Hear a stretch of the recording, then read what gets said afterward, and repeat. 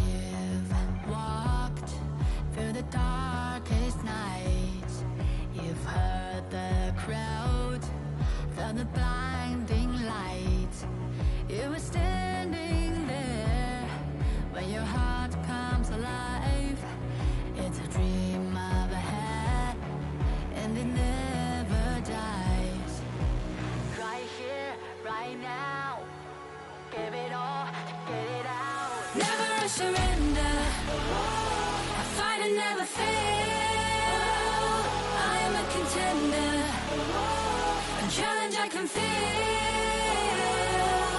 The smallest lies become the brightest enemies, relentlessly. And even if you fall, you gave it everything to be a king.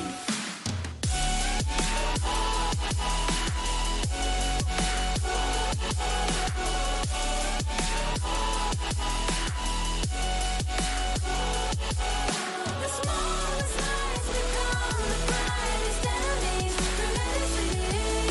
And even if you fall, you gave it everything to be a king. You carved your way with a sharp attack. You watched it all burn, and you never looked back. There will come a day when your fears will rise. You protect your crown, so it never dies. Never a surrender, I fight and never fail. I am a contender, a challenge I can feel. The smallest lies become the brightest enemies, relentlessly. And even if you fall, you gave it everything to be a king. On my way, on my way, find my way, find my way. On my way, on my way, dream my way, dream my way. Never a surrender, I fight and never fail. I'm a contender, and challenge I can feel. The smallest lies become the brightest enemies, relentlessly. And even if you fall, you gave it everything to be a king.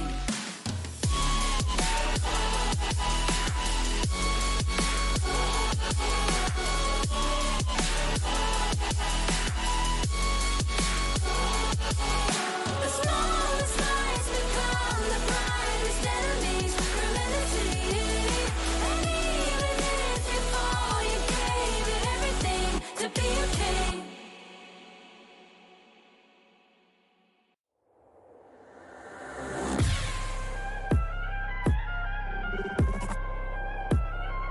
Turn it back.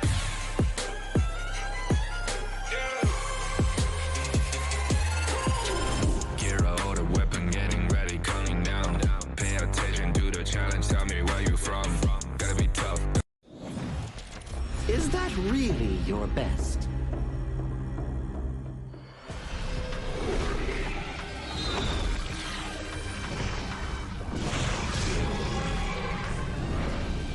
I reserve mercy for what's known as the masses.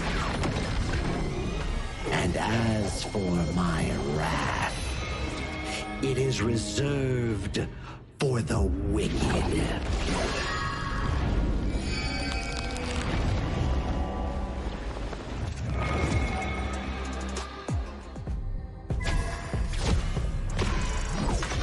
Only after enduring all 81 trials did I see how this world's hardships never end.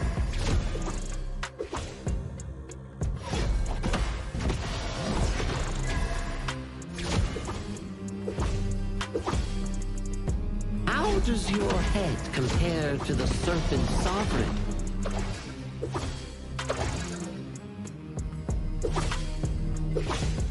Yeah! Huh?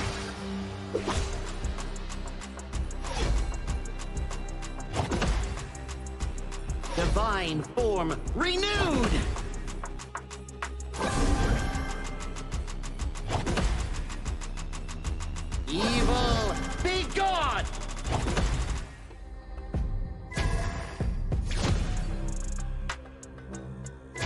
transformed spade!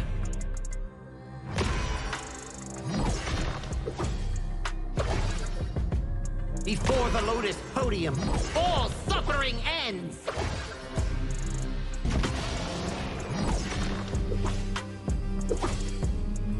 Mercy and wrath unite! I return from the West to dive back into this chaotic world. Little ones of Mount Huaguo, do you still remember me? The great sage, heaven's equal? I'll be back in a flash. Don't let any demons sneak in while I'm gone.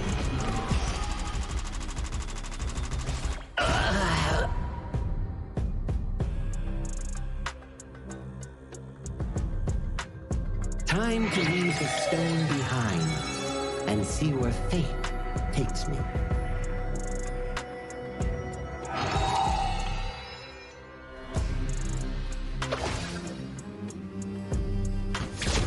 This land belongs to Mount Huaguo now.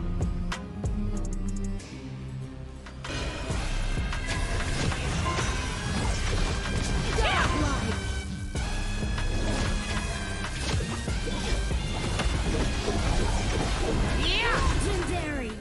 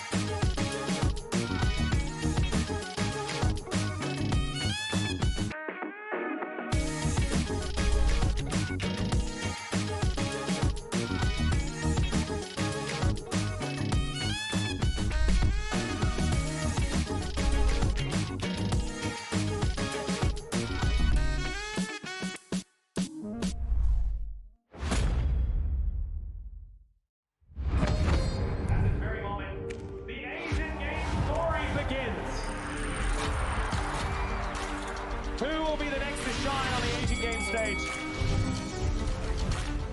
Contestants fight for the honor of their regions while we cheer them on from the stands. Double kill!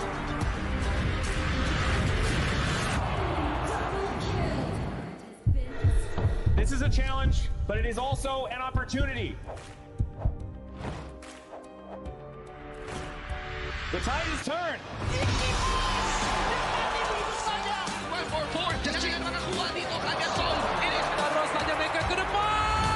Fastest in front. They're gonna use it. Golden tight. Slows that Tatsumi. Victory! And we pulled it off together. We share the same voice, the same radiance. This moment of brilliance belongs to all of us. Together, we shine.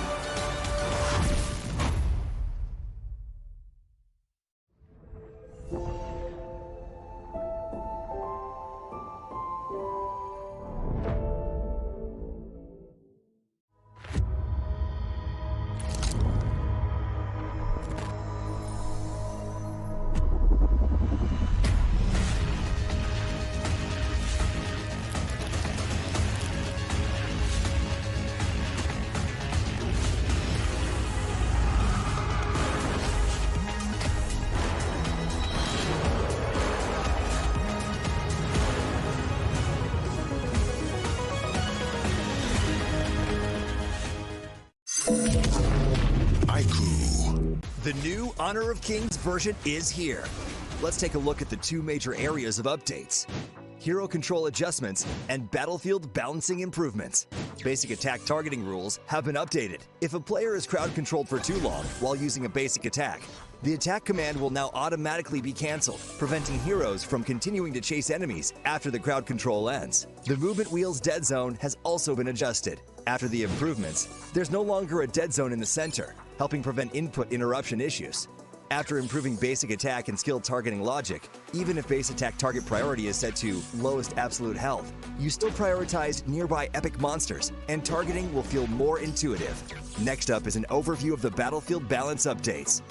In the new version, the true damage value of the Crimson Golem buff has been adjusted, with the minimum value slightly reduced. The tower destruction slow effect has also been improved. When a tower is destroyed, nearby enemies will now be slowed. The teleportation portal cooldown has been reduced from 45 seconds to 30 seconds, allowing for more flexible tactical choices. A new lizard platform return mechanic has also been added. When a lizard leaves the platform's area, it will automatically climb back onto the platform. There are even more battlefield improvements waiting for you to experience in-game. See you in the Gorge.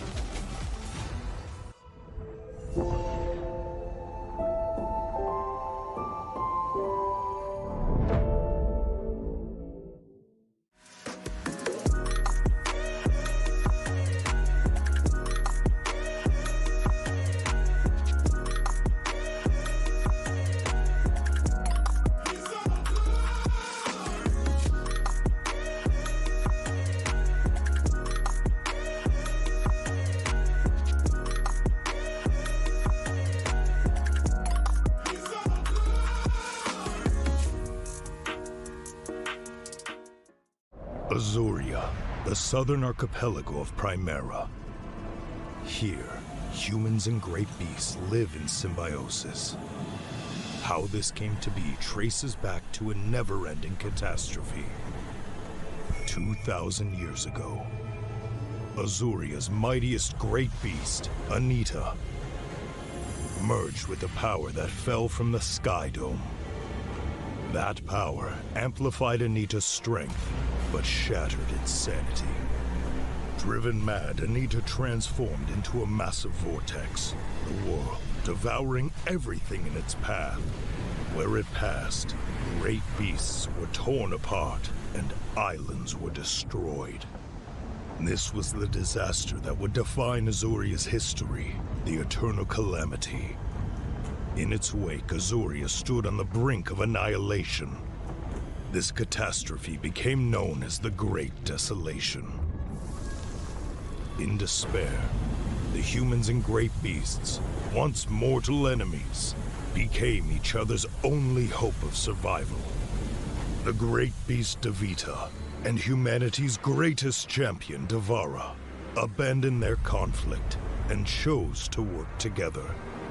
The great beasts sheathed their fangs, and the humans let go of their hatred. All surviving life grasped at one final power, the churning.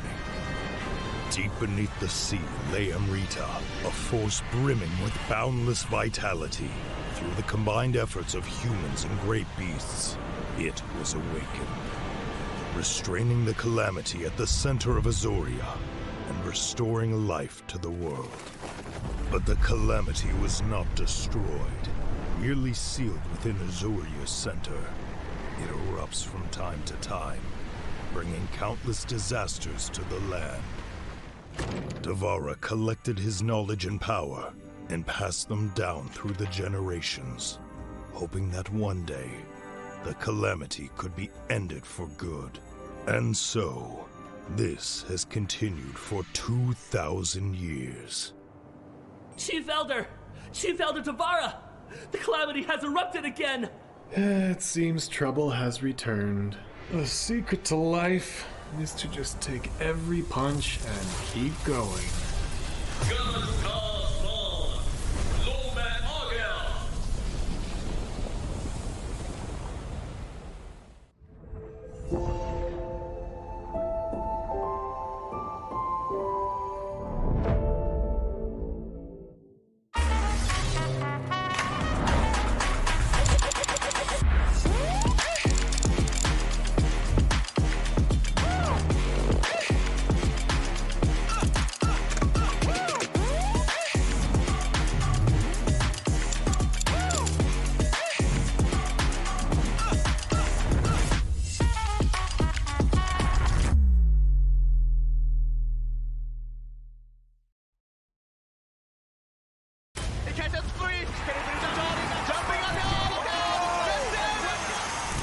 Welcome to the 2026 Asian Games Esports Qualifiers, Honor of Kings. 20 regions, one stage, and only the strongest 9 teams will earn the right to shine above the rest.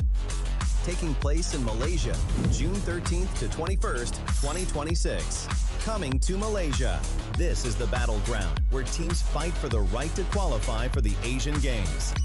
20 teams enter, but only 9 teams will move on. Apart from the 20 regions, there are 3 regions that have direct qualification. Here is the 2026 Asian Games Esports Qualifiers Honor of Kings format. First, the 20 teams will split into 4 groups of 5. In each group, every team faces every other team once in a single round robin, with every match played in a best-of-3 format. That means every match matters. Every game matters. Every single point matters. The point system is simple. Win the match, earn 1 point. Lose the match, earn none. At the end of the group stage, teams are ranked by the total points they've collected. And from there, the road begins to shine. The top 2 teams from each group qualify directly to the Asian Games main event. That gives us 8 teams advancing straight out of groups. But for those not through yet, the light isn't out. The teams that finish 3rd in each group still have 1 more shot. They move into the last chance stage. There, they battle through one final BO3 single elimination bracket until 2 teams remain. The 2 teams will then face off in a BO3 match to claim the one final qualification slot. So in total, 9 teams will make it through, 8 from the group stage and 1 through the last chance stage. That is the rule. Now it is time to see who can rise through it. From across the world, regions gather here in Malaysia. 20 teams, and only 9 will qualify. The path is set. The stakes are clear. Together, we shine. Stay tuned, and we'll see you at the stage. Itu kontra kita. Relax, bro. Phone aku! Jom kembali. Mountain View! Angkatkan pengembaraan! Kau boleh! Kat mana pula ni? Water Trust! Kasih boost! Adventure! Dapat pun! Steady, bro! Rancangkan kepala gengmu!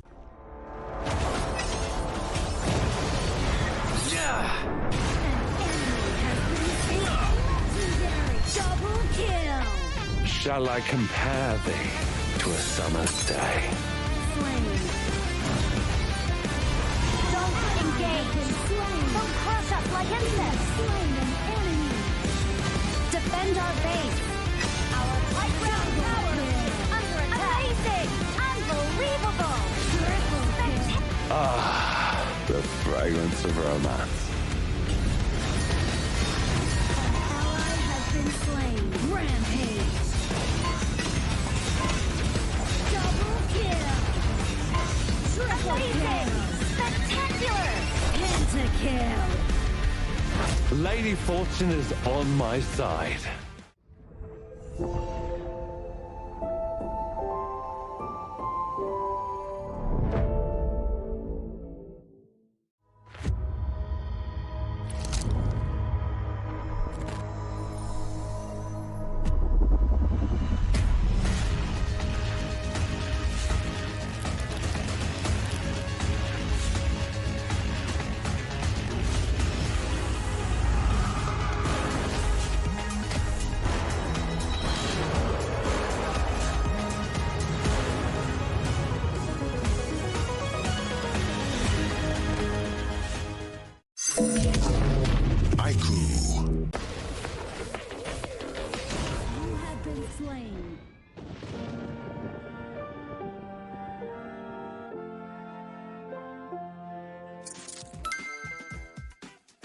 With the new consignment market feature, both new and veteran players can earn consignment items just by staying active. Sell them to earn tokens and purchase the items you've always wanted. Players can head to Dragon's Hoard to get tradable appearances, chests, and more.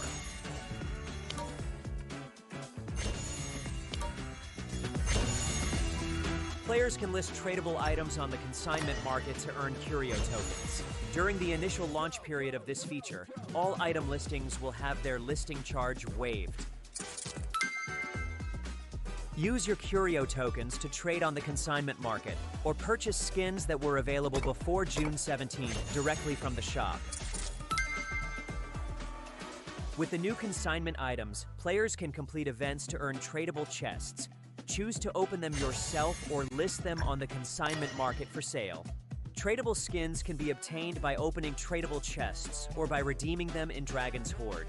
Tradable spritlings can be obtained by opening tradable chests. Tradable cards can be obtained by opening tradable card chests. If you bought an item but did not use it yet, you can still relist it on the consignment market. Unstoppable.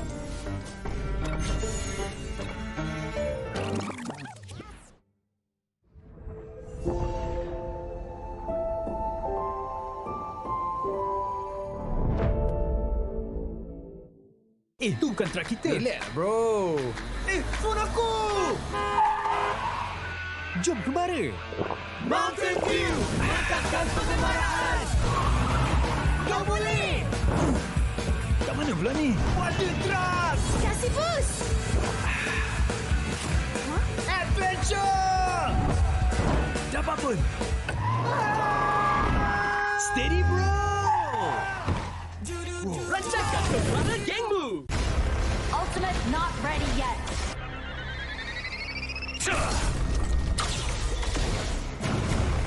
You have slain an enemy. My magic murmurs in ecstasy.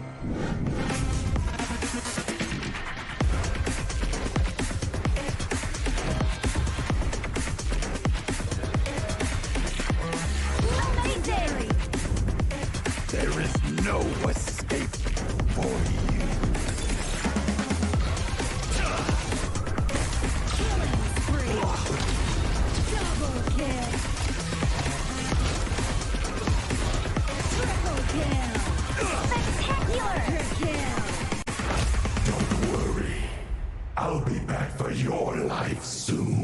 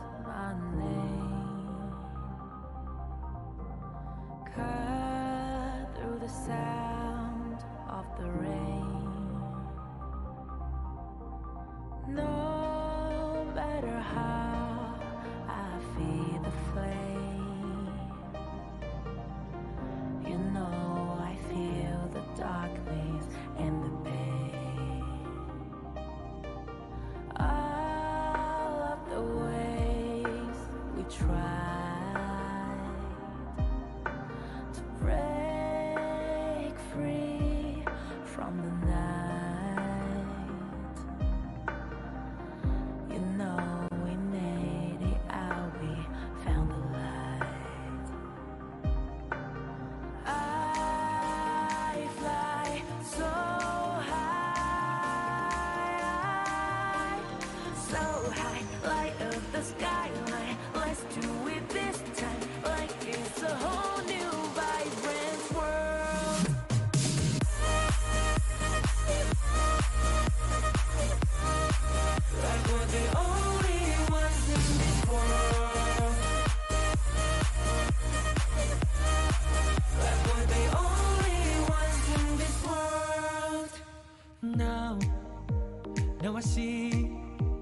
that I got everything I need. It's alright, I'm on fire, I'm alive, 'cause now I fly so high, so high, light up the skyline. Let's do it this time, like it's a whole new colorful world.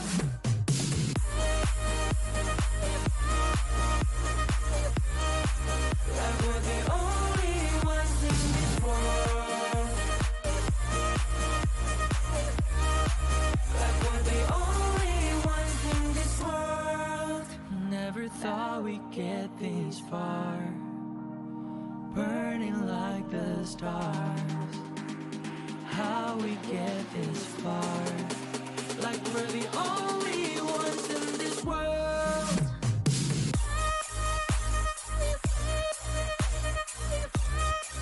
Like we're the only ones in this world. Like we're the only ones in this world.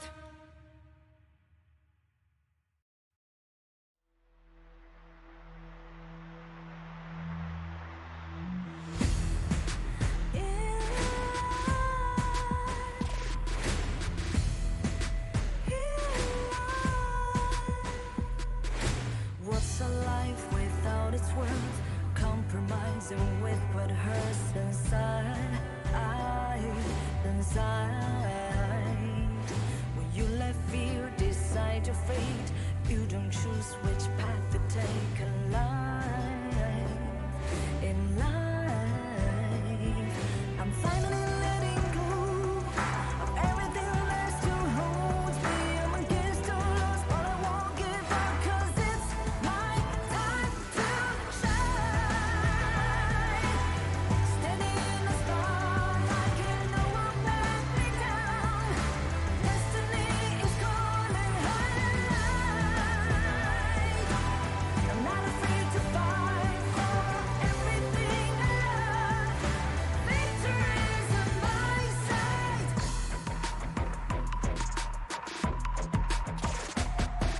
The more we lose, the more we gain. The more that nothing stays the same in time. In time. Can't love ever, can't forget. What you see is what you get sometimes. Sometimes. Gonna show the world tonight. The light that shines inside us. We'll get stars, but we won't give up, 'cause it's our time to shine.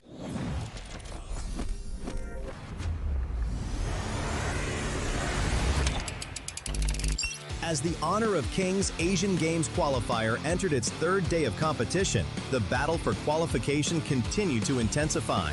Uzbekistan and Pakistan delivered a closely contested matchup that became the event's first three-game series, where Uzbekistan ultimately secures a hard-fought 2-1 victory. Kyrgyzstan followed with a more straightforward performance against Jordan, securing a clean 2-0 victory. Nepal delivered one of the day's most dominant performances, leaving little opportunity for United Arab Emirates to find momentum as Nepal secured a convincing 2-0 victory. Vietnam followed with a composed display against Saudi Arabia. They maintained control in key moments and executed their game plan effectively to secure another clean sweep. Laos and Kazakhstan went head-to-head in a series that tested both teams to their limits. As the longest and most intense battle of the tournament so far, every fight felt decisive, every objective fiercely contested. In the end, it was Laos who emerged victorious, securing a hard-fought 2-0 win in what many will remember as the defining match of Day 3. The road to the Asian Games grows more demanding with every passing day. And if Day 3 has proven anything, it's that no victory will come easy.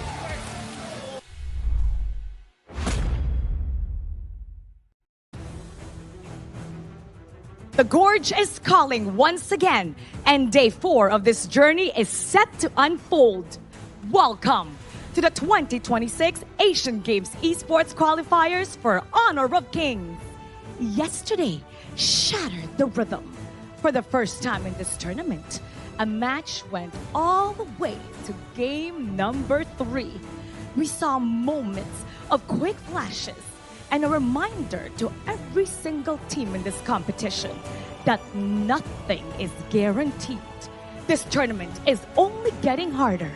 But wait, there is still one more region we have yet to see. While everyone is battling, Hong Kong, China has been watching, and their waiting is finally over. But you know, what they're stepping into is a tournament that has evolved, more grueling and demanding. Every match day carries more weight than the last. So sit tight, as day 4 is coming your way. Casters, lead the gorge.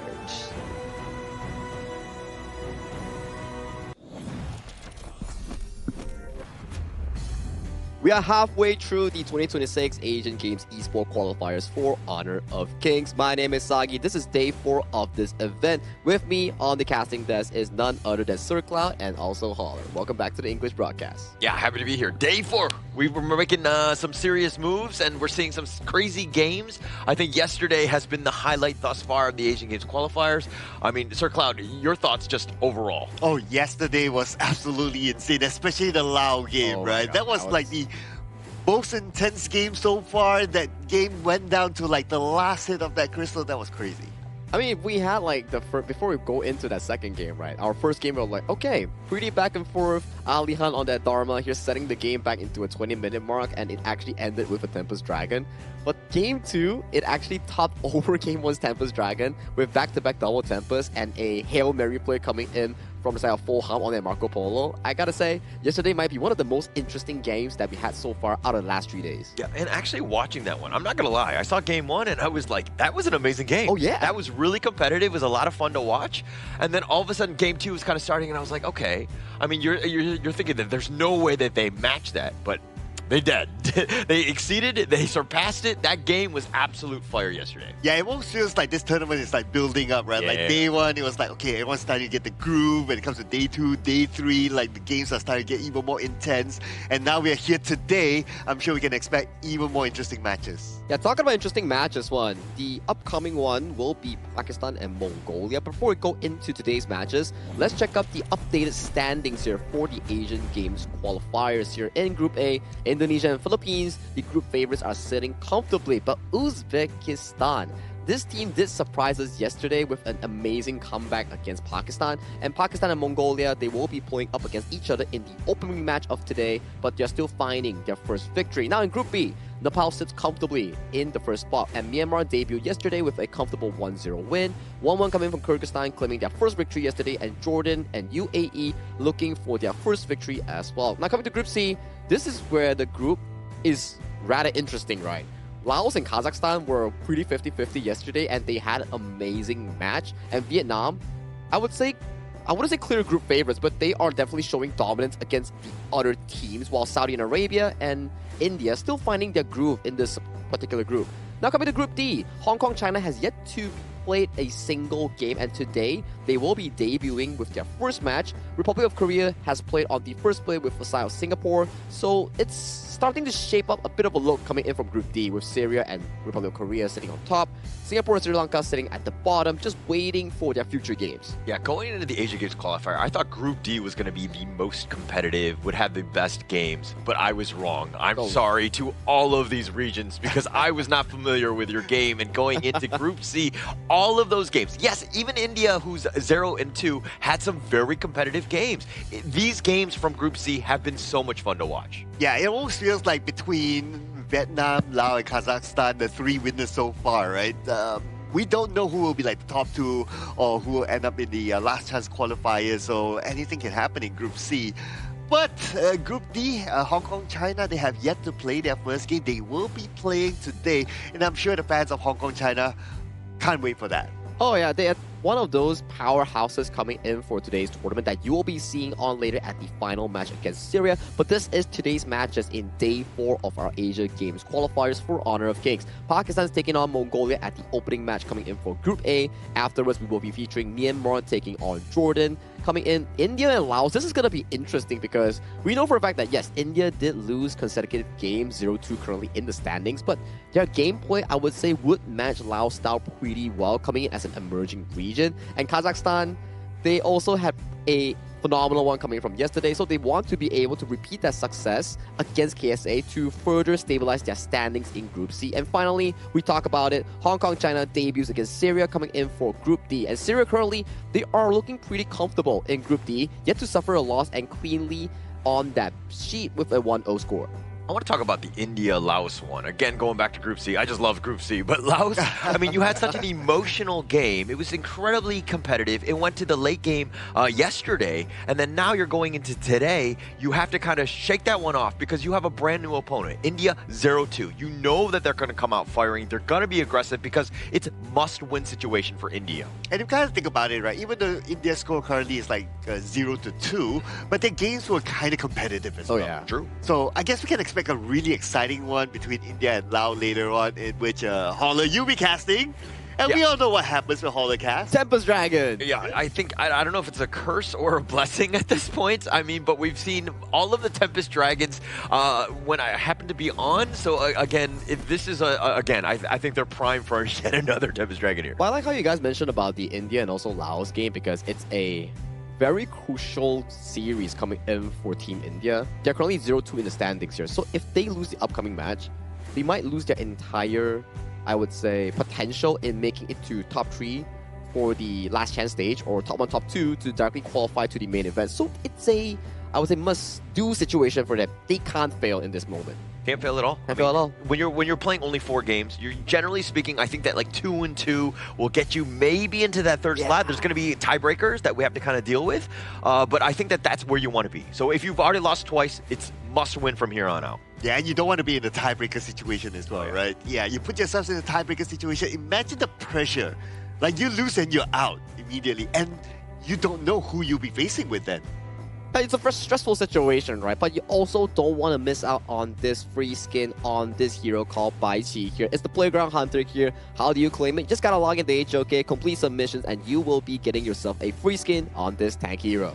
Yeah, and I'm actually super excited about that one. I like the skin. I've not been a Bai Qi player myself, although I have been experimenting in the Clash lane, but I do think that that hero has a lot of potential, and I'll do anything for skins, right? I mean, it's free stuff, right? Who doesn't like free stuff? I know Cloud likes a lot of free stuff, you know? Like, who knows, maybe one of these days we're gonna get like a Zhangfei free skin, but this time around, it's a Bai Qi skin, so you know what? If it's free, you just take it. Hey, I've been paying for my last 2 Zhangfei skins. Oh, So- you're right. Yeah. Those were pretty big, man. Those were Yeah, pretty big. the cat one, the collaboration one. So yeah, I wouldn't mind a free one though. Yeah, we wouldn't mind a free one though. But let's put our focus back onto today's exact matchup here. Pakistan taking on Mongolia here. I would say that Mongolia definitely is trying to find their groove in this tournament. They have been, I would say, suffering quite a bit against stronger teams. So we are still looking forward to Mongolia's growth coming in towards this tournament. And Pakistan, they did debut, but then the games weren't in much of their favor here. They still had a pretty solid gameplay. It's just how they transition it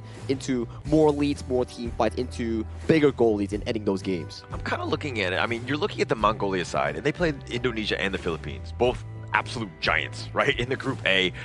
Everything is going to look way worse when they're playing up against those teams. I think that going into this one, it's winnable, right? And I think that you want to keep it as competitive as possible.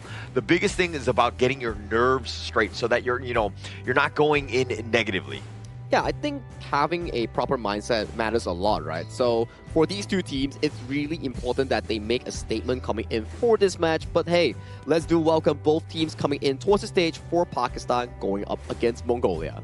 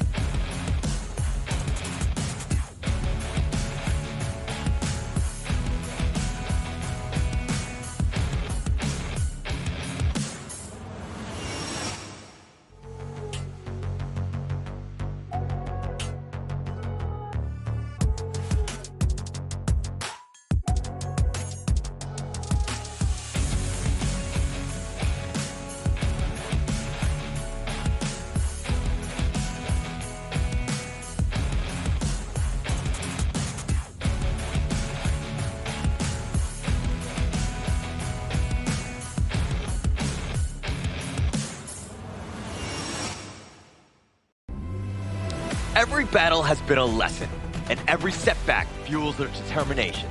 They continue to adapt and search for the breakthrough they have been chasing. Now they return with one goal to claim their first victory. Give it up for Pakistan!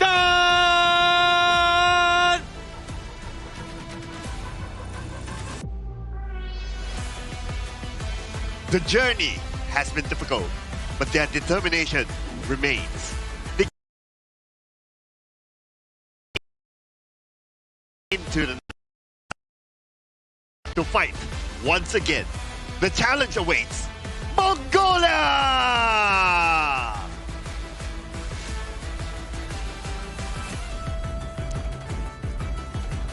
This will be the opening match coming in for day 4 of our 2026 Asian Games qualifiers for Honor of Kings. Pakistan taking up against Mongolia to see who can find their spot in Group A and make it to the main event. 0-2, both of these squads. I mean, they're both searching for their first win. This one would be a huge statement win if they were able to go, but it's going to be Pakistan up first. Mohsen, Anwar, Hassan, Mohammed, and of course, Uzair rounding this one out. We saw a lot of, potential from them, but they haven't been able to pull out that first W as of yet. Yeah, having the potential as well, and of course having played a couple of games, I'm sure they will have that feel of this tournament and what kind of pacing to play with, and I'm pretty sure they will also transfer that into this game as well. I do agree that Team Pakistan, they had a pretty good showing, right, yesterday against Uzbekistan. Just that the way that they play out the games, it's more on how they play around their carries, right? Maybe sometimes their Anwar, when he's on those uncomfortable picks, you can see that he's not that great in the jungle and he takes a bit more time to get used to it. But Muhammad N is one of the players I want to shout out to in that exact lineup. He's been pretty consistent with those late game carries so far, and if Pakistan is able to allow this player to get all the farm, to get much time to scale into that late game, maybe Pakistan can get what it takes to find that first W. Yeah, and actually Mongolia is probably going to be scouting the same thing because they're going to be targeting Mohammed N as possible. But walk me through Mongolia here. Yeah, so Mongolia, they're represented by Yahushan, Davutdoch, Yondo, Batuzi, and Badgaril. So this team, they have gone through arguably 2 of the biggest in the group, right? So they're done with that. Yeah. Right? And really talk about this, like, is it better to be like over some of the the group favorites or not? And in my opinion, it's better to be over that, and now you can focus onto the teams that you potentially have a chance to win against. Hey, it's about taking those pummeling as a lesson, right? You learn from making mistakes, you learn from losing, and then you now convert that experience coming into this important match between these two teams, finding their footing here in Group A. So the draft will be pretty interesting thus far. I would say that if you are against Pakistan, knowing for the fact that they are a farmlane-centric team, we've seen how you deal with farmlane-centric teams. Ban a channel, remove the early, and then you have a higher percentage win chance against them. Yeah, but I also want to respond to Cloud's point of just, kind of getting steamrolled in a way, because let's be honest, some of those games were very quick. But Mongolia, the biggest piece to them is that they didn't show a lot of data. How they want to play. They haven't, again, shown their hand, so to speak. It's like when we were kids, right? Like when we had a rough time with our moms, right? Yeah. And that's to make us a better person later on. Okay. Yeah. Okay. So this could be one of those situations. Okay. Yeah. Okay. I was getting lost a bit when you talk about moms, but I kind of connected back on what you actually mentioned there, so it actually made more logical sense towards me. If I were to miss out a few of those sentences, maybe I would be running towards a different direction. Okay. I mean, but let's be honest, the moms, actually, it's funny that you bring up your mom, because my mom actually texted me last night, and she saw me cast, and she was just like, hey, maybe you should tone it down a little bit. I'm a little afraid of your blood pressure. And I was like, Mom, I love you, but you know what I mean? It's actually on Laos and Kazakhstan. They're the ones that are just being this difficult one where I have to, again, increase my blood pressure. Hey, Holler, work is work, and you gotta put in the effort to do so. Thank you so much, Holler's Bar, for checking on his health. But right now, we gotta check in on the first game draft coming in between Mongolia and Pakistan. With Mongolia coming in towards the blue side, more priority will be given over to that clash lane, removing the Dharma, removing the Guan Yu, while Pakistan strategically aiming towards those fancy picks like the Ata and Maestro Nui, which had a lot of success towards the blue side. Yeah, and actually, Mongolia are going to go first. I mean, they're on the blue side here. Ukyo, something to kind of stick out. Like, they might go like a Zhangfei Dharma style. It really, like, the world is their oyster in this point because, again, Mongolia, we haven't seen too much. We don't, I mean, we have those drafts from previous games, but I don't know if that's really the same level of success they want to continue here. I kind of thought that they would go for the channel pick, though. But going for an Ali, I guess that's okay. So that would mean that Pakistan might not want to go for the channel because the Ali is quite a counter as well. I think it's like a different thing, right? It's like Arlie excels well in the mid game, while Chano excels in the early game laning against the Arlie because those Spirit Wolves, you can't block it with the Maple Dance coming in from the Arlie. But we are going for a different approach here coming in from Team Pakistan. We are looking at the Dolia and also the Garuda. Some of a, well, I would say, more Dolia appearance compared to the first 2 days. Yeah, I think Hassan really likes the Garuda. Again, you're kind of being able to poke from so far away. You're supposed to, again, from the mid lane, you're creating a lot of pressure. And you're able to stand up in front, which is kind of the Pakistan playstyle where, again, it's keeping them at bay and then letting them come from the sides. But Mongolia, they're going to go with the Haino to counter that. Interesting enough that the Dolia are starting to fall out of favor in terms of the ban phase. Yeah. Yeah, during the first 1-2 days, it's like, okay, it's just Dolia ban all the way. But nowadays, it's like teams don't mind just letting go of the Dolia, which seems to be kind of interesting. Now, you did talk about the Chano, right? So it looks like Chano is going to be picked up.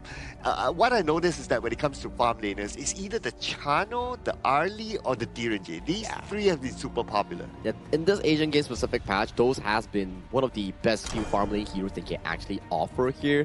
And I like the fact that the Dolia has been skyrocketing in pick rate, especially for teams who are looking for their identity, like Uzbekistan, Pakistan. They like to play these big so that they can find their inner identity. And coming into the second ban phase, more of these tank heroes are being removed from the pool, especially against Mongolia, because they have yet to find their roamer pick here. Haven't found it yet. I mean, going into this, I mean, when you're going up against the Dolia, the one big piece is like the Celestial Melody's great. Yeah, you have your sustain and your heal and your ranged, but when the team fights are actually happen, there's not a whole lot that you're going to be contributing outside of that Celestial Melody. So again, your draft needs to revolve around that, and also understanding that your team fights might not be as good as Mongolia, so that's why you want to be targeting that. And speaking about the Celestial Melody, I'm seeing a combination between the Dolia and the Dune here for Pakistan.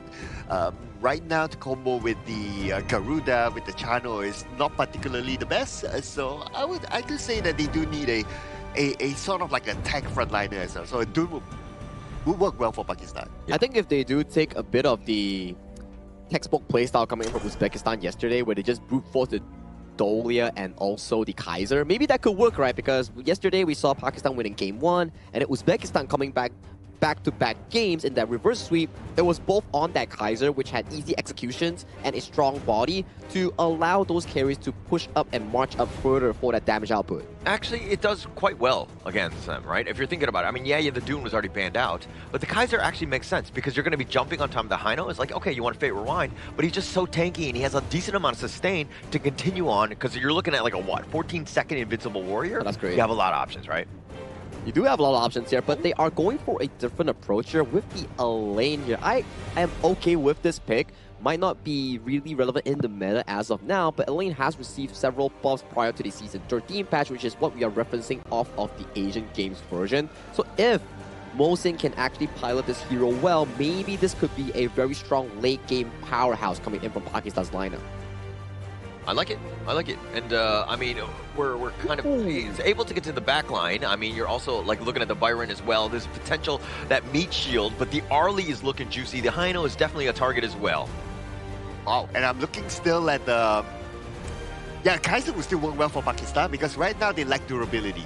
Yeah, they have the Alay, but Alay is not the most sustained sort of hero, so they need a good frontliner to just protect the Chano. If they can have that, it'll be a perfect draft for them. It goes back to what you mentioned about Lubu, right? It's like you need a body in front to make sure that you can start off the fight first, and then the Clash laner comes in as the subsequent follow-up engage. That would be a pretty good draft if Pakistan does lock in the Kaiser here. But let's do check out Mongolia here. They lock in our first ever Xiang Yu in towards the roamer role. It does what you want, right? You're able to charge, you're able to get some stuns. I mean, they had banned out the Zhangfei and the Lapu Lapu, both of which they kind of like to play. Those are probably the more traditional ones. And now with the Zhang Yu, you have the same idea. It's like a poor man's Zhangfei or Lapu Lapu in a way. I mean, it provides some physical crowd control that we're looking for, and then the damage resistance coming in from its passive, it works out pretty well. And then we did see coming in from Pakistan's last pick, instead of a Kaiser, they're going in for a Nutza. Also a pretty good combo coming in with the Dolia for that double ultimate in the early to mid game. Got options, right? You're able to dive on the back line. That seems to be the big target. Plus, you have that and the Elaine. You have, like, you know, Death Star coming at you, like, flying in on you from all different angles. So you have a lot of options here. Yeah, perfect comboing here coming in from the Team Pakistan lineup here. But we are looking at Mongolia, whether their growth will push them enough to come back in towards their standings here in Group A. And this will be the first series of the day between Mongolia going up against Pakistan, finding their footing in their respective groups. Thank you so much, Saki. As we go into game number 1, the first series of the day. The teams are fresh, we're good to go. But who are you giving the edge to, Cloud? Okay, I think it's over. All right, the edge has already been in. Okay. Well, that's actually a clue towards what I was about to say. Okay, I was kind of thinking hard about the whole Zhang Yu pick when you guys were like debating about it, right? Yeah. And am I a fan of it? Not really. Yeah.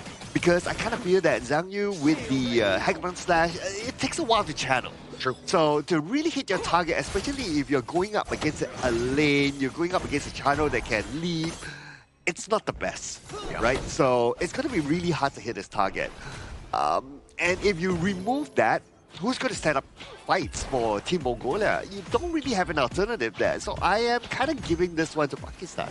He almost needs to be very predictive with that Hegemon Slash, right? When you know that things are about to happen, potentially where that fight will be, and you need to, again, keep Batuzil alive as much as possible. As long as you're able to do that, again, it takes like a sixth sense to ensure that you're able to kind of predict these plays and the jump-ins that are going to definitely be happening from Pakistan. Yeah, I mean, honestly speaking, there were other options as well, like the Lampo, for example. It was open, but and I thought that Lampo would have been a bigger or a better pick there for Team Mongolia. But okay, maybe they have some secret strat that we don't know of, right? But Bagheera's now not having a good time. He's being harassed quite hardly at the bottom lane. Yeah, that is tough for him. I mean, the Wolves are on top of him, and now he has to recall. So, again, he's not in the lane. That's going to leave Batuzil wide open, and he has to cower under the tower. This is not a great spot. Pakistan right now, we knew that they were going to be aggressive. You want to attack Mongolia. They're doing a great job here. Yeah, exactly, right? So you push the Arlie underneath the tower, and now you rotate in to try to take out the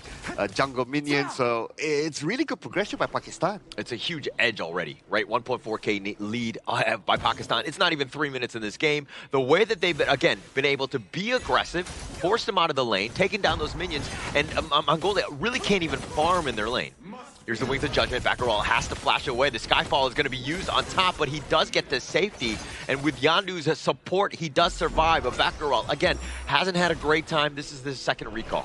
Yeah, and I do get the point where, okay, you as a roam, you as a tank, your job is to absorb as much damage as possible, absorb as many skills as possible from your opponent.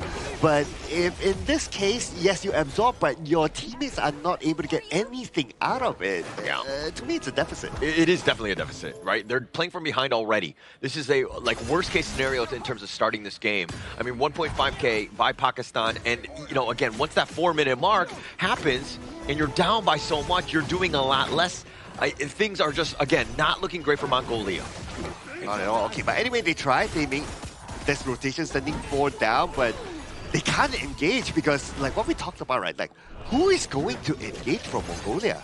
I mean, I think that you're kind of, I mean, Yavalan, I mean, on the Byron, that's like best case scenario, and then like Dagvadorch, excuse me, and Yandu and like Batuzi, just like kind of rounding it up, right? The counter initiation by the Zhang Yu, because he is slow, right? That Hegemon Slash does take like an hour to queue up, right? Before you're able to do it. So it's really tough to just secure that one down. But now this Tyrant completely spaced out, Pakistan zoning them away. Yeah, it sounds like me queuing up for my drive-thru this morning. Yeah, but yeah, even as, like, what you say, right? Let's say you put double dodge. Okay, you will go in and engage first, right? Because you're going up against the channel, and the channel can lead behind. By the time you reach the channel, your health is probably half gone. Yeah, half gone already. And then, I mean, like, who else are you going to go on? If you jump on anybody, the rest of the team is going to be there. Yuzair and Anwar can be there at a moment's notice. I mean, you just put up the bat signal, and then people will be there, and Batuzi gets picked off yet again. Okay, I also want to point out that when it comes to the laning phase, right, the early stage, you put it Arlie versus a Chano, the Chano will dominate because of the Spirit Wound. Yeah. So the Arlie won't be able to stack up just the basic attacks, the passive. So it's going to not have a good time at the farm lane. Not much time there, and Yandu actually tried to fake rewind it, but it really didn't do much. Back row has to just flash to just stay alive. But I mean, considering okay, now there's a gank attack. Davadorsh is going to be on the side, not able to really do too much. The scepters are just kind of being pushed aside, as that damage is kind of little to no damage at this stage. Yeah, and that's what I mentioned about, right? Like Davadorsh wanted to go in, but the time he kind of arrives close to the channel, his health is kind of like quarter or half down. So he can't really like continue on the fight. Yeah, he does have some lifesteal there, but you know, sometimes at the back of your mind, it's like, oh, you kind of doubting yourself. Can you actually do it? And you just decided to turn back. And I mean, you're looking at the side of Baccarol, right? Just because he's had to recall away, he's had to like leave the lane so many times, you've kind of isolated Batuzi, who needs your support. You're talking about the Chano matchup. It's not great for him. And the Arlie, like, first picked into that, where they're, you know, Pakistan is able to counter. I mean, you're playing into the hands of the Pakistan squad. Okay, and it's going to be even scarier right now with the fact that Team Pakistan is starting to group up, and let's not forget they do have the Celestial Melody. So you have the Wings of Judgment to push them back, and then you have the Celestial Melody to refresh, so you can double zone or double push your opponent from afar. Yeah, and also the favor rewind. I don't think that Yandu has that perfect timing. I mean, yes, it will heal the tower, but it's within a certain gap. He's timing it incorrectly where the heals aren't happening, and now he doesn't even have that ult. So just a little bit more of a question mark, I would say, from the Mongolian side. Okay, alright, let's talk about some winning conditions here for Team Mongolia, right? Okay, so the Hackamon Slash will need to land. And the best way for him to do it is to do that flash forward or channel the Hackamon Slash and then flash forward and land. Yeah. That would be the best. But the timing has to be so right that Pakistan has to be grouped together at that point of time. Yeah, Hegemon Slash is kind of like an anime when they charge up, like on Monday, and then like by Tuesday they're like still charging up, Wednesday charging up, and then by Friday when the fight is actually happening, they like will attempt to go for that attack. Attempt. Yeah. But it takes about 5 days to get there. 5 business days.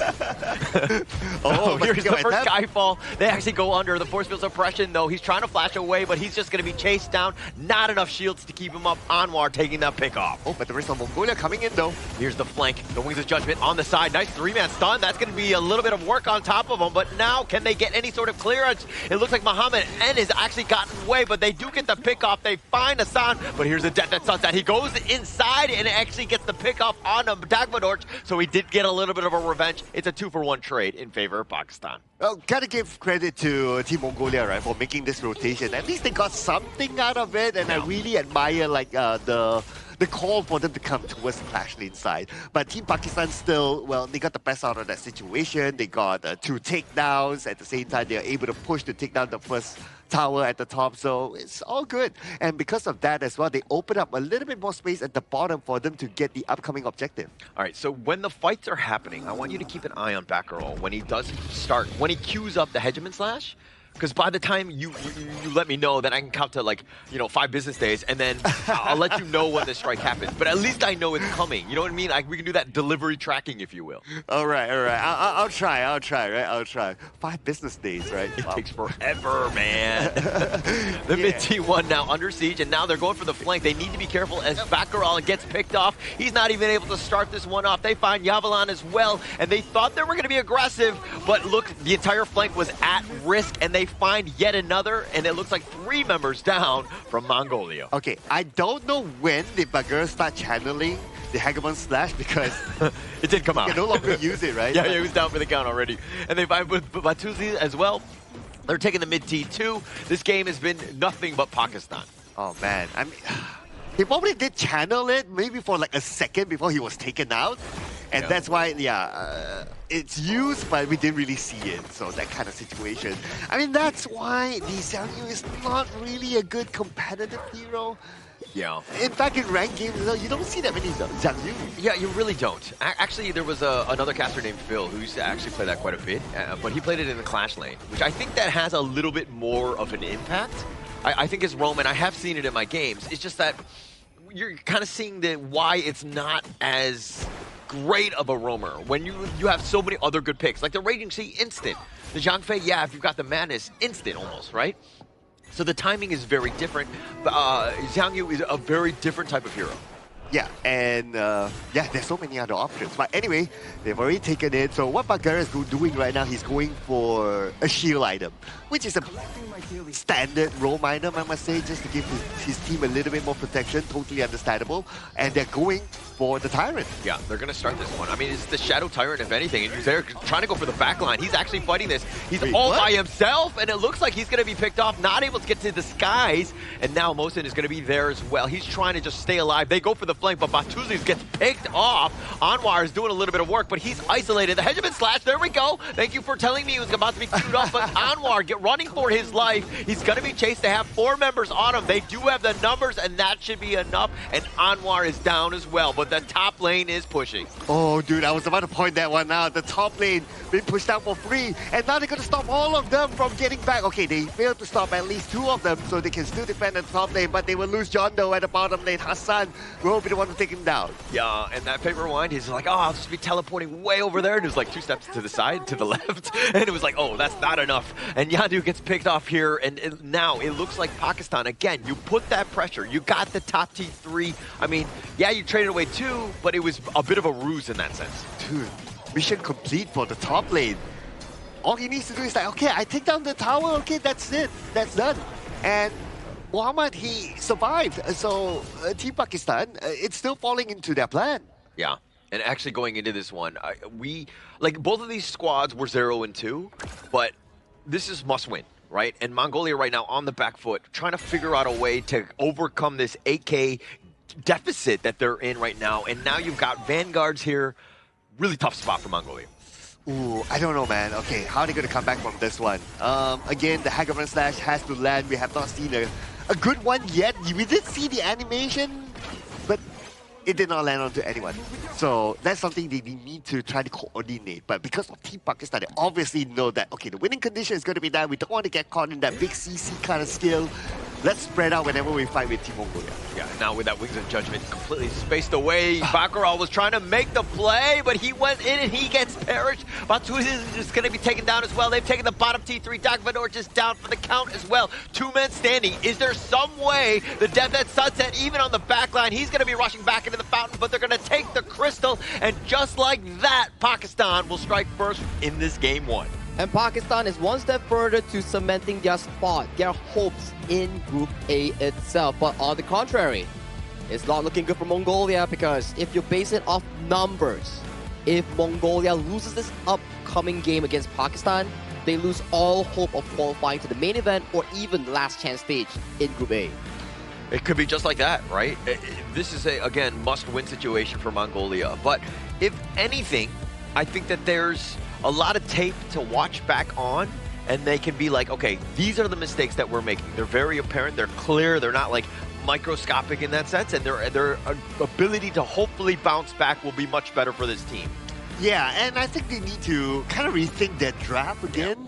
Yeah, it was kind of okay-ish until the Rome pick comes in, and then we're like, That's why you guys were having that conversation, and I had a long thought of like, is this actually a good one? Is this like a secret strat? But as we saw everything unfold in the game, it wasn't a good pick. Maybe it's like a comfort pick coming in for the side of Bagheera on that Romer's Xiang Yu pick, but I want to give props over to Mongolia as well, right? If you compare back to their games against Philippines or Indonesia, the stronger opponents, yeah, it's a bit difficult to watch. But when you compare it to today's game, yes, they still lost, but the problem, the thing I want to point out is, at the very least, you still see proactive plays coming in for the side of Mongolia, like Bagheera trying for those like Hegemon Slash coming in for the back line, or the side of Jungle going in for the aggressive plays. So these are things that you actually can see improvement coming in for the Mongolian squad. Yeah, actually that was the biggest difference, right? Where they were being aggressive at most. They were trying to take the mid T1, they were trying to take some fights, correct. But then they would get a little bit flanked. So it's like, okay, the thought process is there. Definitely we need to, like, we have an idea of what we want to do, but you do need vision before you make any sort of commitment like that. Right. I do get the idea, right, as well. Like, especially when they responded to whatever that was happening at the top. Yeah, they were still at the deficit after the entire fight, but they did show that, okay, they're able to respond. They're able to come and back up their teammate. They're able to at least trade something back on, which is which is absolutely fine. Now for Team Pakistan, to me, this is an okay lineup, right? This is an okay draft. We see the idea of how it's going to be executed, and what I noticed is that the Celeste melody is not especially or exclusively for the lane. There are times where it was used to refresh the Garuda as well, which is okay because by refreshing the Garuda, the Wings of Judgment, it will allow them to push even faster. I mean, you're going to just use whatever's available. And I think that Hassan definitely did he left a mark. Those Wings of Judgment were definitely annoying for Mongolia to deal with. So it just kind of further on with that damage. So I think that it's not terrible of a choice. And I think Mosin did a pretty good job, right? 0-0-13 on that Dolia that you mentioned just now. And he was pretty flexible, like what Sir Cloud mentioned. Like, it's not only a bond tied between Uzair's Elaine and Mosin's Dolia. You can be flexible with Hassan's Garuda or Anwar's Skyfall coming in from that nerds up here. And these are the stats from that game just now. And you can see the channel pick once again coming in from Muhammad N. Really, really consistent stuff coming in from the channel player. I mean, you were eyeing him. You definitely noticed that Muhammad N has been the guy from Pakistan, and he's just showing exactly why, right? As that farm laner, you definitely need somebody who can be consistent, doing that damage, but staying alive. And Muhammad did such a great job of that. Very key member of this Pakistan squad. Okay, I still stand to my point of like, okay, if your opponent has an early and you pick a channel, it's an auto counter. Especially during the laning phase because of the Spirit Wolf. Yeah, that's correct. Yeah, and because you won't allow the early to stack up the passive. That's true. So the early was the first pick. If they had the plan of playing the early, to me, ban out the channel first. That's a very good point here, Sir Claw. I think that is one of the more, I would say, counter picks that we actually been seeing so far in this tournament itself. When you have an early, you would generally see a channel coming in because in this specific patch, channel I think has one of the highest priority in the farm lane pool. Just one of the best heroes that you need to be fighting for right now. I mean, you're seeing the gold graph completely shift in their favor, but Chano just with an absolute like shellacking of a game in the sense of just like being able to control it. It's the #1 pick right now in the entire Asia Games qualifier. It's with 20 picks, it's 11 wins and 9 losses, and yeah, it has a bit of a mixed bag, but I mean, it just has a lot of games where it's just able to just like, you know, take over. And talking about taking over, right? Look at this gold lead that's been generated coming in from the Pakistan squad. A very smooth gold lead from start all the way to finish. Yes, there were hiccups here and there, some eliminations getting over to the side of Mongolia, but overall, the team fights, the invades, the tower destructions, I would say Pakistan played it really, really well. That's why you can see at a 12-minute mark, there's a 12,000 gold lead going in for the red team. I mean, 12,000 gold lead at 12 minutes. Everything going in the favor of Pakistan. If you're just riding this roller coaster, you're like so happy because everything is shifting in your favor. It's constantly growing and it's steady growth. Okay, we're gonna check out some of these highlights, right? So look at the laning phase again at the bottom, especially. It was just quite a disastrous game for Batuzi.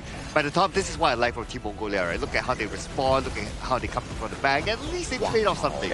That charge coming in from the side of Begaro, that was a 4-man charge. Just that the team wasn't ready to follow up, but in the normal circumstances, he actually played that really, really well and allowed Dagudorj to actually find the elimination coming on towards Hassan. But the moments coming in for the mid lane here, you can see they overestimated their approach towards that power push, and they got punished heavily coming in from the Pakistan Clash laner, which is Desire. Yeah, and also Bakarol. I mean, he had some moments, nice charges, and the nice repositioning. The idea is there.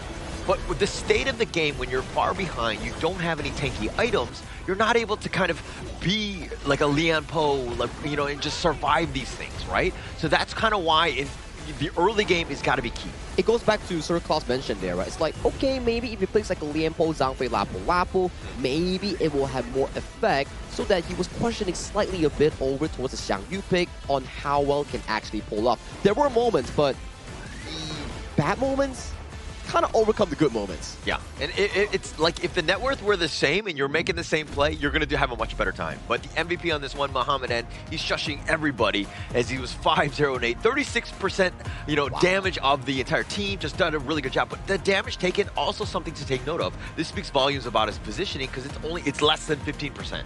Yeah, and I really like the fact that he's the MVP, not only because he dominated the lane, but also he did that split push at the top, just by himself, right? And he survived, he took down the tower, it was all good. While his other teammates or the opposing side was on the bottom lane at that time. So great job here by Mohamed. It's not just about the damage dealt coming in from Mohamed N, right? He also won his lane really consistently against his opponent on the early. So he actually, from start to finish, planned out his laning stage really well, got the first strike, and then subsequently dominated the entire farm lane, transitioning that lead into actual map pressure, helping his teammates take down turrets in the cross lanes here. So very well-deserved MVP coming in from the Pakistan farm lane himself. Yeah, I mean, but it started with Batusi just getting out of position. Just like the amount of impact that he had, it kind of just snowballed out of control because you win, you get first strike, then you just completely dominate the lane. Back row can never get into the lane. You're constantly just, again, hounding in on that tower and taking everything. I mean, this is why it just got out of control. Yeah, and talking about control, right, you definitely need to be able to find some if you're on the Mongolia side, because we've already mentioned, right, if they lose this, they lose all hopes to qualify for the main event on the Asian Games. So for Mongolia, it's a must-do situation. If they fail this, they are onwards for the early exit. Yeah, it's all in for them next, right? Correct. Like the draft has to be on point, the execution has to be on point, the timing has to be on point, everything has to be perfect for the next 2 games at least. Well, if it goes to game 3, that is. So, if there's something to be learned from the game before this, I would say it's the trap, right? Like, big use of the meta heroes. There's a reason why those heroes are meta, right?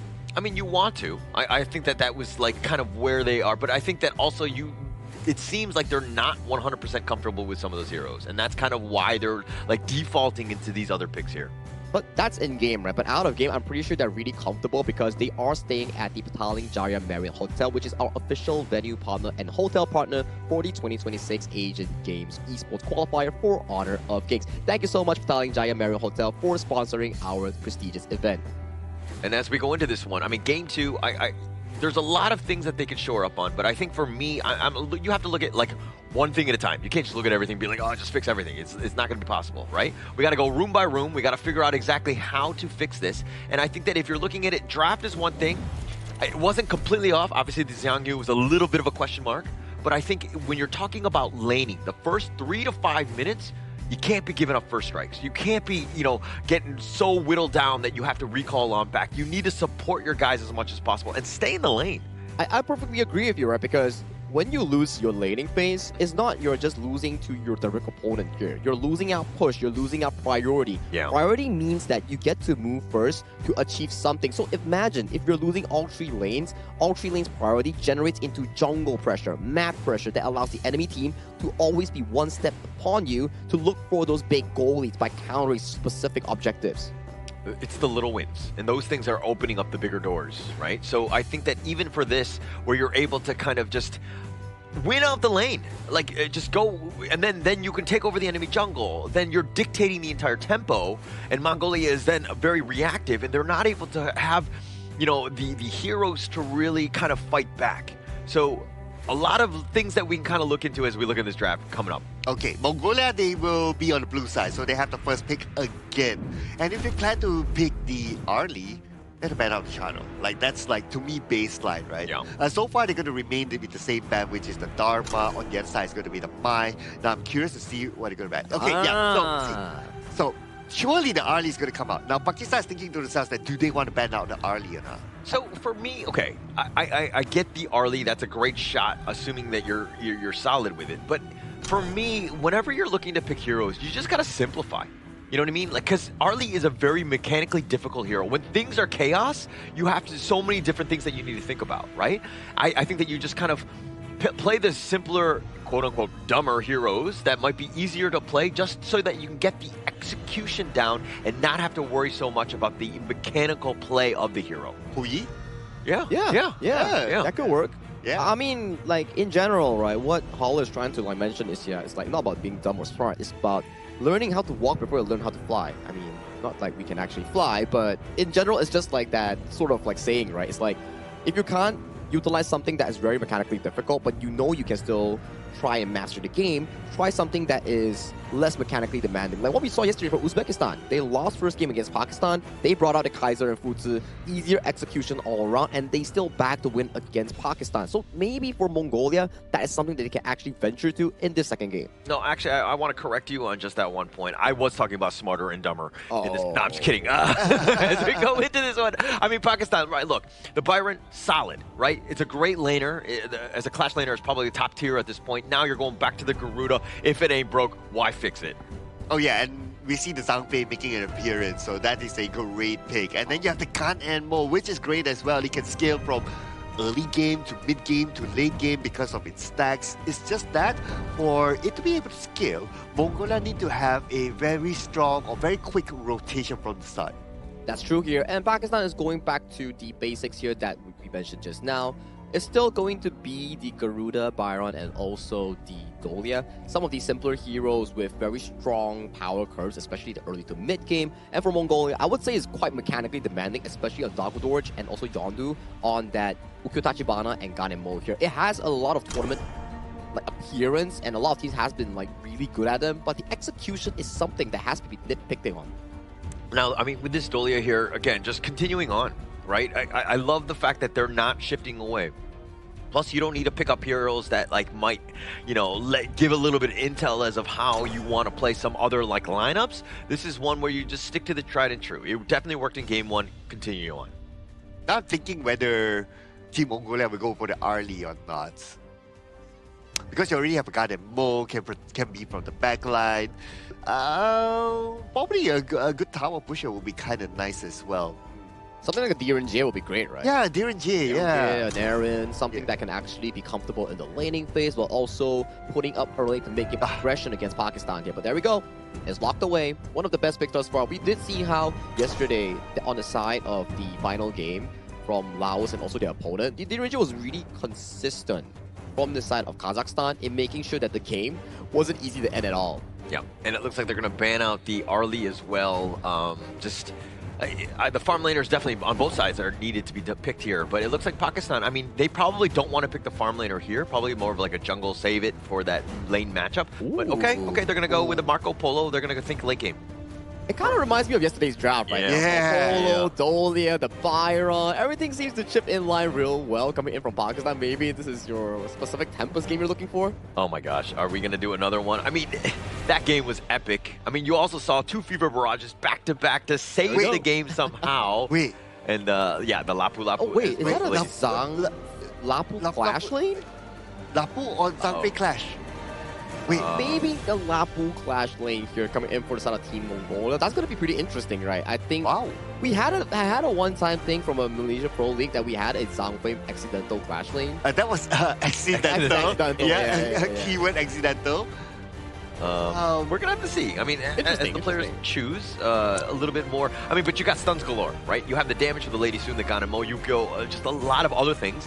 You need to just kind of just shore up maybe the stuns and the control that you're looking for. So it does make sense, but this is a little non-conventional, I would say. Yeah, non-conventional is the word here. If they can really pull it off, then maybe it actually works really well. Pakistan here locking in the final pick here on that Levi for the side of Pakistan's jungle Anwar.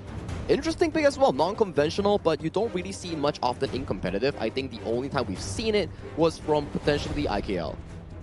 Okay, we get a confirmation whether it's going to be a Lapu Lapu Clash or not soon, right? And I'm really trying to think hard of like, okay, Lapu Lapu Clash, how will it work? Okay. Waiting for it. It's going to be a Lapu Lapu Clash. Okay. Give me a minute to think about it. I mean, it has play, right? It does what you want. Like, I mean, I think you're just thinking like the laning phase, you just survive, right? You're kind of tanky, you're just kind of ability to just stick around. But at the end of the day, it's about those team fights. Having more combos, the Umbrella Outburst on top of the Raging Sea could really just, turn the fight into your favor.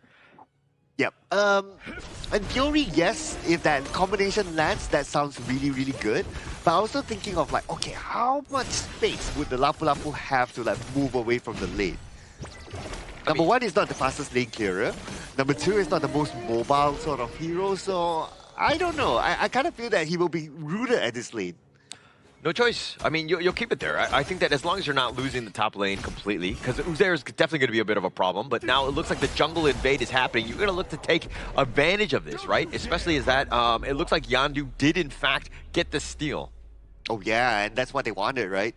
And they stole it away from, potentially it was Byron that got it, but Team Pakistan looks like they're going to respond by stealing away from the buff from the side of Team Mongolia, and they did it.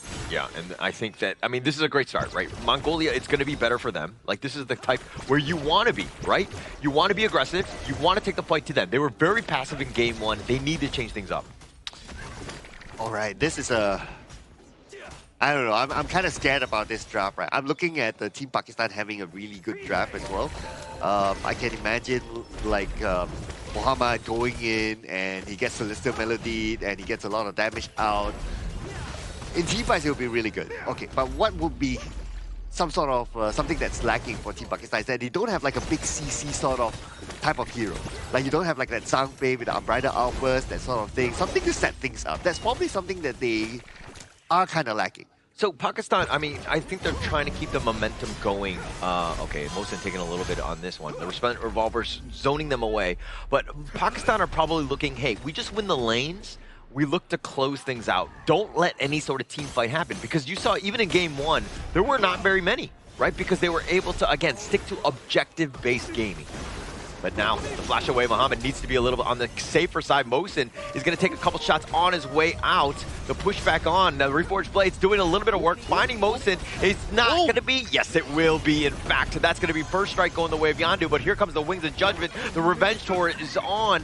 And now with that Storm Strike, the control is there, but they don't have enough to catch anyone. Oh, that was a beautiful one. Yondo got his first strike, and that means that he will stack 1 right now. That is a good response by Team Mongolia. And it's showing from the game before, like they know how to move together, they know when to go in, they know when to take opportunities. As long as they can continue to remain consistent in terms of that, who knows, it might be in their favor. Yeah, it might be in their favor, but it makes it much easier when Mohsen was a little bit out of position, and then that kind of drew a crowd, and Yandu able to hit some of those blades, really making it easy. And again, anytime a Ganon Mo gets some sort of farm, Yandu is definitely going to, you know, basically excel with that. And they're looking to try to push Batuzi behind. Now, Batuzi could use a little bit of help, and backup is on their way. Waiting inside the brushes, and here they go. Oh, the Umbrella Outburst on top with the Stampede. Hassan, he dodges the blades with the Wings of Judgment. Oh, he just barely gets the flash, and finally he gets the blades. Yandu with a nice flash play, ensuring that he gets that kill. Wow, Yandu, where has your Ganon Mo been all this while? Yeah, he was waiting for this moment, right? I think that also we're seeing a little bit of a replay in the sense that Pakistan, when they played against Uzbekistan, they won game 1. But then they lost game 2 and 3. The wheels kind of came off on that. So Pakistan, again, not to say that it's going to happen again. I don't have a script. I don't know what's going to happen. But Mongolia right now, things are looking much better for them as the Tyrant has been picked off. Batuzi is going to take this one, but Baccaral going down, not even able to get the ult off. Batuzi is just barely running away, and Yandu tanking for his friend. Operation Human Shields keeping Batuzi alive. Oh, look at the amount of protection just to allow Batuzi to get away. That was good coordination and just how they kind of understand what was the objective at that time for Team Mongolia. So well done. And at the same time, Batuzi repaid it by getting that Tyrant for the team.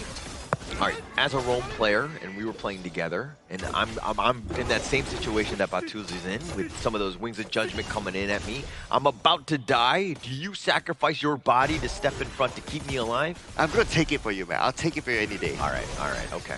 You say that, but let's see come game, all right? We're going to have to find out. But still, Pakistan, now, they're looking to just, okay, Anwar just showing his face a little bit in between the times that he's farming. He's been a little bit kind of off the map at this point, but again, I think that we'll expect Anwar to really show up come 8 to 10 minutes in this game. Okay, so Madness stack now enough. He does have the Unbridled Outburst. Here comes the Wings of Judgment onto Yandu in trouble. Yandu just barely staying alive, but he needs to be careful. Oh, the Umbrella Outburst pushing him back, and Mohsen gets bounced back into the heart of Mongolia's team as they take him down. Okay, we have not seen much action from the Lapu Lapu yet, so that's why he's Clash Lane anyway, so he'll be doing his thing at the top. But the 4 players, the 4 heroes for Team Mongolia, they have been synchronizing really well. They've been playing well together. The execution has definitely been much better in this one. And now, I mean, they're starting to feel it. They're going to start with this Overlord here in Pakistan. They scout this one out. Uzir's like, hey guys, do we go for this? What are we going to do? I think it's going to be a little too late as Dagvadorj secures the Overlord. Whoa, okay. And what they could do better is in terms of goal efficiency, right? Right now, they're kind of behind by a couple of hundred. Yes, they are ahead by the takedown. The Fever Barrage! That's going to be used, and they find Batuzi and Mohammed. And so low, but the roaming gun. He runs into the branches. Oh, and the blades! A disastrous Mosin goes down as well. That's like 5 stacks now for the guy that Mo. Oh. Mohammed, and that was like the coyote just like slamming into the wall. Like it was like exactly like he got stuck there. Oh no, that's a low light for him. Yeah. And he gave away the stack to Yondu. That's the best part for Yondu, obviously. And now he already has like 5 stacks. Oh man. This Guardian Bull right now with a couple blades is going to be really scary. It's going to be incredibly scary. Anytime there's a Gaiden mode that's been largely like free to just farm, and he's been on point with his daggers. You know, the blades have been really good. Anwar, on the other hand, is still a little bit more time before he hits that mode, that Super Saiyan mode, where he's able to just really take over the team fights. And now, they're going for the mid T1. The pushback, and he gets pulled away on this one. The Umbrella Outbird is going to be committed as well. We're looking for the push, but they don't have the minion as the Vanguard goes down, and now they have to retreat. They have to also be aware of the rotation from the bottom as well. They might play this sandwich gameplay, but here comes. And now they're going in. Nice little stun. They find Muhammad N. They're going to take that as a huge win for them. The rest of them with that Wings of Judgment. But I don't know if this is the right play. You're down a member, but they're going to find yet another target. And now they're going to disengage here. All right. So now we're starting to see Yaoshan starting to play together with the team. The Lapu-Lapu starting to move together, and they move together as a 5. It's not the best when it comes to doing split pushing. He can't clear waves that quickly. So the best is that, okay, if he plays together with his teammates as a 5, they move around the map, they take fights, they force fights, I would say Team Mongolia has a chance. Definitely has a chance. I mean, the net worth is like a bit of a wash. You're kind of thinking the kills and you're like, hey, what's going on? But it's just that Pakistan are very efficient. I mean, taking these big neutrals away, that's just going to be another spike in gold for them. So it's just a matter of playing. You get the kills, but you got to get objectives out of it. And I think that Mongolia right now have not done a great job with that kill lead, so to speak. Yeah, that and maybe pushing out the waves as well. Yeah, Hassan getting on out of this one. And the blades are doing a little bit of work, but where's the control? The Resplendent Revolver right onto Baccaral, who doesn't like that. Yes, it does a little bit of a stampede on top. He's going to look to turn this one, and now they find Mosin. He's a little on the lower end, and the Raging Sea just barely missing Mosin, but Dagvadorj is getting picked off on the side. The Wings Adjustment is going to be used yet again. They find the stun onto Baccaral, who leaping Saviors back to safety, and Dagvadorj down, and he's the only one. Okay, this is what I still like about them being able to move as a 5, right? You have a lot of protection. You have the Lapu-Lapu, you have the Zhangfei that can give protection towards the backline, especially you want to open up the space for the Guardian Mode to just throw those couple blades for free. And obviously you want to let Batuzi get those free hits as well from the back. So it's all about like, okay, move as a 5. But what I worry is that for Team Mongolia, that is their only winning condition. I don't see them able to like, okay, we need to switch up the strats, guys. Let's do a split push. Let's do a jungle invade, or let's open up the map. They can't really do that, right? They have to move as a 5 around to force fights. That's their only winning condition now. But it's like, look at, they're staying on their side of the river, right? They're not getting aggressive. They're not taking things away. And yeah, they do get the pick off. That's going to be great for them. But they find Hassan, and now they need to turn this into a tower. But they got to push with the wave. And look at how Uzair is just like, okay, maybe I cut the creeps. If anything, I just delay and take attention away, because Hassan, he's going to be up at 15. It's just a bit of a bait because the top lane has been pushed. Mohammedan using that space. That's like 6 stacks now for the Guardian Mo. And Uzair, is he really going to do it? Nah, he's going to let this one go for sure. Objective secured by Team Mongolia. And while all that was happening, Team Pakistan, they're putting focus onto the Overlord instead. taking on the Overlord at this point, but now it looks like Mongolia are going to spot this one out. The Umbrella Outburst is going to be used on top, and he's going for the steal, and it looks like Anwar just barely got the Overlord, but the timing couldn't have been better for Baccaral. He tried to get the stun, and now Mosin is on the run. They have the Stampede and the Raging Sea, the Wombo combo with all of these big ults, but no control. They have so much control, but no damage. And Baltuzi's on the side. He gets sniped out. Anwar getting a double as he makes his way on out. He's got a hot streak. Oh, this is what happens when you leave your backliners exposed. The frontliners, both Lapu Lapu and Zhang Fei, they were too far in front. They forgot their teammates behind. Okay, I've left the teammate behind here and there, so I've been there. But I think the big ults, they were trying to go aggressive to get the catch, and they paid with their lives because the backline, again, as you rightly pointed out, completely exposed. Top T3 down. Oh, man. This when I said about like, okay, they have to move as a 5, right? They have to be together. The moment they start to split up, that's opportunity for like Anwar to come in from behind, and we saw what happened earlier on. And because of that, not only they lose 3 players, but they lose towers as well. Oh, Raging Sea only on the 2 on this one. Yavalan, he's gonna get stunned up. He's gonna be controlled. He tries to just get back with that flash, and he does. Those blades have been on point, but all T3s are down for Mongolia, and now they need to somehow hold. The Wings of Judgment is not great, but it's going to push them back. They get a 2-man Umbrella Outburst, but there's no follow-up because they need to deal with these Vanguards. Okay, Team Pakistan, they're not in a hurry, right? They got all the towers down. That's okay. Objective secured. They can pull back the break, and they can just chill, farm, get those buffs, probably get the next objective, maybe the next Tyrant before they re-engage again. So you're going to watch this replay and go back into it and be like, okay, this is why kills are not everything. Because if you get the kills, you need that map control, you need to take towers, you need to get some sort of value out of that. Mongolia was not doing that. They were getting the kills, but they weren't continuing to push and to create that sort of spacing. And they stuck to their side of the river, and that in the long run is giving a lot of space for Pakistan to come back. Yeah, when they had a lot of engagement potential, right? Like, it's either Raging Sea or the Umbrella Outburst. But they have a little bit of control onto Anwar. He teleports on back. He's going to be fine, but Uzair is just still going on. The Scarter Gravy goes, but Dagmadorj has been picked up. Muhammad is so low himself. The roaming gun, he's going to be chased by the Ferali, which is incredibly scary, but he will eventually get on out. Baccaral has given up on the chase, and now he's in a bad spot. He's going to be jumped off by 3 people in a dark alley, if you will. And does he have enough? The Leaping Savior, a little bit of shield, and the Raging Sea just to keep him alive. Okay, this is what Team Pakistan did, right? They divided and conquered. You split up the team, they don't have much. Yeah, they don't have much at all, but they find Yandu. They get him on the back line. They instantly jump on. They've got Yavalan as well, and they take down the Crystal. And just like that, Pakistan get the sweep.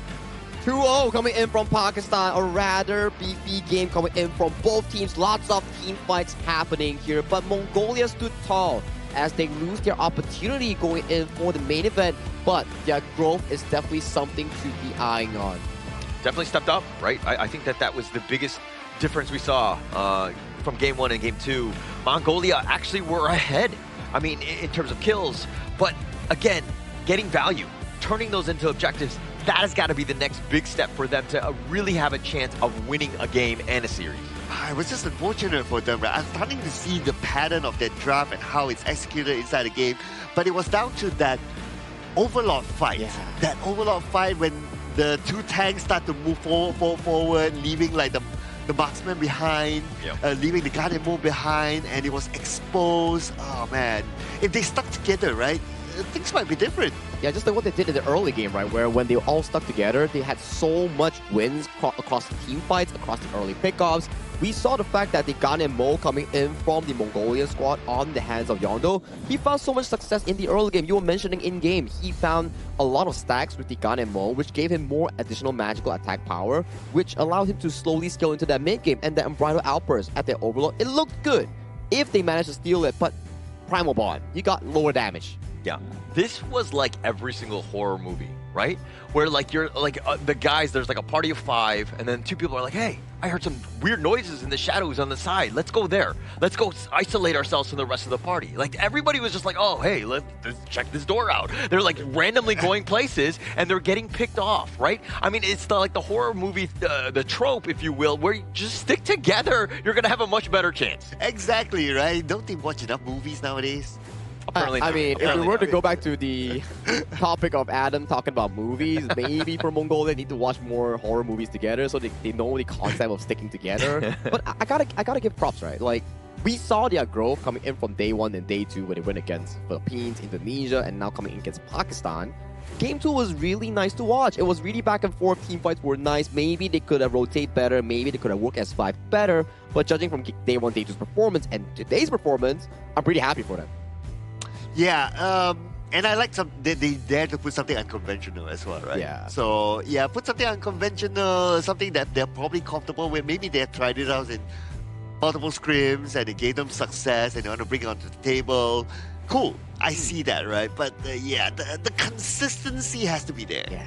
Just more reps. I think that at the end of the day, we can just be like really harsh on the Mongolia as we want. But all of the other teams, I mean, the Philippines and Indonesia, those are so like they have so much experience under the belt, right? It's hard. It's hard. Even us, we would get absolutely smashed, right? It would be incredibly demoralizing. And for Mongolia to go through the gauntlet that is, I mean, I think that, and having them bounce back like you saw in this game too, they're in a much better spot than we are, let's be honest. I like how you're comparing us and like Team Indonesia and Team Philippines. Like us as in the casters. Yeah. Oh, we got a chance. Oh, you know, I've seen them play. You know, Champion 1. Joshi, come on, guys. I got no chance. Come on. Yeah, we're putting let's go. Any day of the week. We're putting like Hall up against them the next Asian games. So. We're having a show match later. 1v1 Hauler versus. Let's go. All right, I'm calling them out, right? Yeah. Let's go. Yeah. Oh right. my goodness. Yeah, but let's 1v1 basketball, right? Not basketball. Filipinos are known for their basketball. I know. I was thinking more on the Indonesian side. I gotta target the little one. Okay, back towards the end game review here coming in for Pakistan versus Mongolia. We can see some of the good statistics coming in from Anwar this game. I would say that Anwar didn't really have good games back in like day 2 especially, but coming in today on the Levi, he definitely found his rhythm and he was finding those assassination attempts on towards the members coming in from Mongolia's teams. Yeah, and also with Muhammad N. Those two have been like pretty much the core. I mean, Muhammad N has always been like the old, stable, farm laner, the core that you definitely want in your squad. He really just rose to the occasion. There was that one moment where he did run into those brambles, but aside from that, I mean, he had a phenomenal game as well. Oh yeah, Moma, and I would say that even Anwar had a phenomenal game. Yes. Especially when he noticed that the two tanks are already way ahead. It's my time. And then the Lady Sun is exposed, the Ganemo is exposed. My time, I come in, soup, okay, done. And you don't have damage dealers no more. You're only left with the 2 tanks. What can he do? They can't do anything. Yeah, they really can't do anything when your main damage dealers are left unattended here. The Overlord attempt steal was pretty good, but it was more of an inconsistent play. If they could find like everyone in the same position and they all went together, maybe they could have got the Overlord, the team fight win, everything in their backs. But it's just these little things that will allow Mongolia to grow even further once they master it. Yeah. So it kind of seemed like a little bit like the rank game experience, right? Where guys are not, even if you try to use voice comms, not everybody's on the same page, not everybody's listening, and you're kind of doing your own thing at moments, right? There are definitely it's situations where you're like, okay, a couple people are top, other people are going on the side. Like, again, they're not on the same page, and you're seeing, again, why you can pick those people off then. Yeah, and now looking over at these stats, right, actually it's pretty well balanced, I must say. Yeah. Actually, this game is like really, to a certain extent, kind of close. Like this game, like if we could drag on, I could actually see Team Mongolia winning because they have the Ganemo that's continuously stacking the damage. Yeah, look at Yondu. He's just doing like 83,000 damage, highest in his team, and also having a really high team fighter of 86%. You can see the early game to mid game, it was really well revolving around this Ganemo pick coming in from the Mongolian mid lane, and it went really well for them. They were winning early pickoffs, early skirmishes. It's just those late game moments, the 10-minute marks, how you team fight as a team. They still lack experience in doing so, but you give them more time, maybe they can shine the next time we see them again, which is like their next match. But coming in for Team Pakistan, experience matters. their experience going up against the previous teams, how they convert those into game-winning pushes, they really stood tall up until the very end. And I like it how Pakistan were resilient, right? The early game didn't look good. They were actually kind of getting out of position, getting caught out, and you're thinking, oh, Mongolia's got the chance. But Mongolia were like, actually, our team draft is based around deathballing, and we're not deathballing properly. If they were able to let just Yandu be that guy, that focal point up front, and everybody else is following for any sort of jump in, they're going to have a much better time. And this is kind of what you saw with just how close things were, pretty much in favor of Pakistan almost the entire way. Yeah, there was the neutral part at about the 7-minute mark or so, but other than that, Pakistan was in full control here.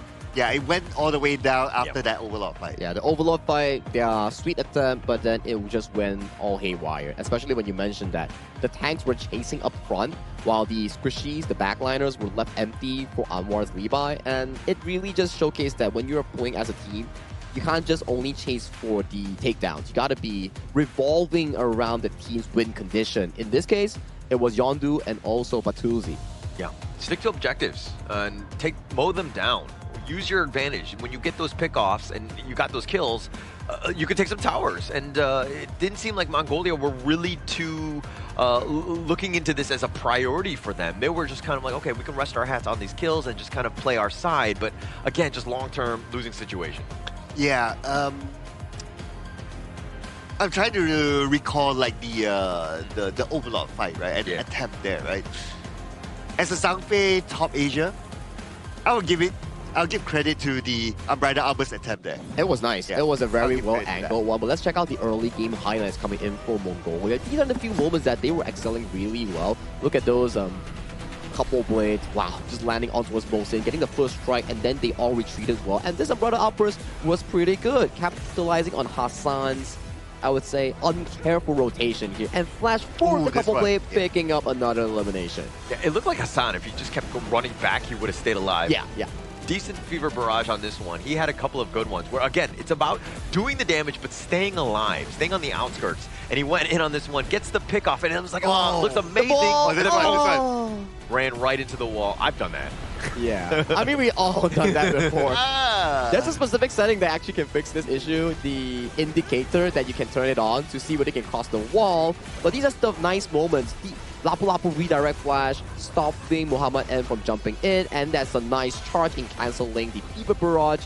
And that's just the moment that Serkan was talking about, right? You are chasing the enemy, you are allowing your mid and carry, the two cores, to being left open wide, which is not part of the game plan.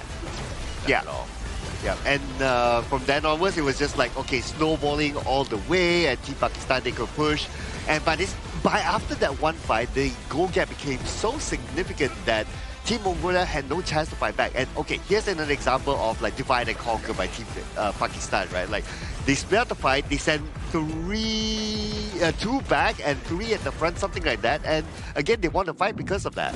And if you're looking at some of those fights, I mean, Anwar definitely finding ways, like the stragglers, right? The people that are a little out of position. Anwar made them pay every single time. I mean, he was 5-0-2, cleaned up, did 25% of the team's damage as well, but he took very little. He was kind of off in he was like a ninja, right? He was never on the map, and you never knew where he was, but he was always there when, somebody was a little on the lower side of the HP bar. They did really, really well here, right? Clean game coming in from Anwar. Usually we were always looking at him on how he actually plays the game, how he contributes to the team. Sometimes it's a bit lackluster, but this game coming in such a crucial series to defend their hopes in qualifying to the main event, he stood up and he found a Game 2 clean victory. Yeah, he came in as a finisher, right?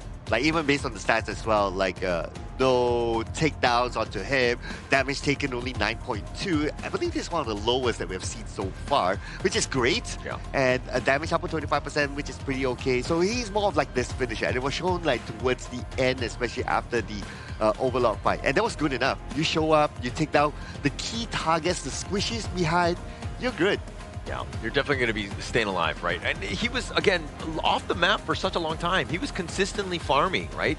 And the space that provided by the rest of the Pakistan squad allowed him to really just do that damage, to have the net worth when they needed him come team fight.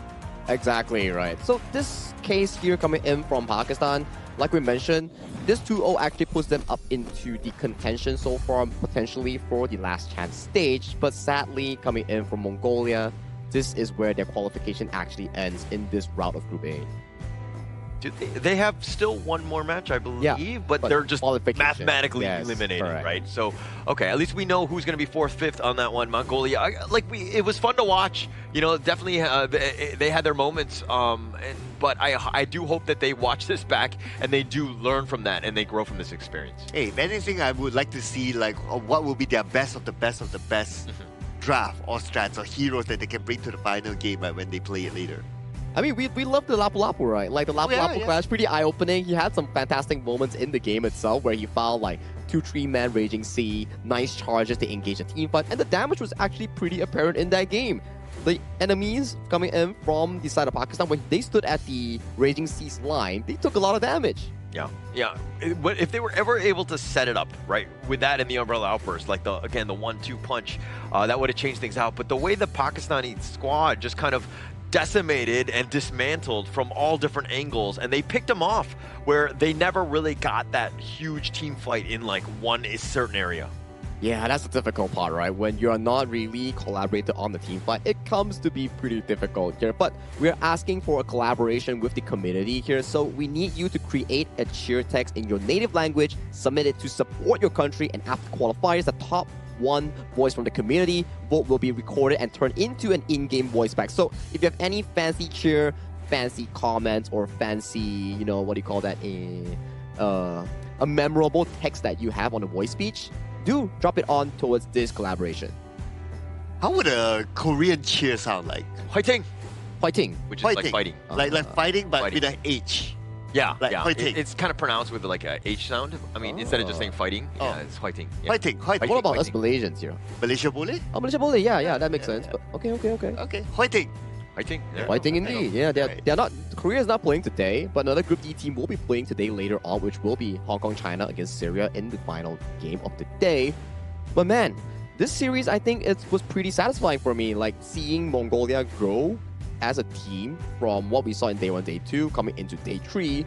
Like, game 1 against Pakistan maybe wasn't the best, but game 2, they were fighting back and forth. They were trying to be aggressive. These things are what I actually want to see coming in from a team that wants proactive growth. It's not like, oh, guys, we're in a difficult group. We're not going to make it. So let's just, like, cruise by. For them, they're, like, actively trying to learn and actively wanting to win. So that's why I'm happy about Mongolia. But, of course, we also have to celebrate the victors, which is Pakistan. Oh yeah, I think they did really well in this round, and in terms of like how they synergize with each other in terms of coordination, and they know the game plan. And when I start seeing the game plan, it's like, okay, let's try to split out the team. They know they want it. Yeah, it's like how we've been talking about, right? Like Mongolia's winning condition is that you move around as a 5, you protect your squishies behind, and you can win every single team fight. But Pakistan read that as well, and because they read that, they played with the strategy of like, okay, we split up the team. And they won from there. Yeah, and also not to say that Pakistan had the perfect game. They didn't. There were definitely moments where they can kind of shore those up against better teams. They would really suffer, right? So those are the ones that they need to look back to, and kind of why they lost against Uzbekistan. They let some gaps happen where Uzbekistan was able to kind of, again, take over that game. It's about shoring up some of those mistakes, and you can see them, right? Even in this game too, they were behind, but again, I think Pakistan was just too strong in the end, and that's where they were able to close this one out. I think mentality is also really important, right? Like how we saw the fact that Uzbekistan yesterday managed to come back from a reverse sweep angle, losing the first game and coming back back-to-back games in the 2-1 fashion, which I think teams also need to realize that once you win game 1, you still have to lock in. You can't be like shaken on your determined to actually win the game. You can't undermine the enemy's effort in trying to make a comeback here. So teams like Kazakhstan, teams like Uzbekistan, the way they play the game is really, I would say, stamina reliant. It's like they actually grit it through the very end. Like Kazakhstan yesterday, I think their combined game time was like 15 minutes. Like back-to-back Tempest games, and then you have like Uzbekistan where they gave us our first BO3, which was pretty amazing. Yeah, I go to the bathroom longer than those two games were in terms of duration. Okay, anyways, too much information. But yes, I do agree. I think that this is still a time where they can get much better, Yeah, to know about Pakistan, we also want to check out a quick interview with them on stage with Mara to see how they feel after their match.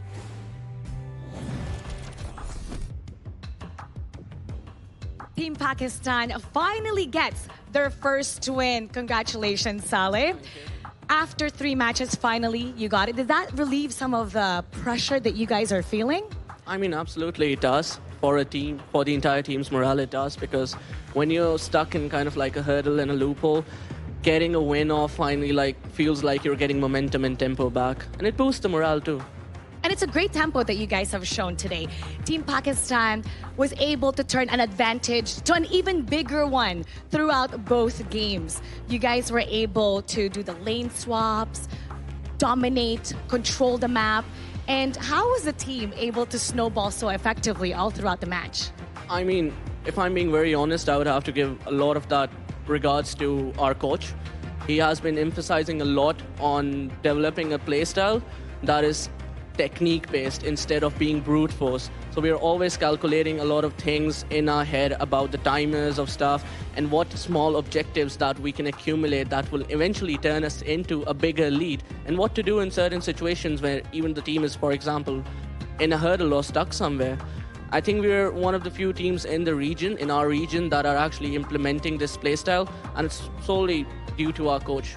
And sometimes it's all about that, with sticking to the fundamentals and really following the instructions that coach has given you. Exactly. Now, you have a chance to get the 3rd spot if you win against Indonesia. And that's going to be a tough match, seeing as how they've dominated their matches so far. How do you guys plan to go on that match, and what kind of mentality are you supposed to have? I mean, absolutely, we do have hope, but as an esports player, as professional players, we are also self-aware. Indonesia is a developed region. It's has established pro leagues compared to our region. However, where we come from, we are taught to never give up, and that is the motivation that we come with from our region. So we'll be preparing very best, and we will give it our best fight against Indonesia, and hopefully we'll try to secure a win, because we're always eyeing for that spot. Very well said. Congratulations once again, and for sure, you're giving hope to Pakistan, and they're watching right now, cheering for you. Let's invite them to support you for your next matchup, and a message for them. Guys, please keep supporting us, because as Pakistanis, we always believe, never give up hope. We're always known as the corner tigers in the world. One moment we are down, next moment we are up, so keep supporting us. Very well put.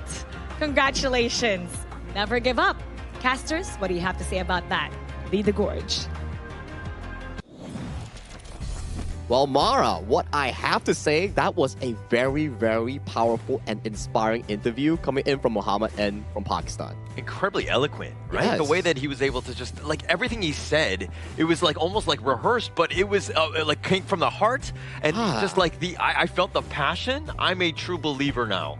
Dude, I feel inspired. Yeah, exactly. I feel like, wow, I want a Pakistan jersey now.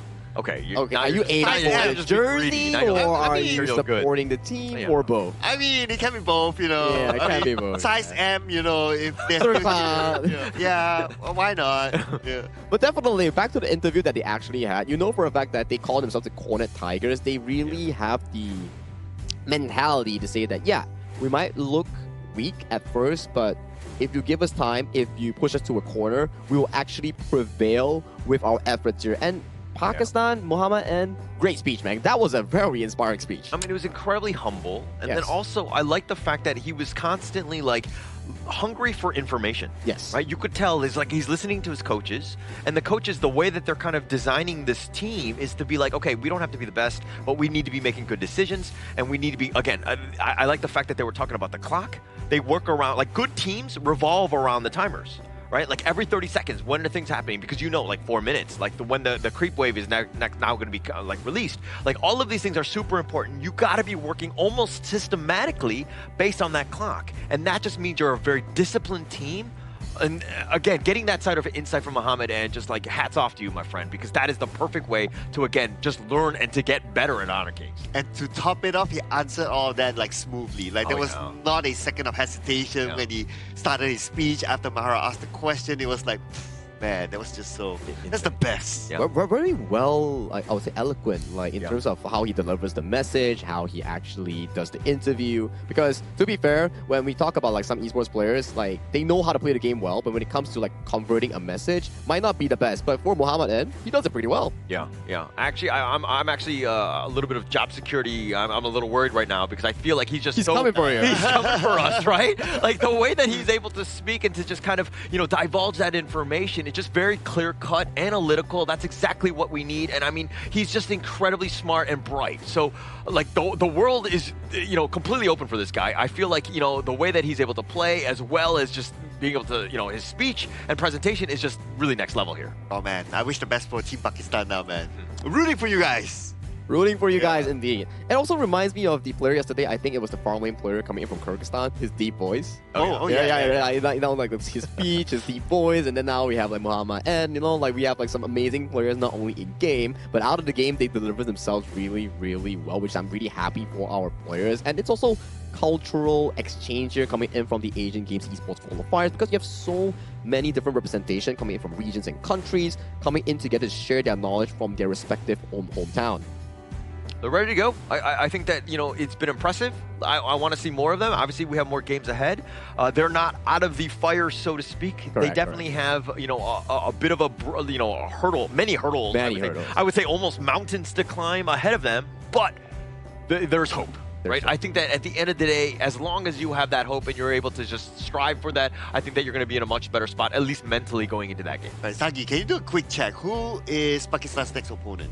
Pakistan's next opponent. After that, we've played... Okay, so Pakistan, they played against I think it's Uzbekistan yesterday. So their remaining opponents are Indonesia and Philippines. Aha. That's going to be difficult. And, okay, I'm not really good at numbers, but if they lost to Uzbekistan and they have to go through Philippines and Indonesia, means that they might be tying with Uzbekistan at the end of the entire run, or below them if Uzbekistan wins against Mongolia. Yeah, I mean, tough. I mean, tough. You still have an out, right? I think that for anybody in Group A, you're always looking at least the third seed. I mean, not to say like to be like the fetus or anything like that, but I think that ideally that's kind of where you want to be. So you need to be higher than Uzbekistan and of course Mongolia. You've overcome Mongolia here. Just get over Uzbekistan, get yourself into a good spot, at least come tiebreakers, so that you have that edge again, because you want third. If they can find a win against either of the Indonesia or the Philippines team, then maybe they can force that tiebreaker that you're talking about, or even surpass Uzbekistan. I mean, there's also a possibility of Mongolia winning next, right? Considering like how they have kind of improved along the way. Like this last game was one of the best games that they had. Maybe once they polish up a little bit here and there, they look back at this game and they improve, maybe they could win. And if they win, then, well, this will give Pakistan a free pass.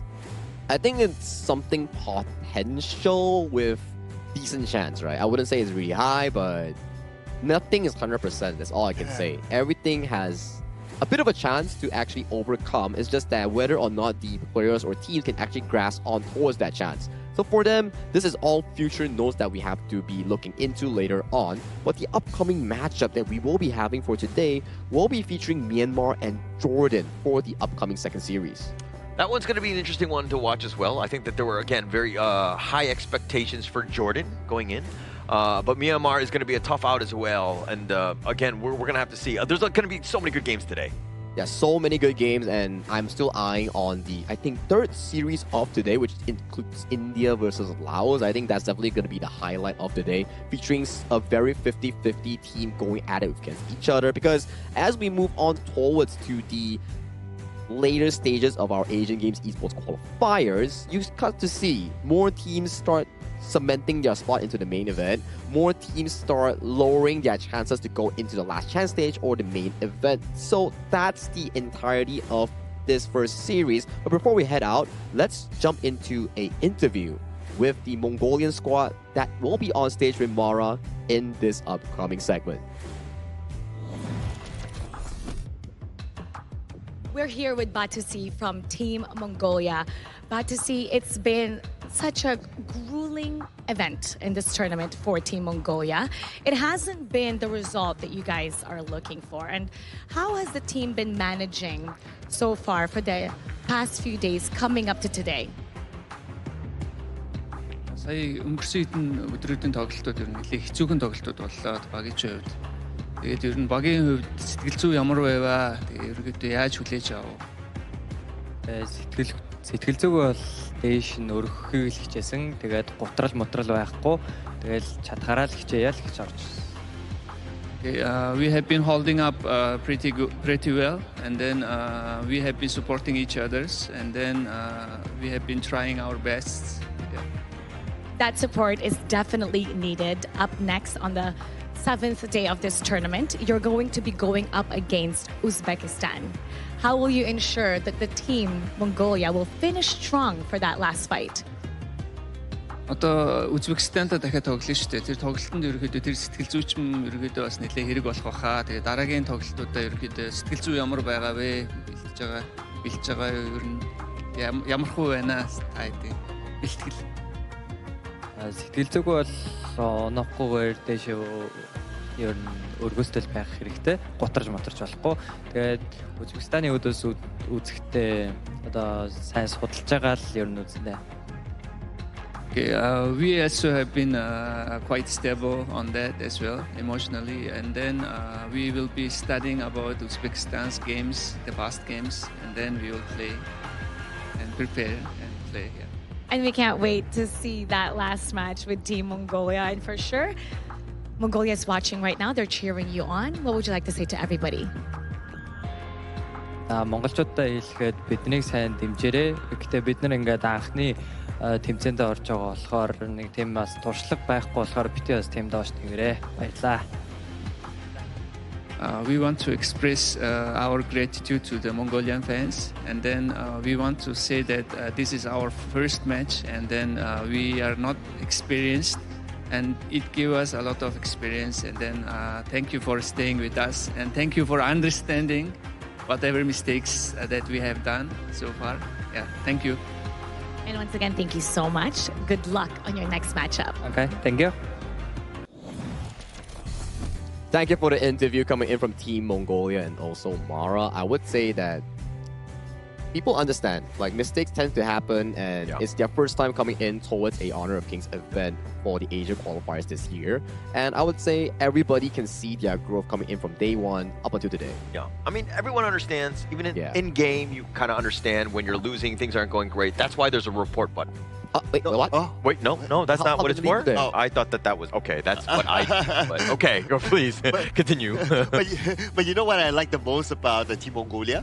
What's that? What is that? The jersey. The jersey is nice. You win your jersey. Size M. But you know what else I like? Yeah. It's the phone that they use. What phone do they use? They use the iQOO, which is the official gaming phone for the 2026 Asian Games Esports event, Honor of Kings Qualifiers, which is an amazing phone. They get to use that with 120 FPS, and they get to play those amazing gameplays, high mechanical gameplays smoothly. Yeah, I heard about a lot of good things coming in from iQOO 15R, the device model, especially from the players who actually use it on stage and doing the practice. They all gave it a pretty high rating. If you ever need a gaming phone, you can always check out iQOO 15R. But our upcoming match here on your, I think it's going to be Myanmar versus Jordan after our break later on. This is also going to be an interesting one because Myanmar, if they win one more, they will be cementing a very sweet spot in their respective group, while Jordan, their debut match wasn't that good and they're currently 0-1. The more you lose, the further you go down.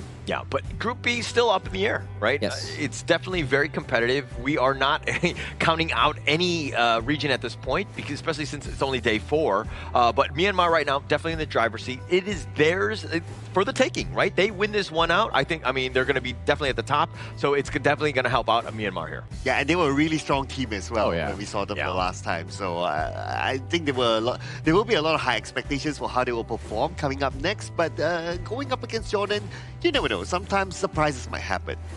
you know, like surprises, just like how different group strengths are. We're like, oh, maybe Group D is difficult, Group A is very apparent. Then when you zoom out, different groups also have different stories. Like different groups, let's say like B, for example, there's like such a strong matchup between teams and none of them would actually want to give up. And then when it comes to Group C, my oh my, Laos, Kazakhstan, India, Vietnam, Saudi Arabia, all of the games were pretty insane. Yeah, I don't know if you did this on purpose, but Group D, you were like, they're difficult. Group D difficult, and then Group A apparent. And then we just need to name them. That was like pretty amazing, Sagi. You did that on the fly. I don't even know if you knew you did that, but... What's B then? Yeah, we're gonna... Okay, let me think of... Not to put you on the spot, but it was amazing. Myanmar, Jordan. Group B is group of the best. Okay. All right. What's Group C? Group of the challengers. Oh, I like that. Competitive. Control. Yeah, Okay. I love it. Let's All go. jokes aside, coming in for this upcoming match, we will be taking a short break before we head into our upcoming match featuring Myanmar and Jordan. See you after the break.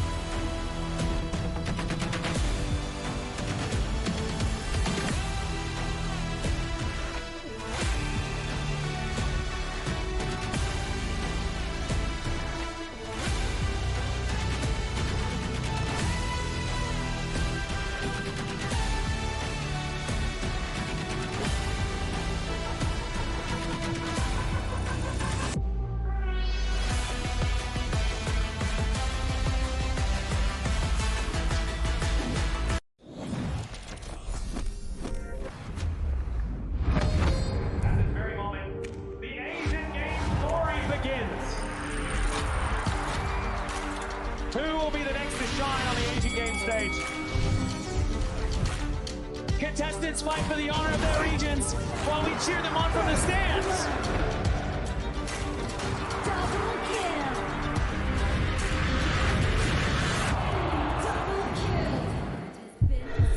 This is a challenge, but it is also an opportunity. The tide is turned.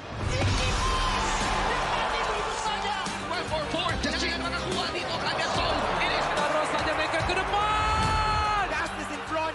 They're going to use it. Golden tight close out Anthony. And we pulled it off together.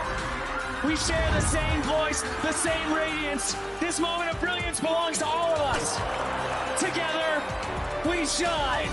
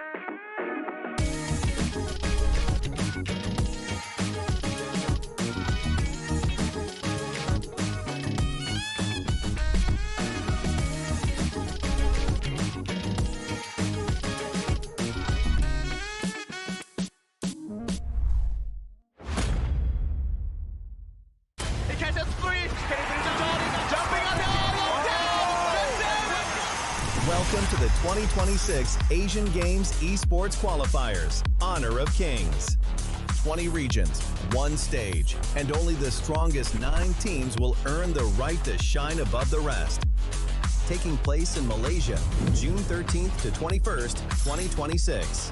Coming to Malaysia, this is the battleground where teams fight for the right to qualify for the Asian Games. 20 teams enter. but only 9 teams will move on. Apart from the 20 regions, there are 3 regions that have direct qualification. Here is the 2026 Asian Games Esports Qualifiers Honor of Kings format. First, the 20 teams will split into 4 groups of 5. In each group, every team faces every other team once in a single round robin, with every match played in a best-of-3 format. That means every match matters. Every game matters. Every single point matters. The point system is simple. Win the match, earn 1 point. Lose the match, earn none. At the end of the group stage, teams are ranked by the total points they've collected. And from there, the road begins to shine. The top 2 teams from each group qualify directly to the Asian Games main event. That gives us 8 teams advancing straight out of groups. But for those not through yet, the light isn't out. The teams that finish 3rd in each group still have 1 more shot. They move into the last chance stage. There, they battle through one final BO3 single elimination bracket until 2 teams remain. The 2 teams will then face off in a BO3 match to claim the one final qualification slot. So in total, 9 teams will make it through, 8 from the group stage and 1 through the last chance stage.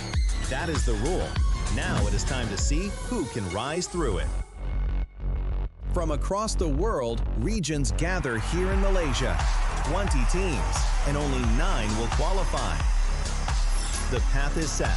The stakes are clear. Together, we shine. Stay tuned, and we'll see you at the stage.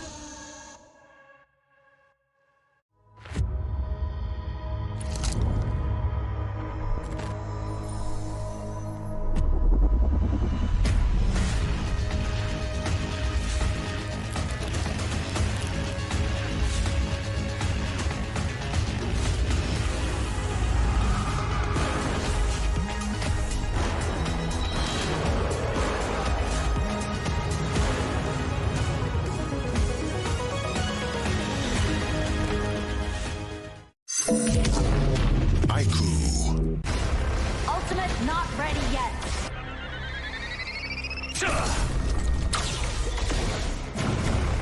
You have slain an enemy. My magic murmurs in ecstasy.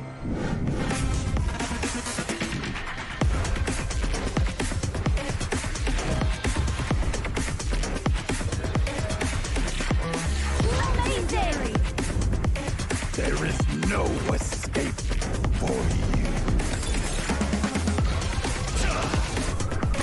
Killing spree.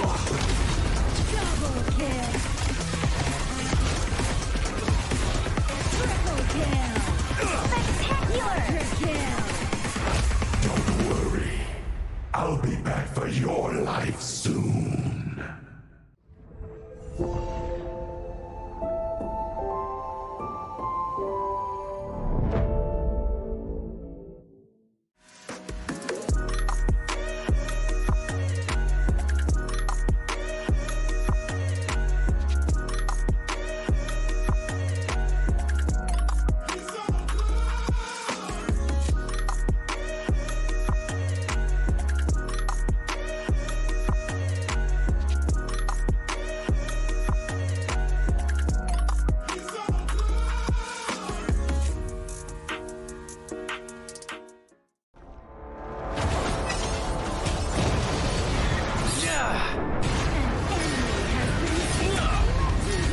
Double kill.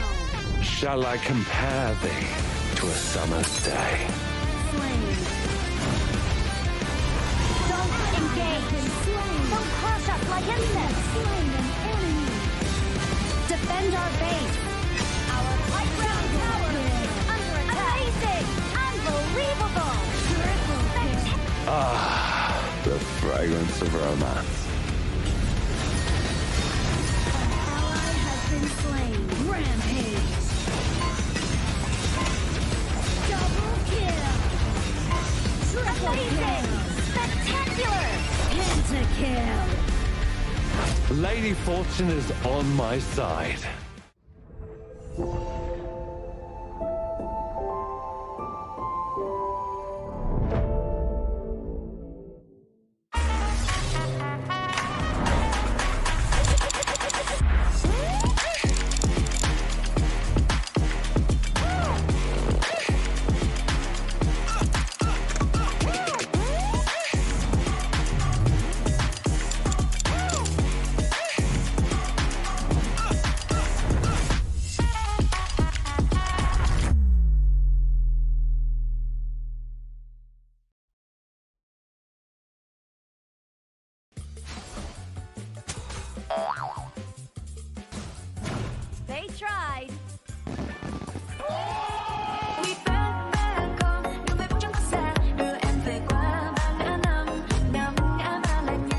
spriteling skill, Dig It, is a passive skill, which will automatically trigger at fixed times each match, up to a maximum of 10 times. The skill grants guaranteed standard rewards like gold, XP, shield, health recovery, and more. There's also a small chance to uncover mysterious grand prize effects during the match. Dig It may also produce tradable high-value treasures. Detailed information about acquired treasures will be shown after the match ends. Each treasure has its own rarity and storage size, and obtained treasures will be automatically stored in your warehouse. If you want more high-quality treasures, make good use of the Treasure Fusion feature. You can also copy and share your code so friends can help speed things up. Treasures in your warehouse can be sold for event currency, which can be used to redeem skins, items, and other rewards on the event page. You'll even have a chance to win physical prizes like smartphones and cash. You can also spend event currency to bid on high-value rewards. The auction uses a hidden bidding system, where you can submit 2 bids for the same reward. The highest bidder wins, giving you even more ways to obtain rewards.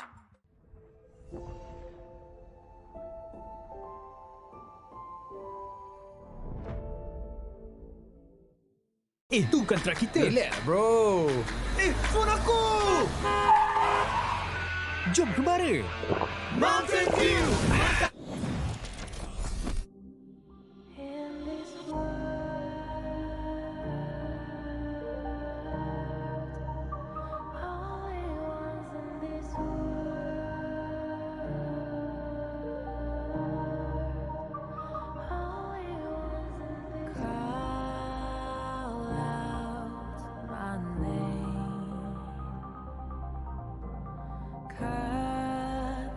Sound of the rain.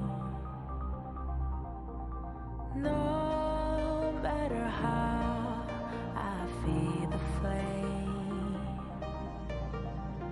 you know I feel the darkness and the pain. All of the ways we tried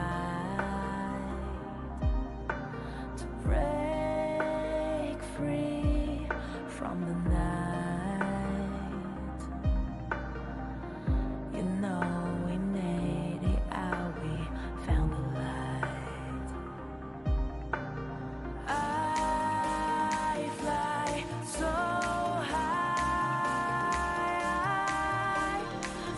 high, light up the skyline. Let's do it this time, like it's a whole new vibrant world.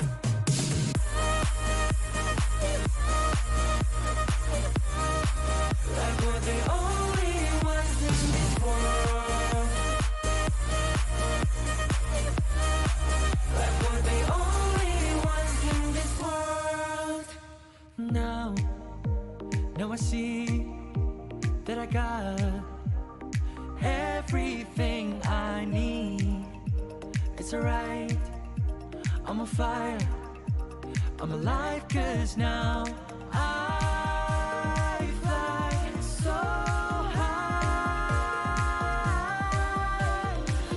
high, light up the skyline. Let's do it this time, like it's a whole new colorful world.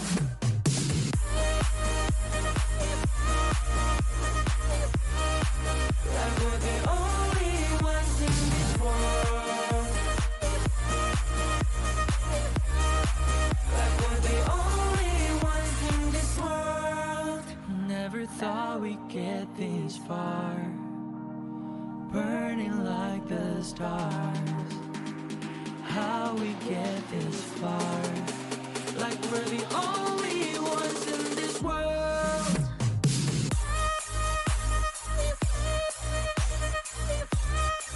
Like we're the only ones in this world. Like we're the only ones in this world.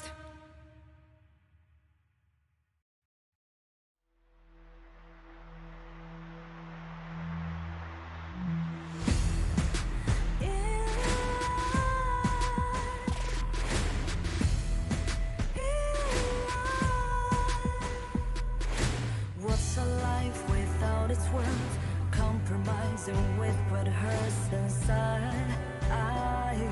inside. When you let fear decide your fate, you don't choose which path to take in life. In life, I'm finally letting go of everything that still holds me. I'm against the odds, but I won't give up, 'cause it's my time to shine. Standing in the spotlight, can't no one let me down. Destiny is calling high. I'm not afraid to fight for everything I love. Victory's in my sight.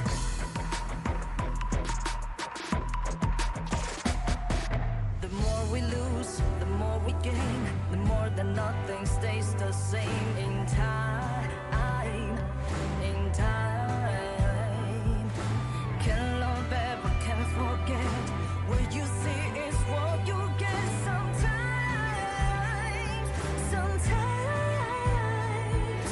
gonna show the world tonight. The light that shines inside us. We'll get stars, but we won't give up, 'cause it's our time to shine.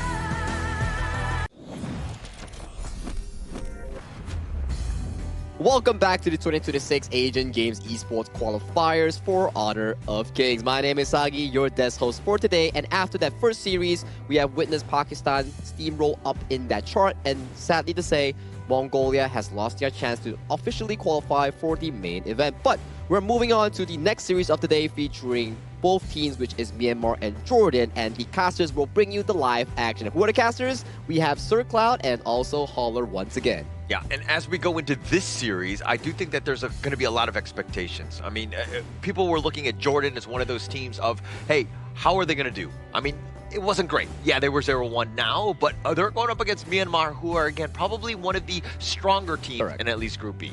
Yeah, they did had a good showing as well the last time we saw them. So this is kind of like a David versus Goliath sort of situation. But who knows what might happen, right? But I know what will happen on June 17th. That is going to be the biggest update of the year coming in for Honor of Kings, the Grand Venture update. New spriteling effects that is not in terms of a skill. No more spriteling skills, but it'll be an in-game companion digging you treasure. And if you've seen the preview, we have 4 new heroes, Devara, Lorian, Annette, and Florentino. And also more consignment market features, allowing you to have more fun and more rewards in HOK. So don't forget, sign in on June 17th to check out the biggest update of the year. I thought you were going to say you knew who was going to win this series, right? The way you were like, I know, and then you went into the patch update. And I was like, okay, you didn't get the script. I am still looking to kind of see exactly who will win. But again, I think that you're talking about David and Goliath. Yeah, I don't know if it's that level where it's like such a discrepancy. You know what I mean? Like in terms of the two teams. I think that it's a little bit closer than that. Not David and Goliath level, but maybe like, you know, I don't know what to kind of balance this out with, but a little bit less than that one, I would say. Okay, all right, I'll take that, right? Just to be a little bit fair. Plus, yes, we have seen both teams play, but that's only like one game, right? Because you don't know, like, okay, the next game, are they able to be consistent? Is it because of their opponent that time, or are there other factors involved? So we don't really know, right? So yeah, gotta give a bit of benefit of doubt there. Yeah, you gotta give a bit of a room to actually evaluate both of these teams, but a proper evaluation would probably Myanmar being the favorites and the team that are facing Jordan being one of the challengers here. But let's bring them up to the stage with this teaser video that we have prepared for both of these teams.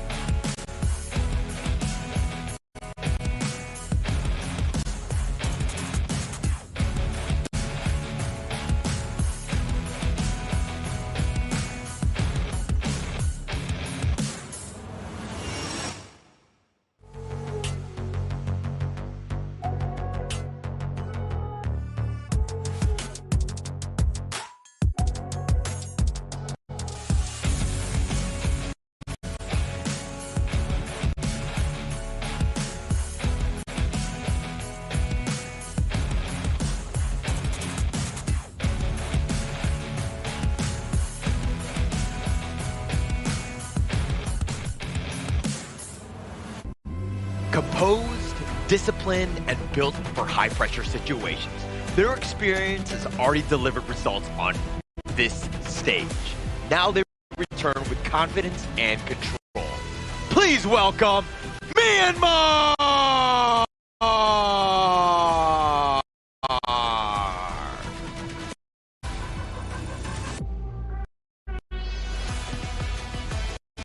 Still searching for their first breakthrough in the tournament.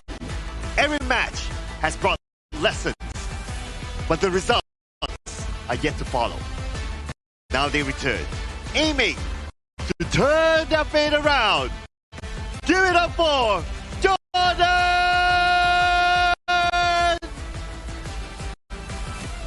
Myanmar wanting to continue their dominance here, coming in Group B, and Jordan finding their first breakthrough, their first W. This is match 2 of the day, coming in day 4 of our 2026 Asian Games Esports Qualifiers, the road to the main event.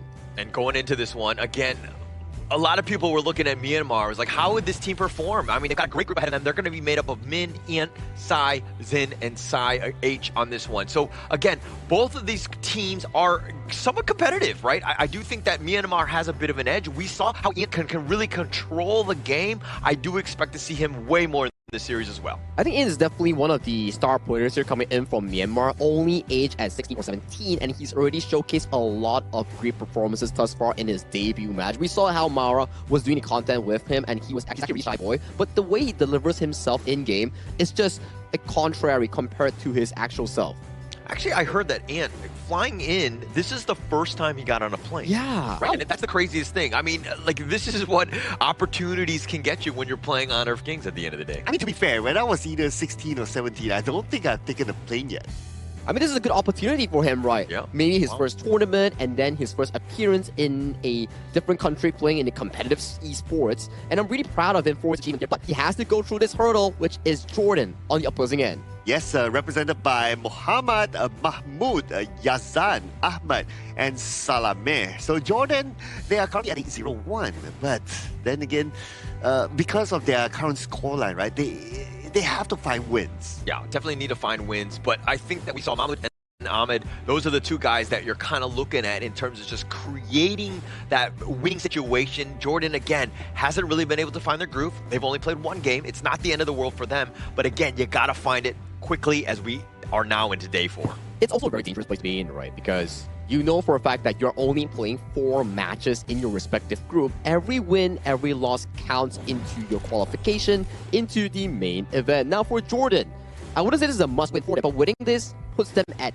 ease if they're able to find that momentum that Sir Cloud's mentioning about. I'm going to go a different route. I'm going to say that this is must-win, right? Okay. Let's set it up, right? Because, again, if you want to play spoiler, you do. If you're down 0-2, you're looking at everyone above you essentially at this stage of the game, and you know it's a tough situation to be in. You never want to be there. Right now, you want to play spoiler. A lot of hype has been on Myanmar, and now is the time to be the David versus this Goliath, as you were mentioning earlier. Oh, there you go. There you go. Someone's agreeing there. And yeah, you don't want to leave it for later, right? You want to like, okay, I want to try to get it right now so that towards the later stage of the group, I might get a more comfortable sort of position to be in, right? I think whatever lead that you can find in the earliest stage of the Asian Games qualifiers for this event, it actually puts you in a much better comfort state where you know for a fact, okay, if I start off the series with a 2-0 or a 1-0 in our respective groups, your chances are more solidified when going into minimum the last chance stage or directly into the main event.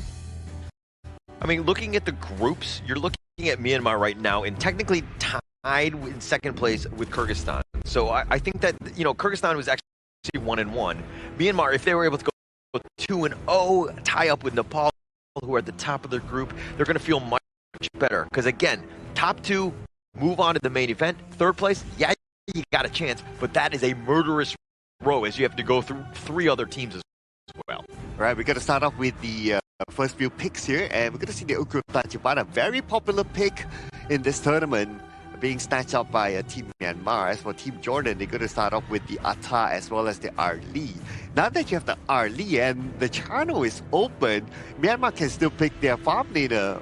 well, it's time to go for the Charo, I say. Yeah, that's going to be a dangerous approach here, but they do go for a alternate approach. A also decent laner coming in for the side of Myanmar. The DRNG will be locked in for Xin with the addition of the mods coming in from Sai H. So this is a very, I would say, aggressive lineup coming in for Team Myanmar, where they want to be able to utilize the golden token coming in from Xin H to make sure that frontliners like the Dun, like the Ata, can't really sustain, because the golden token reduces your defense by 50% regardless of physical or magic. Yeah, and actually when you're looking at drafting, you're looking at pairings, right? They're looking at the Ata Arlie, just kind of, it checks a lot of the boxes.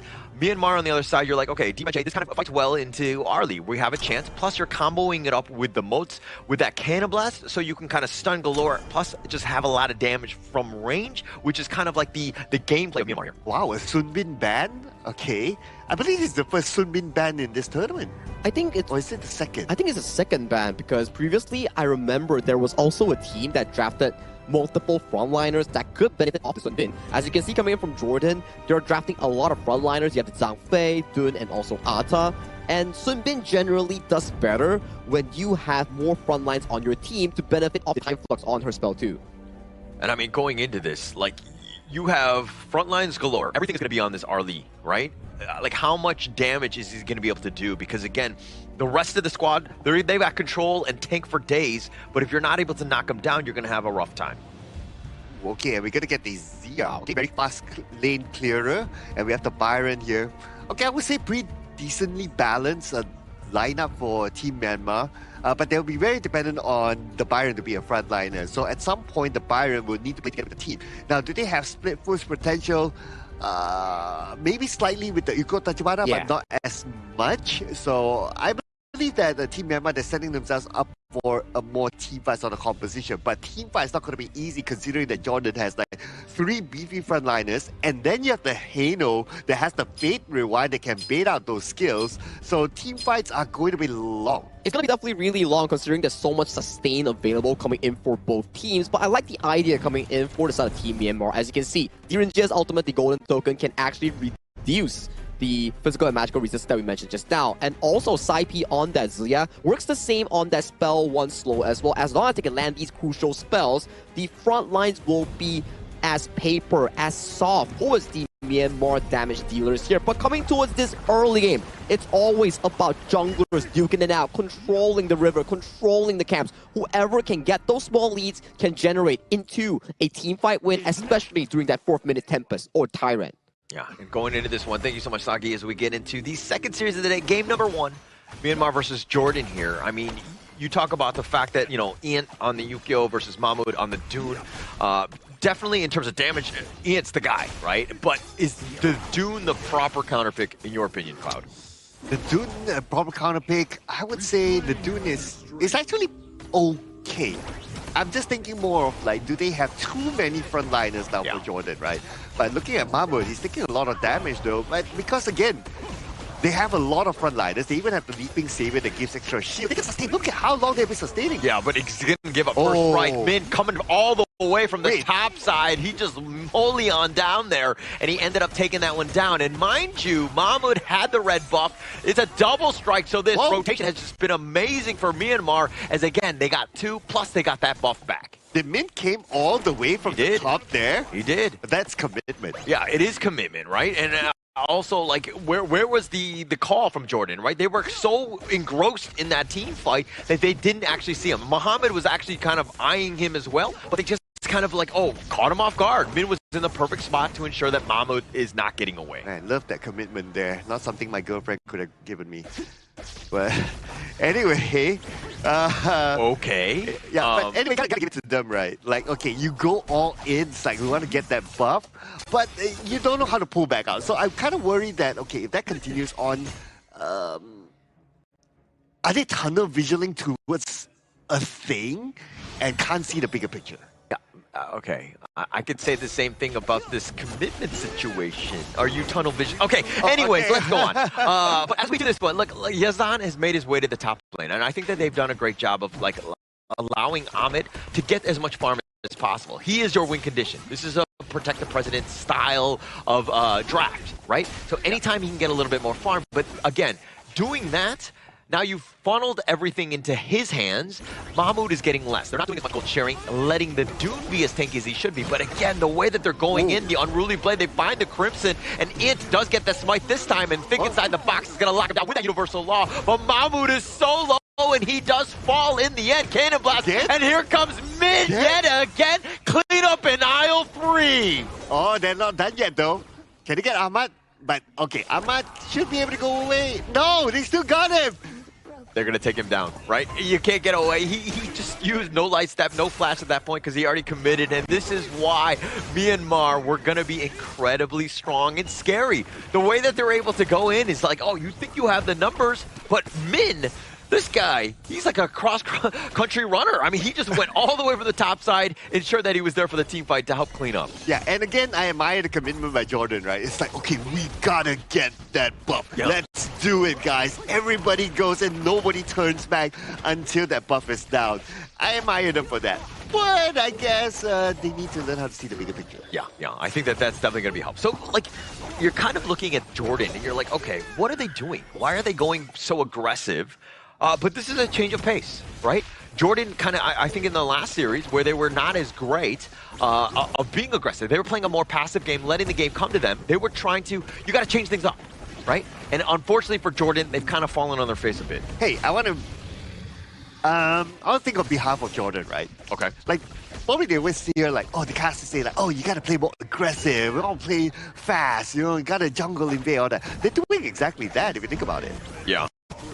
Okay. No, I do think that that is definitely a thing here. But now this Tyrant is a little bit on the lower side. The box is on the side, and it looks like Ian gets that one. And the Cannon Blast just covering the retreat. And all the way to the side. Oh, of course, Min is definitely within the vicinity.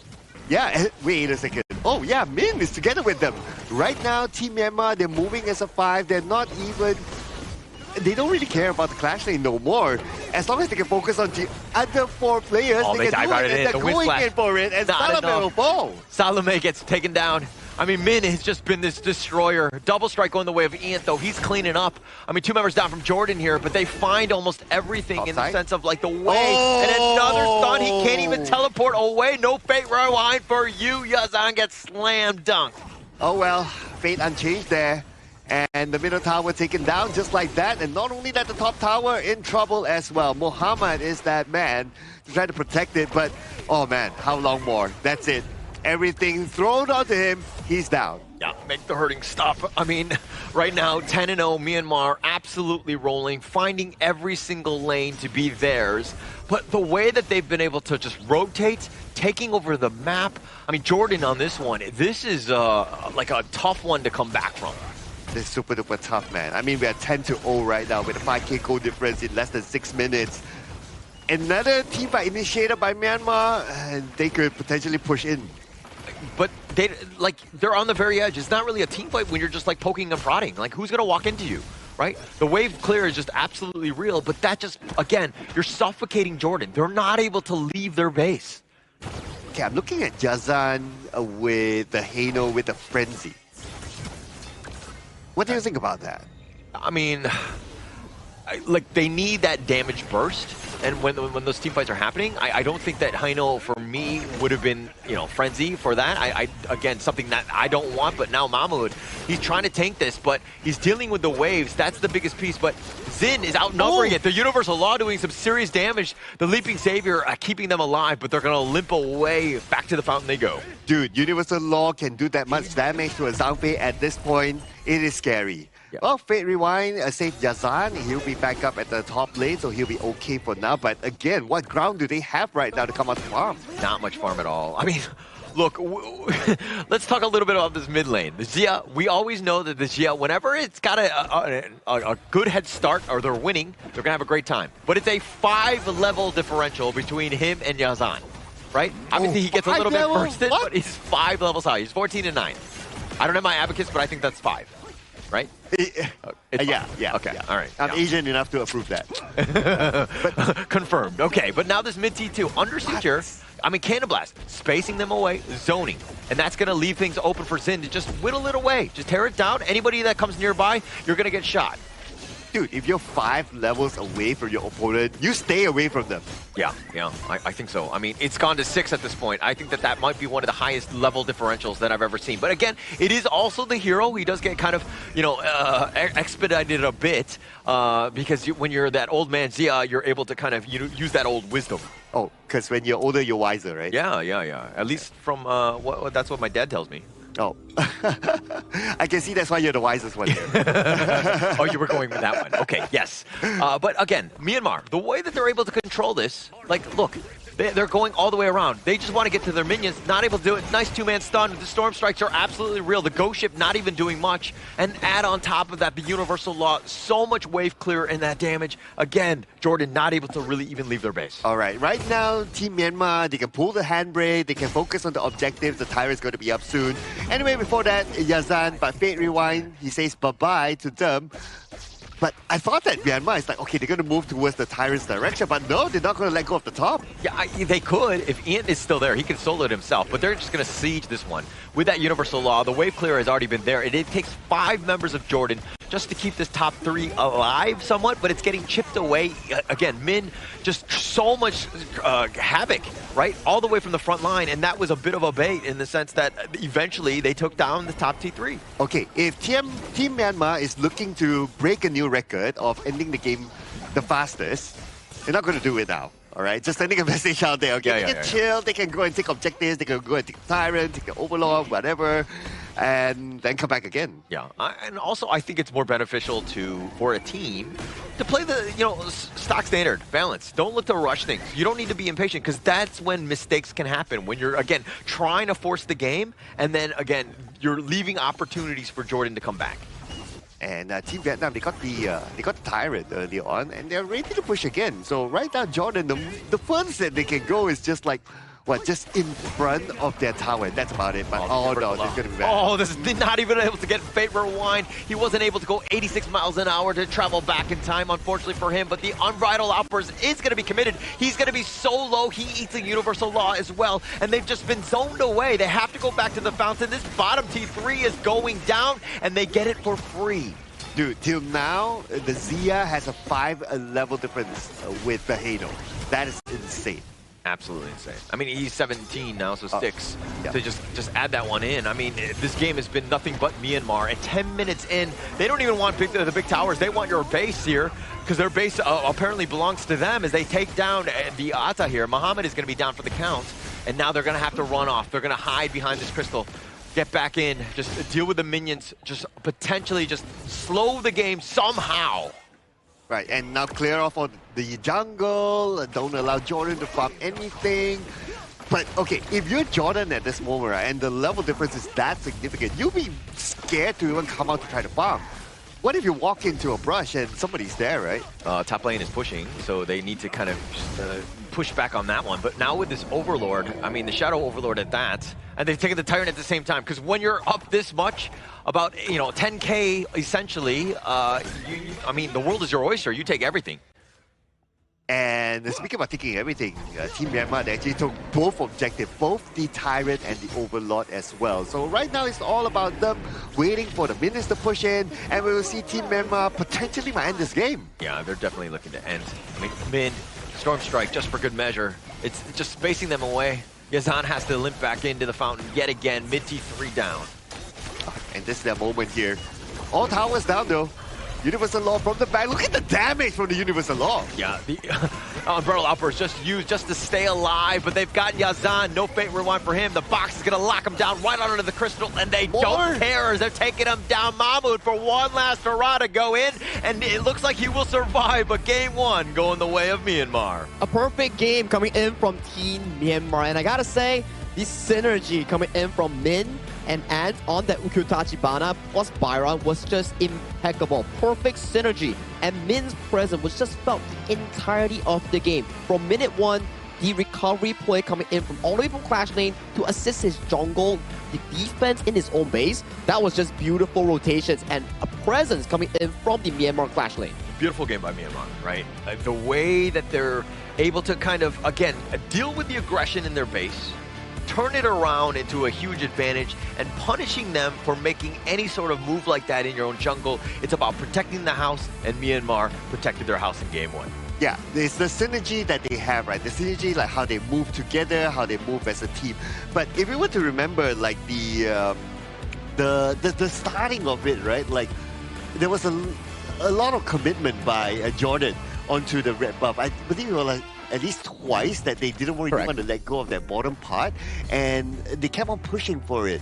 And while they were doing that, they weren't aware of their surroundings. I think you make sense, right? And that was evident in the game itself, because the first one was Min, he rotated down and he managed to secure the buff and the first strike coming in for Team Myanmar. The second one, when they revisited coming in from Team Jordan, they got sandwiched coming in by Team Myanmar's flanks in the jungle. And before 4 minutes, you kind of have a damage reduction coming in if you're in the enemy jungle by 15%. So having combat when you're in enemy territory is not the most ideal coming in from Jordan. I get the idea is like, hey, we know for a fact that Ukko Tachibana wants to invade early and take away the buffs from your own jungle. But when you do it against the enemy without pushing lanes or early power, you kind of get bitten back by your own approach. Yeah, it was a little bit of greed, right? They tried to try to steal the cookie from the cookie jar. They got their hand snapped, and they tried to go back for it on the second one. Also got their hand snapped, right? But you have to, again, try to keep going for those cookies, right? I think that at the end of the day, you need to try, again, playing, as opposed to playing like a very passive game where you're just essentially just losing. Yeah, I think this is something that we always talk about, right? Like, we always like to see like teams just playing aggressively, trying to do those jungle invades, trying to put pressure onto your opponent, right? And credit to Jordan, actually they did a lot of that. Yeah, they did a lot of proactive plays, but proactive plays have to be strategically planned as well and communicated, because when you're going for an invade, it's not only a jungle versus jungle scenario, it involves all 3 lanes simultaneously reacting to the play coming in from the jungle's decision. Because you can see, okay, and went for the invade, you can see the mid lane being pushed extremely fast so they can assist the Ukko Tachibana in taking away the enemy's red buff. When it comes to Mahmud trying to invade, they're already slow because Min was already there assisting the team in trying to defend against this invade, and Jordan's plan got decimated in this case. Yeah, but it was like the support and the play of Myanmar, where everybody's, you rightly pointed out Min and Ant, both of those guys, when they're together, they're on the same page, they're making, doing damage together, but the rest of the squad, the way that they're able to support, I mean, 10 assists off of Zin, you got 12 off of Sai H, I mean, everybody's literally just contributing to this kill factor, and yeah, Ant or Min will probably be MVP on this one, but it was a team effort all around. I would say Min though, if it was me to pick one MVP, right? Just because of how he actively rotated from the top to join his teammates at some point. But looking at some of these stats here, so a lot of damage by Sai. Okay, I think that's kind of expected because his universal law is on point all the time, and Zin follow up from there as well. So just adding on to the damage from these two, it's a lot. Yeah, that's a cumulative of 200,000 damage coming in from both Sai P and also Zin H coming in from Myanmar's mid and farm lane. But I would like to give more attention towards Min and Ant, because the game, yes, damage is always a great number because it contributes to takedowns and elimination and powers coming in for a team, but the presence of this clash jungle duo is just so remarkable that it pushed the team to a greater height. And you can say it's a team collaborative effort, but you definitely need some standout players to actually be able to push these strategies going on in getting these leads. And it comes back to the draft here. If you're looking at Jordan, you have the Ata and the Dune, kind of both similar in playstyle and what they want to do, of just like dictating the map, being tanky, having stuns and all that. But you really need some sort of damage. You need some way to kind of, again, like it's very tough to deal with a Byron in and of itself, but to have somebody who can burn through those shields, that's probably the best case scenario for you. To be fair, the Hano can stack up the damage, right? Correct. True. But the playstyle of the Hano is that, okay, he played split push most of the time earlier on, but maybe that playstyle also came together with like, okay guys, we know we can't win team fights anymore. So that's why he's like, okay, he's probably the best person to do the split push because he can still fade rewind behind. But that also comes back to the same formula like what you mentioned, right? If he's not with the team, then the damage output will not be enough. Yeah, that perfectly makes sense, right? And if you do split push as a Hano, right, who's realistically going to be clearing waves in the base? Because that's your primary wave clear away the split push in the opposing side, which caused like the front four that's already losing have like lesser reach and range to realistically clear out the minion waves that's crashing into those high grounds. So how would you do things differently if you're Jordan, understanding what we just saw, and let's go like run it back, right? All of the different heroes are selected again. I mean, and we'll see some of the action that was like Jordan trying to be aggressive, but like how would you have pivoted? Like what would you change as a coach here? I think definitely, right, in these sort of approach in the early game, it's best to just accept the loss because you have to compare the 3v3 early game like the roam jungle mid from the side of Myanmar provides more crowd control, more damage compared to Jordan's mid, roam, and farm. Because in a sense where you have these sort of heroes, Zhang Fei, yeah, he's pretty reliable, but you don't get the crowd control like a Mo Zi, the third auto attack, the stuns coming in from the early game to realistically combo with your team. So sometimes it's not only about jungle versus jungle, mid versus mid, it's about the trio versus trio. What is your trio strength that allows you to fight early in these examples?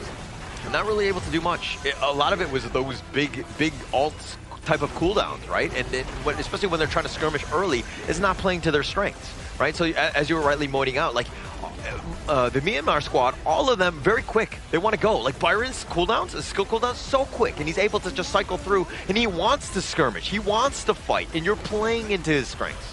Yeah, don't even keep strengths, right? I was thinking like, or should they play it like, okay, let's all get our level 4s first. Yeah. Like just get our level 4s and then we start to do the jungle invasion. Rather than you're level 1, level 2, and then you start to all in jungle invade. Yeah, it makes a lot of sense. You're playing towards your power spike, which allows your team to realistically play towards those team fights here. And you know who was that standout that we keep mentioning?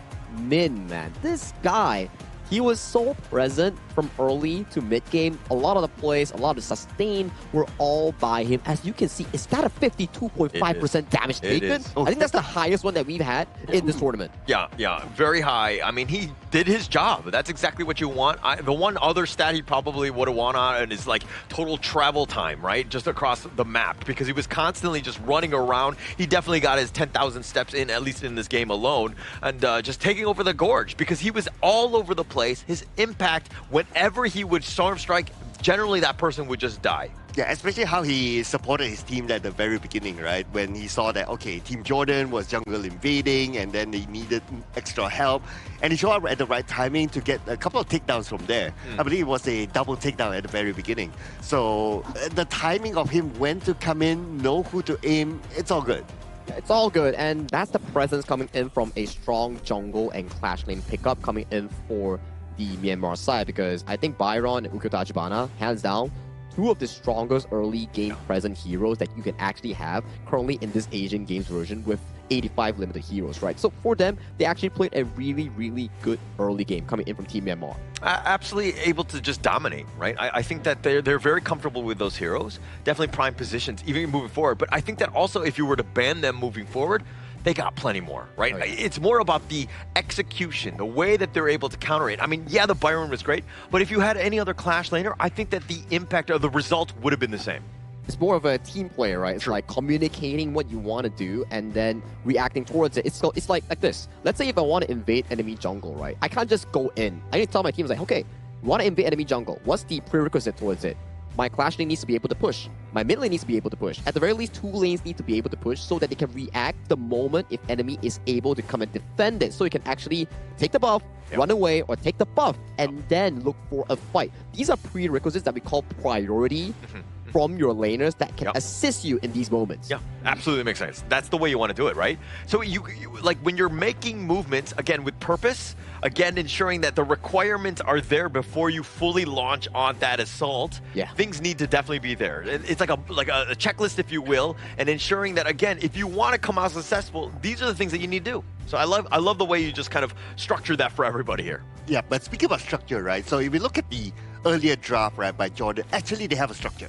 Correct. So the structure is like, okay, let's have 3 frontliners and then we protect the back line and they will come up with the DPS later on. Correct. And the Alta even brought Teleport, right? And talking about these sort of things, right? You can be wondering, like, hey, where the player stays? Where is this event being held at? It's our official venue partner sponsoring our hotel here, Petaling Jaya Marriott Hotel here. If you're looking for a good stay, if you're looking for a good time, do drop by to this hotel because it has been a fantastic stay thus far.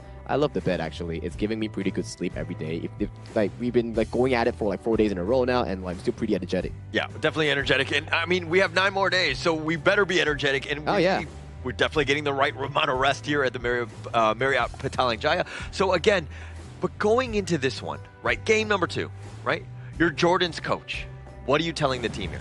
I would say stick to what they believe in, right? Correct. If they believe in like this strat of like, okay, let's play protect the back line. Okay. Let's play like 3 tanks in front. That's fine. Like stick to it. Maybe adjust a little bit. Like okay, in order for you to protect the back line, you yourself need to be tanky enough in some point. So just play a little bit safer at the very beginning. Don't go too over aggressively. Once you're level 4, maybe by the time the first Tyrant, that's where you start to get gathered together and play that strat that they probably had in mind. Yeah, I think it makes full sense. Like where you want to have something to be playing for, like a objective, right? Let's say I'm drafting an early game composition like Myanmar. We go for invades, we go for early game skirmishes here. When you're drafting something like a mid to late game, like a Halo, for example, coming in from Jordan, you kind of want to slow down the game pace and then scale towards those big item spikes and fight around potentially the 4-minute Tyrant, 10-minute Shadow objectives. Those are better ways of structuring your team fights, like what Holland mentioned just now. Definitely makes sense. And I think that going in, it goes back to the draft. If you want to invade, you got to change that. That was not the draft team composition that you're looking for to do what you wanted. Again, if they went early, it would have changed things up. But it looks like now Myanmar on the blue side, they're going to be picking first here. Do they just go back to the well and pick up the Ukyo? No. Ooh, I like this pick here coming in on the Guan Yu here because specifically speaking, right, this Guan Yu forbids Jordan from instantly locking down that channel pick that they will be going for in irregular circumstances here. But if you lock in a Guan Yu here, there's a lot of counters on the red side. For example, the Ata and like mid lane crowd control or jungle crowd control that can realistically stop this horse from rampaging across the gorge. Okay, that's a good setup there with the Guan Yu pick. Chano picked up, that's cool. The fact that they banned out the Arlie, right? I was kind of thinking that, okay, if they want to pick the Chano, do they really need to ban out the Arlie? Because we did talk about it being like a Chano being an Arlie counter, but okay, that's fine. But looking at the next pick, it looks like we're going to get the Lapu Lapu. So this will definitely be a strong frontliner. So I can imagine like this, right? So Lapu Lapu is going to set things up, and then you get the Razor Cavalry coming in from the back with the Guan Yu. So they can play like you try to sandwich your opponent, try to group them up together. Yeah, if they are grouped up and no one is checking out the positioning coming in from the side of the Clash Lane Min or the side of Sai H on that Lapu Lapu, this could be really destructive coming in for Jordan's lineup because so far, the first 3 picks coming in from Jordan, unreliable crowd control that isn't able to stop the charge bar coming in for that Guan Yu here. So this is going to be a rather difficult team fight scenario coming in from Jordan. They need a form of frontline, and frontliners are being burned down extremely quick coming in from Myanmar's ban. And also, I mean, this is Angela. It could be shepherded away. The Razor Cavalry could be a potential push for that. So like a very immobile mid. Obviously, you're looking at burning, again, the Guan Yu and the Lapu Lapu. Both very tanky. You need some sort of damage dealer with the Chano, but they're really lacking that, that meat shield to, again, keep these backliners, and they're all backliners, safe. And Jordan, this time, at least from the first 3 picks, they don't have a strong frontliner yet. So they're looking like they're doing a very different approach this time. But with the fact that they already have a Chano, and especially, okay, they have an Angela as well, right? So you need a really strong frontliner too. But it looks like they're going to pick up the Musashi. So the Clash lane needs to be somebody who is able to engage and start fights. Well, that's the problem here. Coming in towards the second ban phase, you can see Myanmar already removing a lot of these Clash lane picks. For example, the Bai Chi, the Ata, and for some reason, Jordan still banned away the Byron and also the Dharma, knowing for a fact that Myanmar has already selected the Guan Yu here. So this is a bit, I would say, removing your own hero pool and limiting the Clash lane coming in for side of Mohammed. So I'm a bit worried on what exact hero that they can actually pick. But Myanmar doubling down on the jungle carry here. Min and Ant locking in that Princess Frost and also that Kong Ming here. I think this is one of our first Kong Mings in this tournament. Yeah, we haven't seen Kong Min at all. I mean, it's going to do a lot of burst damage, and if you're looking at a lot of those squishy guys on the backside, you have a lot of good targets. So this is a great pickup. We know that Saipi is going to be having... Oh, sorry, not Saipi. It's going to be a jungle one. It looks like Ant. He's able to play those highly mechanical, skilled heroes, and having this Kong Min, this burst, could do some serious damage. Honestly, I felt that Dharma would have been good for Jordan. But looks like they're going to go for the Liu Bang instead. Okay, so Musashi goes in with the to the depth, and then Liu Bang comes in as well with the Battlefield Command to follow up. Perhaps that's what they're thinking. That's how they're going to engage in fights. It's all or nothing coming in for the side of Jordan, right? A lot of damage. It's like you are utilizing attack as your best defense. So you're going in with all you got, and if it doesn't work out, we try again next time. But for this exact draft here, it's gonna be really difficult for Jordan if they miss out that one engage. They don't really have practical crowd control to actually stop Min on this Guan Yu, and you can't allow Ant to actually snowball in the early game on this Kong Ming. Very money, gold heavy, resource heavy Kong Ming picture on the jungle. So we have to see how Jordan limits this Kong Ming pick coming in from the get-go. Yeah, and I think you rightly pointed out, Saki, that Ian and Mahmoud, both of these guys in the jungle, who gets the advantage?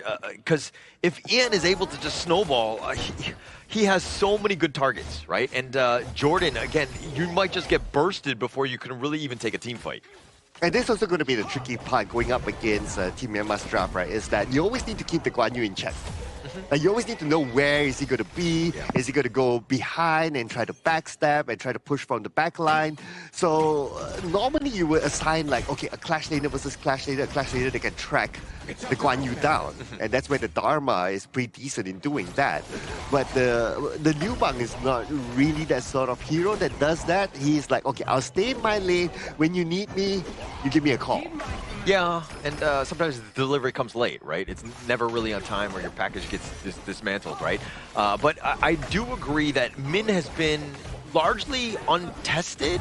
The vision game, even from game one, where he was literally able to just parade around wherever he wanted and almost done without any sort of alertness or any sentries from Jordan to kind of spot him out. It seemed like he was, again, just having his own way with this. Okay, so if we were to look at team fight winning potential, it does feel like a Team Myanmar, right? But I'm trying to think like, okay, Jordan, what would be their win potential here? I would say that if Mohammad is able to push and only comes to his teammates when needed with the Battlefield Command, then he could be the split push guy that could be really annoying to Team Myanmar. 100%. Lock him down in that Clash lane. He's already there. I mean, he's got Battlefield Command, so he can jump into a team fight at a moment's notice. But you do not want to be going in as much as possible because you know Min, his sole job as the Guan Yu is to get into team fights. Use that Razor Cavalry, get that push back so that you can take over the team fight. But at the same way, you know that you want to keep him locked down. You got to constantly push in the top lane as Mohammed. So technically, that means Min will always be like, okay, I want to try to find an opportunity to be with my team. Yeah. That means he will leave his lane. Yeah. And when he leaves his lane, that's where Mohammad can take advantage of it. Yes. So, okay, this is pretty much the chess match where Min, again, as you rightly pointed out, he's looking for those team fights, but he needs to do it smartly. He needs to do it when the 4-minute tyrant is up. Like, basically, you're fighting for an objective, right? And to do that, the timing for him needs to be crystal clear. Mohammad, again, needs to make things uncomfortable. Right now, he's playing a more passive game. But to answer your question, how can Jordan really win this? It's got to be on the backs of Mahmoud. He needs to ensure that he gets that farm because if he jumps on top of any of those backliners, he has to be able to burn them down. Okay, he has to do it quick, right? Yeah, I'm looking at, okay, potentially if he can target on the Xin. Probably Sai first, because Sai is able to come up with those CCs, right? So you don't want to be like engaging and caught in a CC. So that could be his first target when it comes to a potential team fight. Or pick up even. Yeah. Actually, if you're looking at Sai H and Sai P, both of them are going to be doing the same thing. Set everyone else up, right? And then get the stun locks after Min potentially goes in with that Razor Cavalry. You've got the Frigid Prison, you got the cannon, the Raging Sea, sorry. Just like that wombo combo on top. It's going to be the big one, right? The Tyrant's going to be up. And both sides seems to be ready for it. It kind of feels like it could go anyone's game. Still close. I mean, it's just a slight advantage for Myanmar. Oh, the Blazing Brilliance is doing some work. close. Ian, though, getting a little bit low. The duel of death with the Battlefield command. He says, hello, let's go. As they've got the double strike. Muhammad making the nice rotation, and they find Min. They're going to slow him down with that box. They've gotten 3 members. That was a great team fight by Jordan. And this is what we're talking about, right? Find the right target at the back, and when you need Muhammad, give him a call. He comes in with a Battlefield command to give extra weight in that team fight. And we're gonna look back again at this replay, right? It started off from that Blazing Brilliance, just burning down the health of Int. And the moment that his health is down, Mahmoud goes in with a duel to the death, gets that takedown, and the follow-up happens from there. So again, team synchronization when it comes to like moving in, it's a team understanding who to go in first, who to follow up next. Jordan has it. Yeah, definitely has it. I mean, when you have that duel to death. So Myanmar on the other side, it's like, okay, the burst, they're squishy. This is scary. Ian is going to be target number 1. Zin is definitely high on that list as well. But you take them out of this, and then now you're playing your game, right? But the burst, again, it really comes back to the stun lock from Myanmar. Are they able to keep him alive? Ian got dove under the tower. He was already too low from that Blazing Brilliance. And Sai, even with the Raging Sea, probably not enough to keep him alive. And on top of that, Jordan even got the Tyrant as well. So that's a big bonus for them. Okay, now it's about a consistency, right? They're changing their focus now onto the top lane.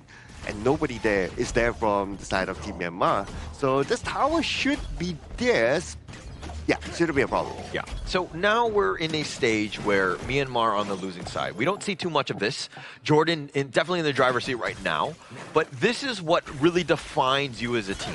When you're losing, what do? How do you step up? How do you get back in this game? What sort of team composition do you have at the end of the day? Because now you're being tested.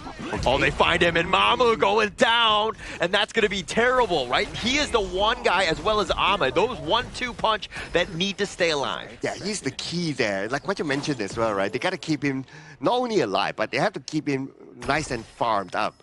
Because he's going to be the one that, okay, I'm going to go and engage in. The secondary engager could be Salaman.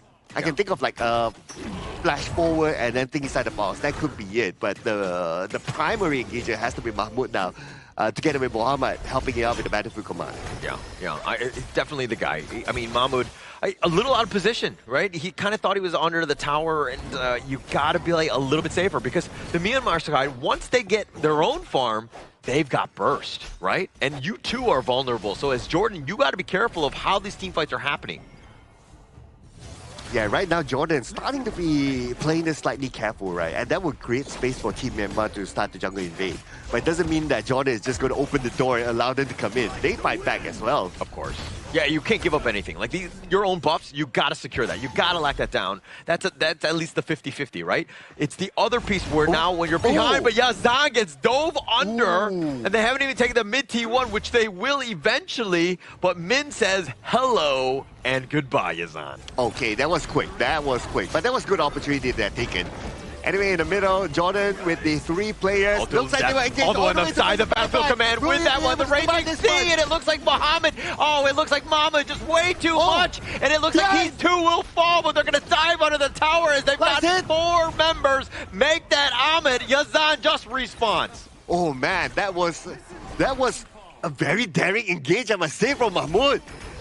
Yeah. Like, okay, when he went in with the duel to the death, it almost feels like, okay, the other teammates were they ready for it, but oh, wait a second, that ace came toward the end. Yeah, the winning strategy on this one was with the snipe out on this one, and now Myanmar starting to find it. That was the potential burst. Now they're up about 5K. Oh man, I really want to see the replay again for when Mahmoud engaged, right? Like, okay, when he was engaging, his other teammates, were they kind of following up or not? Yeah, and now it looks like Myanmar continuing to farm. This is still, this is their game. Myanmar, the way that they're able to kind of get that burst on, I think that you still got to respect it. Like, Jordan getting caught out, Mahmoud cannot be taken down like this. Going duel to death. I mean, yeah, you have the Battlefield command, but it's really not enough, especially when it's like a 2 versus 4. Yeah. Okay, but probably we'll see that later in the highlights to break it down, right? But right now, after that win, that opened up the door for more opportunities for Myanmar. Yeah, opening it up. I mean, taking the top T2, They're going to tear that one down. Now they're looking to potentially go for this T3. They're going to siege the high ground already. Yep, they're just waiting for the opportunity to get in right now. Okay, now the minions have arrived, but Jordan, they can still clear it with the Blazing Brilliance, so it should still give them another lifeline. Yep, another one on this one. It looks like Min is just going to just skedaddle on out of there. They're all going to be backing off. The bottom lane is pushing, right? Mohammed has done a great job of this, and they just put pressure on the bottom T3, and it looks like Myanmar were like, oh, wait, we do have some leaky holes in our boat, so to speak. Oh, okay, he went the other way, though. I'm not sure if he can escape this one. Okay, one more push. Okay, that's it. Yeah, but a good attempt though by Mohammed because he knows that whatever it is, he has the battlefield command to come back. But he didn't use it. Okay, interesting there. Interesting move, Cotton. Let's see how this one plays out. He didn't have the battlefield command. No, but why did he not get on out of there? He was stuck in the base, right? He should have teleported on out. That's how it works, right? Anyways, let's just go on. The Shadow Tyrant is now going to be started by Myanmar. This is looking to go all their way. I mean, you would only have 4 members. Mohammed was the guy to help with that support in the shields to keep Mahmoud up. Not going to be possible in this one. And now with Mohammed back up, no battlefield command ready. Oh, now it is. Okay, yeah. So when that happened, unfortunately, he didn't have it. Oh, okay. Yeah, that's why. But he was just pushing the bottom. Like, when did he use it? Okay. Anyways, maybe he canceled it, trying to shield somebody, and then just stuck around and found out, essentially. Yeah, but anyway, right now, Team Myanmar, they're going to take advantage of the situation. They're going to push onto the top. And for Team Jordan, okay, they need Mahmoud here to kind of start the engagement. Yeah, and now, look at this side. Mohammed still continue to split push, and he's going to walk into Min, just walking by, dealing with these minions. Like, you're just watching them. They're, like, incredibly scary. Everybody can jump on top of you and just take you out. And Mohammed is not in the position that, okay, he can come in from behind and do a backstab, that sort of thing. Right now, all he can do is just try to cut the wave and battlefield command back when needed. Yep, and now Ahmed just trying to stay alive. Salamat getting a little bit low. The Raging Sea had been committed. The Razor Cavalry on the back. All the heroic charges hurting them in. The double strike thus far, and they will take the triple strike, but Myanmar will take game number 2. Early game was looking a bit hopeful coming in from Jordan, but once the firepower coming in from Ant started to realize the Kongming was just unstoppable with those finishing blows here. And finally, with the nail in the coffin, we do see Min on that Guan Yu with that really good Razor Cavalry coming in to save the day. But Jordan, you gotta give him props. We saw signs of excellence when they used Mahmoud to split push on that Liu Bang to find a bit of success, but unfortunately, when he tried to use the ultimate to run away, it unfortunately got cancelled. Yeah, okay, so that's what it was. But still, I mean, we knew Myanmar were going to be strong, right? The way that the team had been playing, I mean, this one was a little bit tougher for them. I mean, at least there was a little bit of push in that bottom lane, but unfortunately for Jordan, they're going to be down 0-2 in their group. Well, I do like how the Liu Bang play, right? It's like, okay, he knows that what the winning condition is, right?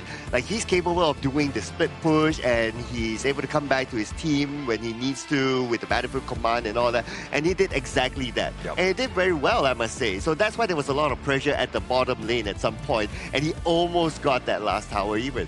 Yeah, I think if he got that last tower and tried to stall the game even further into a Overlord or Tyrant approach or even Tempest Dragon, then maybe the split push approach actually would benefit them in the long run. But this also requires 4 other players coming in from Jordan's team to be able to sustain the strong engage capabilities coming in from the Guan Yu that we mentioned during the drafting phase. Because if we look over to the Jordan's composition, it's all in or nothing. If you don't get the pickoff, if you don't get the perfect team fight, the re-engage comes in from the side of Myanmar. It's really difficult for them to survive a full long-on team fight. Yeah, Myanmar's lineup had better team fight. Right? So Jordan, if anything, the idea was there for the split push, but maybe you avoid them altogether. Not easy to do when you're behind. So you got to find space in maybe the outside lanes. Not if you're pushing bottom, eventually you need to go to top or whatever it is, but you need to find something else because again, you can't really fight into that. Yeah, and the Guan Yu as well. The Guan Yu was difficult to control because they didn't really have anybody to face check the Guan Yu. Like, if the Liu Bang was stuck at his own lane, trying to do his own pushes, so you don't really know where the Guan Yu is. Yeah, because there's no real front line on the front end coming in for the side of Team Jordan to spot out the Guan Yu that we already talked about. And you can see the crowd control coming in from Jordan. is not really sufficient to stop Min on that horse. Once Min charges to the backline, it's pretty simple to just break through the entire formation that you need on Ahmad to actually play in a proper team fight. Hence, we can see 3, 2, and 5 coming in from Min's Guan Yu, and a 109 KDA coming in from the Lapu. The double engage, setting up the firepower of the remaining members of Myanmar. I love it how Ian played that one, because he gave up the first strike, and then he was like, okay, that one's on me. I'm not going to make any mistakes from here on out. He went 6, 1, and 4 basically after that, right? So he like turned it up, understood that, hey, I'm still going to carry my team. I'm just going to shake that one off. Mistakes are mistakes, and I've moved on. And this is why Myanmar are fighting their stride, and they're scary because, again, the way that they're able to be so resilient.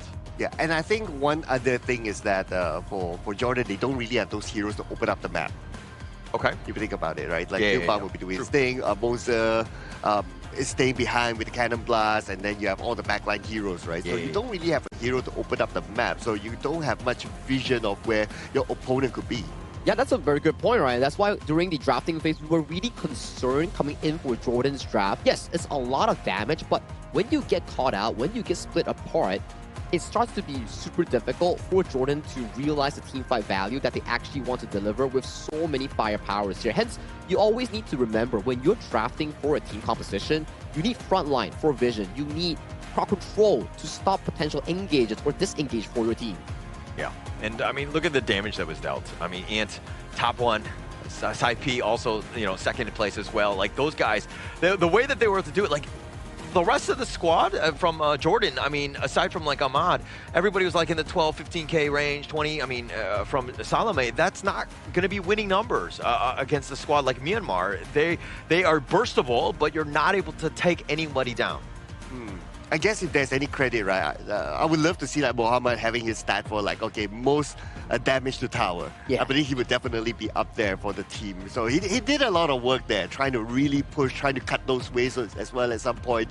But the team's been pushed back and back and back and back, and at some point it's like it was difficult for him as well. Yeah, super difficult, right? Like the team fights just didn't go in the way of Jordan. They wanted to go for isolations, they wanted to go for like quick kills, but in the end, it was a rather difficult approach coming in for Team Jordan. As you can see in this goal chart, there were signs of excellence coming in for Jordan in the early game where they found those 3 takedowns in the jungle coming in from Myanmar. But ever since then, Myanmar is like what Holler said. They activated their neurons and then they were like, okay, let's lock in, let's slow down the game pace, and then let's play it towards our own tempo here. Don't allow Jordan to stop our game plan. They kept farming, they allowed Ant to go for those item power spikes, and then when Ant had power spikes, they started to engage, they started the retaliation and forced the goalie into a 7K comfort at only 11 minutes. Yeah, but they definitely got better. I think game 2 versus game 1, Jordan stepping up, finding ways to just get back into this one. There were definitely some decent dual deaths,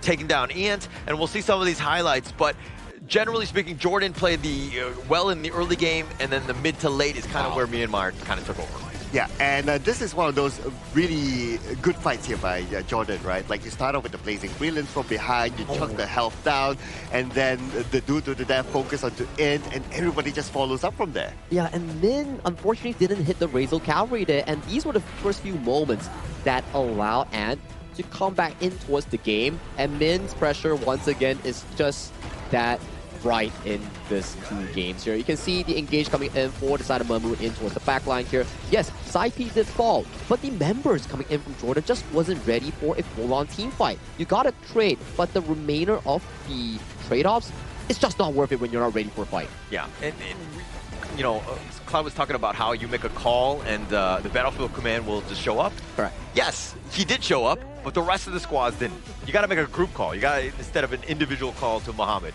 Seems like doesn't have the ultimate gear as well, right? I don't see the button being light up. Probably he used it prior to the fight. Yeah. And when he respawned in this final fight, it's already too late.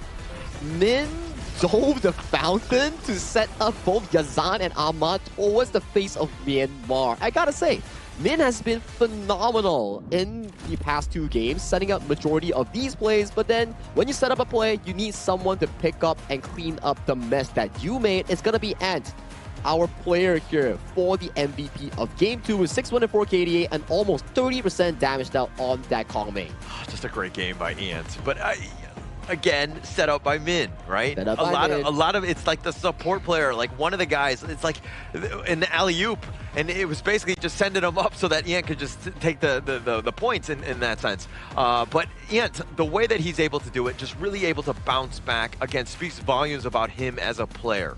Yeah, and he knows who to target as well. True. So that is what I really like about his gameplay. But overall, what I can say is that this is definitely a team gameplay. Correct. You have the Guan Yu to set things up, and then you have the follow-up from there. You have the CC that comes in. So overall, this is good team effort. Yeah, it's a collaborative win coming in for the side of Myanmar. We always love to see gameplay that is unified. Unified as in like you are playing as a team, you're contributing to every single piece to allow that victory, because we talk about it, right? Planning from draft. How do you want to play the 1v1 matchup? How do you react when you're being pressured? How do you play the weak side? How do you play the strong side? Are we invading? Are we getting invaded? All these must be planned from start to finish here. So for Myanmar, they definitely have a stronger perspective on this topic compared to Jordan, at the very least in the series. You ask all these questions, and I'm just thinking, like, how do I get eliminations, man? Like, how do I, you know what I mean? Obviously, those are good things, and that's why you're a much better player than I am, because you're asking the right questions, as opposed to myself, where I'm just, like, so tunnel visioned into getting those eliminations. Yeah, but then again, we are not going to tunnel vision here on the desk, okay? I believe our interview is going to be ready. Yeah, let's drop it over to the interview and send it over to Mara to lead the interview so we can find out who will be interviewing coming in from the Myanmar team.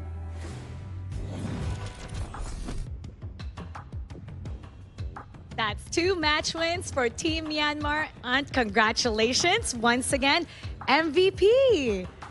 Now for both games, game 1 and game 2, you guys were so clean, so precise. You are first to the objectives. You know how to regroup. You know how to punish the opponent for their mistake. What allows Team Myanmar to be so precise with your movements in all of the matchups that you guys have had? So bro, game 1, game 2 မှာ bro အမြဲတမ်း enemy ထက်ဇလန်းတာနေ bro regroup တာတွေရောဘာတွေရောအဲ့လိုမျိုးကစားနိုင်အောင်ဘယ်ကခွင့်ပြုပေးရလဲ ကျွန်တော်တို့ပုံမှန်ဆောက်ခရင်းဆော့တဲ့အတိုင်းပဲဆော့ပြီးတော့9ယောက်လုံးတယောက်နဲ့တယောက်ယုံကြည်ဆော့ရတဲ့အတွက်ဒီတိုင်းလွယ်ကူသွားတာပေါ့ they just playing like they play on the screen, like they trust each other, and yeah, that's allowing them to do that. You know, since your first match, you've gained a lot of attention. In fact, on social media, a lot of people have been commenting and reacting, praising you for your skills. They were so impressed that at 16 years old, it's your first time to ride on a plane and doing really well. A lot of people are cheering for you. How does it feel to get this much attention, and now the rest of the world and the other regions are recognizing you? So many ဟိုနေ့ဝယ်ပြီးကြတဲ့ bro တို့ bro ပေါ့နော်အဲ comment section တွေမှာ social media တွေမှာလူတွေကအရန်ချီးကျူးနေကြရပေါ့နော် bro အားပေးနေကြတဲ့ပုံမှာ bro ဘယ်လိုခံစားရလဲ ပြောပါတယ် He said he's happy. And you should be very happy, because now your skills, your hard work is paying off. Now for those who are supporting you, who are leaving great messages just for you, recognizing all your efforts, what would you like to say to them? Bro အားပေးနေတဲ့လူတွေကိုဗာပြောချင်လဲ bro လို့အတိမတ်ပြုပြီးတော့အားပေးနေတဲ့လူတွေကိုပေါ့ အားပေးနေတဲ့လူတွေအားလုံးလည်းကျေးဇူးတင်ပါတယ်နောက်ပွဲလည်းဒီထက်ပိုကောင်းအောင်ဆောင်ပါပါ He said thank you to the people who are supporting them. He will play better on future games. And we're looking forward to that. You know, when you're this good, you should expect to gather a lot of attention and support from everyone. Once again, Aunt, congratulations. That's 2 match wins for Team Myanmar. Let's see what the casters have to say about that. We'll go back to the casters. Lead the gorge.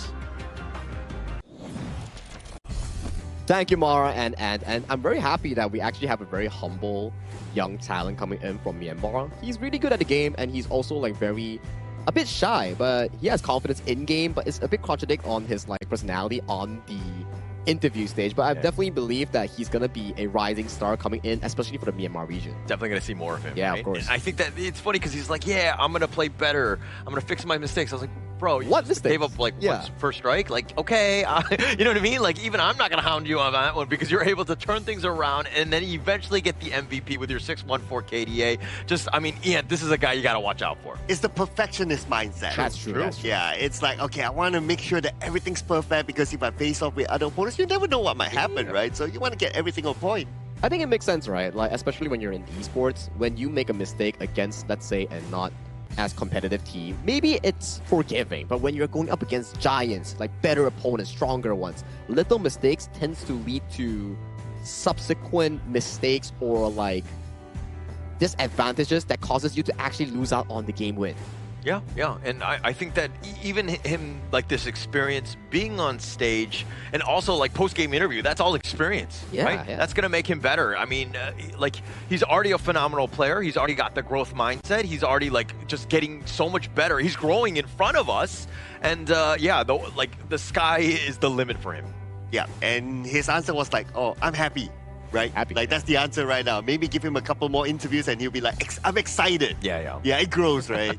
I think he doesn't need more interviews. He just need more dances with Mara. You know, like you win, you have to dance with Mara, make a video, you know, on social media. But we also need to let you know what the exact device that the pro players are actually using on stage or for practice. If you're into a decent device with very good specs and good pricing, do check out iQOO 15R, the official gaming phone coming in for the 2026 Honor of Kings esports event, knowing at the Asian Games qualifiers here for this particular tournament here. So do check out iQOO 15R.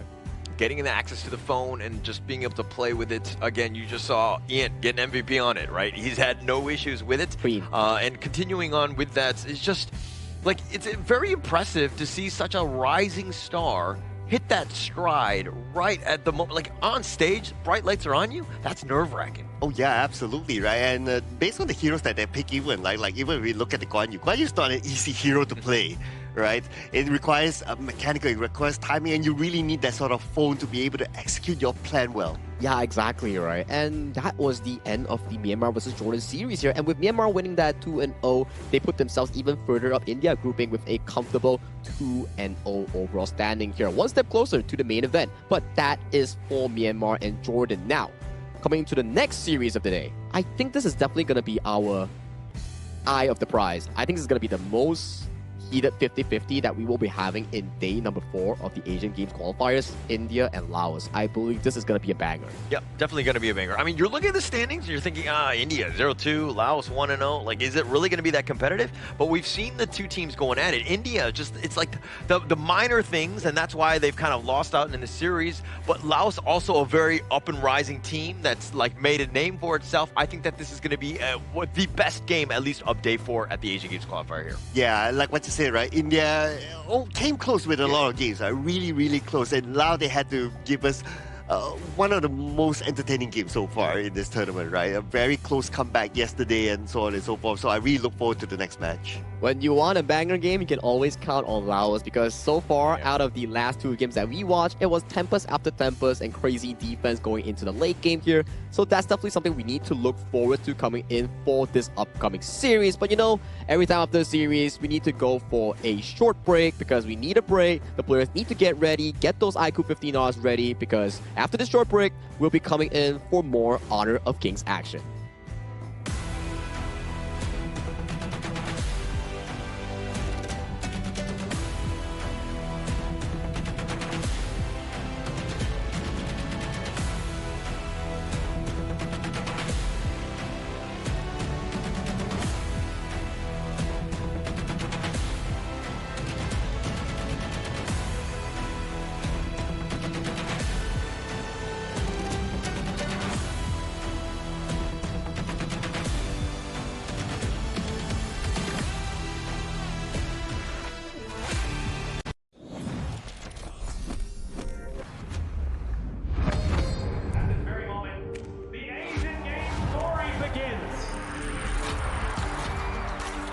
Who will be the next to shine on the Asian Games stage? Contestants fight for the honor of their regions while we cheer them on from the stands.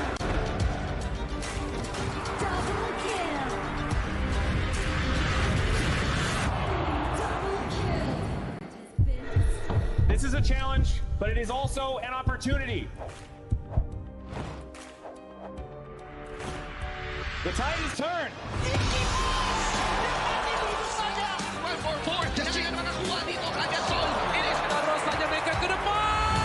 Fastness in front.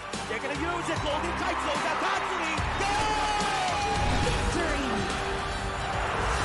And we pulled it off together. We share the same voice, the same radiance. This moment of brilliance belongs to all of us. Together, we shine.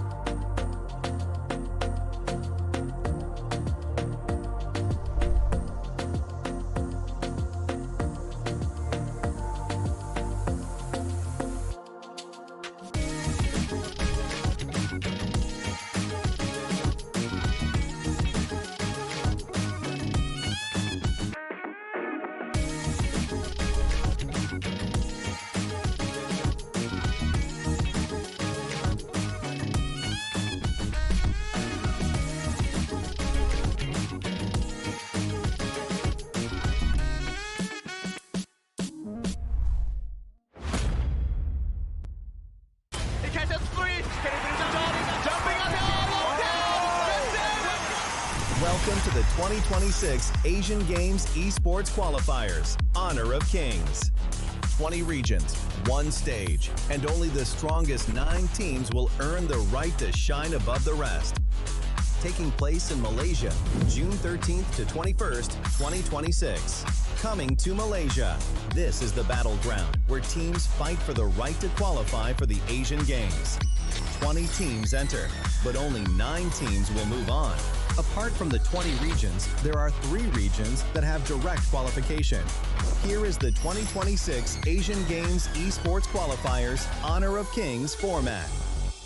First, the 20 teams will split into 4 groups of 5. In each group, every team faces every other team once in a single round robin, with every match played in a best-of-3 format. That means every match matters. Every game matters. Every single point matters. The point system is simple. Win the match, earn 1 point. Lose the match, earn none. At the end of the group stage, teams are ranked by the total points they've collected. And from there, the road begins to shine. The top 2 teams from each group qualify directly to the Asian Games main event. That gives us 8 teams advancing straight out of groups. But for those not through yet, the light isn't out. The teams that finish 3rd in each group still have 1 more shot. They move into the last chance stage. There, they battle through one final BO3 single elimination bracket until 2 teams remain. The 2 teams will then face off in a BO3 match to claim the one final qualification slot. So in total, 9 teams will make it through, 8 from the group stage and 1 through the last chance stage. That is the rule. Now it is time to see who can rise through it. From across the world, regions gather here in Malaysia. 20 teams, and only 9 will qualify. The path is set. The stakes are clear. Together, we shine. Stay tuned, and we'll see you at the stage.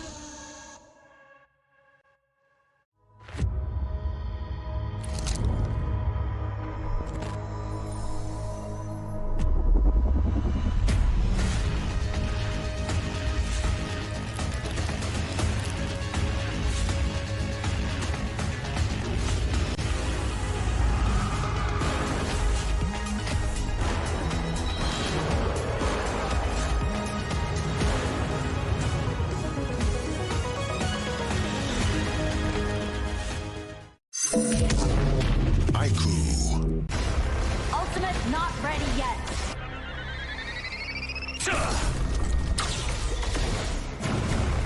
You have slain an enemy. My magic murmurs in ecstasy.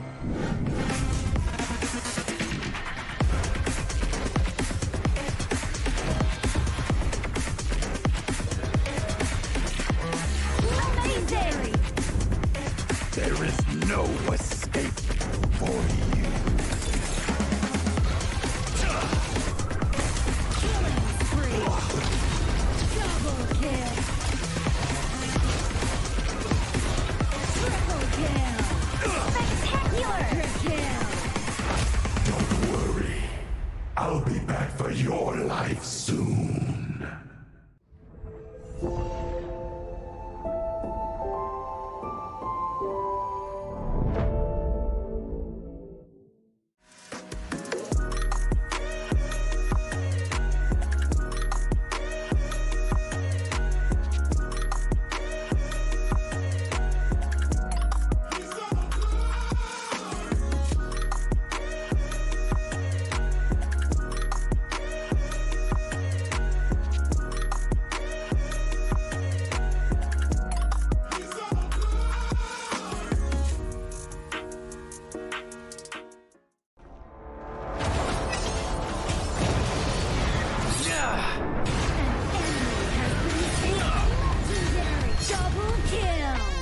Shall I compare thee to a summer's day? Don't engage. Don't crush us like insects. Defend our base. Our high ground tower under attack. Amazing! Unbelievable! Ah, the fragrance of romance. Ally has been slain. Rampage. Double kill. Triple kill. Spectacular. Pentakill. Lady Fortune is on my side.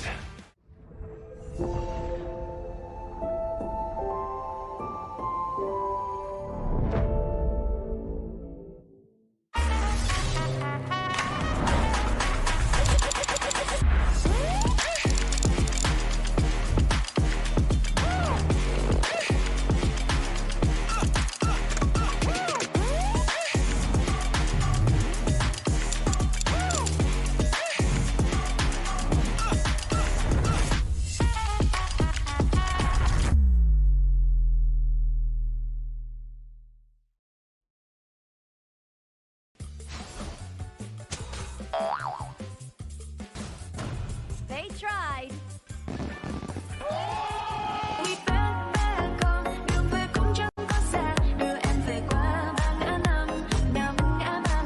The new spriteling skill, Dig It, is a passive skill, which will automatically trigger at fixed times each match, up to a maximum of 10 times. The skill grants guaranteed standard rewards like gold, XP, shield, health recovery, and more. There's also a small chance to uncover mysterious grand prize effects during the match. Dig It may also produce tradable high-value treasures. Detailed information about acquired treasures will be shown after the match ends. Each treasure has its own rarity and storage size, and obtained treasures will be automatically stored in your warehouse. If you want more high-quality treasures, make good use of the Treasure Fusion feature. You can also copy and share your code so friends can help speed things up. Treasures in your warehouse can be sold for event currency, which can be used to redeem skins, items, and other rewards on the event page. You'll even have a chance to win physical prizes like smartphones and cash. You can also spend event currency to bid on high-value rewards. The auction uses a hidden bidding system, where you can submit 2 bids for the same reward. The highest bidder wins, giving you even more ways to obtain rewards.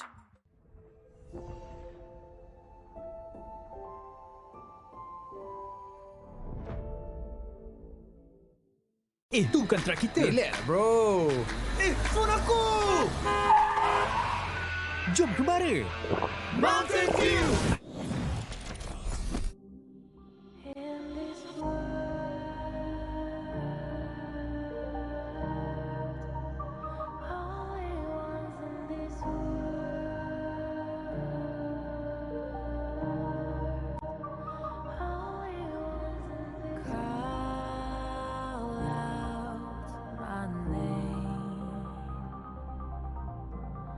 Cut through the sound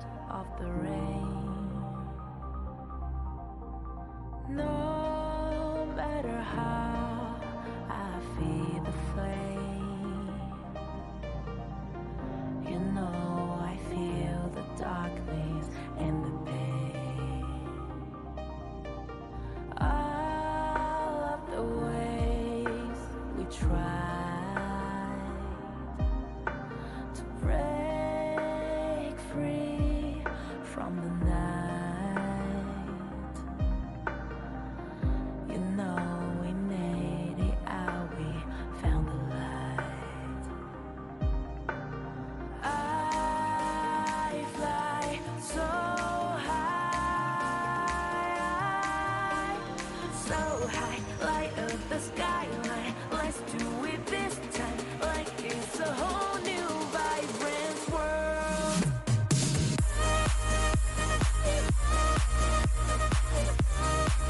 Like we're the only ones in this world.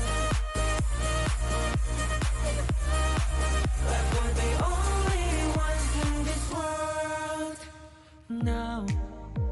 Now I see that I got everything I need. It's alright, I'm on fire, I'm alive, 'cause now I fly so high, so high, light up the skyline. Let's do it this time, like it's a whole new colorful world.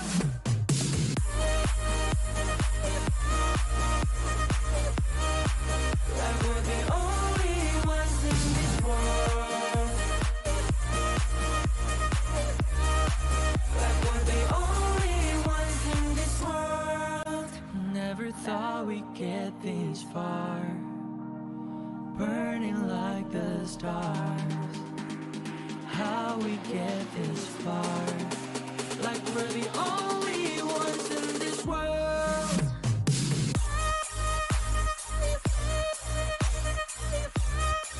Like we're the only ones in this world.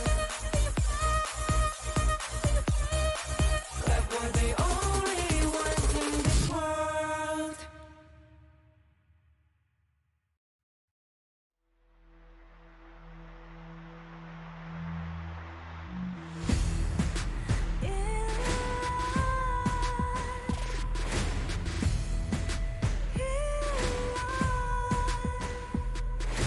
What's a life without its worth? Compromising with what hurts inside. When you let fear decide your fate, you don't choose which path to take in life. In life, I'm finally letting go of everything that still holds me. I'm against all odds, but I won't give up, 'cause it's my time to shine. Standing in the spotlight, and no one let me down. Destiny is calling high. I'm not afraid to fight for everything I love. Victory's on my side.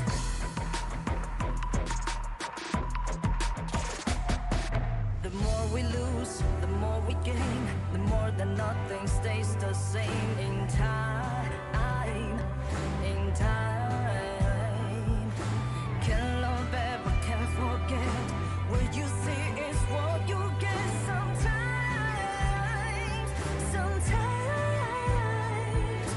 gonna show the world tonight. The light that shines inside us. We'll get stars, but we won't give up, 'cause it's our time to shine.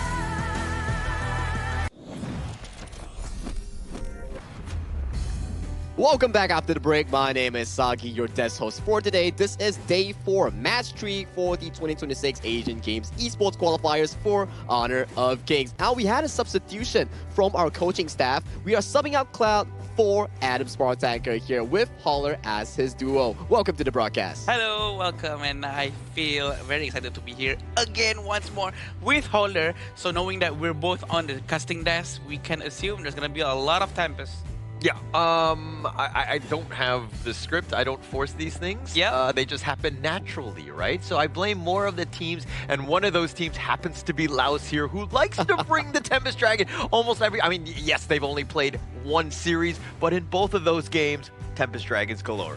Yeah, Tempest Dragon galores, and every single one of them has been absolute bangers. We had the longest game coming in from Laos yesterday, timed at 26 minutes 19 seconds here. You know, these things are definitely worth to watch because double Tempest, back-to-back Tempest games, those are the bangers that you will be on your knees for. And right now, if you're wondering when's the new hero coming to Honor of Kings official server, you need to check out June 17th. 4 new heroes, 3 from AOV, will come over to the side of Honor of Kings with Davara, the new hero, and 3 of the Lorien, Annette, and Florentino will be joining us just 2 more days. So log into your game and make sure you play it out. I'm excited for Florentino, especially.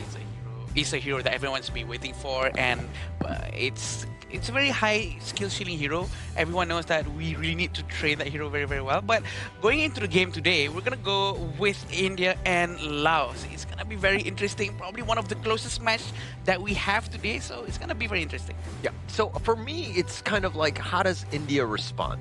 Right? Yeah. You saw that Laos had a lot of momentum. I mean, this last series of the day yesterday, and that took a lot of energy to play 2 back-to-back games where, you know, again, Tempest Dragons galore. But this is the moment where you're like, okay, India, now, how do they respond? Because this is must win. They lose this one, they're pretty much essentially out of the Asia Games. Yeah, you can't really start the group with a 0-3 record. If you're India, you want to at least be able to recover some wins in your specific group itself, 1-2, and so you still save that chance going into the last chance stage. At the very least, you still have a shot going into the main event. But if you lose this as India, I have bad news for you, buddy. Yeah. This is gonna be the most important day. Day 4 is when everything starts to get a little bit more saturated. And the fact that we can see some of the teams will be confirmed sort of not to be able to go to the main event, and I'm pretty sure they're gonna be going all out to try their best to be able to represent their region as best as they can. This is why today is something that everyone has to be watching. Yeah. That's why eyes are on the stage right now as we introduce both teams coming into the match 3 of the day. We will welcome India and Laos to take the stage with this teaser video. Let's get to it.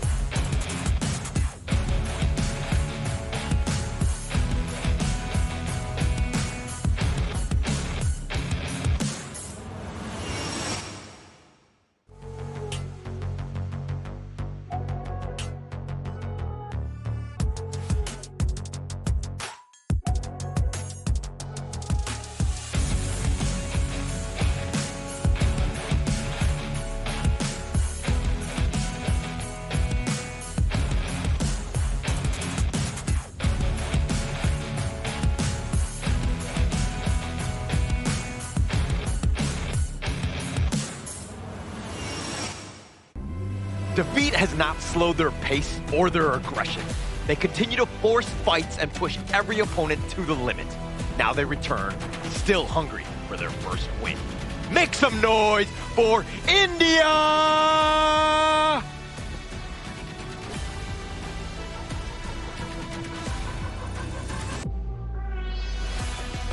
They made their statement and they are not done yet.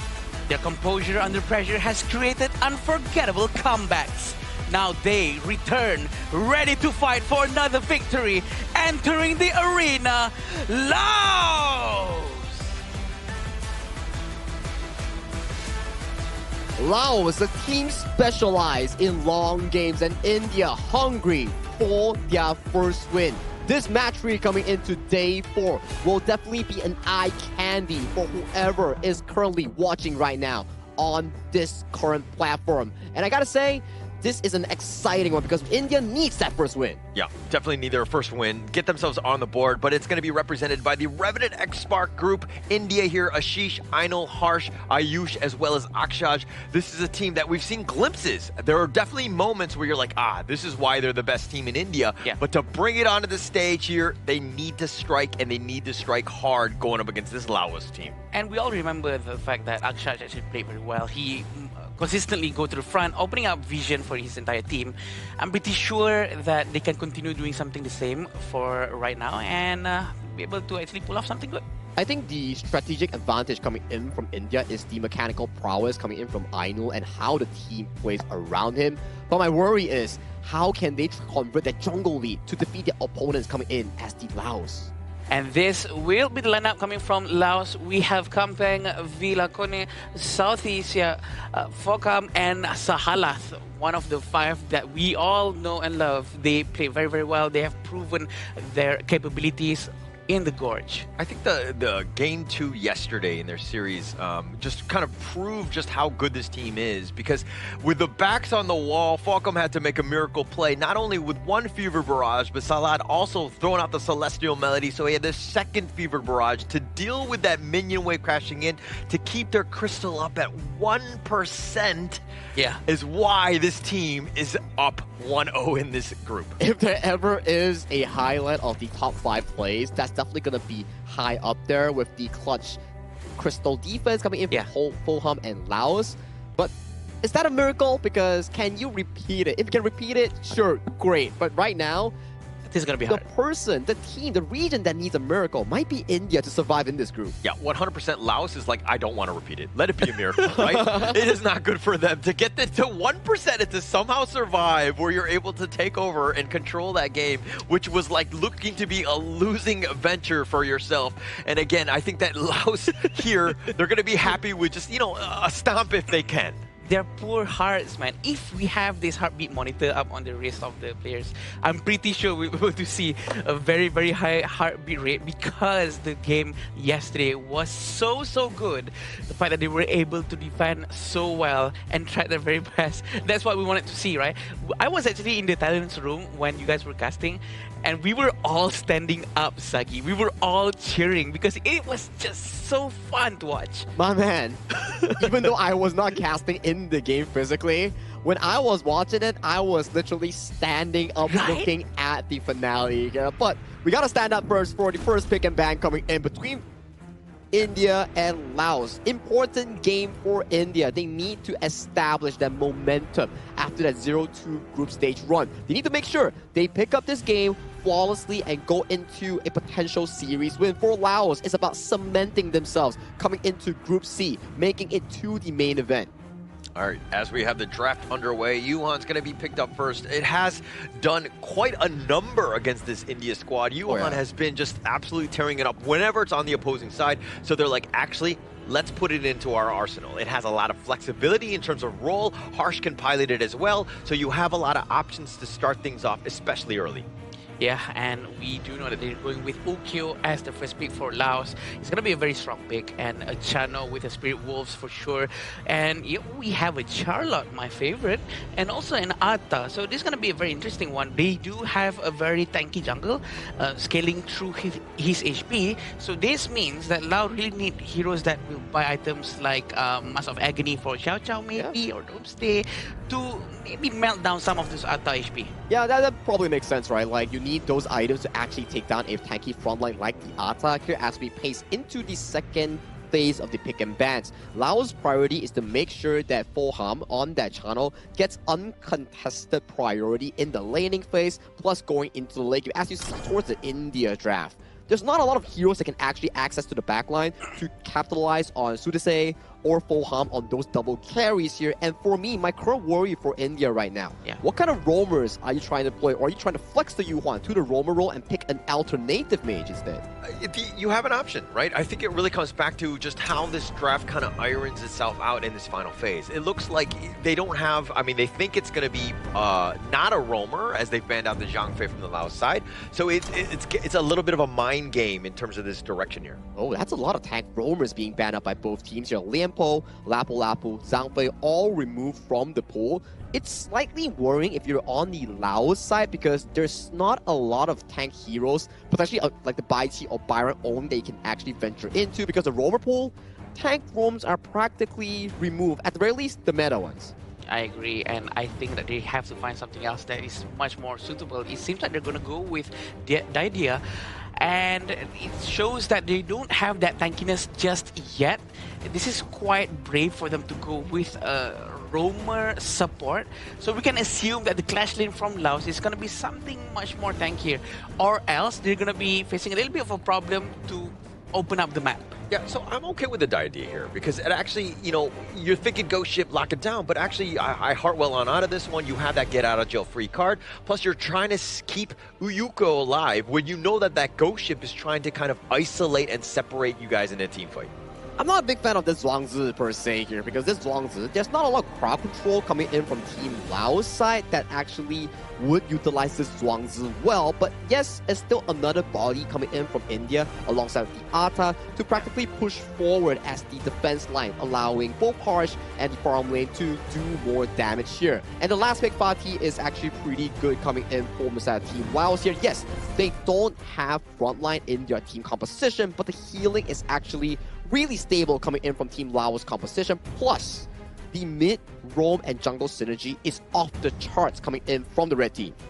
Yeah, and we'll see on how they're gonna be executing with all of these heroes that they have picked. It seems like a much more balanced in terms of hero composition coming in from India, to be honest, even though they do have Zhuangzi, but at least they have someone who can open up the map. Yeah, both of these squads here have played some of the most games with Tempest Dragons, so I'm pretty sure, hey, if you want to get your popcorn and, you know, everything ready for this, this is probably the one. It's probably going to go to mid to late with how these teams have played in the past. The competitive level is definitely close, but we're going to get some fireworks here. For sure.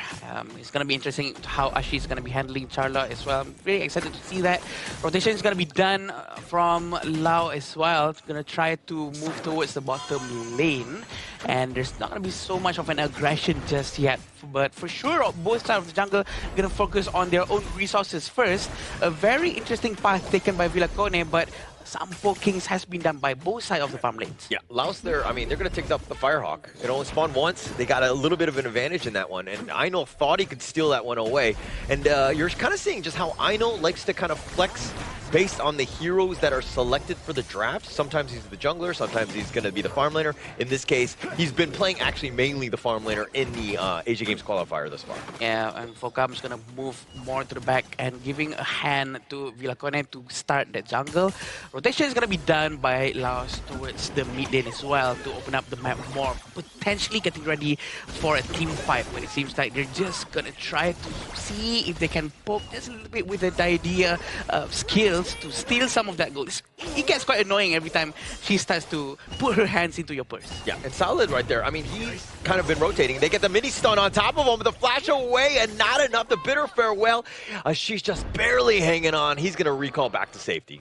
Back to safety he goes. 800 gold in front for Laos. This is going to be a good start for them.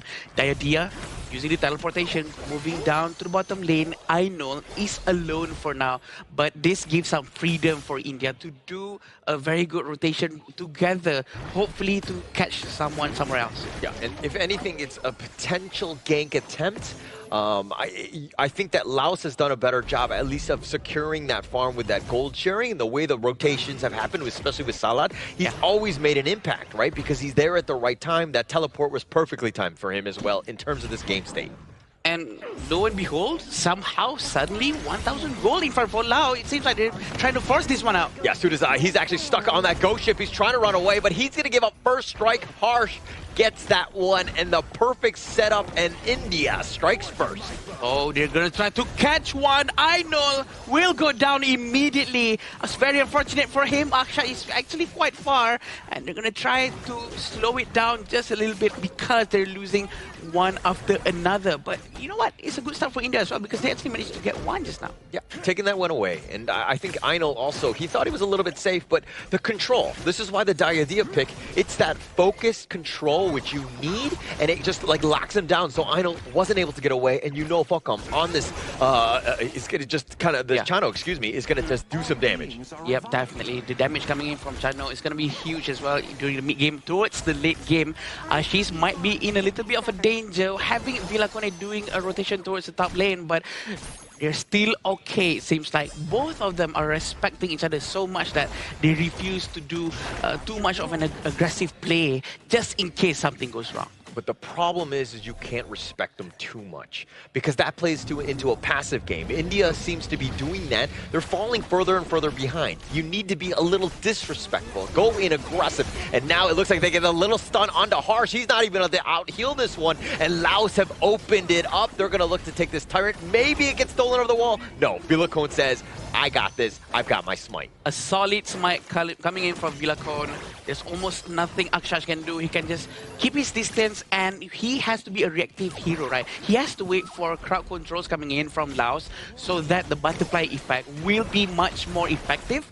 And they're going to be focusing down on the tower for sure. But look at the idea. Yeah, this is what you want to do. You want to harass him, you push him back, and then now that damage from Aino is not really able to get onto the minions. And Aino running for his life. He's going to get jumped on. Somehow gets picked off. Falcom finding him out, but it looks like he's going to trade his life away. Salad will be taken down as well. Ayush is on the run. Sudazai running for his life, and he's able to flash, at least for now. He's kind of sticking around, and Harsh is low as well, but he will survive. India coming out advantage, 2-1 for them. Uh-oh, it's going to be big of a problem for them, but look how they're trying to get Ashish, and he managed to run away fairly quickly to safety, and they're going to try to steal this very blue buff as well, and it's no problem whatsoever. 3,000 gold in front for them, and even though they actually lost a couple of heroes, they do manage to capture some objectives, right? The tier 1 towers at the bottom lane, also in the mid lane, has been destroyed immediately, so I think that's a very big victory for them for now, that they can carry over to the next one, because the vision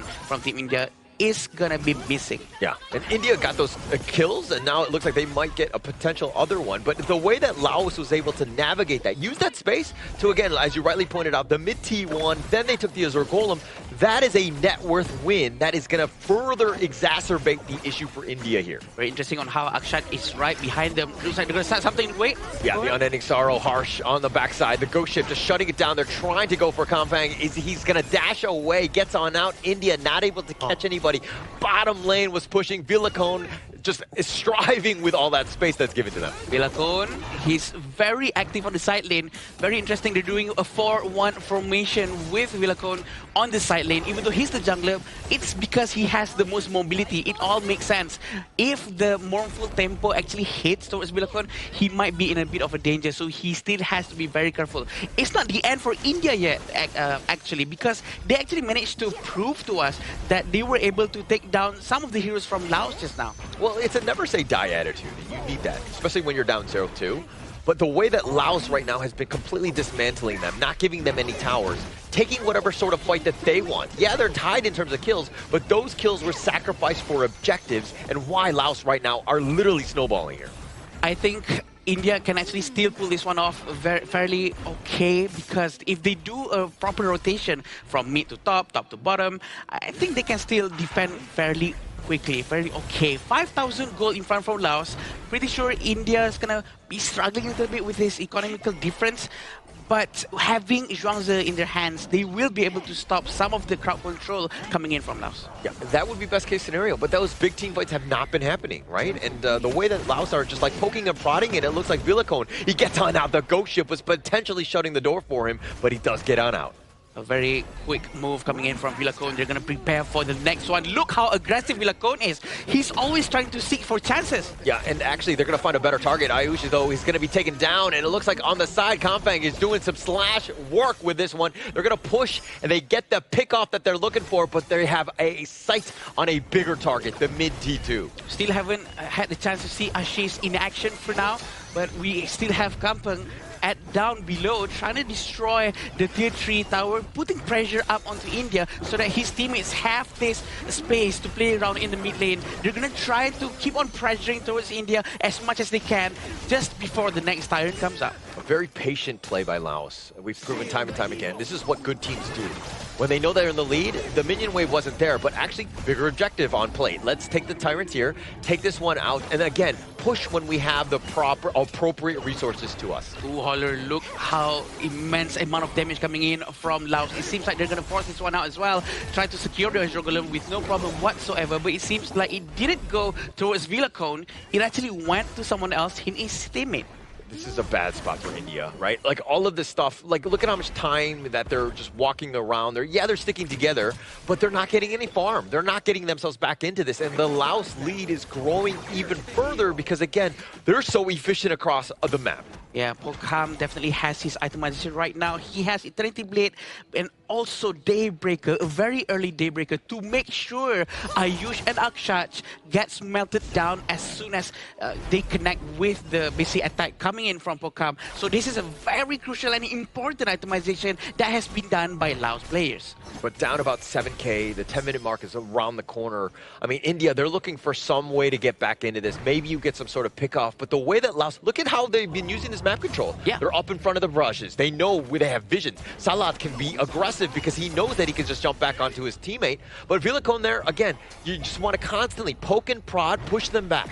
Yeah, I agree. I was actually expecting them to be more careful because they're playing an assassin composition without anyone to tank in front. But it seems like, why not we just send Vilacon towards the front and just keep on poking, keep on opening the map and using all of his skill sets to scare away anyone potentially hiding inside any brushes. So I think this all makes sense right now. And let's see how they're going to try to greedily, I might add, to get both of the objectives together at the same time. Yeah, this is definitely greedy, but they're so far up, right? I mean, the Overlord's already taken down. Tyrant is easily going to be taken as well. And India is left wanting, just watching what's happening. And they're taking all of the buffs. The Vanguards are also going to push, but they have no towers. And India, again, no space to their name. We can see, Holler, the confidence in the Laos players is a lot right now. It's at its peak for sure, and they know how to really control the entire map and how committed Sahalath is to consistently stay up front to make sure no one is doing coming out from their base too much to really punish anyone who's trying to sneak out. Yeah, actually, that's the life of a roamer, right? Sometimes it's you can be sacrificed, if you will, but somebody has to be that guy, and definitely he's got the right tools for it as well, especially with his mobility.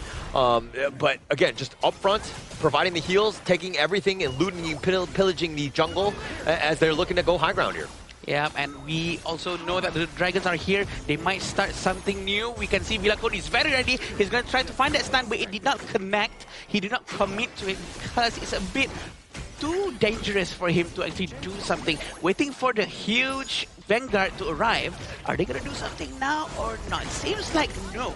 Yeah, leader stance is going to be popped. That's going to create a little bit more space. But on the side, they're just chipping away at it. And they do eventually take that bottom T3. They found him, at least the Unending Sorrow, keeping Harsh alive, at least for now. But they got what they wanted. Now they're going to turn their attention to the mid lane. Sudden flash coming in from Sahala. They know he doesn't have flash anymore. But they do manage to destroy tier 3 towers. 2 of them. One at the middle, one at the bottom. And most likely, the one at the top as well. Yeah, taking all of the towers at the same time. And now Vilacon getting away as well. They get the mini stun on top of, it looks like Ayush on this one. But now, again, they're just going to be backing off. They can regroup, heal up, and look to push again for that final push. Yeah, no problem whatsoever. 44,000 gold. This is actually 12,000 gold in front of India, which is an extremely amount of gold right now. An advantage for them, definitely. Maybe we could say the equivalent of 4 Overlords might. That's how much money they have right now. It's a lot. They're completely dominant in this one. And the way that they're able to, I mean, like Harsh just walked out. And generally as the U1, you too want to be the forward scout. But when you're getting chipped away, you don't want to use your Unending Sorrow just to like a couple shots from Falcom. But that's what's happening here. Yeah, and Pokemon actually has Doomsday right now. He knows the itemization. He knows his stuff. He really needs to melt down Zhongzi and also Atta. So Ayush and Akshaj really have to be careful here. Yeah, they find a She's going to be zoned away. And now, can they find any other targets? They're looking, but they're not too far from the crystal. At the same time, India don't want to stray too far from that. They've done a good job of wave clearing. Again, just trying to stay alive as long as possible will definitely help. But now they're looking to go in. Vilacon just gets a little bit of a mini stun. The Ghost Ship just locking at least Kampong on the wrong side of this one. He flashes back to safety. He brings his friend Salat. And now again, they're constantly just skirmishing back and forth. Yeah, they're waiting for all the minions to come in. They opened all of their ultimates right now. Is he going to jump in with the flashes? That's what we're going to see. There's no knock-up just yet, but they're all being very careful right now. Yeah, the crystal, again, the wave clear has been kind of real. I mean, they might go in, they just might go for that. But the fact backdoor is going to be turned on at the last minute. Laos was thinking about closing the game out, but at the last moment, India were like, oh crap, we need to defend, and they jump on forward. The discipline from Laos. I know that any other teams would have just dived right in, tried to end it as soon as possible. But you know what? No, we're gonna try to take our time, make sure that no mistakes is being made. This is how we discipline ourselves. This is how we learn how not to force anything that is unnecessary.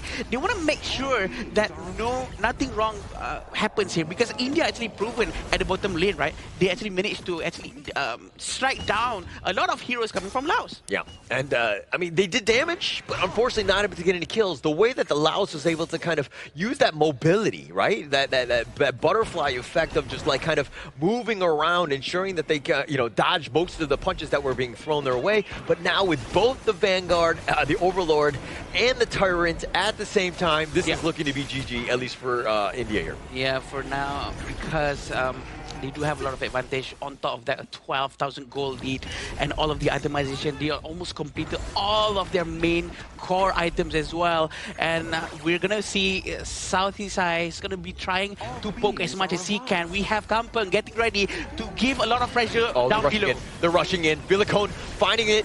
They want to go at least on the Akshay. They're not able to find it. They find Harsh instead. That's a juicier target. They find a Sheesh. That's a double thus far. And now they're going for the Crystal. The Ghost Ship potentially slowing them down, but Ayush is going to be picking off as well. But the backdoor protection is back up. He's in the fountain. Einol is the guy. As long as he stays alive, they got a chance, but it's 1 versus 5. No minions. They're sticking around. They're squatting in your base. And now Laos is looking to end as the final Vanguard is there. Einol just trying to go back to the fountain. He's not going to go, and it looks like game 1 goes the way of Laos. Crystal clear and magnificent macro game here coming in from Laos. Unnecessary fights were not involved at all. It's all about objectives, invasions, taking away gold from the enemy, and that's how they built such a convincing lead.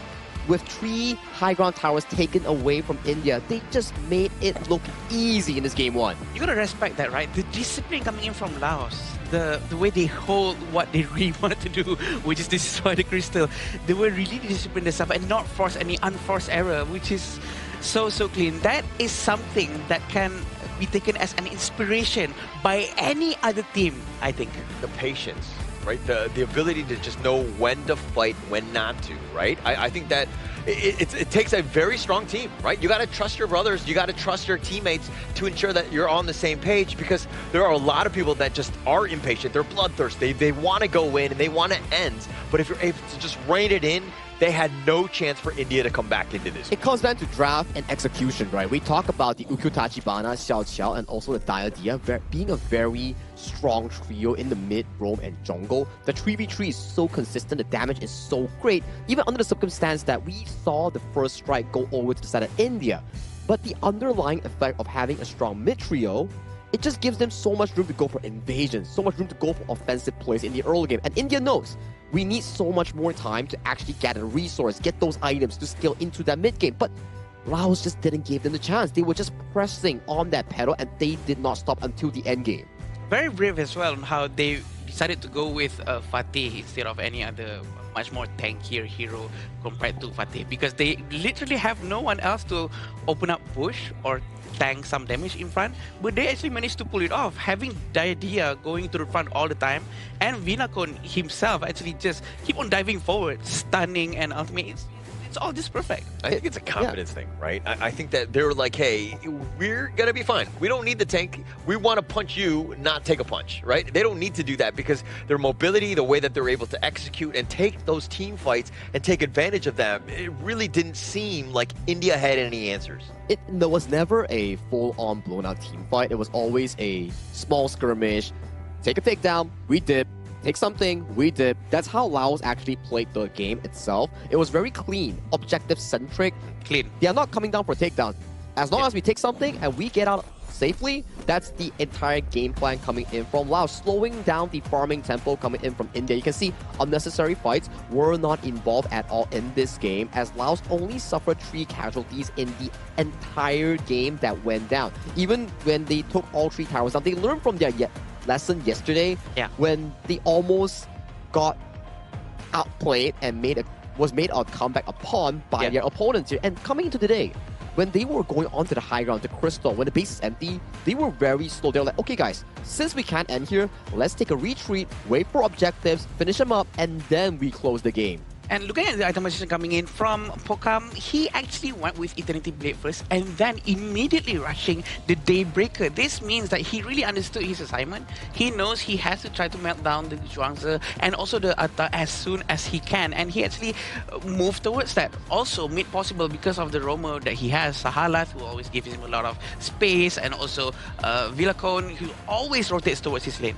I'm kind of looking at this draft though, and I see Akshaj on the Zhuangzi, and for me, I just don't feel like there was enough value. Right. Right. If you had like a typical Zhuangzi, and I know that they banned many of those types of heroes out, but I just feel like if he had a little bit more of a team fight centric, big alt Lapu Lapu style hero, they would have had a little bit more success. As opposed to, again, you're trying to play a reactive passive game, and that's kind of losing when you're looking at the rest of your roster. It goes back to what we discussed just now during the pre-game draft, right? Like Zhuangzi, there's just not a lot of crowd control coming in from Team Laos that you actually need to draft it up. Yeah. And they sort of step on their own feet when they ban away the Lian Po, Lapu Lapu, and then for the count of Team Laos, they also ban away the Zhang Fei. So all three tank roams were simultaneously removed from the pool, leaving one of the best squishy roamers, a utility one, which is the Diadea, handed over to Team Laos here. So for Team India, maybe revisit back into the draft might be a better decision here coming into Game 2. I agree, and also kudos to Team Laos's coach, because they actually pull it off very well. He knows his player for sure, and this is the statistics that's been shown on how the damage contribution coming in from Team Laos is, you know, quite balanced, which shows that everyone does their jobs and no one is actually hyper carrying too much the entire team. Everyone is pulling their weight and actually doing a lot of things together. That's the most important thing, togetherness. Yes.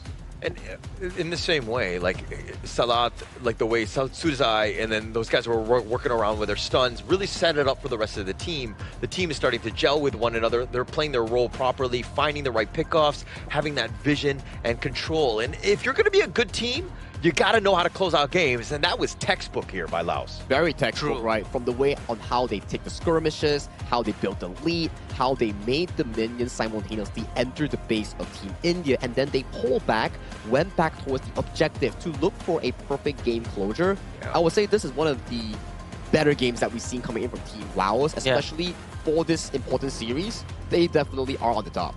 Textbook, I actually like that word, Holler. It makes sense because that's what the word I was looking for. Their gameplay is literally textbook because they have actually a lot of chances to actually end the game earlier, actually force a fight, dive into towers, but they did not do any of those because they did not have to.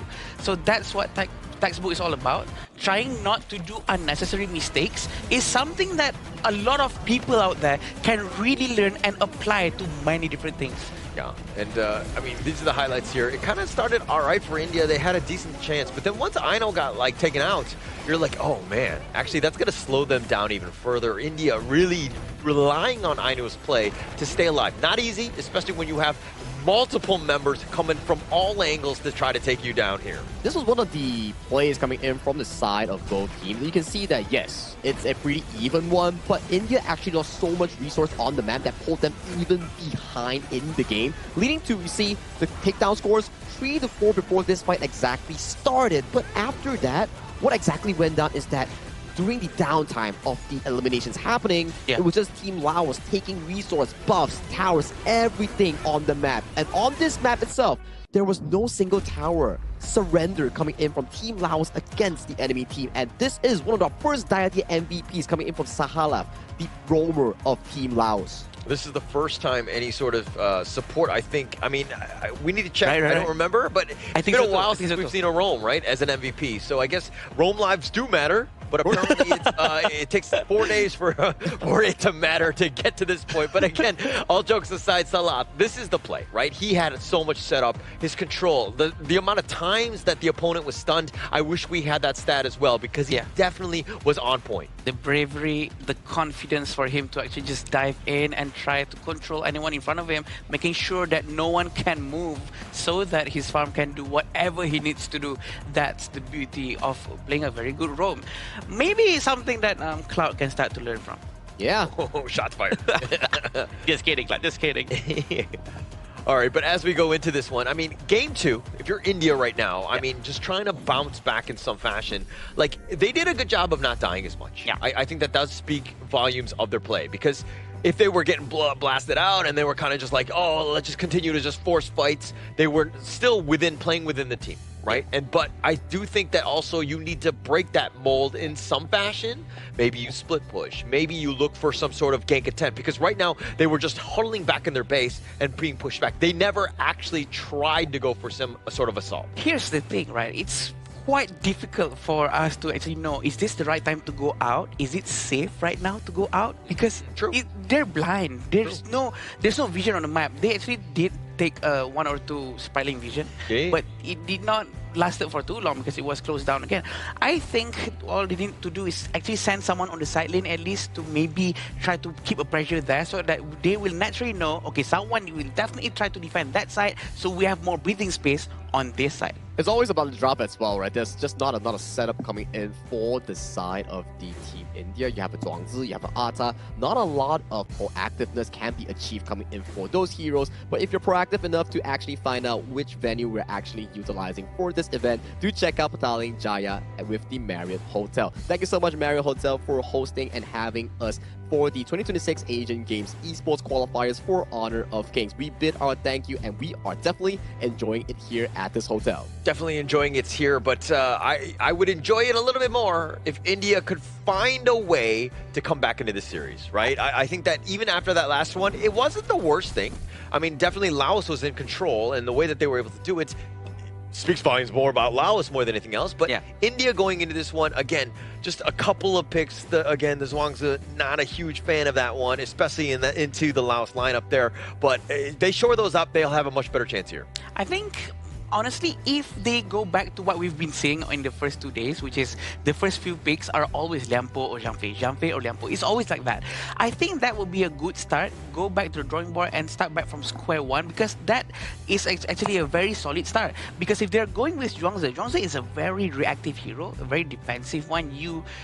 We can say that you can almost not start a team fight with a Zhuangzi. You have to wait for a team fight to happen, then you can be a proper Zhuangzi. I think they have to force something from their own side instead of trying to react to Laos. Yeah, that's why coming in towards this second game, you did see that India going back once again towards the blue side. I think before we go into the second phase of the draft, on the 4th and 5th pick, they might want to select a rather proactive roamer, something like a Mapu, Liampo, Zhangfei in the first phase before going into the second phase. It might give them more proactive approach than what you're mentioning just now. Yeah, and actually, just right when we were going to the players' camp, we just saw, I didn't catch the player's name, but one of the players from Laos was actually practicing a bit of a TikTok dance, and it seems like every single team that wins in the Asia Games qualifier, they're forced to do a TikTok dance with Mara, so I think that he might be warming up, but are they getting the horse ahead of the cart in this one?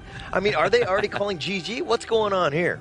They're feeling confident for sure. They were happy with their performance, and you know what? Rightfully they should be, because their gameplay is clean. They know what they're doing is right, and the textbook gameplay that they were showing is something to be proud of. So you know, he can practice some of the dances. Maybe he want to dance after this if they actually manage to secure this game, Sagi. Well, the first thing they have to secure is a different lineup coming in for Team India. It's gonna be the Dolia being locked in here, coming in from the side of the Indian roamer. And Team Laos, back to basics here. If it's not broken, why fix it? Once again, Channel and also Ukutachibana will be their priority on the red side. And it also sets things up for the future, right? You're also not only are trying to win this game in this series, but at the same time, you don't want to show too much, right? The other teams are watching. They know that Laos is 1-0, and if they're like, hey, we keep going back to the Chano and the Yukio, those bans are probably going to be there, and Laos then will have another trump card. They'll have other alternatives to kind of show, but they don't need to show their hand now. But I'm liking what Team India is proposing in this upcoming draft here. This Dolia Dune combination gives you sufficient early game power to actually counteract against the jungle pick that has been locked in by the side of Wheeler Cone's Ukutachibana. And with the addition of the Xiao Xiao, that's a very comfortable third 3 picks I'm seeing coming in from Team India that can actually sustain them from the early to mid game. You know what? I like it a lot because they have Dolia that can reset Dune. Dune is already a very tanky hero, so they have all three. They have burst, tankiness, and they have a support to always heal them and also reset any important skills that they want. So the other two heroes, you know what? They can take anything that they want. I'm pretty sure everything will be okay because they have a solid first starting tree. Having this one more hero that is going to be banned out is going to be a idea. That's the high amount of respect that they're showing towards this hero. Yeah, it could also put a lot of damper in terms of this India squad, right? Because you know that if the Dune goes in there and then he gets targeted by that stun, he's going to have a tough time. Plus, you have the Chaos Cinder on top. It's like a nice little 1-2 combination that can really burn him down quickly. Yeah, exactly, right? And moving on towards the second phase of the draft, right, you can start to see the direction is actually very straightforward. Heroes that can actually endanger the backline. Like Laos, they took the advice coming in from their matchup yesterday against Kazakhstan. The Dharma, the Direnjie, reminiscing picks, you know, that actually stalled the game, especially when it was always against full harm on that channel itself, because these two heroes can actually go toe-to-toe with the channel. Teamfight-wise, the Direnjie can match the output, and then the teamfight risk of the channel against the Dharma is pretty high. Yep, definitely. And we do know that there's a very solid ban. Charlotte has been picked up by Laos, which is a very good hero for them to play around with because it's a flexible hero. You can almost do almost anything with Charlotte. You can never go wrong with it. The last two heroes coming in from India is going to be the Clash lane as well as the farm lane. I think they do need a hero that has a lot of late game capability because the first three heroes that they have right now from India is very much focused on the early game. Yeah, but Laos has the last pick. I mean, the Charlotte is one thing. Pretty tried and true. I think you'll be fine in the top lane. Foods is going to be there to potentially lock it down. But to show you, to kind of round out this India squad, you've got range, you got the high-speed damage, and you're going to set yourself up for the late game. But with India's roster, are they going to see a late game?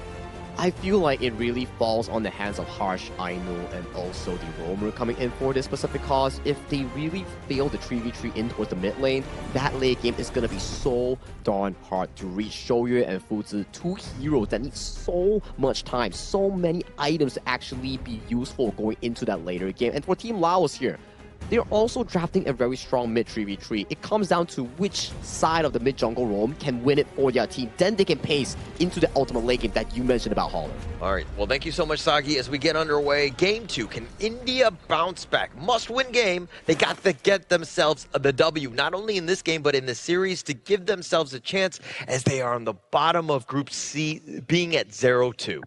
I know I said that they actually need a very late game hero, but I did not expect for them to actually go with Fuzi and Shoyu both at the same time. So now both of these heroes are very power hungry. They really need a lot of time to scale up. So it all depends on how the Roamer and the jungle from India are going to try to really get Polkam. He's very low. Is he going to be safe? He is. Yeah. He's okay. He's going to be fine. He's going to be fine. You were making me more nervous than Polkam. I was nervous. I was nervous. But just being able to stay alive. I mean, if he gave up first strike, that would have been a bit of a disaster here. But I mean, going to the India lineup, whenever you're down, I always feel like teams will pivot more towards an early game lineup.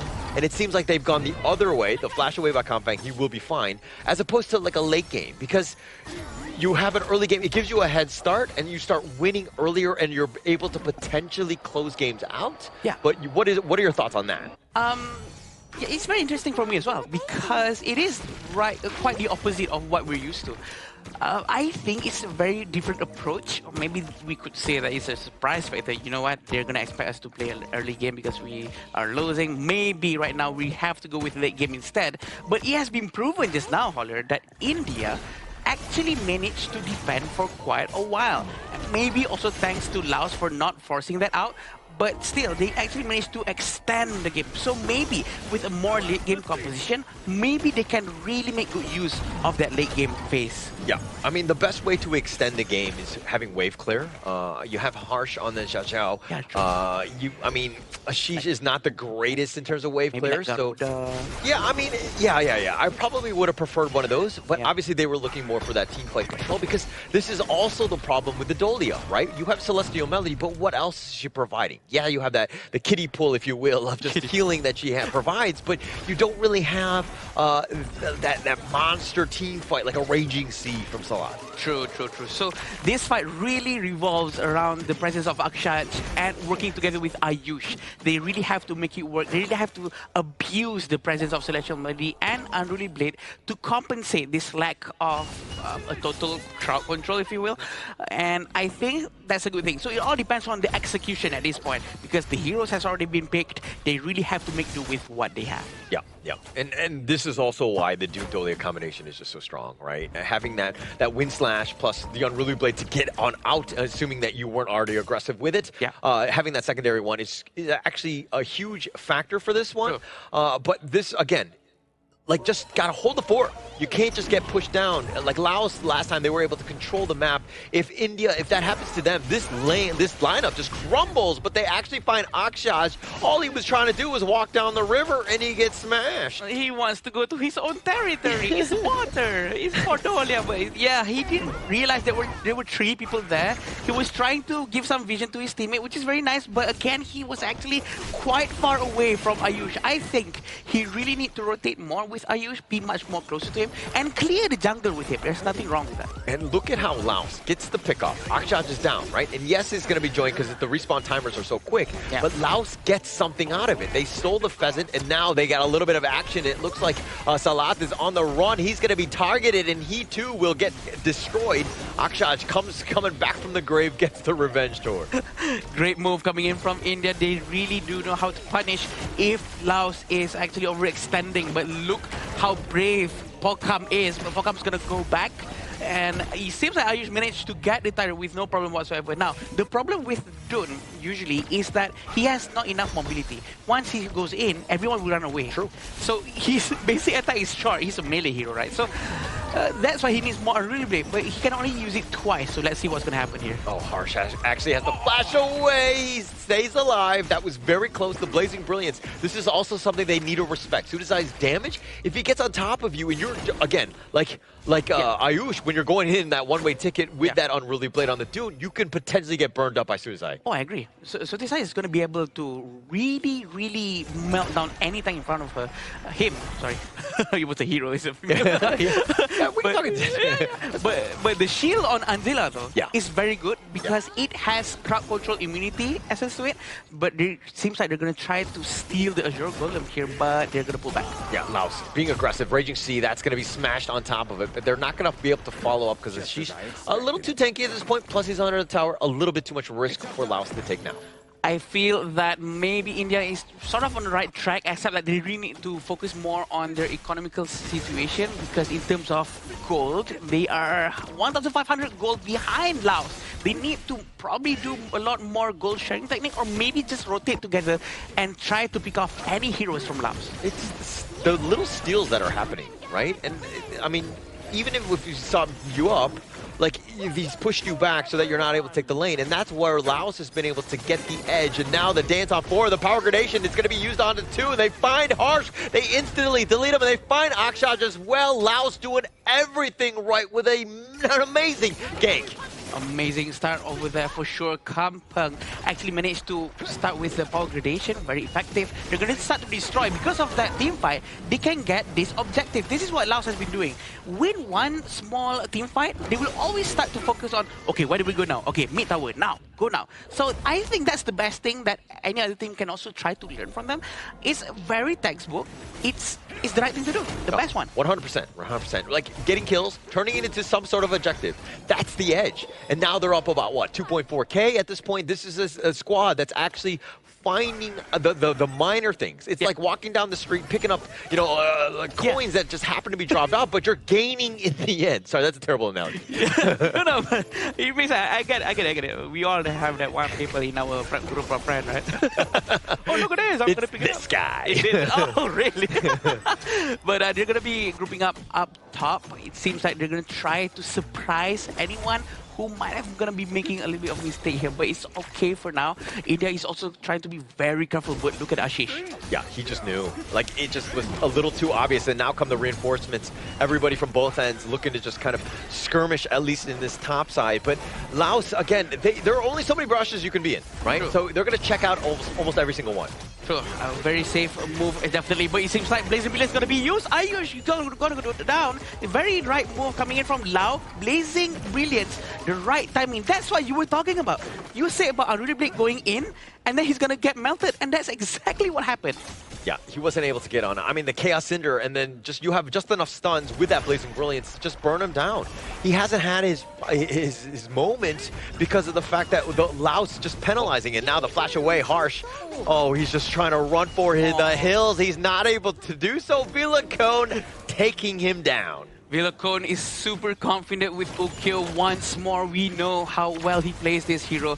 Look at the shots the Wild Hunt is going to be trying to use by Aino. Aino has been shooting non-stop today, and I think it's going to be very painful once he gets all of his itemizations. But as of now, he has Eternity Blade and Shadow Reaper, not yet with the Daybreaker. He really needs all of his items. Yeah, Raging Sea completely whiffing on this, but the Blazing Brilliance doing some work. Ayush will just barely stay alive. It literally took a village just to ensure that he didn't get taken down there. But you were talking about Aino, right? Yeah. This show you, he's not going to be great until like the 16-minute mark.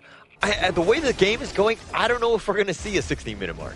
I agree. It all depends on how they're going to be defending long enough to give it the right amount of time for Ashish and Ainul to get all of their itemizations. We do know that the Futse is going to be a lot more effective if he gets all of his Glacial Buckler, his Sparkforge Dagger, his Doomsday, but right now it seems like Ashish is actually going with Frigid Charge first.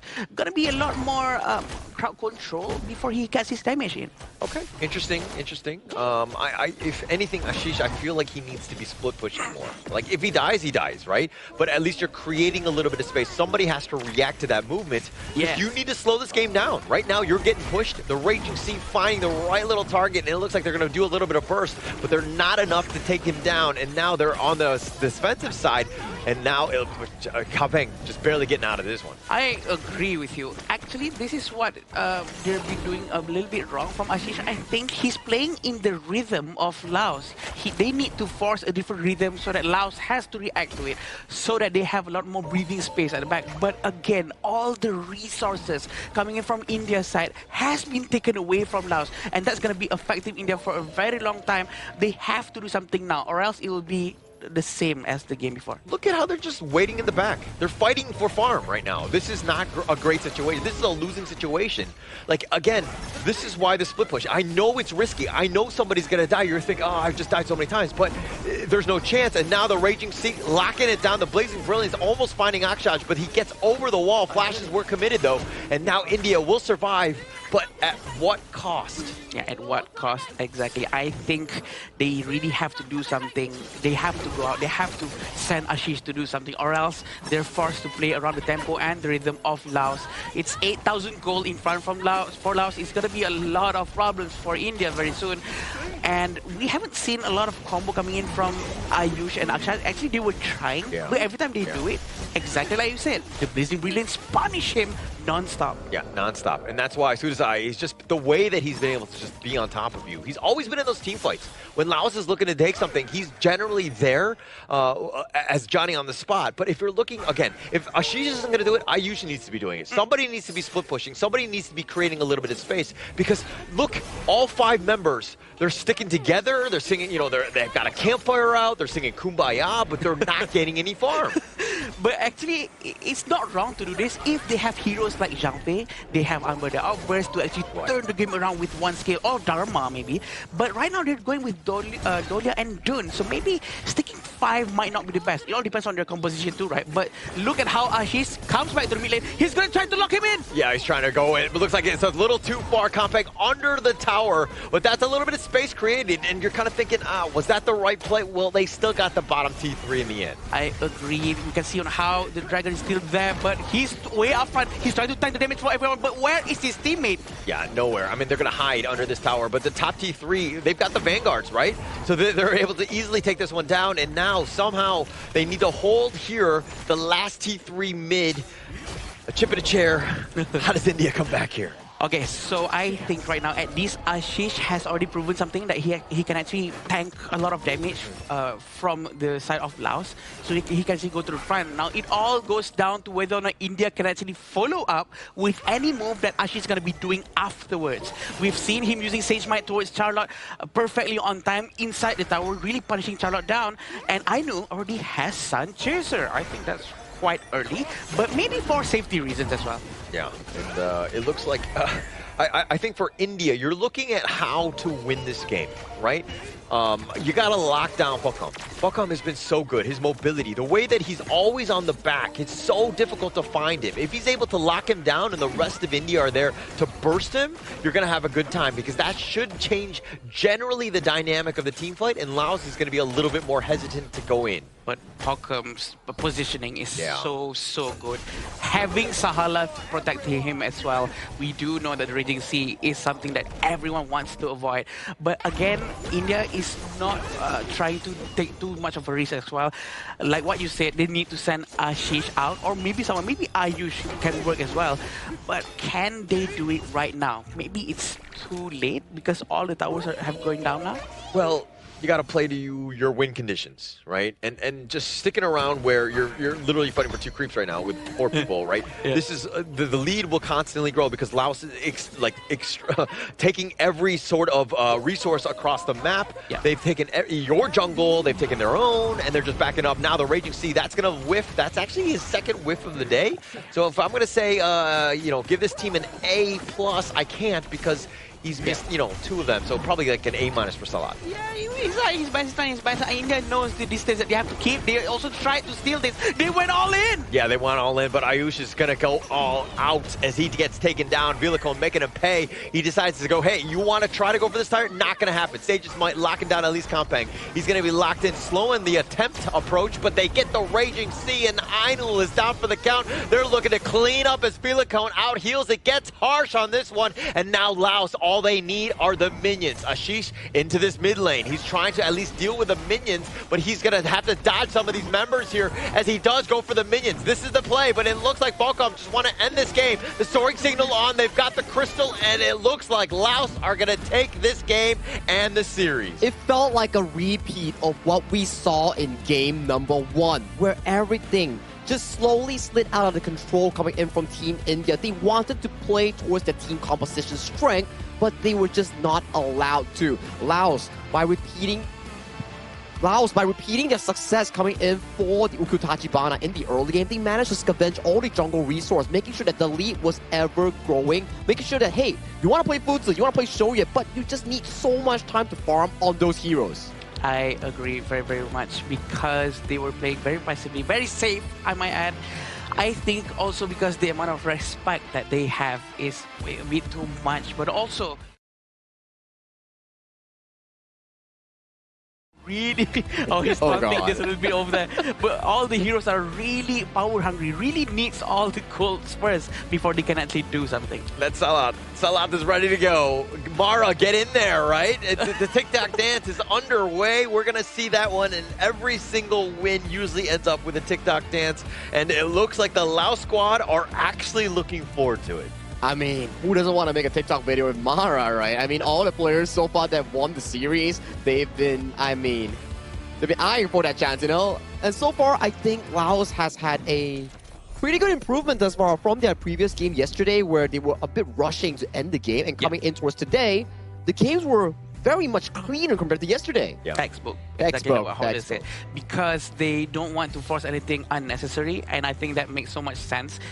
That's what we've been seeing in the region that we're much more familiar with, right? Try not to force something out and really just try to see if this is the right thing to do. If it's not, just pull back together. The unity, the one-minded move that they were showing is just so clean. Yeah, patience. That's like the biggest thing, right? Nobody was looking to kind of force things out. We know when we're up, we're like, okay, What is the right moment? They had that bucket list that Sagi and, of all the questions that they need to answer, right? And once they do, then they were looking to go. But in this case, they knew that, hey, now is not the time. Let's just wait for our moment to fully end this one. It's difficult, right? When you look over to the side of India's draft itself, you have a Dolia and also a Dun. You want to be looking for an aggressive early game invade, but it relies so much on 3v3 compatibility. But on your side lane, you have a forever farming Fuzi and Shoryue that doesn't really amp up that 3v3 that you're looking for. So it makes it the jungle invasion, the jungle 5v5s much more difficult coming in from Team India's side. If they fail the early game, it's just a forever scaling slope waiting for the two side lanes to come out on top. But it just didn't,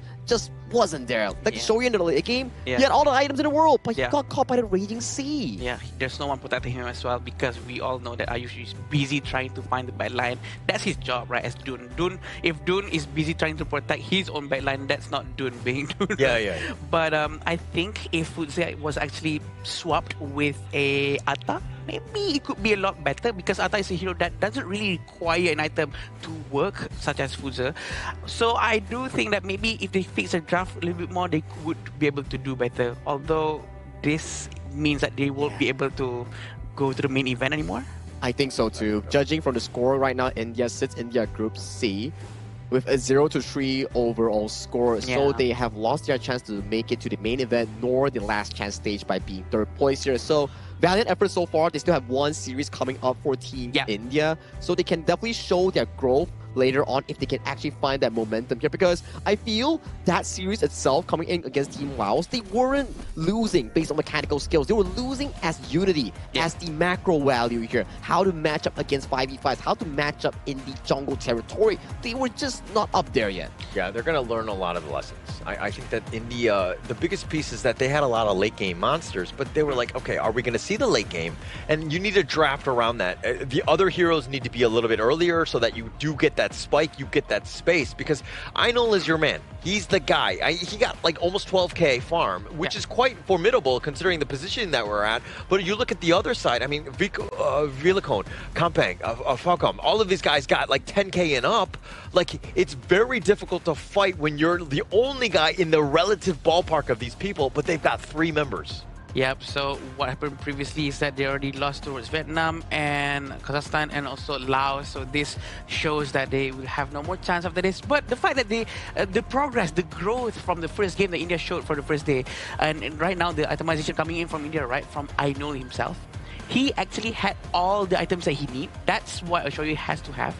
And probably Hollard, I think, and Sagi, they actually funnel every goal towards Shoryue. So with that in mind, maybe Fuzi was supposed to be sent out and do something else instead of trying to help him farm at the bases now. I think it makes sense, right? You want the Fuzi to be like the secondary carry in the late game, making sure that he was this unstoppable tank with the spell to intuition to get that damage reduction. But that's the thing that really pains me. You have a Shoryue that's insanely well-fed and full itemized, slotted out, but just the Raging Sea coming of Sahalaf was just too darn perfect. It makes sure this Shoryue in the late game, he had no show and he was shut down. I agree. They would just jump on top of him, right? And almost all of them, they had a decent amount of mobility to just play around. Villicone was almost playing with his food and finding him. Einol is, again, okay, the idea of having the Dune, the foods there is this meat shield protecting them, great. But when you're losing and now you don't have that vision and you're able to get jumped on and get ambushed, Laos made them pay. I agree, and the way Laos play, again, they are not going to force anything. Their style of gameplay sort of made India has no other ways to move around as well because of the textbookness, because they know that Laos is not going to be force dive into the crystal as well. So maybe that contributed towards why India really cannot react to anything and really punish them when they really wanted to punish, except for that one moment where Ashish uses Sage Might towards Charlotte. Yeah, we saw that, right? Like, it will actually punish the Kampang really well because Kampang was like overly aggressive. And you can start to see for the damage charge itself, that's a 78.5 thousand damage dealt coming in from the Shoryue from Team India, which was quite a lot of damage. If you can allow the Shoryue to survive with the double front line that you drafted, which is the Fuzi and the Dun, with a relatively okay gold deficit at 2,000 to 3,000 instead of 8,000, then maybe Team India has a shot of equalizing the series. But this is the fact that you cannot drop like 2 weak lanes on the side lane and expect it to actually flourish in the mid game, because you're just going to be consistently pressed in those early to mid game skirmishes. And I also kind of look at Ayush in the jungle on this dune, where you want to be aggressive, the gold sharing to start, but you're always like potentially threatening an unruly play. You don't have to go in, but you always want to be there. This is where you're doing those damage. Like if you look at some of the other scenes, the wind slashes are constant. They're constantly putting damage on, and usually they're taking the most damage and doing quite a bit as well. And this also goes to a question here, right? I understand that Aino is the main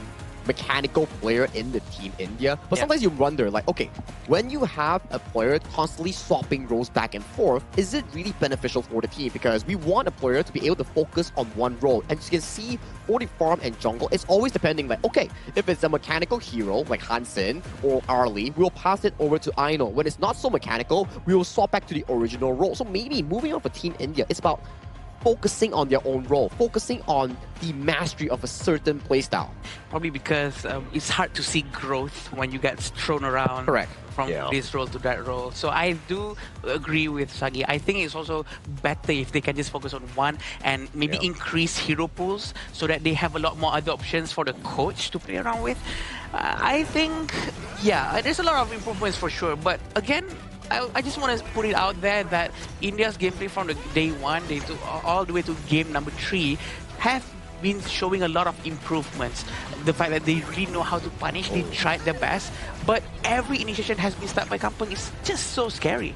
Yeah, it's just so scary, right? The splash gradation flash to find a knock-up on towards Harsh, and by this moment already a 3,000 goalie generated. Ayush making that critical mistake caused the goalie to be slipping away from the hands of Team India. It was still okay, but at the minute 11, it's already a 9,000 goalie. Yes, Kampung, we know for a fact that sometimes he goes overboard, but when the goalie is so darn wide open between these two teams, you can start to see, like, sure, Idol has all the gold in the world, but when your teammates are all backing off and you get caught by this raging sea, all their 12,000 gold, the highest net worth in the team, gets washed down the drain. Yeah, I mean, why don't they just clone Aino 4 times? Are they stupid? No, I'm just kidding. I mean, they were obviously there's almost so much farm that they can get on the map, right? And I think that if we're going back into this one, I mean, Vilacone is going to be your MVP. The way that he was having that impact, his jump-ins, every single time, it was a very, like, solid move, but he also stayed alive. I mean, he didn't die a single time. That speaks volumes, of course, about Vilacone here. Yeah, he keeps on poking with all the skill set that he has. That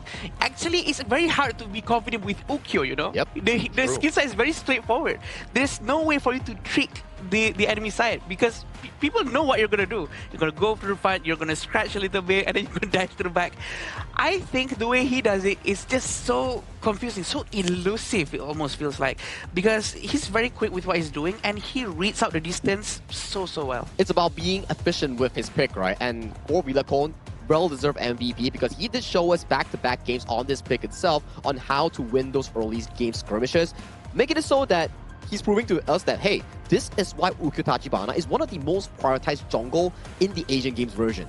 Yeah, and also you got to put some respect on his name, right? I think even when you're talking about like Laos and just in general, Ukyo, definitely somebody you got to be careful about, but you're also looking at the potential play of this team. The way that they're able to kind of dismantle they looked like pedestrian compared to Laos. I mean, India didn't look this bad against some of the other squads. They had their moments, but this is the time where Laos completely shut them down with their play. Yeah, very hard crushing here coming in for side of Team India, knowing for the fact that they tried their absolute best. They want to adapt to the global scene and also the Asian Games qualifiers, but speed is just not really there yet. They need more time to grow to really come up as one of the emerging regions for the HOK Esports global scene. Yeah, I agree. And I think that they will be able to progress more and more because this is the first official time that they actually appear up on the stage and play. So that's going to give it a lot of progress, right? They really need to do something with it. But sure, everyone needs to learn slowly. I think that every team has their own pacing.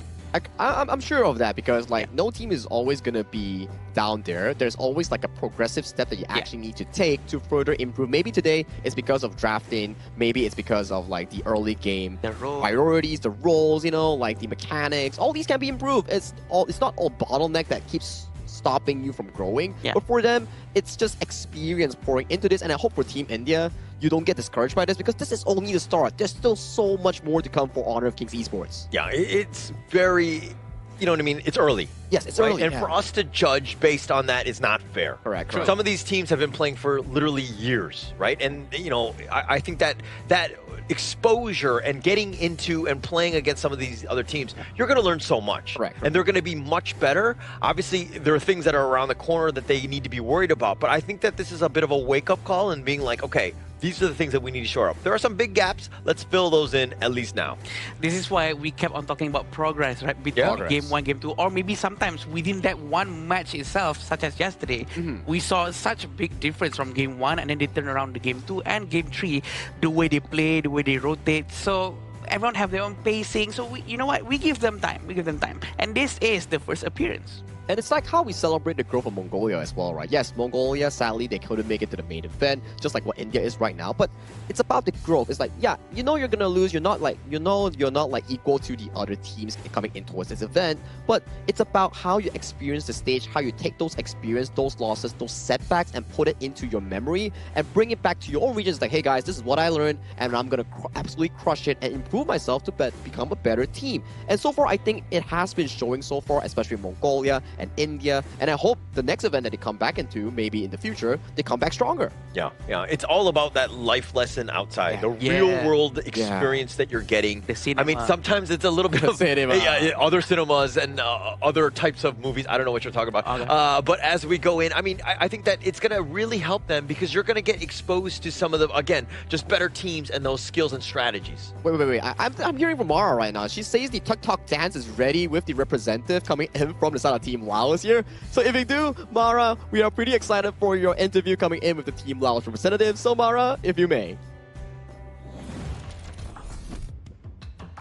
Another domination from Team Laos. Congratulations, Sahalat. Thank you. Earlier, you mentioned that you were really happy with your game number 1. And if you take a look at your composition, you had a lot of damage threats across the board. And that allowed your team to go on early and often. And so how well was the composition, in your opinion, from the expectation versus the results? ตั้งแต่ต้นเกมนะทีมพวกโตแล้วก็พวกโตนะเริ่มตีกับเจ้าไว้ก่อนแล้วก็มีสิทธิ์ที่ว่าจะจบเกมไว้ก่อนพวกโตเบิ่งจังได๋ว่าเกมนั้นมันสิจบไว้นะตามแนวคิดแล้วก็ตัวจริงอ่ะมันจบไว้ส่ำใดตอนแรกนั้นพวกเขาก็วางแผนตั้งแต่ต้นเกมแล้วว่าสามารถจบไว้แล้วเพราะฮีโร่เขาเล่นต้นเกมค่อนข้างที่จะแบบมี impact สูงและตอนแรกนะว่าสิจบ10นาทีแต่ว่าเขาเจ้าแบบบ่สู้เลยแบบอยู่แต่ในป้อมแล้วบ่สู้เลยก็เลยแบบว่าจบซะเบิ่งคือจบซะ In the first place the team expected to end earlier than this but however the other team he said they don't fight back and they have to push and then telling the other team so they have to gain early fight and then they want to end it early as possible as they plan. Your plan was to end it as early as possible. Now, we noticed game number 2 during the draft. It seemed like you were so comfortable. In fact, in front of the camera, you were doing a little bit of a dance. So was that through confidence or comfortability? How was the team's mood coming into today's game? ตอนแรกพวกเขาคิดว่าแบบมันก็บ่ได้แบบเบิ่งคือตึงหลายแบบเกมมันชิลหลายก็เลยว่าผ่อนคลายแล้วก็พวกเขาก็ค่อนข้างที่จะมั่นใจว่าประสบการณ์พวกเขาหลายกว่าก็เลยแบบเพื่อให้แบบว่าเกมมันบ่ตึงเครียดหลายแล้วก็เป็นไปตามแผนที่วางไว้ตั้งแต่ต้นเลย The team has practiced a lot, so they are very well confident with this game as they has practiced throughout the day and like months earlier, so they are really chill out for this game. You caught a lot of people's attention with that dance. You want to show us a little bit of that? Okay. Let's just see a little bit of that. Go ahead.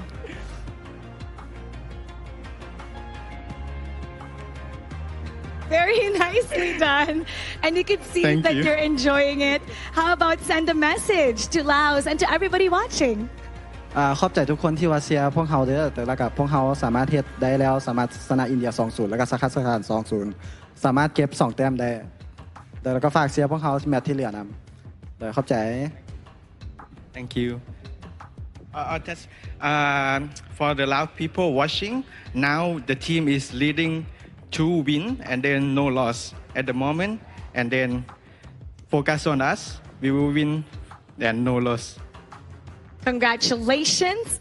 And with that 2-0, no loss yet, it shows how comfortable they are, to the point that he's dancing here on stage. Congratulations. And we're going to break it down with our casters. Lead the gorge. Thank you, Mara and Salaha. That was some moves coming in from the man himself. I'm going to tell you here, he's confident. He's also saying that, guys, thank you for supporting us coming in from Team Laos. We're currently 2-0, but we're going to go undefeated in the group. That is confidence coming in from this guy. Definitely. I mean, it was built off of yesterday and to today. I think that you could only be confident, right? The way that they've been able to dismantle teams and to get to like late game, they've shown a lot of range here in the past 2 days. I agree. He has no choice but to be confident. he deserves to He be. has a choice, by the way. Yeah. He has to be, because the gameplay he's showing is just so good, and that the confidence outshines inside the game as well, and it's translated very well into their mindset and the way they pull back to not do any mistakes. That's the amount of confidence and discipline that I wish to have. Yeah, you know, like the first match that they had right yesterday, it was against Kazakhstan, and it was like so back and forth, you know, like. Oh yeah. And then you just have to imagine, like, okay, what exactly happened that went down for them to remind themselves, like, okay, that game, let's forget about it. Let's learn from it and then bring that discipline, that attitude coming into today's game and close it up cleanly against Team India. Yeah, and actually going up against any of the squads, it's not like they're, you know, going down or anything. Like when they're tested, it's like, okay, how do we increase? How do we overcome? How do we get into those spots? And it looks like they're ready to go. It doesn't matter who they're playing up against. They're going to make things very competitive or close things out like they did as cleanly as they did in this one. Yeah, super well done coming in from Team Laos. Congratulations on bagging back-to-back wins. But before we go into the break, we need to check out the interview coming in with Team India's representative with Mara. So Mara, please take it away.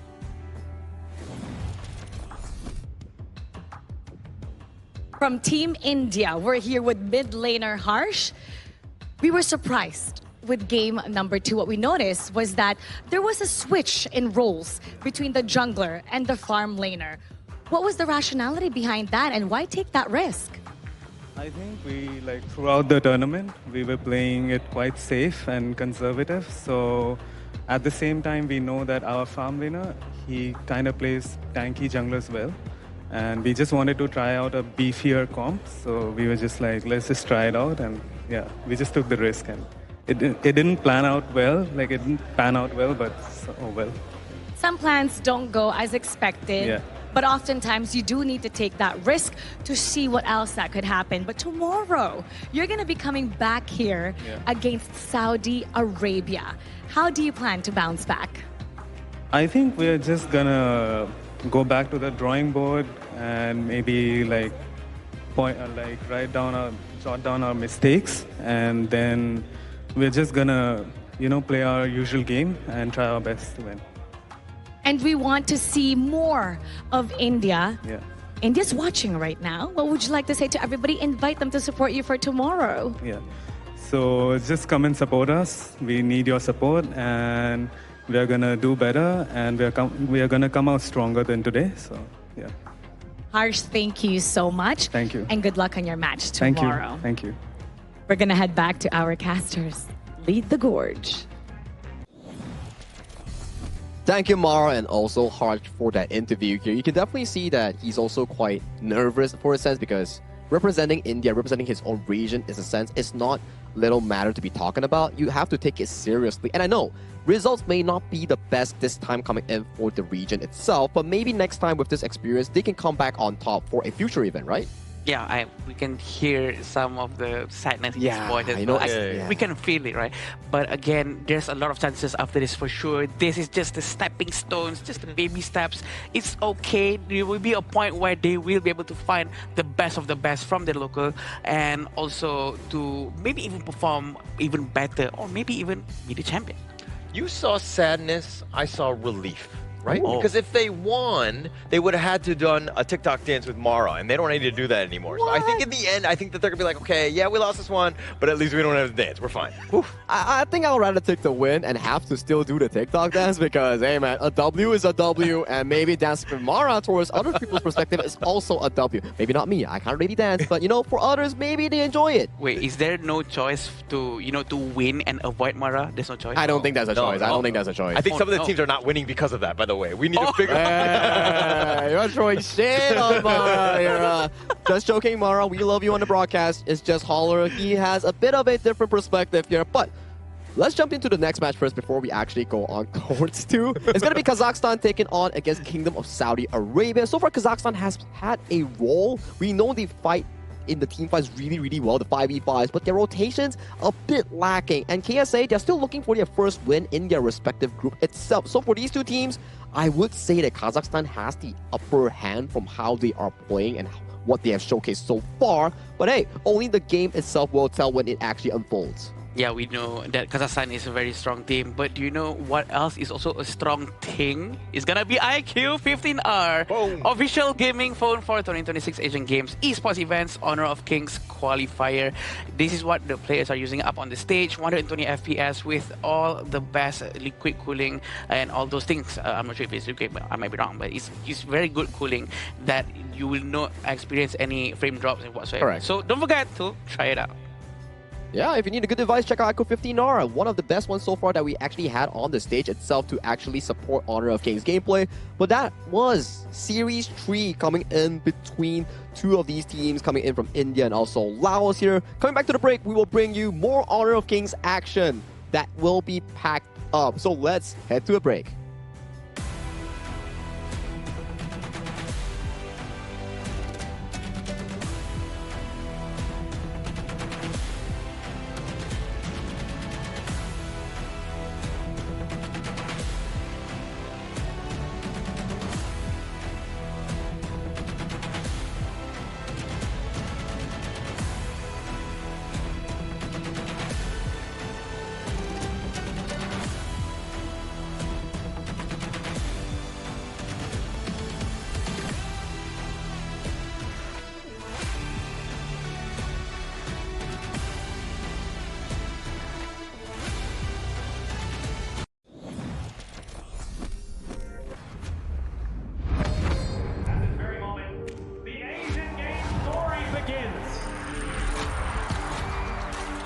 Who will be the next to shine on the Asian Games stage? Contestants fight for the honor of their regions while we cheer them on from the stands.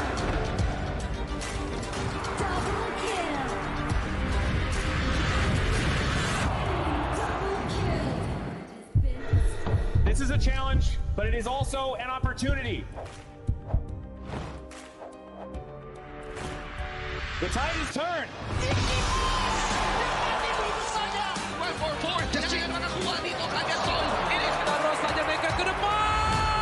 Aspas in front. They're going to use it. Golden Tide slows that Tatsumi.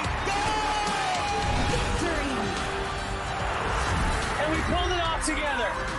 We share the same voice, the same radiance. This moment of brilliance belongs to all of us. Together, we shine.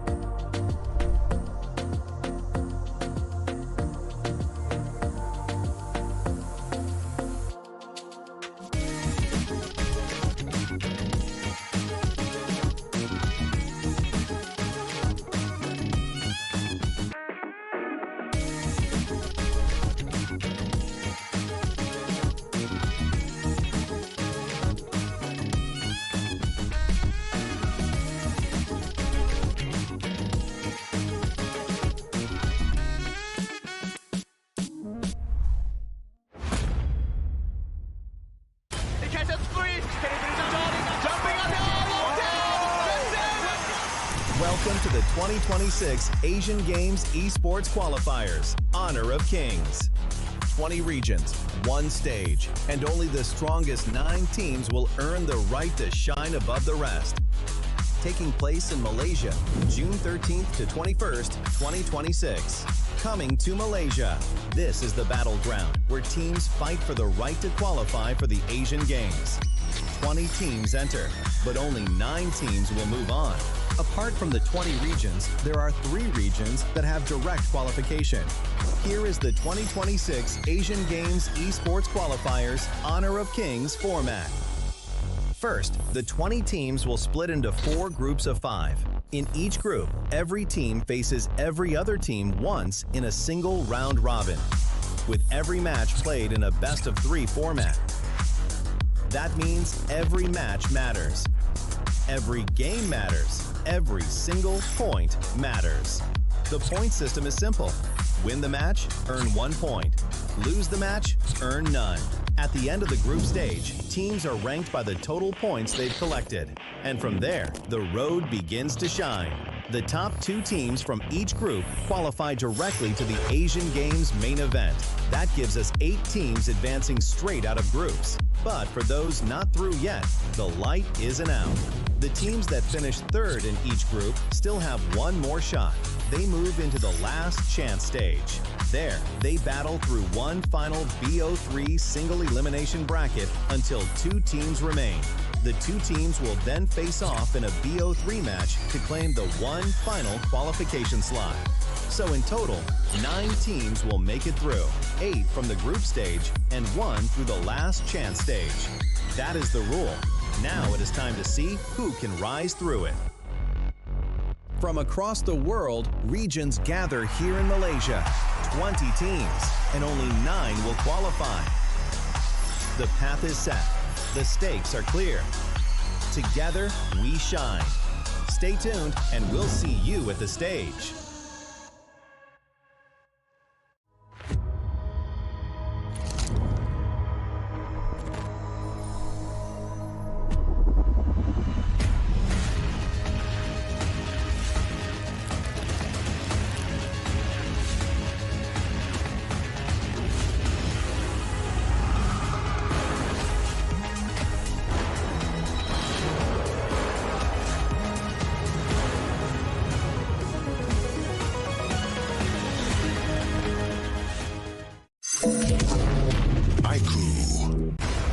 Ultimate not ready yet.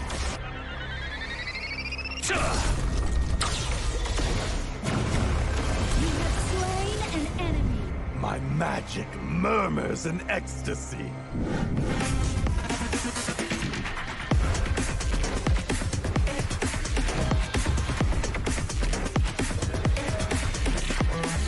Amazing!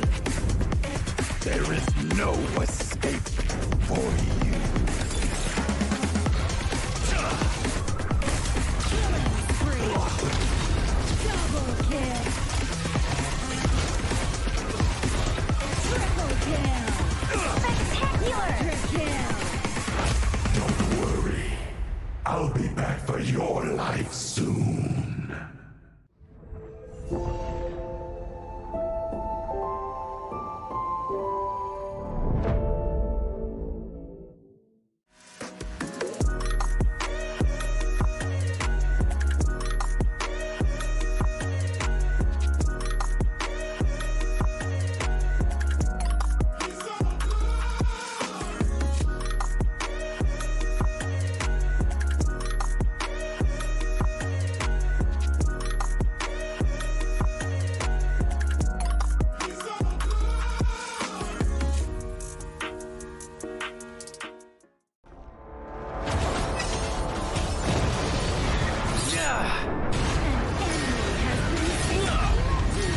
Double kill.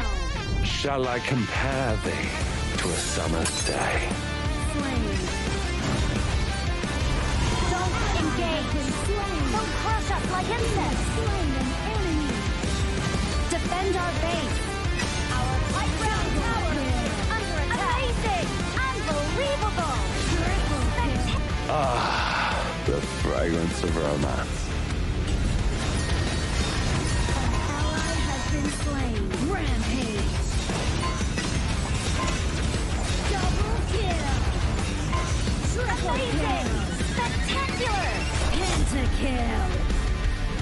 Lady Fortune is on my side.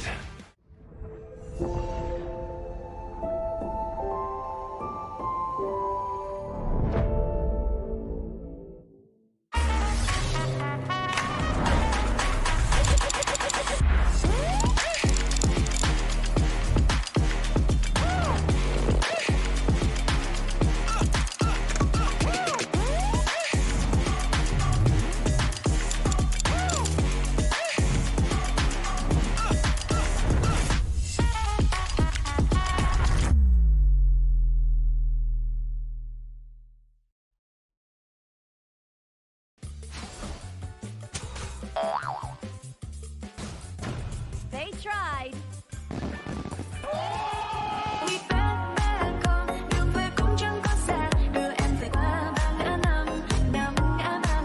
The new Spritling skill, Dig It, is a passive skill, which will automatically trigger at fixed times each match, up to a maximum of 10 times. The skill grants guaranteed standard rewards like gold, XP, shield, health recovery, and more. There's also a small chance to uncover mysterious grand prize effects during the match. Dig It may also produce tradable high-value treasures. Detailed information about acquired treasures will be shown after the match ends. Each treasure has its own rarity and storage size, and obtained treasures will be automatically stored in your warehouse. If you want more high-quality treasures, make good use of the Treasure Fusion feature. You can also copy and share your code so friends can help speed things up.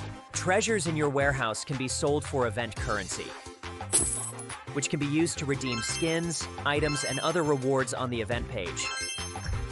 You'll even have a chance to win physical prizes like smartphones and cash. You can also spend event currency to bid on high-value rewards. The auction uses a hidden bidding system, where you can submit 2 bids for the same reward. The highest bidder wins, giving you even more ways to obtain rewards.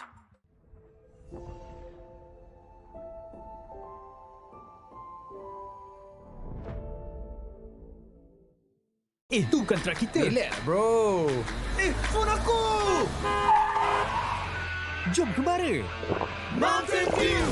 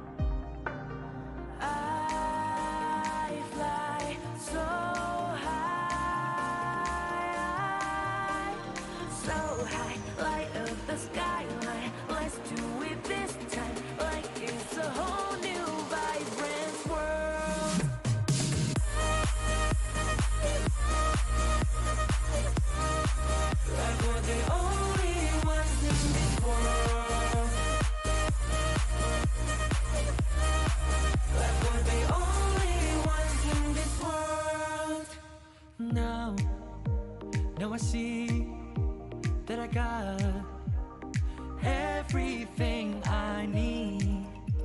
It's alright, I'm on fire, I'm alive, 'cause now I fly so high, so high, light up the skyline. Let's do it this time, like it's a whole new colorful world.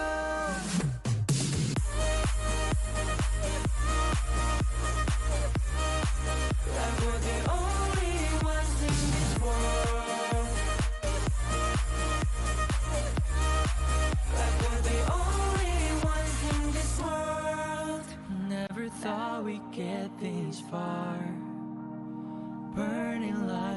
stars. How we get this far, like we're the only ones in this world.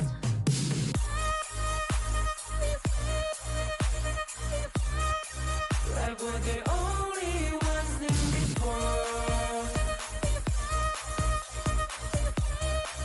Like we're the only ones in this world.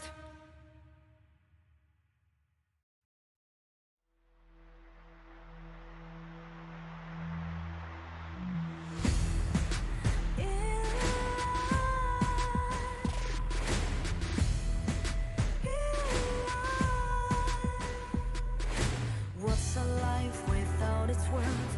Compromising with what hurts inside. When you let fear decide your fate, you don't choose which path to take in life. In life, I'm finally letting go of everything that still holds me. I'm against all odds, but I won't give up, 'cause it's my time to shine. Standing in the spotlight, and no one let me down. Destiny is calling high. I'm not afraid to fight for everything I love. Victory's on my side.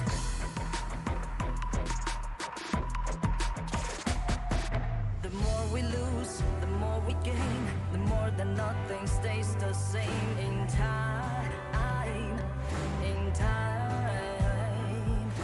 Can't love ever, can't forget. What you see is what you get sometimes. Sometimes. Gonna show the world tonight. The light that shines inside us. We're against the odds, but we won't give up, 'cause it's our time to shine.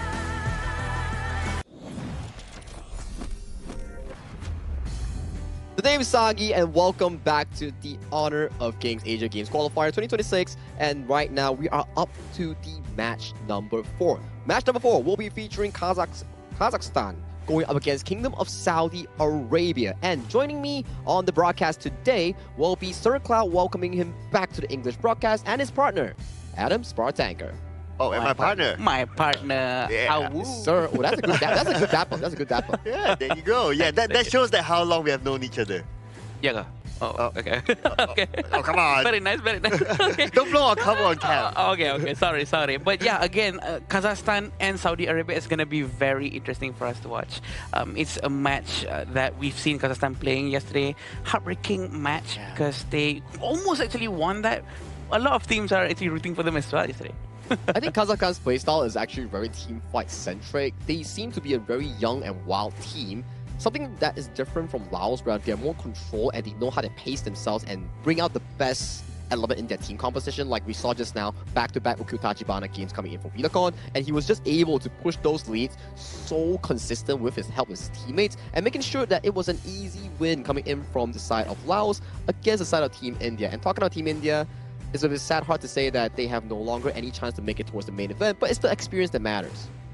Yeah, I believe so. Whoever who is here will gain that level of experience, right? And hopefully we'll get to see them again in the future, and potentially maybe represent the country again, or maybe their clubs in the future too. Yeah, I agree. And this is definitely a match for us to watch, but also not to forget what's going to be happening on the 17th of June. It's the new season, the Grand Venture, begins on 17th of June. Explore the gorge and discover hidden treasures, because there's going to be a lot of things over there and a lot of new updates with all the new heroes coming in, especially Florentino. I have my eyes on him. Oh yeah, Florentino is definitely going to be a very good pickup here for Clash or Jungle players, and the kind of revamped the sprite link system is no longer a spell in-game, but it's going to be a hidden partner feature that helps you dig up treasure, so you can actually put it up the consignment market to earn in-game currency. So that's for the upcoming update. But for this upcoming matchup here, although we won't be going into much of elimination, but every win matters because it solidifies yourself in the group itself. And Kazakhstan currently they're 1-1. For Kingdom of Saudi Arabia, they're still looking for their first win. Whoever gets this upcoming win puts themselves closer to the main event or further away from the main event. Yeah, both of them still have a chance, right? Both of them still have a chance to either be in the top 2 or at least be in the LCQ, number 3, right? So they have a lot is at stake here, basically, for this game. Yeah, last chance qualifiers is definitely something that every team's actually trying to avoid because they have to play a lot more games and a lot more days being here. But also, if it's the only choice that they have to go through it and make sure that they are ready to go up against every other group at the standing number 3. Yeah, standing number 3 will invite you towards the last chance stage. But this epic matchup coming in for both of these teams will be unfolded with the start of the teaser video introducing both team lineups to the stage.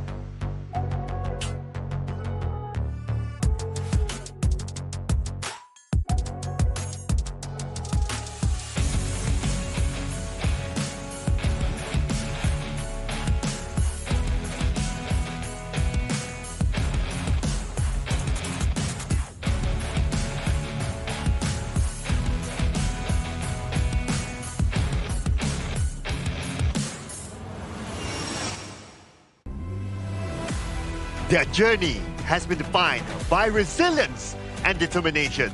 Even in defeat, they made their opponents fight for every inch. Now, they step back into the arena with more confidence than ever. Here they come, Kazakhstan! Fast-paced and always willing to take the fight, their aggression has kept every match competitive, but the breakthrough is still needed. Now they return with everything to play for. Please welcome Saudi Arabia!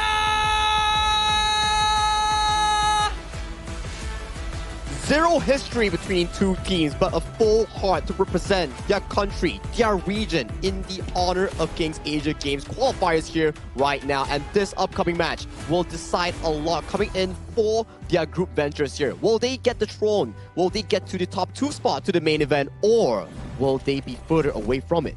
Well, Kazakhstan represented by Ali Khan, Marapat, Arshin, Bakzol, and Sunkar. So this lineup, I mean, from the start of this tournament, we've seen them performing really, really well. So I would say that they are one of the top favorites here to be in this one. Yeah, I think as we analyze both games and we have more data coming in for the later days of the 2026 Asian Games Esports qualifiers, it starts to see that some of these teams, they've been growing and pacing rapidly, except for Kazakhstan, especially them. They have been so darn good in team fights. Every time that you see their back against the wall, they will find a miracle team fight to put themselves back onto the map. Yeah, trying to find that mindset to, you know what, okay, we have to pull back, we have to get ready for the next one, but we can still do it even though we're behind in 3,000 goals and whatsoever. It's just something to really learn from. But this is the lineup from Saudi Arabia. We have Faris, Anas, Yusuf, Ahmed, and Mohammed. Definitely a lineup to look out for because they really know how to do their thing. I think they're still finding their groove, right? After they lost their first series coming in for their respective group, the groove is the momentum, is what they're truly looking for. If they can find the proper step coming into their current zone and they can get more confidence, more gameplay in, maybe they can actually break through that top 3 spot. Yeah, and sometimes it's about getting the feel of the tournament, right? Getting the feel of the setting, being in this offline and feeling what's the kind of like a meta of the tournament as well, and learning from their experience from their previous round. I'm sure they will carry forward to this round and do even better.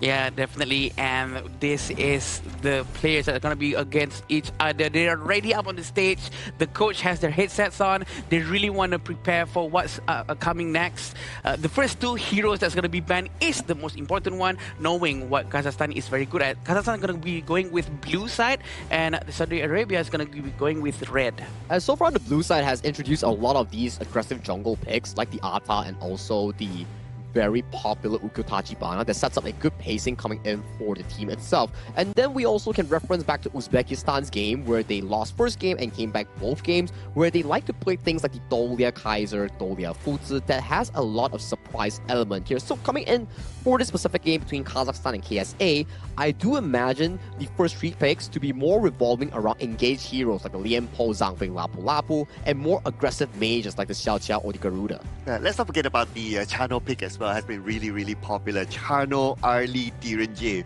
For farm laners, these three heroes have been very popular. So I would expect to see them somewhere in there, whether it's being picked up or being banned. Yeah, Chano is such a good hero that they're going with, and they actually managed to pull it off very well. And the itemization coming in from Team Laos, especially just now, they really know how to maximize the usage of Chano. So I do think that it's one of the best heroes to be picked. But what else can you do aside by Chano? What are they going with? Are they going to go with Marco Polo? Are they going to go with maybe something much more aggressive? But I'm not surprised if Ukyo gets banned here. Or the Dharma, right? Because we do see that the fact that Alihan is actually a very cool Dharma player, and that's the Ukyo that you pointed out here, spot on, removed from the pool. So first pick here, there is the channel that you guys were mentioning just now that could be a potential first pick. And later on, you can see more on towards the roamer side on the Lapu Lapu. That's the Maestro Neuinger. So Kazakhstan wanting a more aggressive approach. They want to be fighting. They want control in that early skirmish. Yeah, this means that they can play this very fast. After the first wave in the middle, the Mai is able to rotate either to the clash lanes out of the farm lane side. So for Saudi Arabia, they have to be aware of that situation. And Kazakhstan, we've seen their gameplay before. Their gameplay is really fast, and they know the timing of their rotation. Definitely, and we do know that Kazakhstan are very aggressive in terms of their gameplay, so the coach are most likely going to be drafting heroes that are aggressive, that's suitable for their own gameplay. Charo and Daidia has been picked out as well, and Lapu Lapu and Dharma is a very strong pick. Kazakhstan is really favoring with all of these crowd controls. A very Kazakhstan playstyle, I would say. If you were to refer back to their game Kazakhstan yesterday, playstyle, wow, yes, like it. it's really team fight centric. Yes, they might not be the best team in terms of map movement or macro. When it comes down to important team fights, late game moments, that's where Alihan and also the side of their team start to find those big moments with those big truth mantras coming in from this Clash Lane player. So if you have this amount of engagers, right? Like you have the Dharma, you have the Lapu Lapu, you have the Mai that can engage as well, right? Perhaps at the top of your mind, if you are Saudi Arabia, is that, okay, you want to find a hero that can go to the back line directly. You don't want to play with the strategy of front to back because of these walls that are in front of you. You want to try to find a way around it instead. Yeah, trying to find a way around really depends on the hero composition, the heroes given by the coach. It's very important for them to have someone who can actually try to flank all the way to the back safely and preferably to not be struck down in the process. So we want to see that being made by Saudi Arabia as well. And they're taking out Arlie and Direnje. What do you think, Sagi? Smart approach, right? We did see back-to-back Direnje games coming in from Bakzol yesterday night. And he had a fantastic performances. A lot of damage, like I think what, 300,000 damage coming in out of his Direnje pick. Wow. And you can start to see the Kazakhstan answer towards the Clash Lane will be Byron and also Ata. Potentially KSA might have to consider the Bai Chi going into the Clash Lane because tanks are pretty limited in this pool. I would have considered to ban out the Marco Polo instead because the Spirit Wolves can be easily cleared by the Marco Polo. But instead they're going to go for the Erin. Okay, Erin is starting to get popularity. I noticed that being picked up today a couple of times. Yeah, Erin is actually a very good hero as well. It has our Laura Bloom is a very strong thing because it converts physical stats into magical damage output, which is something that not many other heroes actually have. So which makes it quite confusing for the Saudi Arabian players, right? They wouldn't know what defense items they're going to be picking after this. Yeah, that's true, right? And with the item build coming in from Bakzol's Erin, it's normally the Sparksword Doomsday into the Void Staff, which gives her a lot of flexibility in that damage output. You have physical, you have magic, you have everything in a specialized kit. The only downside about Erin, the mobility is not as consistent compared to other heroes, so the positioning coming from Bakzol will be really important. And the final pick coming in from Marappa in the jungle will be that Hansin. Hansin is a very agile hero, but really requires mechanical demands coming in from the user itself. Yeah, but if Hansin is able to pull it off really well, they have like at least 4 heroes that could engage. Yeah, 4 heroes that could engage, and then Erin is just like, okay, try to give out damage for free. Yeah, I agree. So I do think that having these all tanky heroes in front of them, they're going to try to make good use of the Erin as much as they can. And Hanshin is a very interesting pick. He's going to be playing as aggressive as possible, hopefully to be able to successfully get someone out of the team fight. Yeah, anyway, we're going to go on to the first game here of this matchup. This game will be really interesting. We're going to see a team that has a lot of heavy engagement here going up against Saudi Arabia. I agree. And look at the knockout coming in from the side of Saudi Arabia, and they really want to find an early team fight coming in from them. Kazakhstan really have to be careful because they still need some time for Marapat to get all of his jungle resources first before he can actually involve himself into these team fights. Okay, all right. We're starting to see an active approach here at the top. I'm looking at the clash lane. Also, same goes for Saudi Arabia on the farm lane area as well. Both sides, they have the same idea of like, okay, after the first wave in the middle, let's rotate to either side to try to give a bit of pressure towards the opposing side. And I would say that this is all about timing, and it's good that these two teams are very active in that. Seems like there's a lot more proactive movement coming in from Saudi Arabia, but they did left Ahmed alone down here, having Sunkar still in front of Bakjol. I do feel that he's gonna struggle a little bit more because Sunkar is mighty aggressive. We've seen their gameplays yesterday. We know what they can do, and we know Sunkar is not gonna go down before Bakjol does anything. He's gonna give a lot of space for his farm lane to output some damage. Oh, Ashin? Oh, first strike? Oh, at the top? Top lane. Oh, it was a 2v1? Oh, no. Oh, he lost. Okay. It's a very interesting move coming in from him. He's very aggressive at 1 minute 30 seconds mark. That is when assassin junglers usually done with their resources, and they will go to the side lanes and try to get one strike.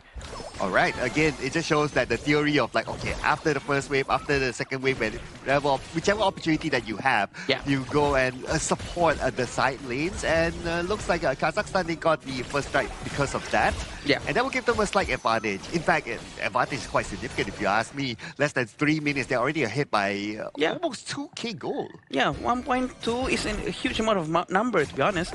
And the early rotation coming in from the Saudi Arabian team, they're really going to try to find Marapat.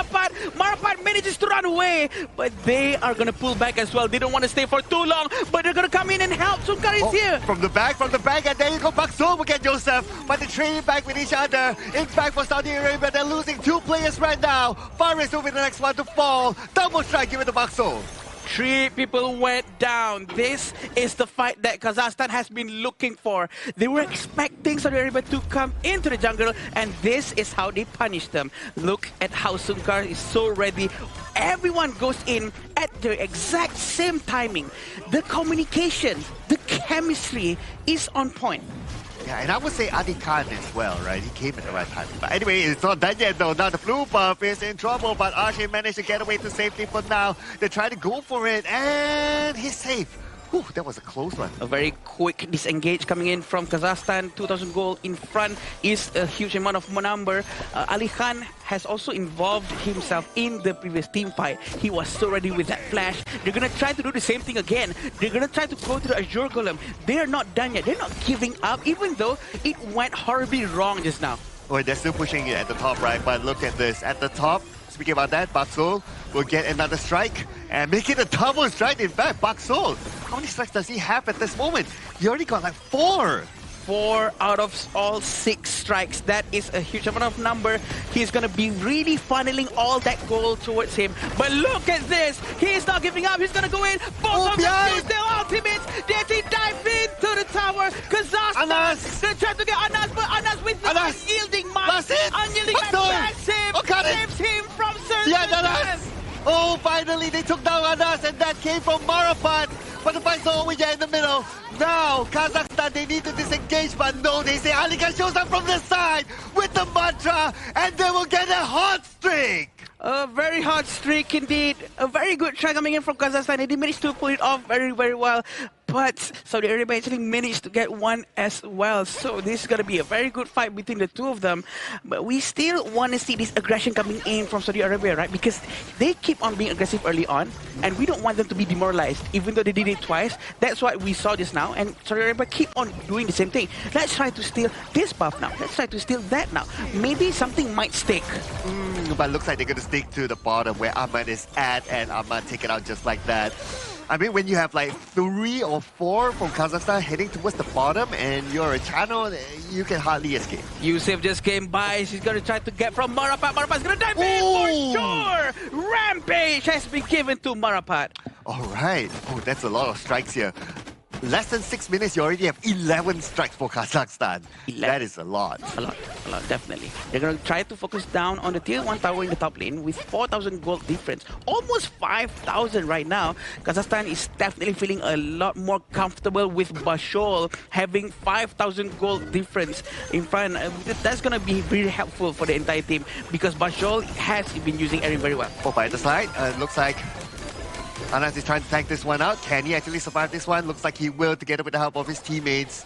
And because of that, Kazakhstan will disengage up from the side. Ali Khan shows up. He should be able to finish this one. And he will get another strike for himself. His teammates will follow up. Sunka gets Mohammad. And now time for Kazakhstan to disengage. Look at how quick Arshin actually managed to dive in to give a supporting help towards Ali Khan. That is what teamwork is about. And Kazakhstan is on a roll. They know what they're doing. They are aware that, okay, guys, Ali Khan is hiding in the brush behind them. Let's give him a bit of time. Maybe he's going to catch someone. And he was trying to take Anas down. But again, because he's a bit tanky, it's going to take a bit of a time. Also, buying them time to force them to stay there until Arshin comes and arrives with that help. Yeah, I love the communications, right? Like they trust each other. Like that was pitch perfect there. And now Ali Khan is just going to open up the clash lane side while his other teammates are pushing the farm lane side of things. And the opposing side are still on the top.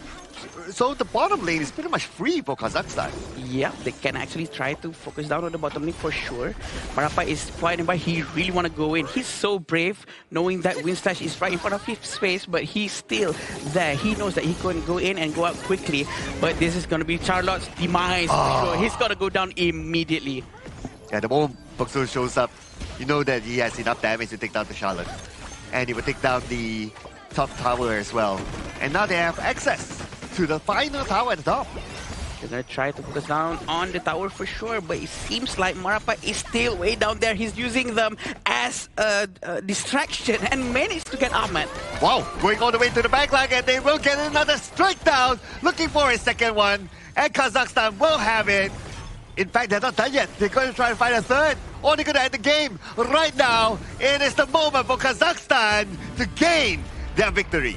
In a bare 8-minute game, Kazakhstan showed their dominance in a very aggressive combat style, bringing the teamfight straight to Kingdom of Saudi Arabia's face, and they take them down in a quick fashion. But Sagi, Saudi Arabia actually went all into the jungle like twice or 3 times, trying to steal the red buff, the blue buff, Ajurgolem, Chrysogolem non-stop, even though they keep on dying after trying it.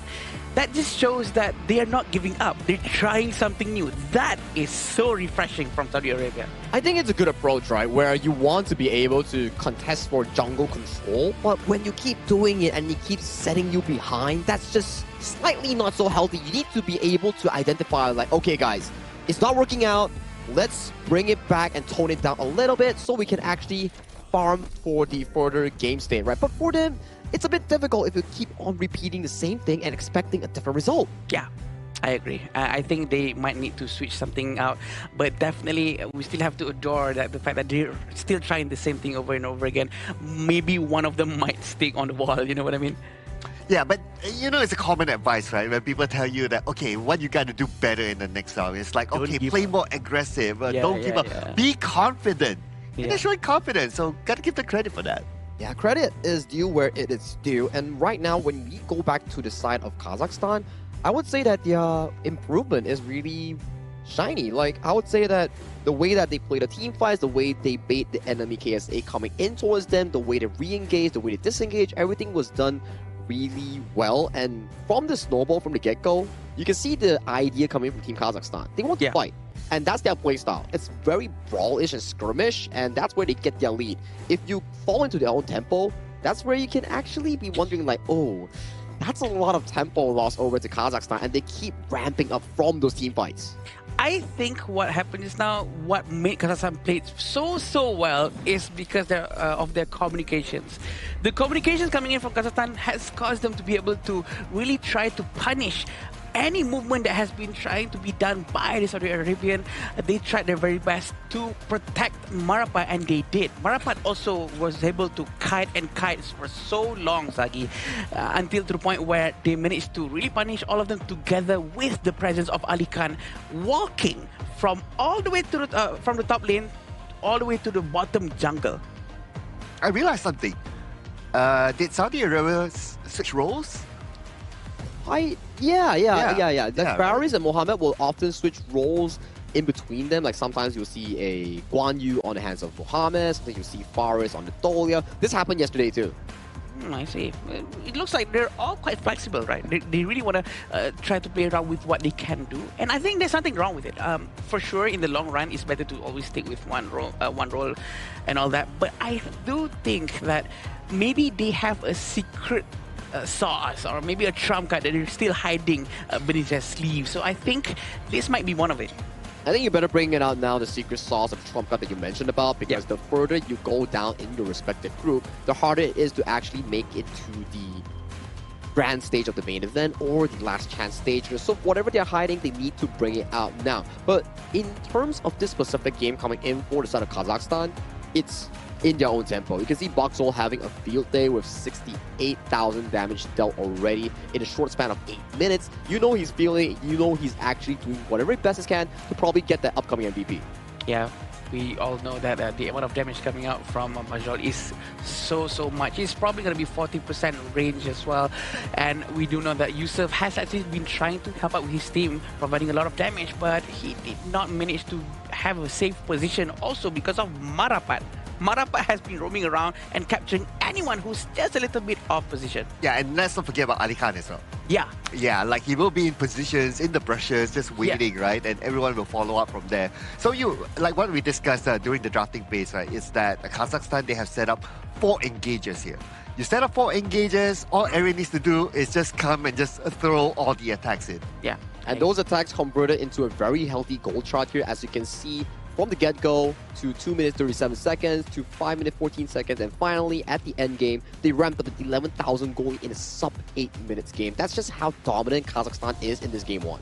It's quite surprising how suddenly we're all getting so used to a very quick game nowadays, right? Because these are games actually to be talked about a lot because how fast it is. But this is how good Kazakhstan was, and the fact that Saudi Arabia was actually playing so well and Kazakhstan still managed to do it is something to point out. Yeah, and the fact that Kazakhstan came back off a tiring game yesterday. Oh yeah. Yeah, long, tiring game and all that. But they're still able to show up today with this sort of good performance. Very, very strong. So, yeah, I mean, it's a good start for them. But for Saudi Arabia, of course, I would say that it is still like they have the idea behind it. It is just that Kazakhstan's pace of gameplay is just really, really fast. So perhaps that's something that they could adapt better in the next round.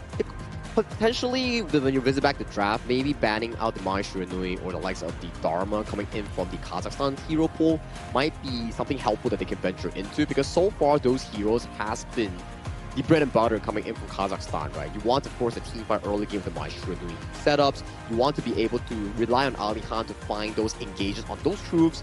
Those has been the comfort picks for Kazakhstan, and if they can be removed from the pool by KSA, I think it will be pretty cherished. I agree. So it all goes down to the coach of Saudi Arabia for sure. And this is what happened on how fast Ali Khan actually managed to rotate from top lane all the way here, predicting that his team is going to be involved in a massive team fight. And that is exactly what happened. And they actually pulled it off very, very well. Yeah, and from here onwards, it was just more of them. Like, if they see a target, they would just chase the target down. Because they can. Because they have the Hanshin, because they have the Laku that can also stun and all that. So they just need to continue on. Now, this fight in the middle was really, really interesting. This was really long. Oh yeah, and the Aaron managed to survive for quite a second there, waiting for Ali Han, waiting for all the teammates to actually arrive. And the subsequent one was a bit too over, I would say, that KSA actually overcommitted. And when your members are down on the map, Ahmed, even though he has fast on the channel, you can't be walking down to an isolated lane. You're gonna be pounced on by Arshin's Maestro or Marapat on that Hansen. And this is the playmaking capability coming from Ali Han. Just so darn beautiful coming in from the Dharma and also the Maestro. Very smart. He hit inside the brush and he knows that they're gonna go through that area. And the entire team was so ready to do a follow-up. That's what I'm talking about. The communication is just pristine. It's just so clean. And here we're gonna be seeing who's gonna take the MVP. Yeah, the MVP coming in for this game will be Benzol, as we mentioned just now. Although he has the only takedown, the only suffered spot coming in from his team. He managed to come out on top of 8-1 and 6. KDA with almost 40% damage dealt. He was on a roll yesterday as well on the DRNG. Although they lost the games, but he was the stable point coming in from Kazakhstan's farming role. Yeah, you said that he dealt 300,000 damage. 300,000. Oh yeah, that one. But you can only do something like that with the Renji or heroes that uses Doomsday, right? Because the amount of damage is so much. So much. It was so much coming in from the Kazakhstan's farm lane here. Very good performance and a well-deserved MVP. But it's back to the drawing board for Kingdom of Saudi Arabia to find that potential comeback in the second game of the series. Yeah, so I guess it's all about pacing, right, if we were to look at this, because when we saw the draft from Kazakhstan, we kind of knew that, okay, their philosophy of gameplay is that after they pick the Mai, especially it's like, it's going to be like after first wave, it's going to go to the side lane, and then they're going to come back to the middle, clear again, and then go to another side of the lane, because Mai is that mobile sort of hero. So the moment you see that Mai, you already have to anticipate like, okay, we have to find a way to try to slow down or block those sort of rotations. I think I agree with what Sagi said prior to the first game. This is the Kazakhstan's play style, which is the crowd control galore, because the amount of crowd control coming in is a lot. And the fact that they do know how to maximize that capability is what makes them very good with this kind of heroes. I think the only hero that could counter against them is Zhuangzi. You have to practice Zhuangzi to play against Kazakhstan. That says something. Yeah, it's a good pick, right? When these are the moments that you actually pick Zhuangzi compared to the one that we saw from Team India. So these are the moments that you need to be adaptive in your draft itself. And talking about the hotel coming in for our official event for the 2026 Asian Games Esports Qualifiers for Honor of Kings, it's our hotel partner and venue partner, Marriott Petaling Jaya. Okay, if you want a good stay, you want a comfort stay and high class, top class, do check out Petaling Jaya Marriott Hotel. Yeah, this is the hotel that we're staying, and thank you so much. And coming back to our game just now, that's what we want to see, right? The crowd control coming in from the Kazakhstan. I think it has to be reduced somehow. It has to be banned, or you have to take Zhuangzi, or you have to maybe out-CC them. Out-CC? Out-CC. Out crowd control them. But after looking at like Kazakhstan having taken all the big CC type of heroes, like how are you going to out-CC anymore, right? Yeah. But anyway, we'll see what happens here, whether the draft will change for either side. But speaking about change, we're going to get a substitution coming in. So Yosef is going to be subbed out, and Muaf is going to come in for him. Oh, they're going to change their mid lane, which is very interesting. While just now, actually, Xiao Chao is one of the only person who actually dealt a lot of damage. But maybe they do have a different plan. Maybe this guy can do a lot more damage with the mid lane, Sagi. Maybe it's a secret plan that you mentioned just now. That this player, Muaf, might be the savior coming in to pull up the tempo that KSA really needs to come back in towards the series here. But I think the draft is something that they have to definitely venture into. They can't allow Kazakhstan to continuously get all these strong and high mobile heroes that is capable of engaging and forcing out team fights here. Things like the Mai Nui, Guan Yu, and also Ali Han's Dharma, all these must be approached with cautious.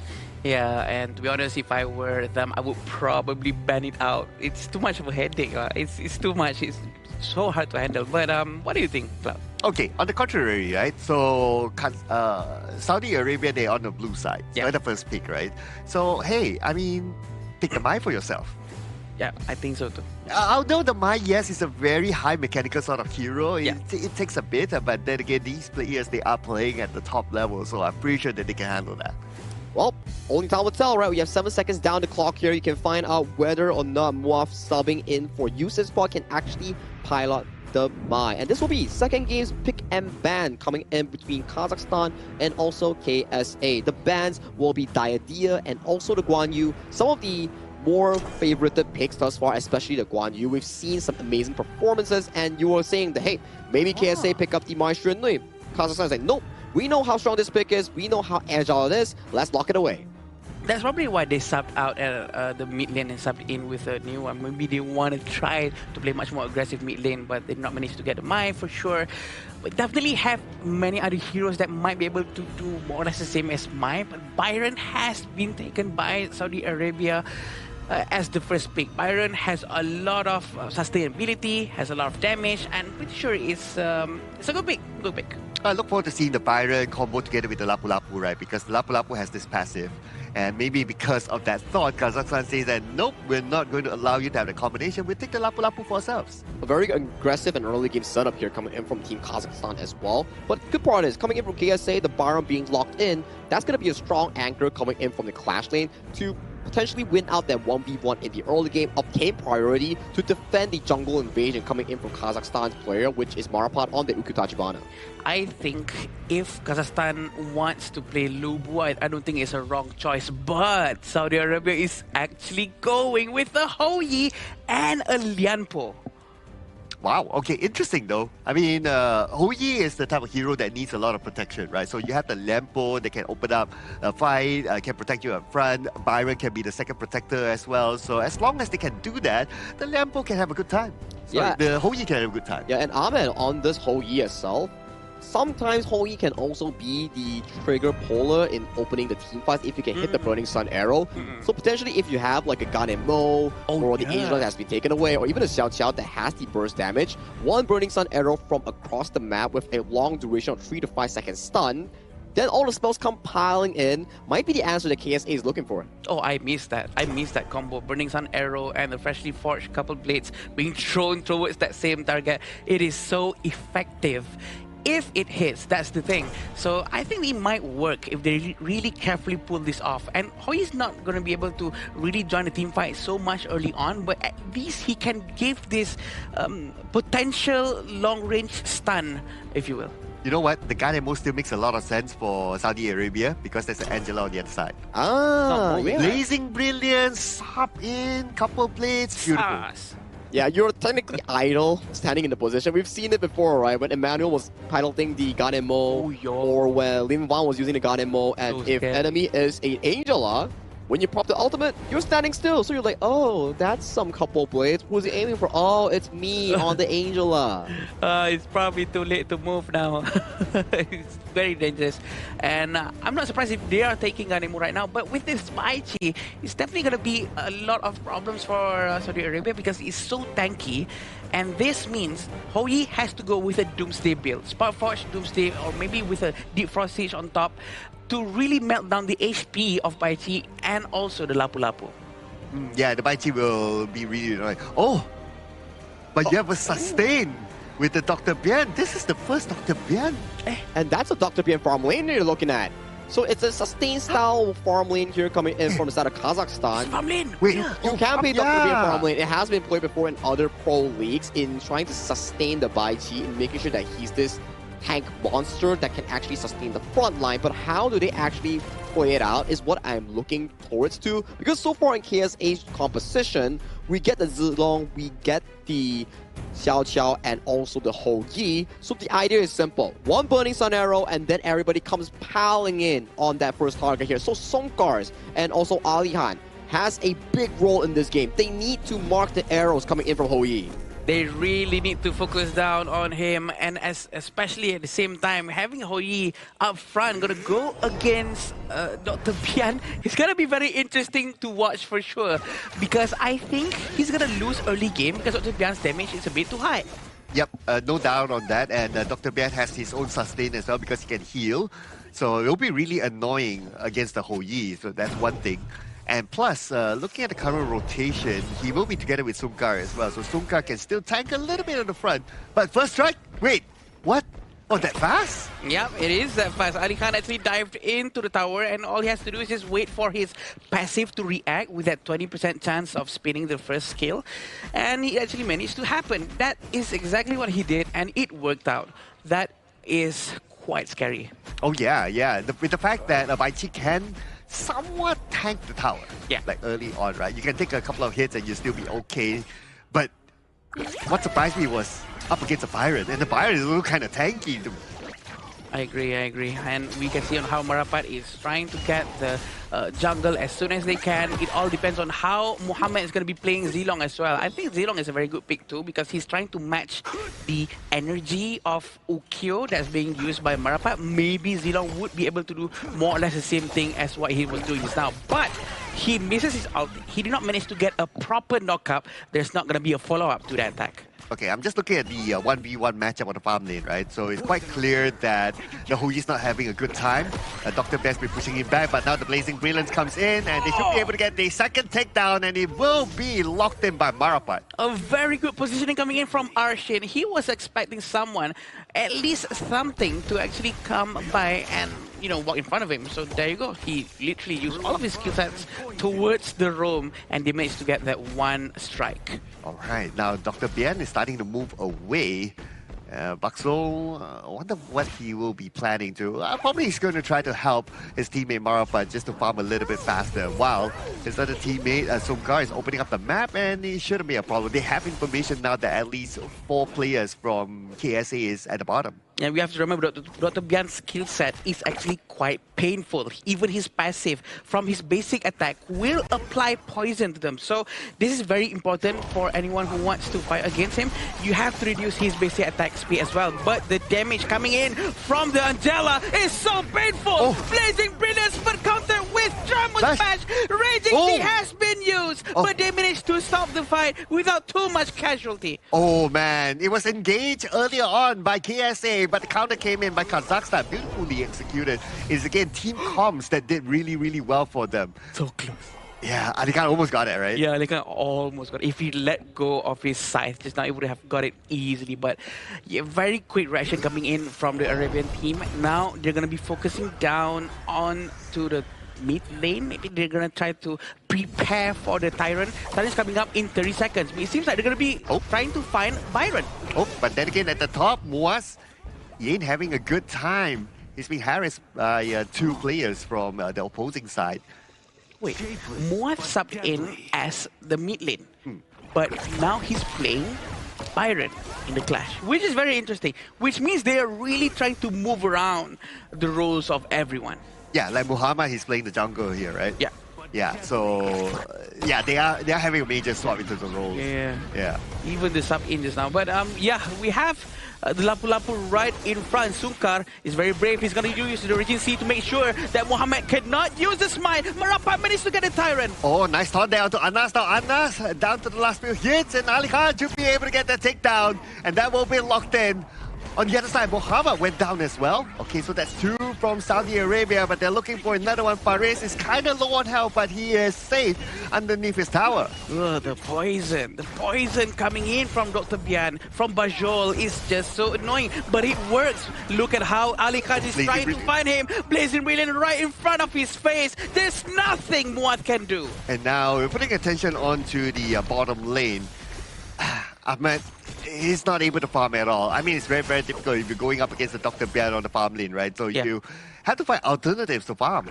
Yeah, they're going to try to focus down on the mid lane for sure. The tier 1 tower has been destroyed, so this means that the Saudi Arabian team doesn't have vision in the mid lane. This is going to be a bit of a problem because we do know that Marapat will use the Ukyo to really utilize the jungle vision from the Saudi Arabia side to make sure that they will be able to catch anyone from the back. Okay, with the fact that now Sunkar is opening up the back line, right? So that means that this bottom tower is super exposed and it's going to be taken just like that by Kazakhstan.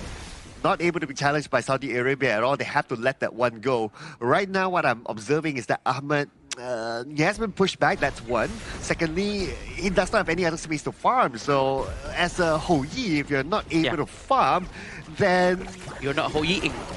Not Hou Yi? Oh, banana does, and then he went down. Arshin with the blazing brilliance out of nowhere. Right now, it seems like Faris cannot come out from there. He is stuck, and he has to go down. Yeah, the Burning Sun arrow did not connect as well. But to be fair, even if it connects, nobody's there to follow up too. So that was the best that he could do at that moment. Yeah. Anyway, Kazakhstan now cleared up the bottom. As I was saying, Hoyi cannot Hoyiing because he cannot farm. Oh, okay. It's a joke. You're supposed to laugh, but it's fine. I'll cue you next time. I'll cue with a tickle.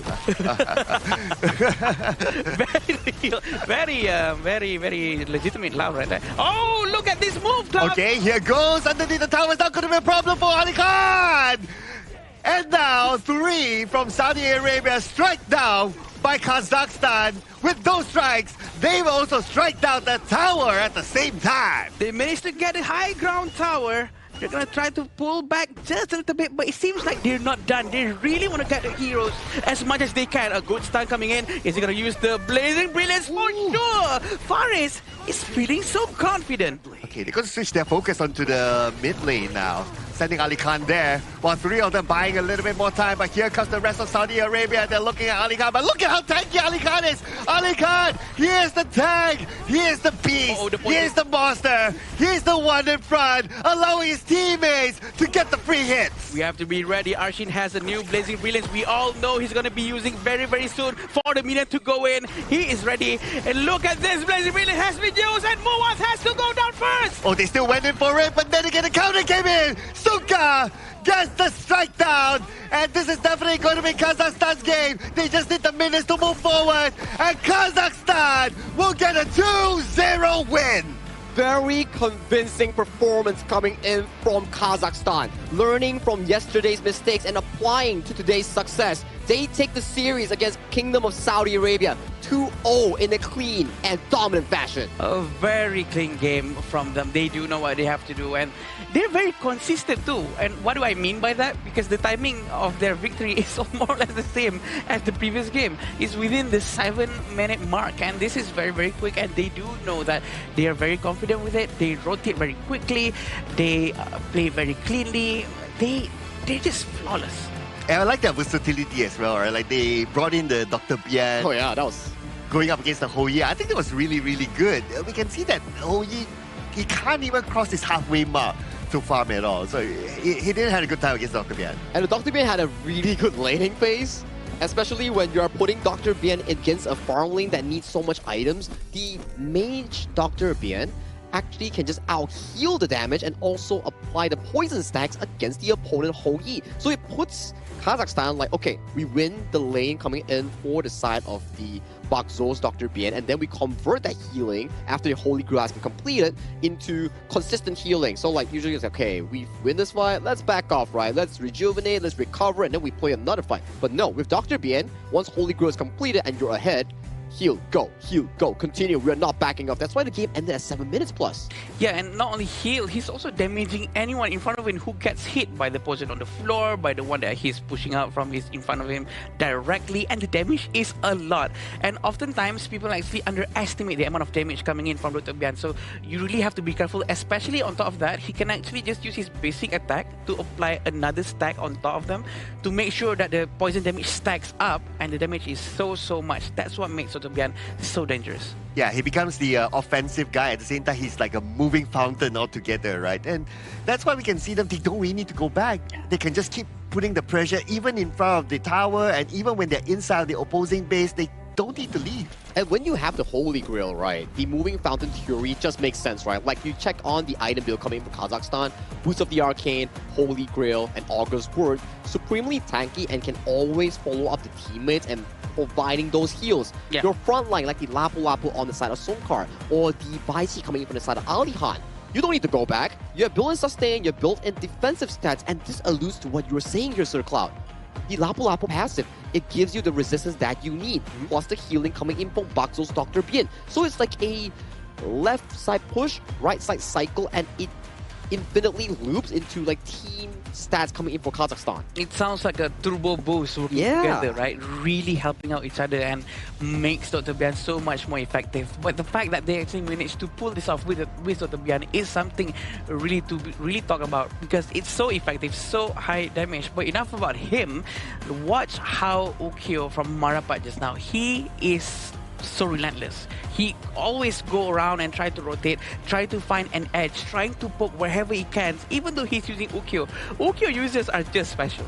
Oh, I was impressed with the Baichi. Oh yeah. Yeah, especially with the Baichi, and then you have the Lapu Lapu with the passive as well. Makes Baichi so tanky. How many times like he was in front and then he tanked everything, and look at this.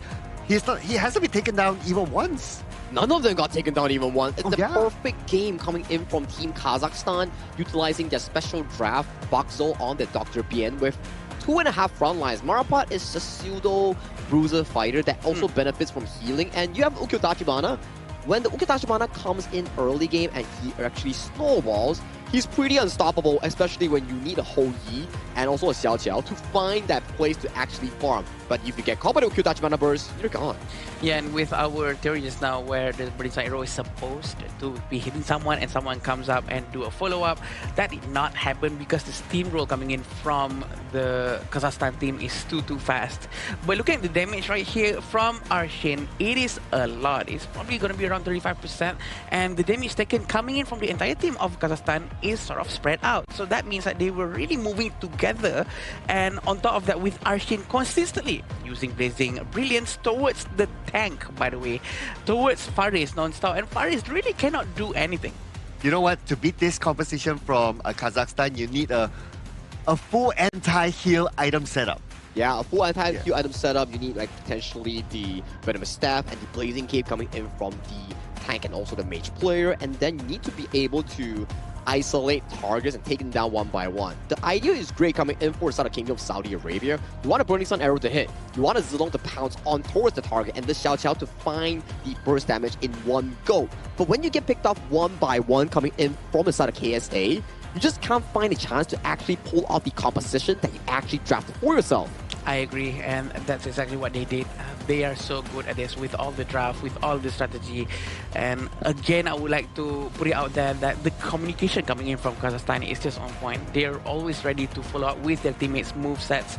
And yeah, it looks so clean the way they move around, as if one-minded beehive. What do you call it? It's a beehive. What do you call it? One-minded beehive? I don't know what okay, the collective hive mind.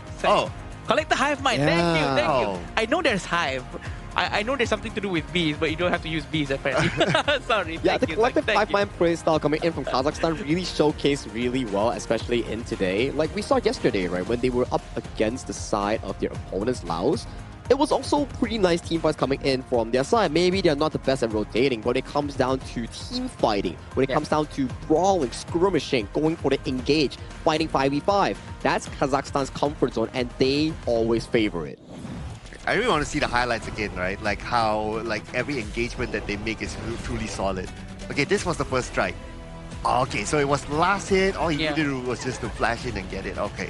Yeah, and we also have to remember that the fact that Baichi is passive, he can actually react towards the tower's attack to actually spin one more time, so he do that very well. But this is what happened just now during one of the biggest clashes in the center of the map.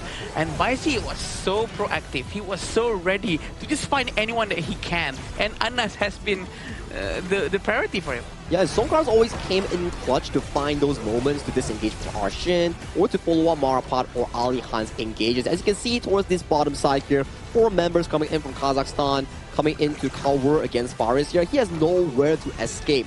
One Chaos Cinder here sets him down, and that's a flash ultimate. Late waves coming in from Ali Khan to set the stone and to end this game. The amount of Blazing Brilliance coming in from Arshin is so good. Every highlight reel will always have this Blazing Brilliance bursting everyone down one by one. Yeah, and why unfortunately Anas is always like the first target for Kazakhstan, right? It's because that you are the CC dealer. Yeah. Okay, that's one. Secondly, they don't need to worry about Ahmed because they have already suppressed Ahmed during the laning phase, so his damage output is not that much. And the rest of them are tanky enough, so you want to try to target to them. But we're going to award the MVP this time to none other than Songkran. Sunkar played a fantastic game, right? Throughout the highlights that we actually saw just now, there was a play in mid lane that the Angel was so close in being taken down by the side of KSA. He came in, swooped into the engage, and then re-engaged on the enemy and got the takedowns for his own team, which I think he had a phenomenal game, always present in the team fights and finding the perfect target with his ultimate. I can't help it but to realize that Sunkar actually looks like one of our handsome friend Afik. It looks almost like him, the eyes. Sorry, going sidetracking a little bit. But yeah, the damage from him is not really too high because he's a tank for sure, but the damage taken is a lot. He's doing his job. The crowd control, on point, very selective, very, very good. Try. Do you not see it? The eyes. Took me a while. Yeah, I maybe need a bit more time on that. Yeah, a bit more time. But then again, yes. Besides him and his actions together with the Raging Sea and whatnot, right? It's because of his passive as well. Because of his passive, it's stacked up together with whatever Baichi has that's already tanky enough. That's why Baichi can survive almost anything in any fight earlier. These are the situations where in your composition, it's actually really difficult to take down team compositions like the Kazakhstan style, where when they snowball, they're really strong. But you're maybe wondering, like, how do I actually counter it? You need to make sure you have the HP percentage items that Adam likes to mention about, like the Doomsday, the... What do you call it?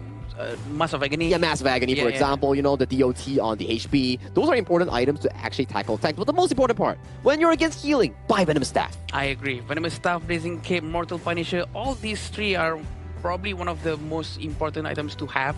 But also, talking about Doomsday and Massive Agony, why is that important? Because it's the only few items that actually deletes the enemy's HP based on the current percentage. Current maximum percentage, which is very nice, right? Because no matter what you do, no matter what your level is, if you're low level, under level and whatnot, you can still deal a lot of damage based on how many projectiles you're actually hitting the enemy with. Okay, here's the question I want to ask you guys, right? So Venomous Staff, like first item. Okay. Yeah. Yay or nay? Of course, yay. 100% yay. Yeah. Always. Okay, Blazing Cape, first item, yay or nay? Depending on matchup. Who you are. Depending on matchup. Okay, so I guess we can sum it up as, if you see this style of com, okay, Venomous Staff, let's go. Yeah. Blazing Cape can come later. Okay, the general idea is when you see a large healing composition, the reason why mages actually buy Venomous Staff over like Mortal Punisher for physical carries or like a Blazing Cape coming in for the fast lane or fighters is because like Venomous Staff and mages, they can apply AoE spell effects and it actually benefits more. AoE skills, boom, everybody gets healing reduction. Yeah, that's what we really want to learn about. But for sure, we are going to be watching the interview between Mara and the players. Mara, are you ready? She seems very much ready. So please, Mara, it's now your turn to lead the Gorge.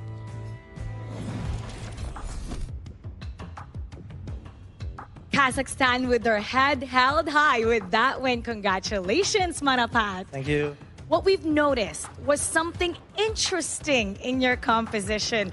We noticed that Team Kazakhstan used a Dr. B, and usually a mage, in a farm lane. What made your team confident that this one would work in this matchup? Because Dr. Bian can work together with Baichi. It's very strong. Yeah. And is it something that you guys have been using for a while? Yes. Okay, so it's not anything new. It's something that you've practiced before. Now, your first matchup, you guys were successful. That was your first match win. Yesterday, though, you lost. And today, you've won again. So what did you learn from yesterday's loss that you carried to this game to make sure that the loss won't happen again and you'll come out on top, just like the way you did today? Because yesterday, our players, our communication with the coach, and we prepare more and prepare our new strategy, and we win today's game. And with that strategy, very effective. We love the way you guys were so confident in that game. Kazakhstan is watching you right now. Let's invite them to support you for your last match.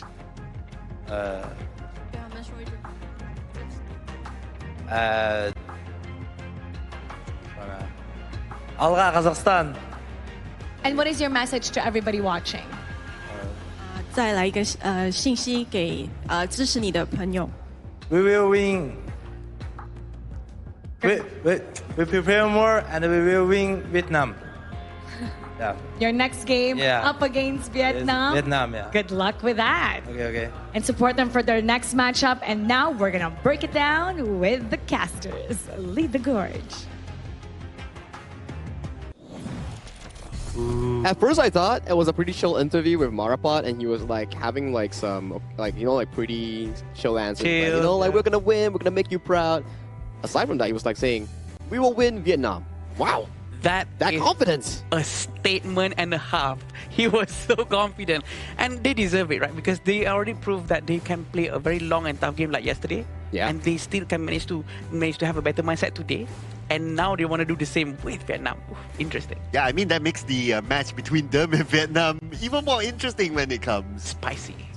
There's definitely the storyline there coming in for those two teams, especially when we see that Vietnam and Kazakhstan's playstyle is actually really similar and they do favor the early game team fights. But that's a story for when it actually happens in the following days. For the upcoming final match of today, we'll be featuring the debut of Hong Kong China in Group D, taking on Syria. Syria has yet to lose a single game in Group D, and Hong Kong China, they're here to make it happen or to turn the tables around. Oh, the game is going to be very interesting for sure. We know that they're very, very good players, a lot of experience. But do you know how can we get a lot more experience than that? It's gonna be getting the IQ 15R, one of the best devices out there to actually use up on the stage by the athletes. Official Gaming Phone 2026 Asian Games Esports Qualifiers Honor of Kings. Yeah, it's a really good phone, right? When you are looking for a budget-friendly, you're looking for a high-specs phone that can run 120 FPS with ultra graphics on the device on Honor of Kings itself, you could definitely always consider iQOO 15R to deliver the job well done. But that's the series here coming in for our fourth one of the day. Kazakhstan, they redeemed themselves coming in from yesterday, and with a 2-1 overall score in their group, they seem to be pretty comfortable in actually qualifying for the main event. Yeah, super comfortable for sure. They deserve to feel that for sure. And I cannot wait for this next match. Hong Kong, China versus Syria. I think there's going to be a lot of new things happening with Syria. Maybe going to be doing some surprise picks. Everyone's going to be learning from Hong Kong, China as well to know where they stand. They're going to set the stage for us to see, okay, this is going to be a very dangerous team, or they're going to be okay. Well, I mean, they have experienced players, right? And they have played at international stages a lot too. So, and I'm sure that a lot of fans will be looking forward to see them. It took them a while for them to get their first game, but finally they're here. Yeah, finally, right? After 4 days of waiting, the Hong Kong China fans are definitely rejoicing because this is their team that's going to be representing them in this Asian Games qualifier here. But we need a short break before we bring you more Honor of Kings action with the final match featuring Hong Kong China going up against Syria. So, see you later.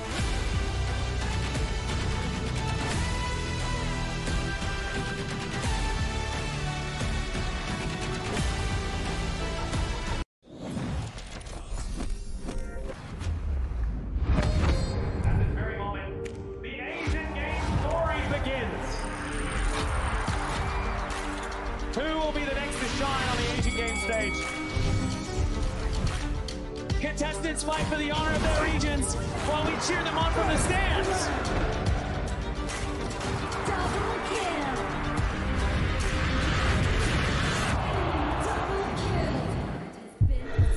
This is a challenge, but it is also an opportunity. The tide is turned.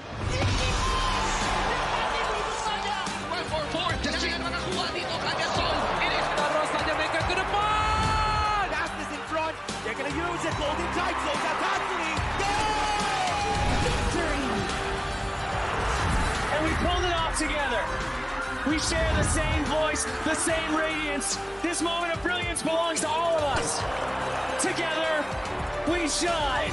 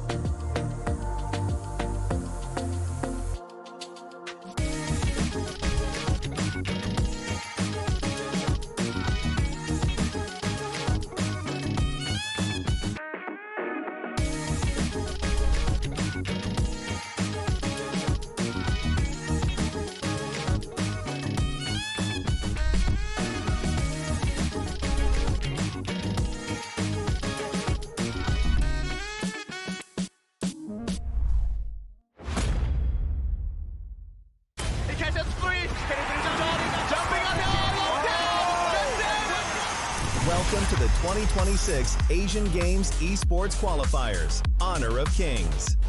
20 regions, one stage, and only the strongest 9 teams will earn the right to shine above the rest.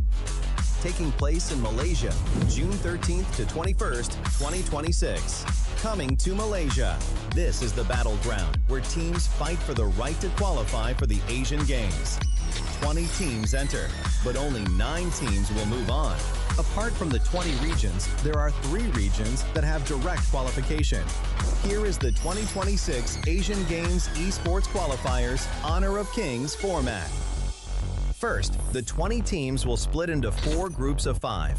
In each group, every team faces every other team once in a single round robin, with every match played in a best-of-3 format. That means every match matters. Every game matters. Every single point matters. The point system is simple. Win the match, earn 1 point. Lose the match, earn none. At the end of the group stage, teams are ranked by the total points they've collected. And from there, the road begins to shine. The top 2 teams from each group qualify directly to the Asian Games main event. That gives us 8 teams advancing straight out of groups. But for those not through yet, the light isn't out. The teams that finish 3rd in each group still have 1 more shot.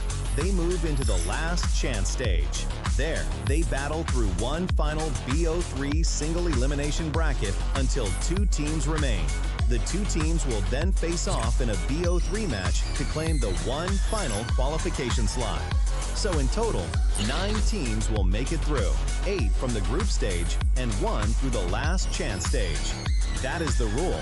Now it is time to see who can rise through it. From across the world, regions gather here in Malaysia. 20 teams, and only 9 will qualify. The path is set. The stakes are clear. Together, we shine. Stay tuned, and we'll see you at the stage.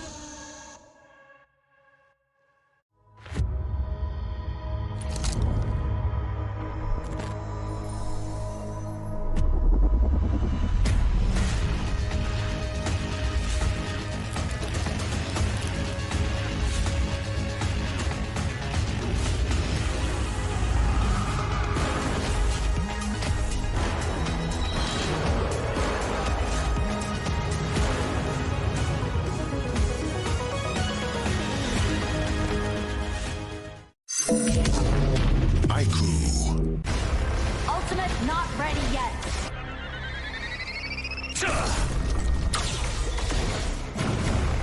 You have slain an enemy. My magic murmurs in ecstasy.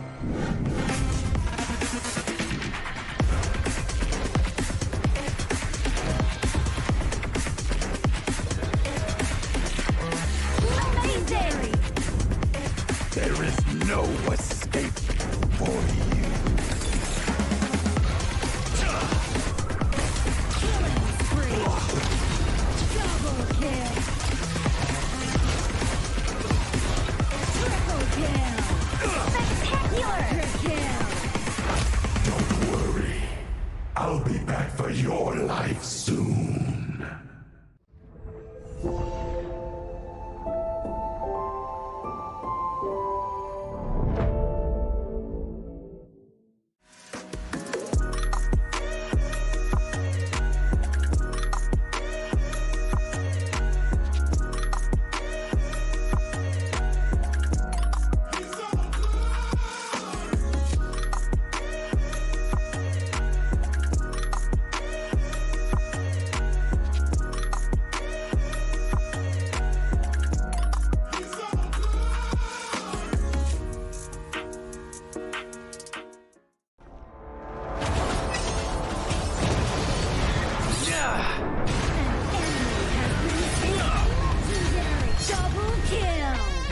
Shall I compare thee to a summer's day?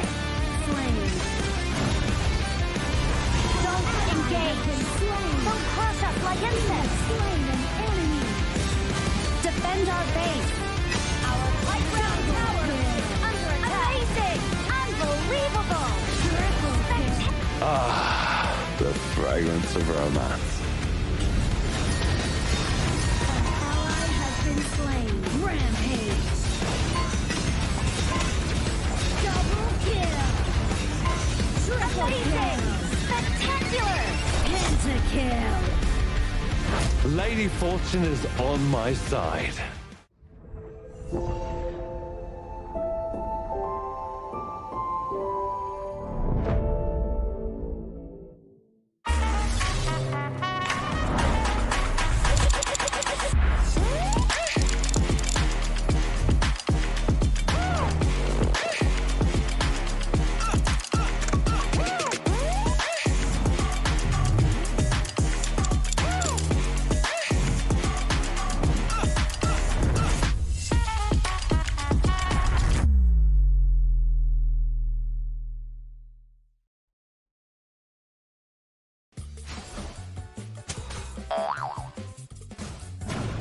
They tried.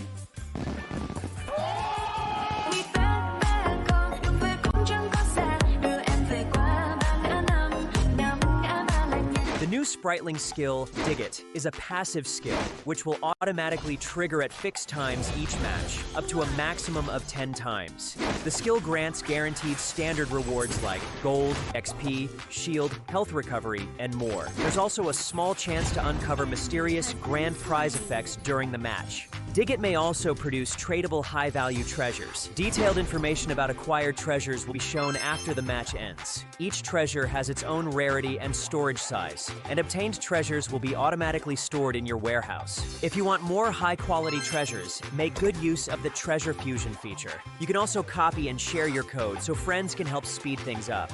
Treasures in your warehouse can be sold for event currency, which can be used to redeem skins, items, and other rewards on the event page.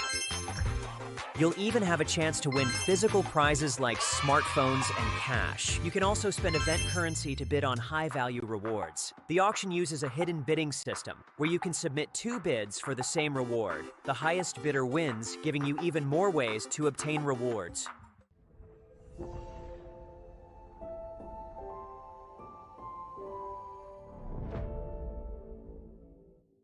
Itu kan track kita. Relax, bro. Phone aku! Jom kembali. Mountain View!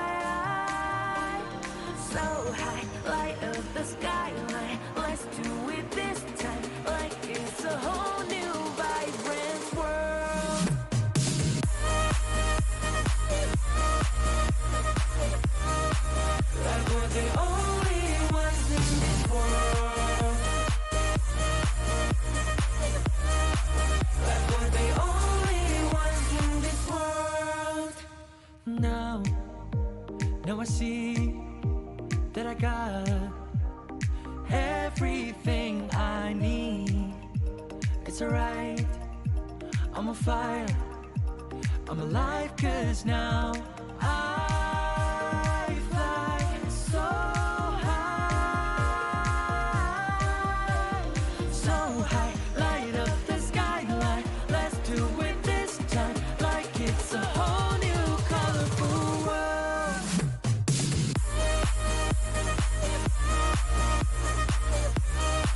Like we're the only ones in this world. Like we're the only ones in this world.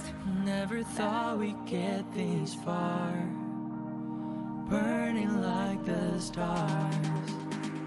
How we get this far? Like we're the only ones in this world.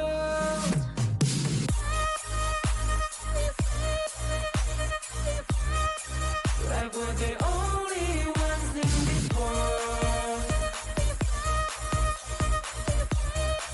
Like we're the only ones in this world.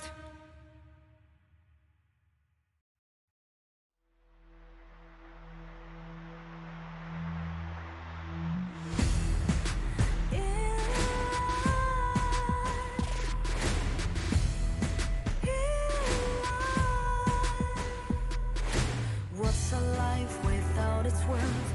Compromising with what hurts inside.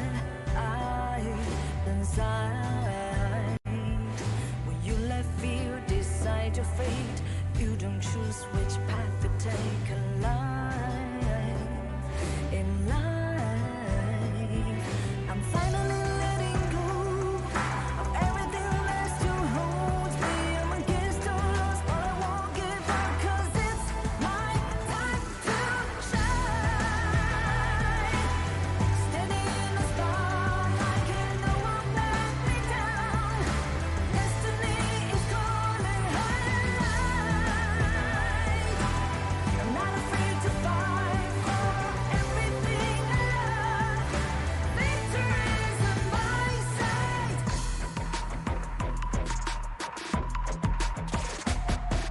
The more we lose, the more we gain. The more that nothing stays the same. In time, in time. Can't love ever, can't forget. What you see is what you get sometimes. Sometimes. Gonna show the world tonight. The light that shines inside us. We'll get stars, but we won't give up, 'cause it's our time to shine.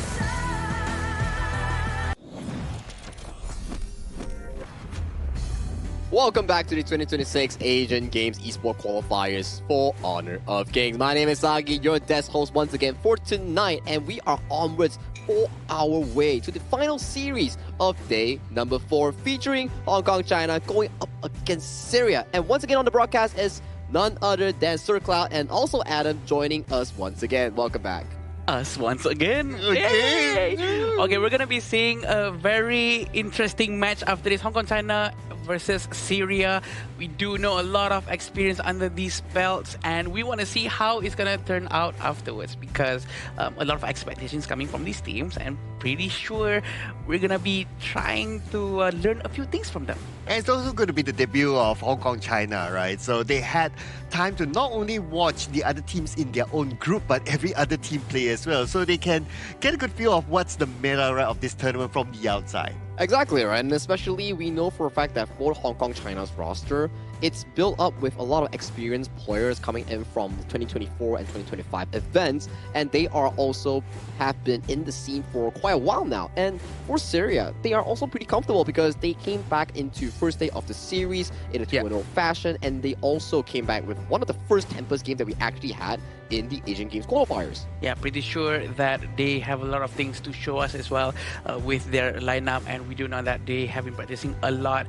A lot of different metas might come up as well, and maybe unorthodox heroes. That's why we want to see some refreshing sides into the game that maybe they can teach us a thing or two that we might have learned today. Yeah, it's just like the Dr. Pian, right? Making its debut and played on the farm lane as well. If in the regular rank game, it would be played on the mid lane. But it was shown that he's played effectively on the farm lane with that composition. So hopefully we get to see something new after this. It's one of those pocket picks that actually adds flavor into the podcast, into the broadcast itself. But if you're into a different flavor in Honor of Kings and you are a bit tired of rankings or normal matches, do check out the June 27 update on the Super Flow Brawl. It's another version with even more wacky talents or even more randomness towards the event and the map itself. If you're already a bit too tired after playing too much rank, try out this mode. Maybe it'll enlighten you or elevate your mood. I love it. Super Flow Brawl mode. We've played before and we do know there's a lot of things coming up. But so is our next match. We're going to be seeing the match between Hong Kong, China and Syria. Everyone have been talking about this because this is the debut for Hong Kong, China. And we want to see where they stand and how the other teams are going to be able to predict their gameplay after this so that they can learn what to ban away from these teams as well. Yep, and they're from Group D. Yeah, so Group D is that interesting group, right? So we'll see how their debut is here. I mean, can't wait to see them. These are experienced players that we have seen in multiple international stages before this, but how would they fare on this stage itself? Well, we'll find out. We'll have to find out, and always when we go into a team matchup, we will definitely have to introduce to the stage with a teaser video introducing Hong Kong, China, and also Syria.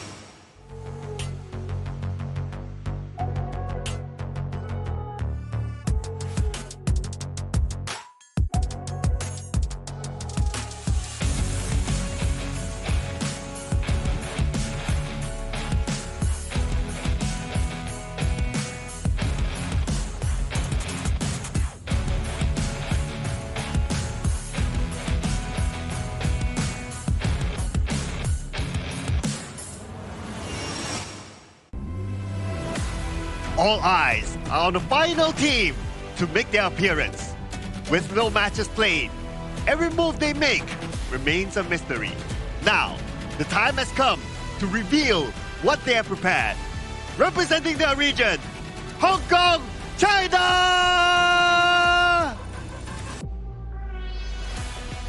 A strong start has already set the tone for their journey, brave in every engagement and confident under pressure. Now they step forward again, aiming to dominate the tournament. Please welcome Syrian Arab Republic!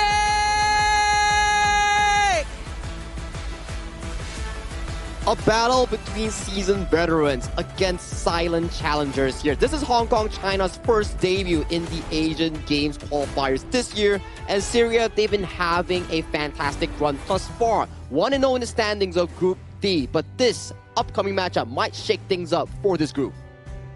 Yeah, we're very excited about this. Right? We really want to know what's going to happen. And this is the lineup for Hong Kong, China. Yes, represented by Sikin, Kahin, Hoa, Sumke, and Kaheng. And this is a lineup that a lot of people have been very curious about. Like, we know their reputation at the international stage, right? We know what they are able to bring to the table, bring to the game itself. But for here, how is it going to be?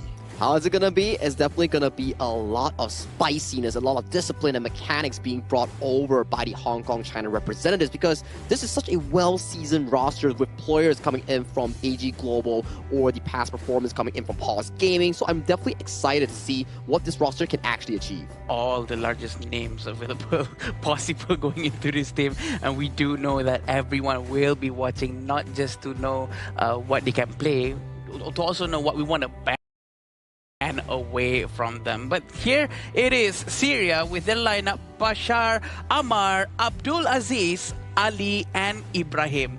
Abdul Aziz, very well known with his temper still, using Angela, which is very, very rare to happen from any other teams. Yeah, I remember that one. That was with the Blazing Brilliance, right? And I believe that was like in the first or second day. First day, right? Yeah. Yeah, and that like kind of set the tone towards like, oh, okay, we're capable of going that far, that long with such games. Yeah, we do have a lot of things that we saw that day when Abdulaziz was actually trying to get the tempers. He stole the tempers because Ammar actually used his unruly blade behind the tempers instead of towards the tempers. My heart jumped, Sagi. I was shocked.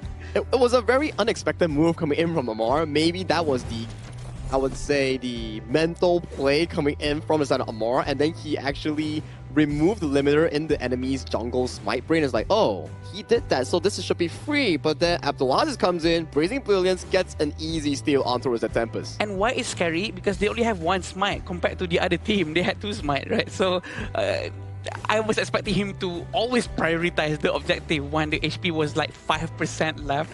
But there's a lot of things to talk about. Also, Hong Kong China is actually chose blue side. They're going to go with blue side. So that means Syria is going to be on the red side. Yeah, so by picking the blue side, obviously you will have the first pick later on.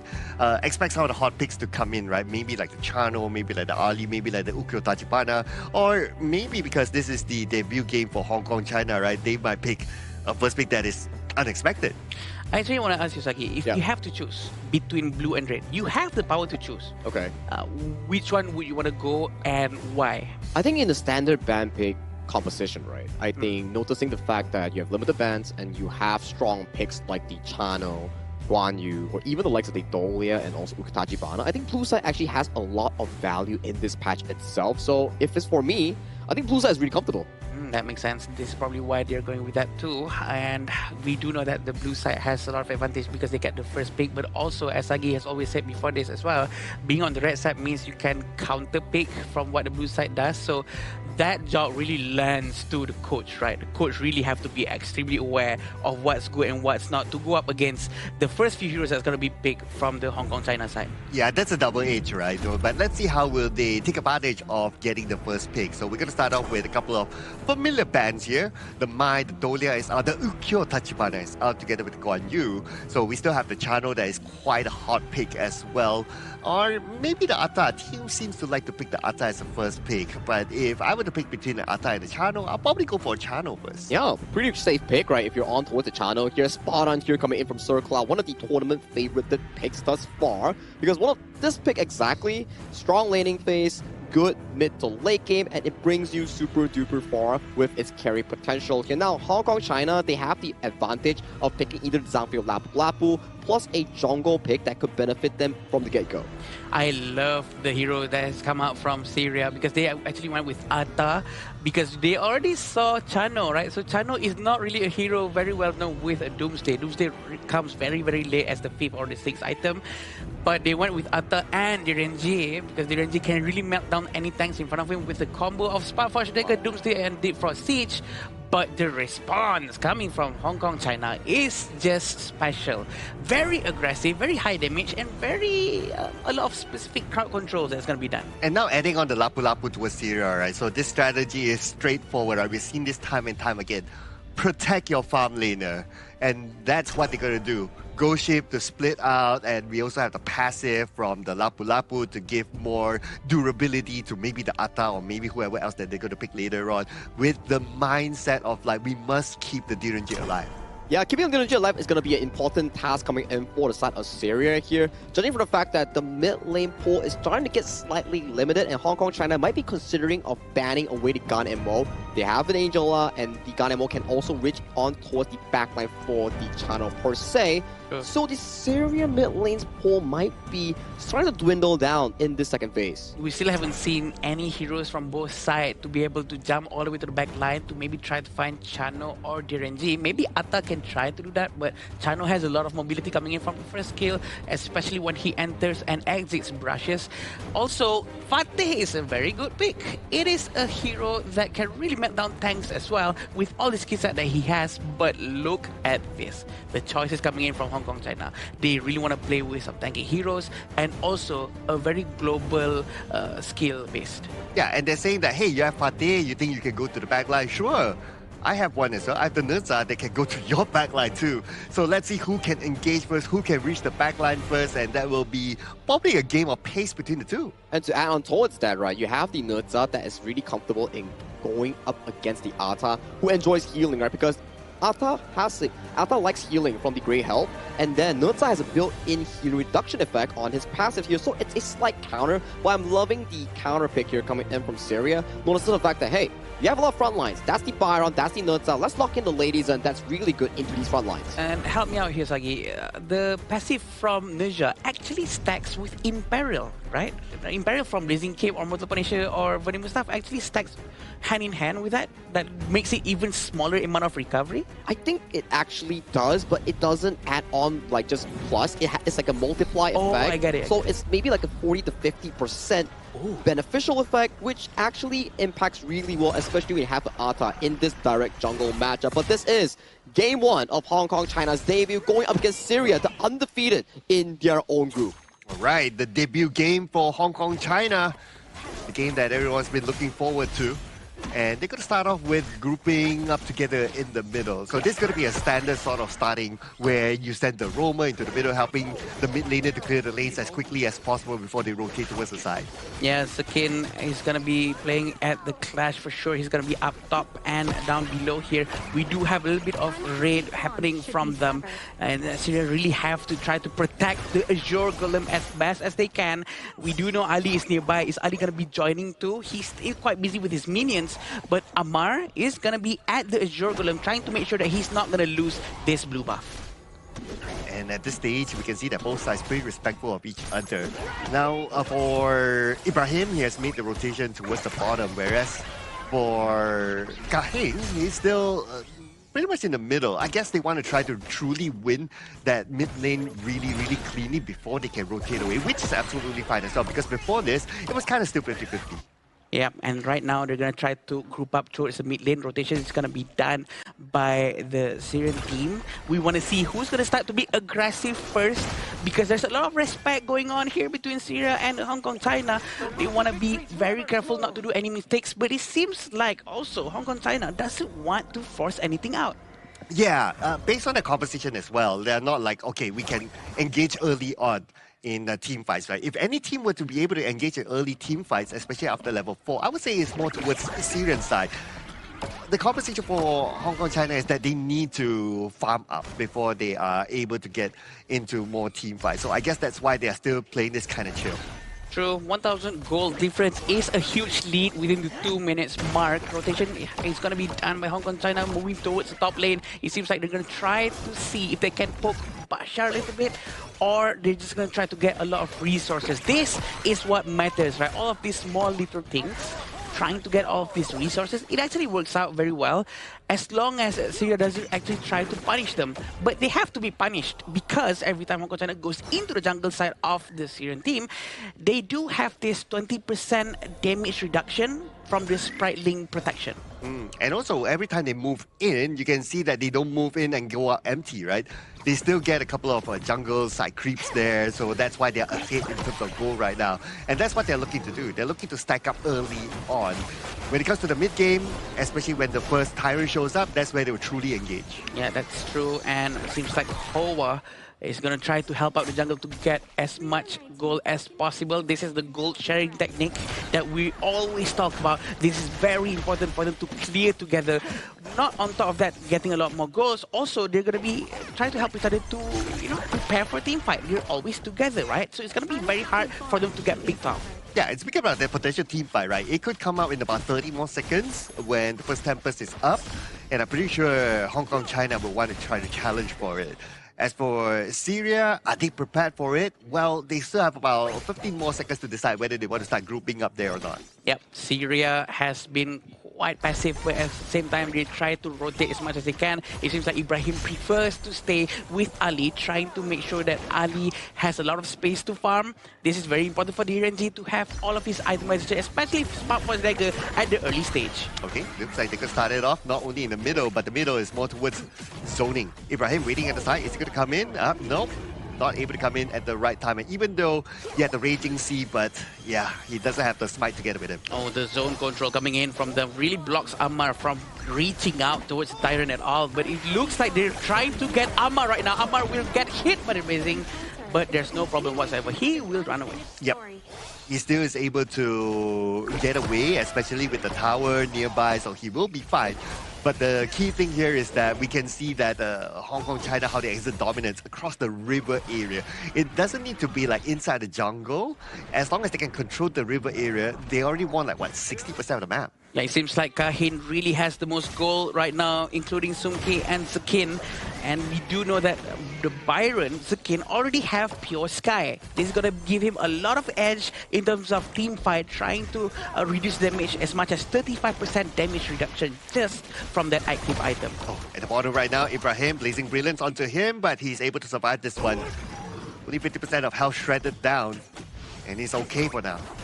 No problem whatsoever. Seems like they're going to try to get the tier 1 tower without any resistance coming in from the Syrian team. They're not going to try to force it out as well. But the flight coming in from Kahin, trying to push Bashar away. Okay, Kahin just showing discipline here, right? Like, he knows that, okay, there's no point for me to chase. But speaking about chasing in the middle, Abdul Aziz might be chased down. Ghost Ship will be used, and Blazing Brilliance as well. But to no avail. We're still at a 0-0, interestingly. True. 5 minutes in, still 0-0. This just shows that Syrian also trying to be as safe as possible. Look at that! Oh, and it's still a 0-0 somehow. Ibrahim is able to get away to safety, but probably we can't say the same for Ammar. Ammar, down to the last hit. The chase is happening right now. There's nothing that Ibrahim can do about this, and Sumke will get the first strike. Make that a double strike. Surely Ali will be taken down, but no, he says, I will not let you pass, but still they caught him. The burn coming in from Kahin. That's the passive of Veja. You really have to be careful with that hero because the burn damage is actually true damage. It doesn't care about your armor. It doesn't care about your shield. It will punch through. And this is exactly what happened. They managed to dive early on, try to get as much damage as they can, and they just pull back. They know that the Ninja's passive is gonna work its thing.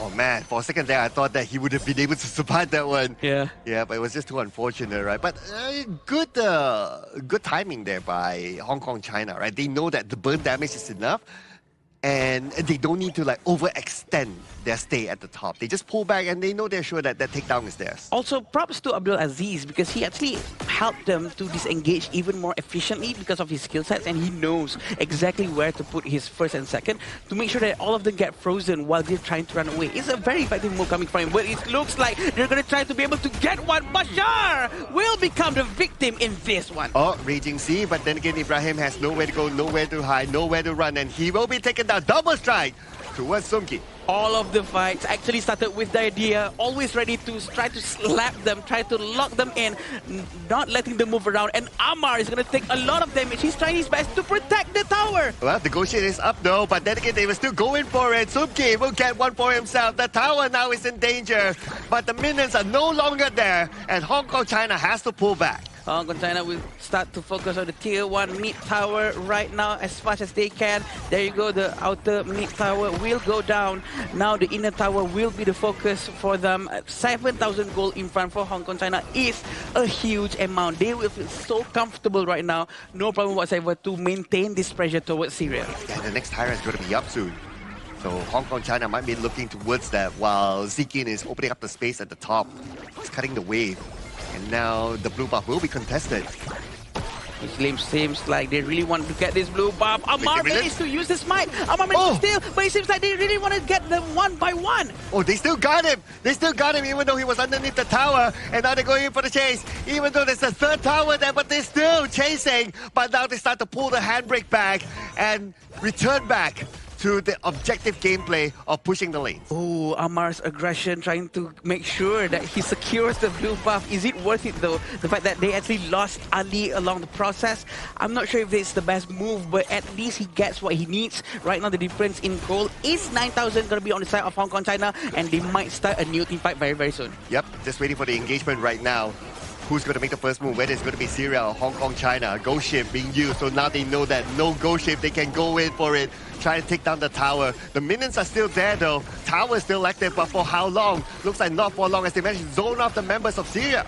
Oh, well, actually use the Blazing Brilliance just to push them away to make sure that they have enough space to destroy the high ground tower. And it seems like they're going to start to focus down on the last high ground tower down below. And at the same time, I think mid lane is still out there. But they still have the choice to go for Titan or Overlord, but there's not enough time. So they have to wait for the Shadow Overlord or the Shadow Tyrant. Yeah, might as well, right? Might as well at this point. And at the same time, at the bottom, the tower is in a critical situation. So Hong Kong, China, they're not really in a hurry to take that one down yet. All they need to do right now is just to zone off the Syrian members and take the next objective, which is the Tyrant for themselves. Yeah, it seems like they really try to open up the map in front. Look how aggressive Kahing is. Always all over the map in front of them, and no one dares to go to the front. Look at Zakin, he's always ready to jump in.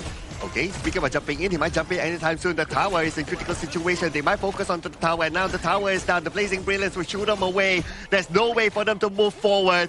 And Hong Kong, China, again, disciplined gameplay shown. Take down the tower and retreat. The Blazing Brilliance Cloud. The timing is just so good. He knows that he needs to put down that Blazing Brilliance just to put in some zone control, to put the mindset of Syrian players to have a little bit of fear so that they cannot really protect that high ground tower down below. Right now, they might gonna be doing the exact same thing for mid lane. Yeah, they look at the mid lane. Oh, but at the same time, they took down the Shadow Tyrant. So they got the Shadow Tyrant, and now that the mid lane open, the Blazing Brilliance, it was used to shoot them away as well. And look at this, Hong Kong, China, they're not turning back. Ghost Ship will be deployed, and Ghost Ship will separate them all. But then again, they will further engage into the front line, and it's going to be Ibrahim taken down. Ooh, Amar also goes down. This is a very good move coming in from Hong Kong, China, and they really want to get the rest of the heroes coming in from Syria. They're going to start to destroy. Oh! The Blazing Brilliance, he managed to find Bashar. Bashar going to go down. There's only 2 left. Oh, this is time for Hong Kong, China to wrap things up, and game 1 is going to go to Hong Kong, China. Perfect debut coming in from Hong Kong, China's representatives here. I would say that was such a clean, elegant gameplay by them.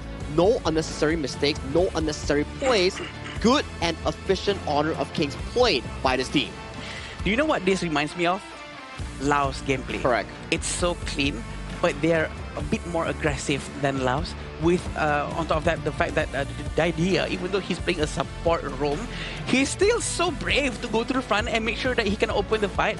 And he's trying to dare anyone to touch him, but no one dares to go close to him. Yeah, and aggressive in the sense of like, not like, oh, they look for takedown after takedown after takedown. In their mind, is that aggressive as in like, as long as we can shoo you away, we force you back, we can take over your space. That's aggressive to them. I like that. It's what we always say, calculated aggression, where you are understanding on what you exactly need to do and the limit that you can actually push towards to. So if it's over a certain limit that you know you're going to be overextending, they're not going to do it. They're just going to be like, okay guys, it's time to stop here. We already got enough. Let's bail out. Let's reset the play or look for something else with no unnecessary plays, no unnecessary movements. That was really comfortable to watch coming in from Hong Kong, China. I agree. There's no better words than whatever Sagi just said. He described perfectly because Hong Kong, China's gameplay is just so good. I'm sure that every other team is watching this as well, and they will be learning, and they want to know what are the best heroes coming in from them. We can't see it yet because this is just the first game. This is their debut. We haven't seen the second game, so they might be choosing other heroes. Yeah, maybe they might come out with the hero picks that we have not seen at all before this, right? So I look forward to that, right? But of course, this is a very clean debut for them, and other teams, like what you said, right, will be watching this and seeing that, especially in their group, they'll be like, they're good. Yeah, they're really good. And especially when you're in Group D. Group D doesn't have a lot of information. The only series that we saw was potentially Syria and Sri Lanka, and also Singapore going up against Republic of South Korea the other day. So these are the games that you'll be like, oh wow, Hong Kong, China is that good. So how will you be feeling if you are in Group D? Yeah, that's the question, right? It's just so scary. Also, because I think the mysterious effect comes with them being the last team to debut their match today, or the entire qualifiers, right? So it's very, very scary on how now they show up with this kind of gameplay, and everyone has been waiting for them. I think it's the surprise factor really helps them a lot according to this schedule as well. So yeah, it's gonna be very interesting for the game too. Oh yeah, absolutely, right. I really can't wait to see what's going to happen on game number 2. But we're going to focus on to game number 1, just reviewing back on what kind of items did they get. Now, one thing I did notice is that for Team Hong Kong China is that they completed the Venomous Stab and the Blazing Cape very, very, very early. Yeah, you gotta really shut down the key players here coming in from the side of Syria, especially Amar on that Ata. Because when you shut down the jungle, who is the primary invasive force coming in from Team Syria's lineup, you can start to see, okay, if Ata falls, there's not going to be a lot of aggression coming in for the side of Syria. If one player falls, you'll be like, on your it's like, do I even go on this or do I back off? It makes it really awkward. So as long as Ata falls, it's always going to be in favor of Hong Kong China because they have so much heals and shields pumping up from their clash lane, their roamer, and also their jungler. It's a small little thing, right? Because just now, Ninja from Kahin, he wasn't really all over the place. He was just playing passively, but he did what he needs to do. Like he used his Grand Skyfall towards Bashar, trying to push Bashar away from the top tower and whatnot.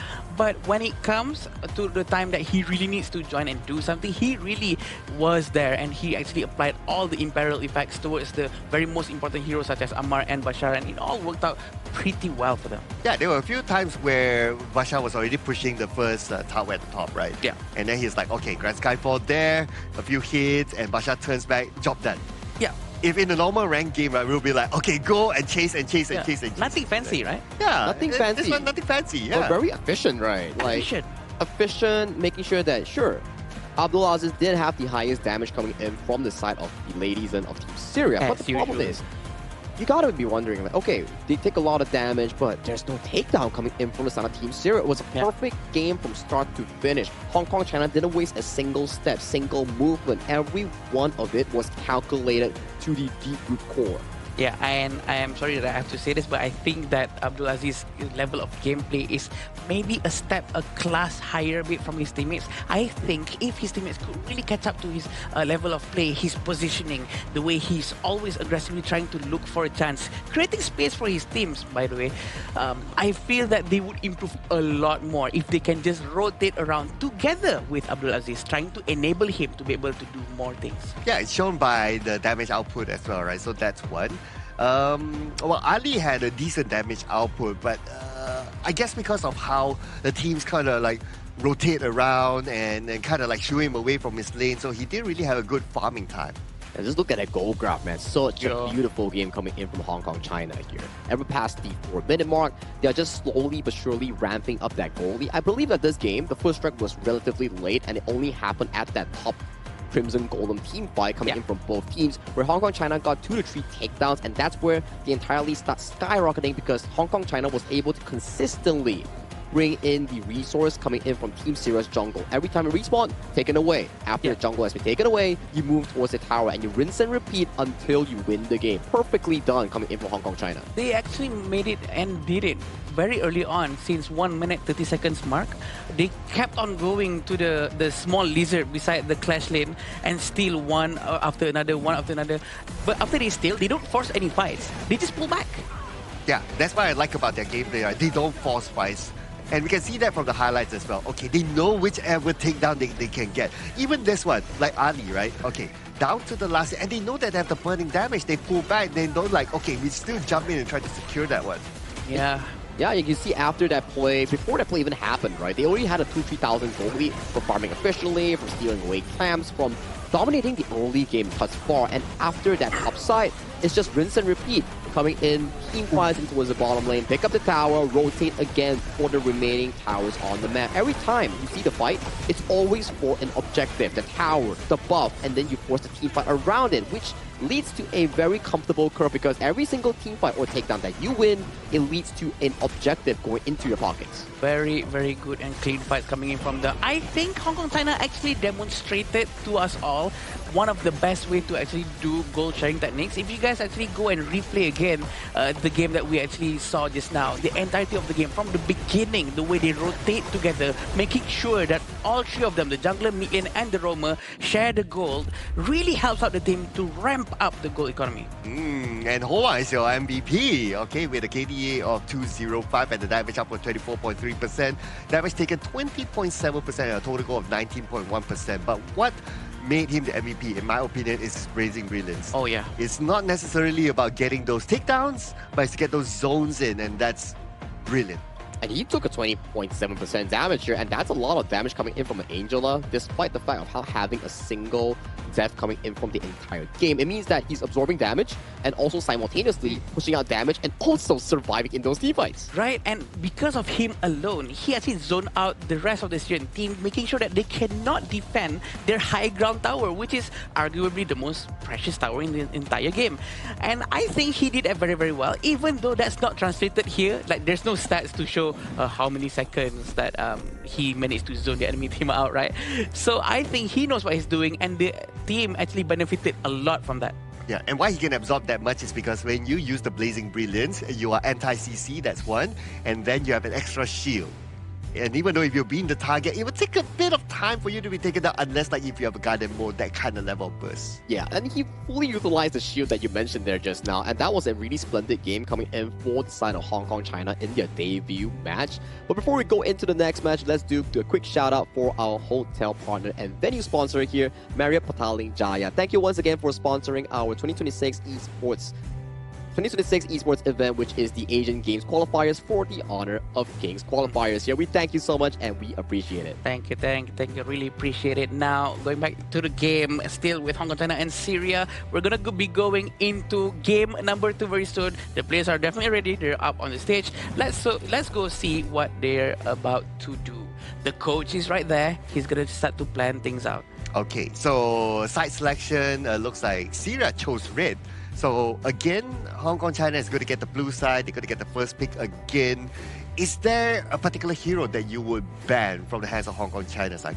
Oh, they played it super duper well just now. I don't think it was really due to the fact of any single pick, but more of a team effort in being able to win that game alone. I would say that you just go back to your tried and true, play accordingly to what you already know coming in from Syria, and test whatever works. Because in that group itself, Group D is a rather difficult group. If you can make it work against Hong Kong China for, let's say, the first 10 minutes of the game, maybe you can bring the experience into different games as well. I agree. The experience is what matters, right? It's the most valuable thing. I think the most important experience that really helps everyone out here is actually the experience of sitting up on the stage. The stage fright. It's just that it's something very hard to get used to, I think. Yeah, I can't even imagine it, right? Yeah. Like I haven't been on that kind of stage before. I don't think you have, same? No, you have? No, wait, you have. I have, but it's not really for tournament. It's just a fun one. Okay. But yeah, It's an experience, right? I think experience-wise, it's gonna affect them mentally a lot, Sagi, because they stay on the stage and listen to the cheers of the crowd and also the voices of the shoutcasters beaming through the speakers, right? I like that. I like that comparison because when you are playing a offline game, it's really different than you're playing from your gaming house or your own setup. The phone is also different. Your usual setup is also different. The way you sit is also different. Some players I know they sit on the sofa, some sit on their beds, and this is an official offline setup where you need to be able to sit straight, hands on the phones, and then there's lights, there's cameras all pointing towards you. So the suspense, the feeling is rather different compared to playing from home. You do have experience in terms of this stage fright thing, right? I mean, for us, I think we can relate to this stage fright as in the camera fright. We're in front of the cameras right now and all that. We know thousands of people are watching from home and whatnot. But I think it's more or less the same as that. So getting used to it really takes a lot of time. And I'm pretty sure having that experience under their belt for Hong Kong China is going to be very helpful. Also, in terms of their drafting is looking good. And they choose to ban out the Atta and the Dune. So they're going to test Syria's flexibility in terms of hero picks here. Now, again, first pick for Hong Kong China, they did get the Chano as the first pick. I wouldn't be surprised if they repeat that again, and they will. They are a very calm and disciplined team. I do think that coming in towards this group, they don't want to show too much of their cards before going up against other opponents like Singapore or Republic of Korea that could potentially try and challenge them in this case. Can Syria challenge them? Well, it's for us to find out. This is the second game between Hong Kong, China, and also Syria, with Syria locking in that Mai Shuanui and also Zhang Fei. Now the question is, what does Hong Kong, China lock here? Potentially the Yuhuan Dolia? That could be the case. I agree. Definitely, Xiao Chao is going to be picked, and also Dharma. These are all heroes with huge skill sets, such as Dharma with his ultimate, trying to punch everyone down. And usually, I would compare Zhang Fei and Liang Po to be the equivalent of each other. But in this case, Dharma is the equivalent ultimate of Zhang Fei, the one-hit wonder that can actually turn the game around. But Zhang Fei in the hands of Syria, will it be good? Also side by side with mine. That is the question. I think the Zhang Fei will be good, definitely. You can either engage first or the Mai engage first. It doesn't really matter for me. But of course, if you want to talk about like, okay, you're always the one in the front line, then yeah, definitely the Zhang Fei to get a good engage.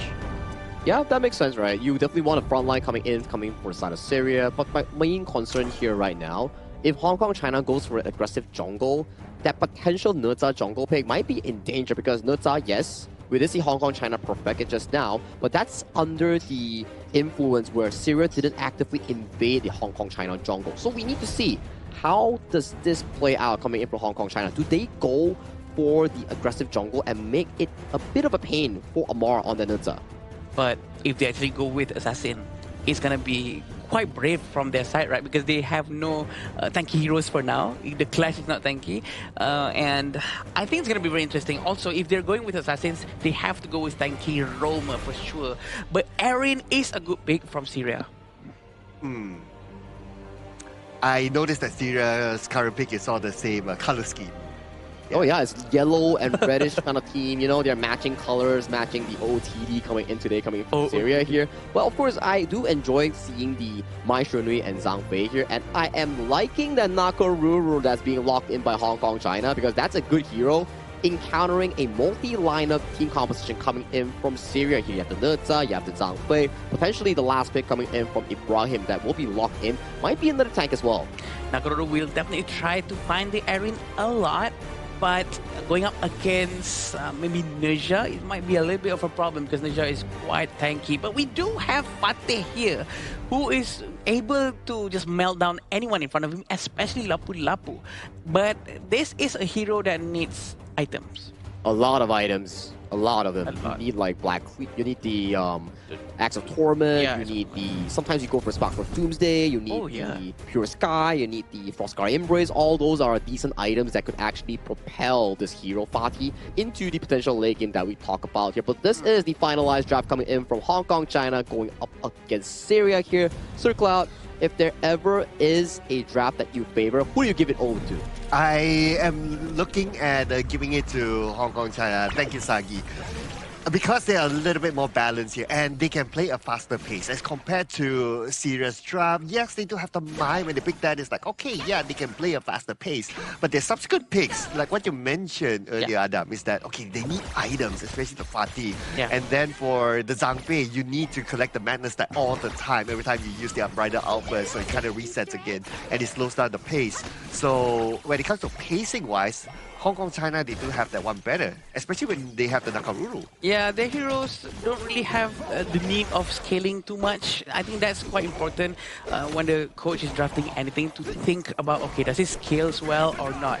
Is this too fast or is this too slow for the entire team? The timing! He actually manages to steal Hoa with the first kill. Wow, beautifully done. Stolen away the buff. The timing. Yeah. Perfection. Wow. That's just the next level play, they say. Perfect. But they're now looking for the Crimson Golem instead.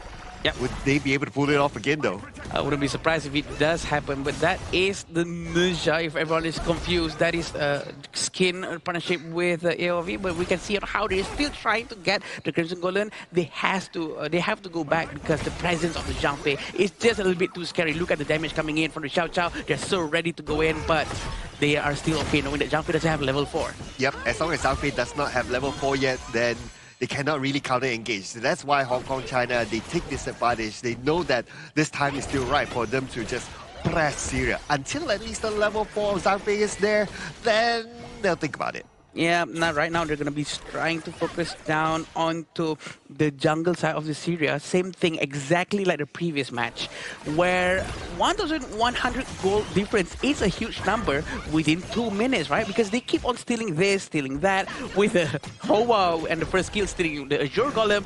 It's going to hurt Syria quite a lot. Okay, Ali's kind of low though.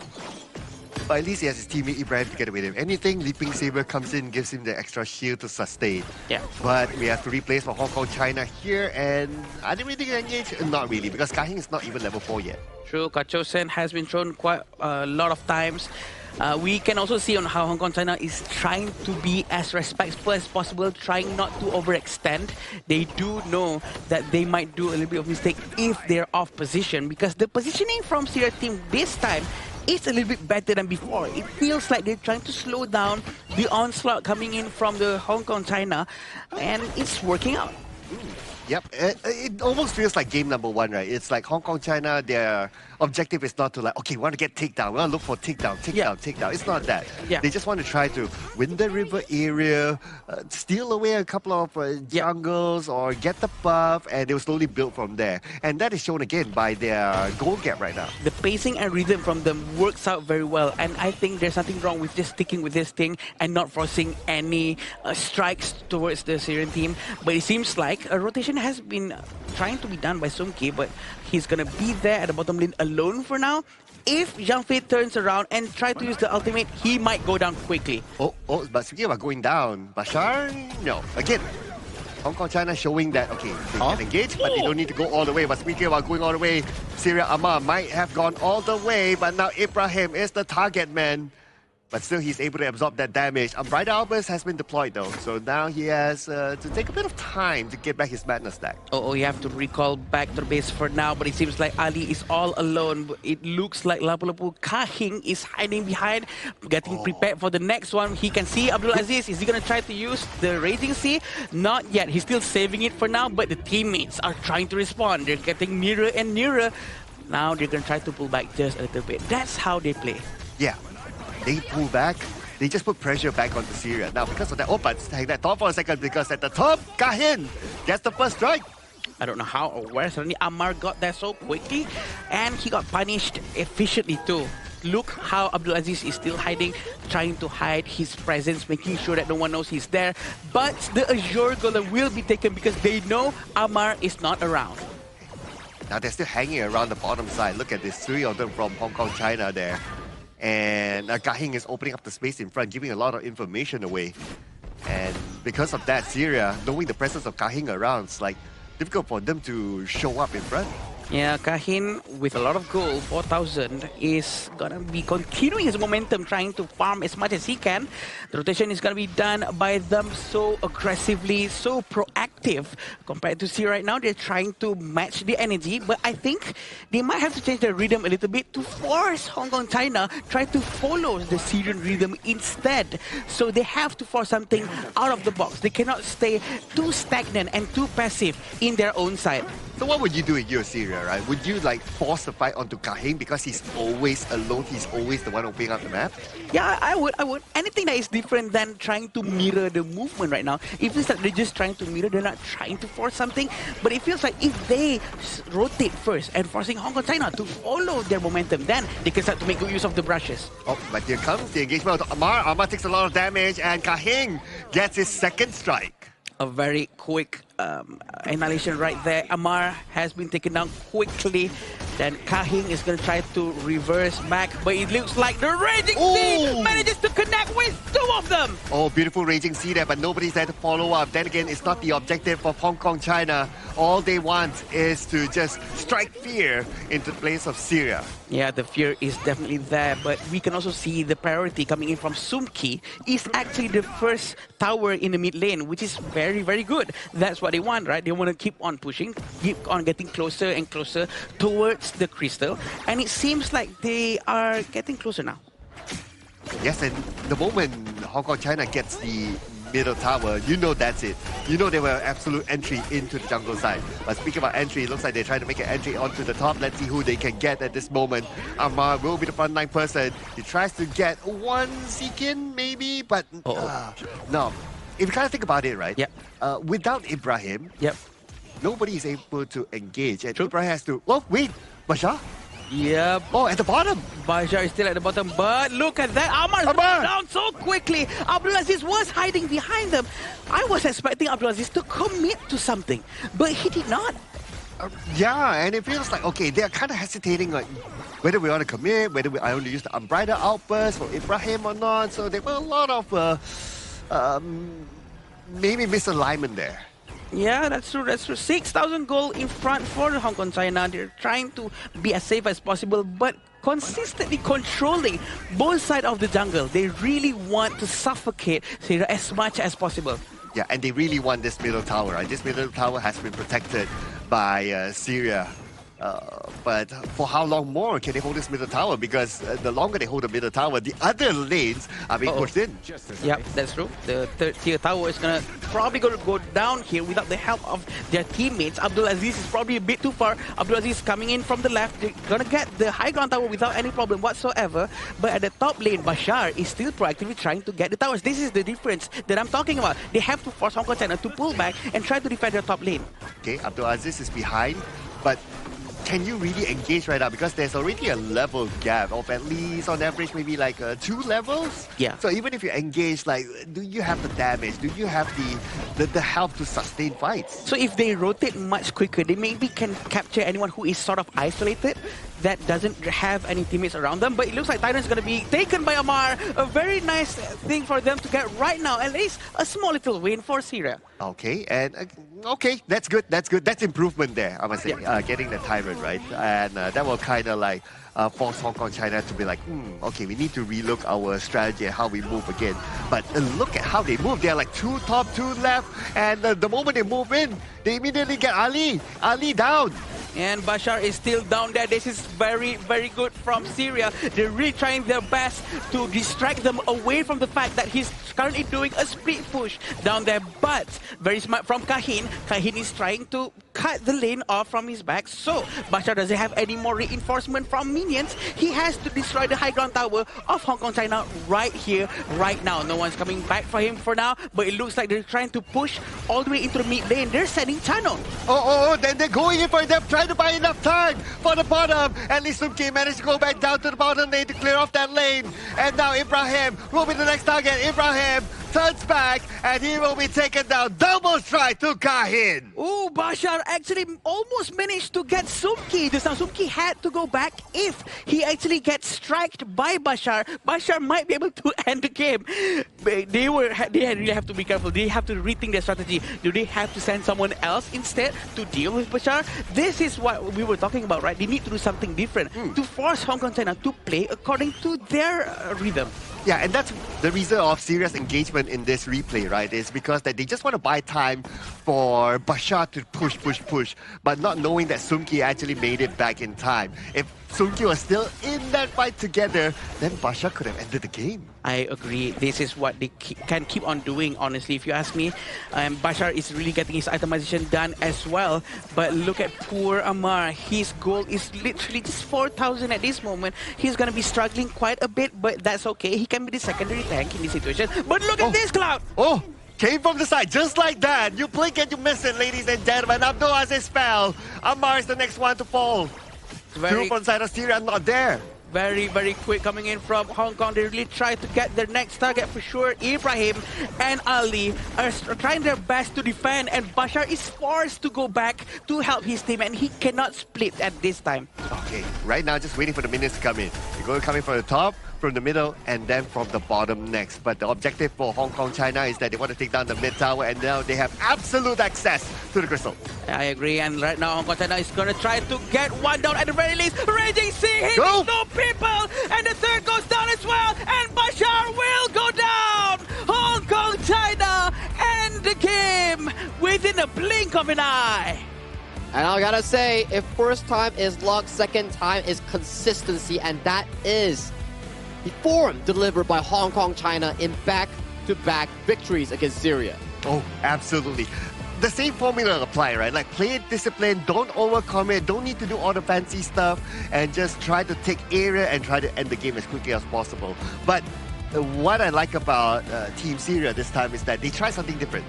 The one that they sent to Fatih down to split push, I think that was pretty nice. It works, and I think that's what they need. They need to force Hong Kong China to try to start following their rhythm instead. But I know it's going to be very hard because the macro gameplay coming in from Hong Kong China is just too clean, Zagi. There's nothing they can do to respond to that jungle steal, all the small little details. It's very impeccable, right? The way that they play is really nice to watch because every one of the movements coming in as a 5-man unit is calculated, it's planned beforehand, and they settle the wave first and then they look for the invasive play. So that's what I like about the gameplay coming in from Hong Kong China.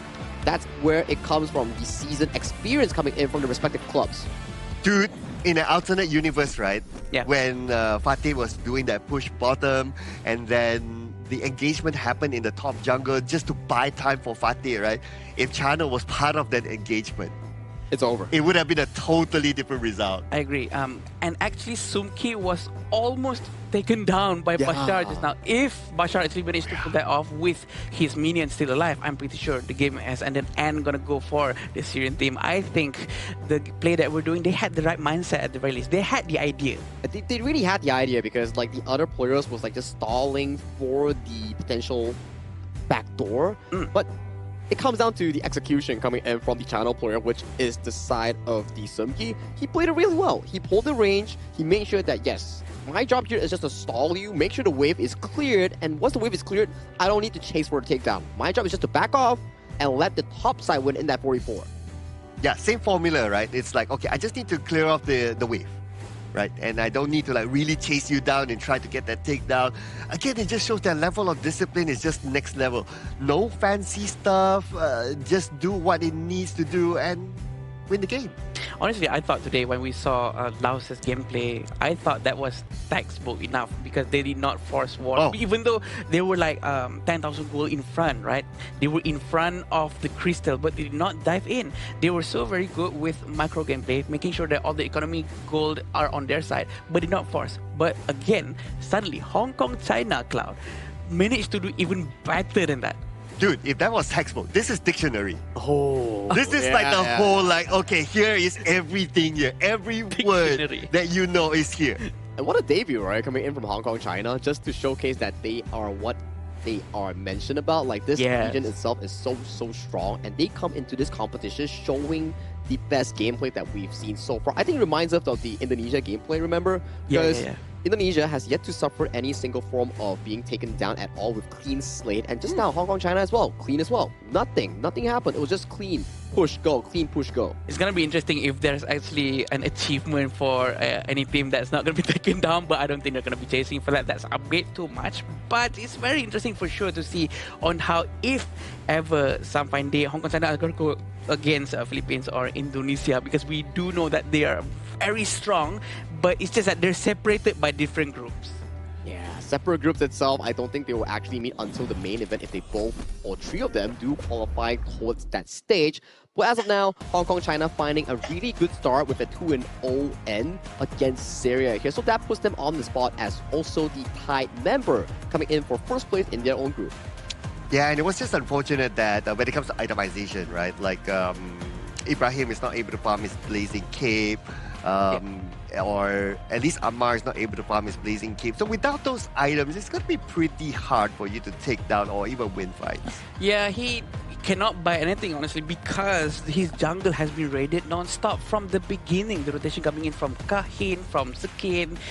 Everyone is so ready trying to steal something. And Hoa, remember how Hoa just walking around at the side of the river, randomly throwing her first kill towards the blue buff and stealing the blue buff. Oh, yeah. In the process. I think that really hurts, not just mentally, but also especially economically. Yeah, that was definitely heartbreaking coming in for the side of Amara, getting your Azure Golem stolen in such an act coming in from Hoa. The first one. Yeah, and I want to give a bit of a focus towards Sumki's item build. I believe you guys mentioned it before. If you go Eternity Blade and you're into like multiple tanks like the Zhang Amars, Nutza, or even the Bati, for example, you can always go second item Daybreaker if there's a lot of tanks. It's more gold efficient compared to going a Shadow Ripper. Because Daybreaker now has critical chance as well. It's not only you have to really rely on Shadow Ripper, but of course in this patch it might not. But still, it's still such a good item to just pierce through the tankiness of any tanky heroes. And we can see on how Abdul Aziz are still one of the ones that's dealing a lot of damage for the side of Syria.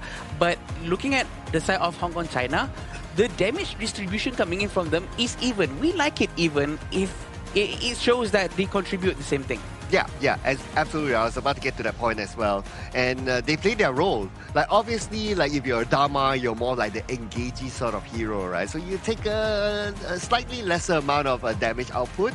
Same goes for Kahin as well. But for those damage dealer sort of heroes like Kahin, like Hoa, like Sumki, they're all about the same. So this just shows the level of consistency that they have. And they don't really force fights, right? They always fight when they know they have the advantage, which is really well disciplined, I would say. Textbook gameplay, dictionary gameplay, as mentioned by Cloud, which is really comfortable to watch. You may say that, why is the game so slow? But when you look at it in a different perspective, how they break down specific plays, it's really efficient in taking down resource from left to right, making sure that Syria had no chance or whatsoever in making a comeback because you're not giving any chance for it to do so. Yeah, and why the gold graph actually starts way earlier within the first minute is also because of the gold sharing technique they were doing, the rotation from the mid lane towards the jungle, letting the jungle take some minions and whatnot. It's just so good coming in from them. I think that is something that really needs to be learned by every team. If they can just manage with that, they will for sure have a better experience within the mid lane towards the late game. Yep, this is beautiful gameplay, right? Like if anyone watching this and they truly know like the timing, the rotation, or how objectively the game is being played, this is actually pitch perfect. Like I can't say anything wrong about the gameplay of Hong Kong, China. Exactly, right? And let's check out the replay here. First right going over to the side of Kahin here, and you can see at 5 minutes or 6 minutes, it's only like one takedown coming from Hong Kong, China, but they already have like a 5,000 gold lead from that. Exactly, Sagi. That's just because of the gold Chaitanya, and also the fact that they keep on trying to raid all the small little things. But this is what happened down at the bottom lane, right? Sumki forced to go back because he cannot. He has to defend, but he almost went down because of the Sacred Tree Blessing. If you look at the map.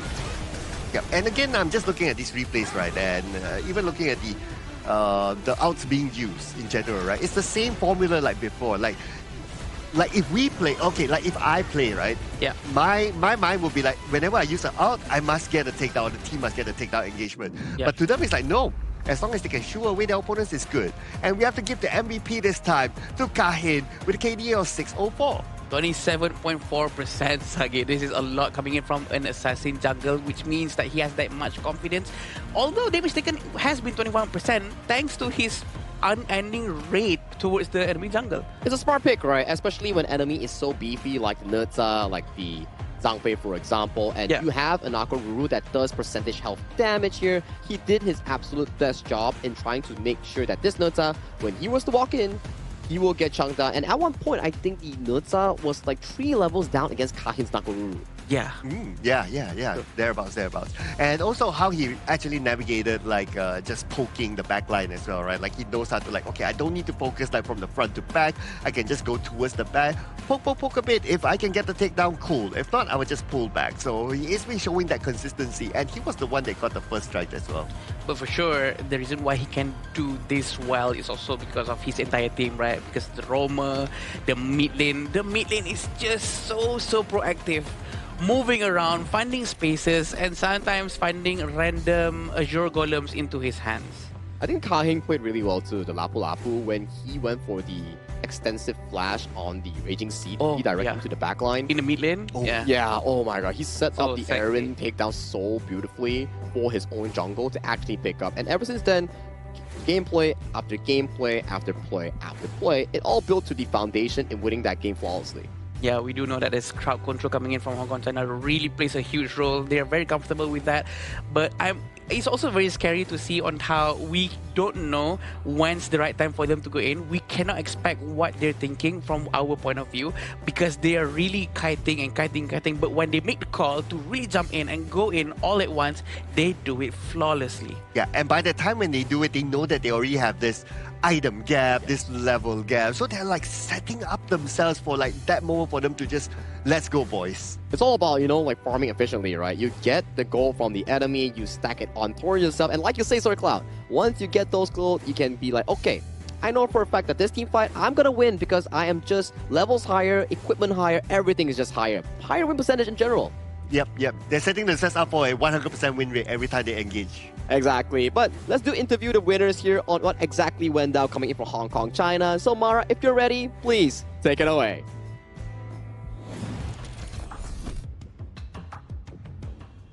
$24,059. That's exactly the KDA that Hong Kong, China has just given us. Congratulations. So impressive. Now, Hong Kong, China was really great and impressive with 1v1, 2v1 instead of relying on traditional team fights like the other teams. How important was it for your team for this target isolation, and to your strategy? Yeah, this is our team strategy. We usually focus on the target one by one, and we will call it out. For example, we may focus on the ADC first, then it improves the winning percentage of our team. And it's different from what we've seen so far in the competition. Now, it took 4 days to see Hong Kong, China to step on the stage, the last team to make a debut in this qualifiers. And how has the extra days of preparation helped you with today's game? Because your KDA, the opponent was not even able to eliminate a single player. Yeah, the more days allow us to observe their team match. We can know more about their strategy, and we can make some better team decision to counter them. It was so impressive today. And for sure, all the regions are watching you. All eyes are on you. And you had a quick game in game number 2. What would you like to say to everybody and invite them to support Hong Kong, China? Today is our first match, and it's a good start. I hope that those who support us can stay tuned and continue to watch more match about us. They definitely will after that matchup. We're going to break it down more with our casters. Lead the gorge.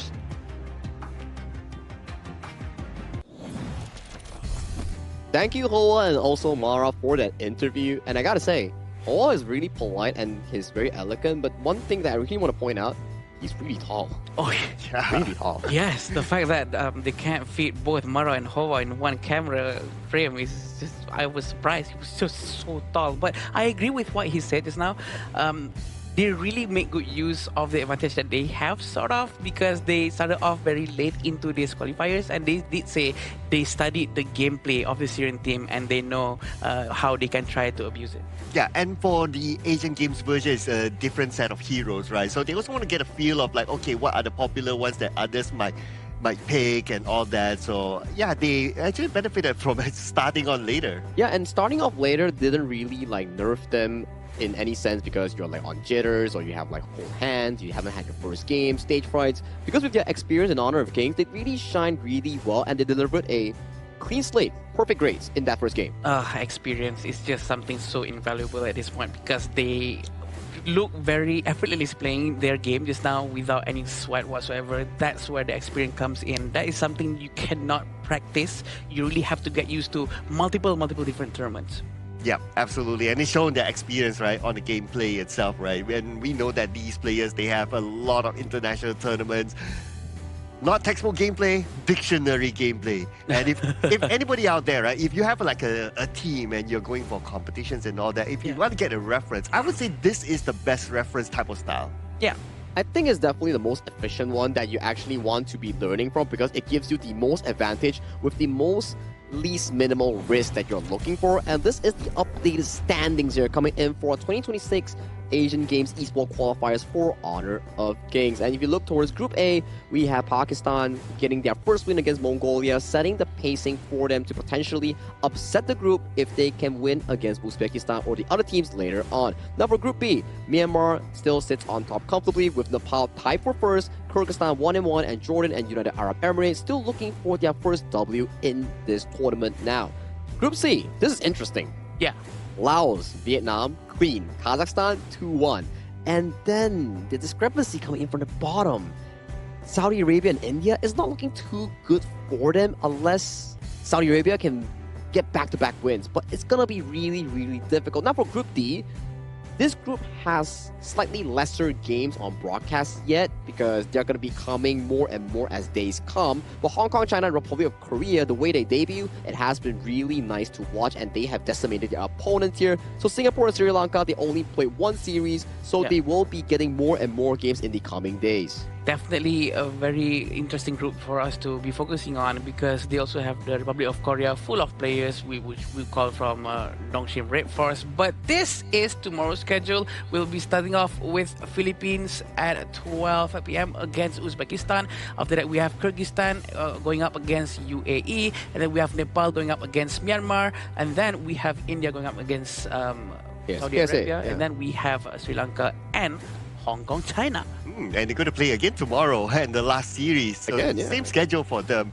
But it's going to be interesting, right? So we're going to start off with the Philippines. I think this is also another team that has a lot of interesting play styles. And they dare to bring something different to the table. Remember that whole push strat sort of draft? Yeah, they dare to bring something like that. That's, I would say, pretty interesting. Yeah, I mean, that's the strength of a strong team, right? You can play multiple composition, you can bring it to fruition. Sometimes you pick it, but you can't execute it. That's not on the great side. But for Philippines, they can actually do it. But for my focus, it's definitely going on towards Nepal and Myanmar and India versus KSA. Because India, yes, they might be out of the tournament, but they can still find their momentum in their final game in triumphing over KSA. And if they do that, KSA also loses their chance. But it also gives India the motivation and the courage to pursue even further in Honor of Kings. Or at least, they make it a point to the world that, our standing is at least not the last one. So they can still try their very best. That's the most important thing. I think they still have a chance, and it's a very good grounds for them to learn things. I think Nepal-Myanmar will be a very interesting one. Yeah, I think that it won't be a straightforward series. I think it could potentially go 3. Oh. Yeah, I'm putting it right now. Right? I think Nepal-Myanmar potentially goes 3.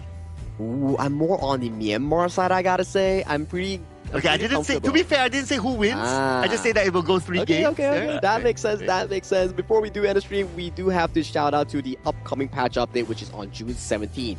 You guys were talking about, like, hey, Zagi, when are those control updates coming in? Do we get a better UI? Are we getting, like, improved heroes in the game based on their controls and settings here? If you're wondering about that, don't worry. We got you on June 17 because that's going to be the patch update that's been coming in with new heroes, new features, and new events. So do log in on June 17 to find out more. And what better device for us to actually use to test out all of these brand new UI coming in on the 17th of June? That will be iQOO 15R. We have the official gaming phone for 2026 Asian Games Esports Qualifiers Honor of Kings. Yeah, and the new update is going to be tomorrow. You still have time to get the device, set it up, and tomorrow update the game and all that. Straight up, 120 FPS. Enjoy the new update with the new device. New device, new update. Perfect feeling when it comes to playing Honor of Kings because it's going to be smooth, it's going to be comfortable, and we like that, right? Yeah, we love that. We would love to have this smooth battery device on our hands to make sure that our experience is maxed out. But thank you so much, everyone, for watching this upcoming day 4 of the Asian Games Esports Qualifiers. My name is Sagi, and with me is Sir Cloud and also Adam. We bid you good night. ever changing, some chameleon.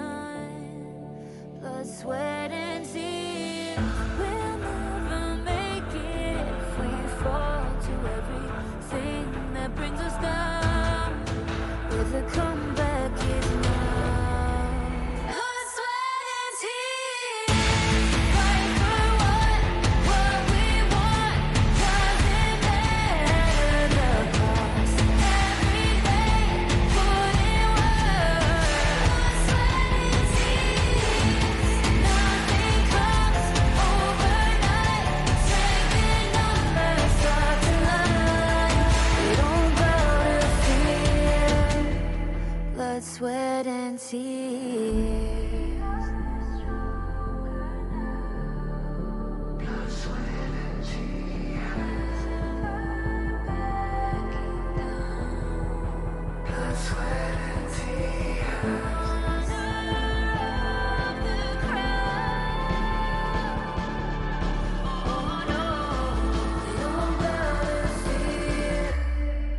Blood, sweat, and tears. Fight for what we want.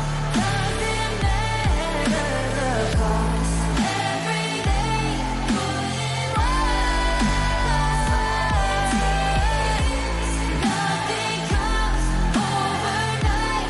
Strength in numbers start to line. We don't bow to fear. Blood, sweat, and tears.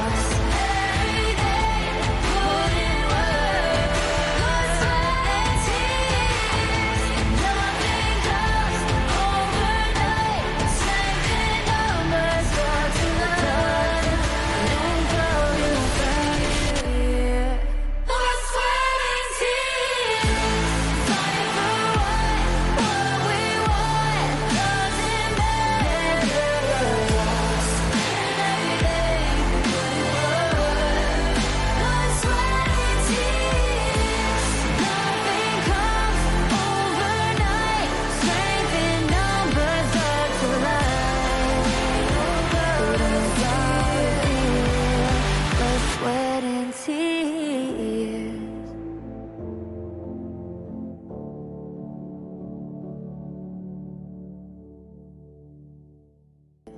Ever changing some.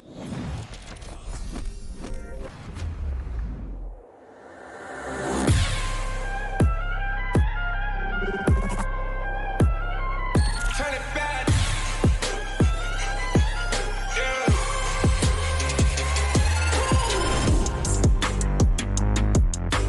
Down. Where you from? Home.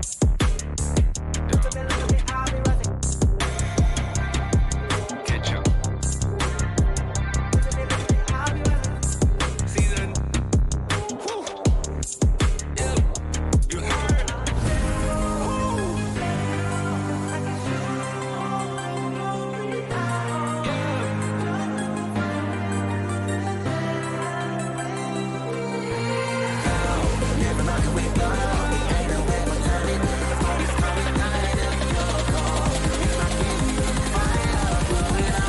We the kings, it's all a showtime.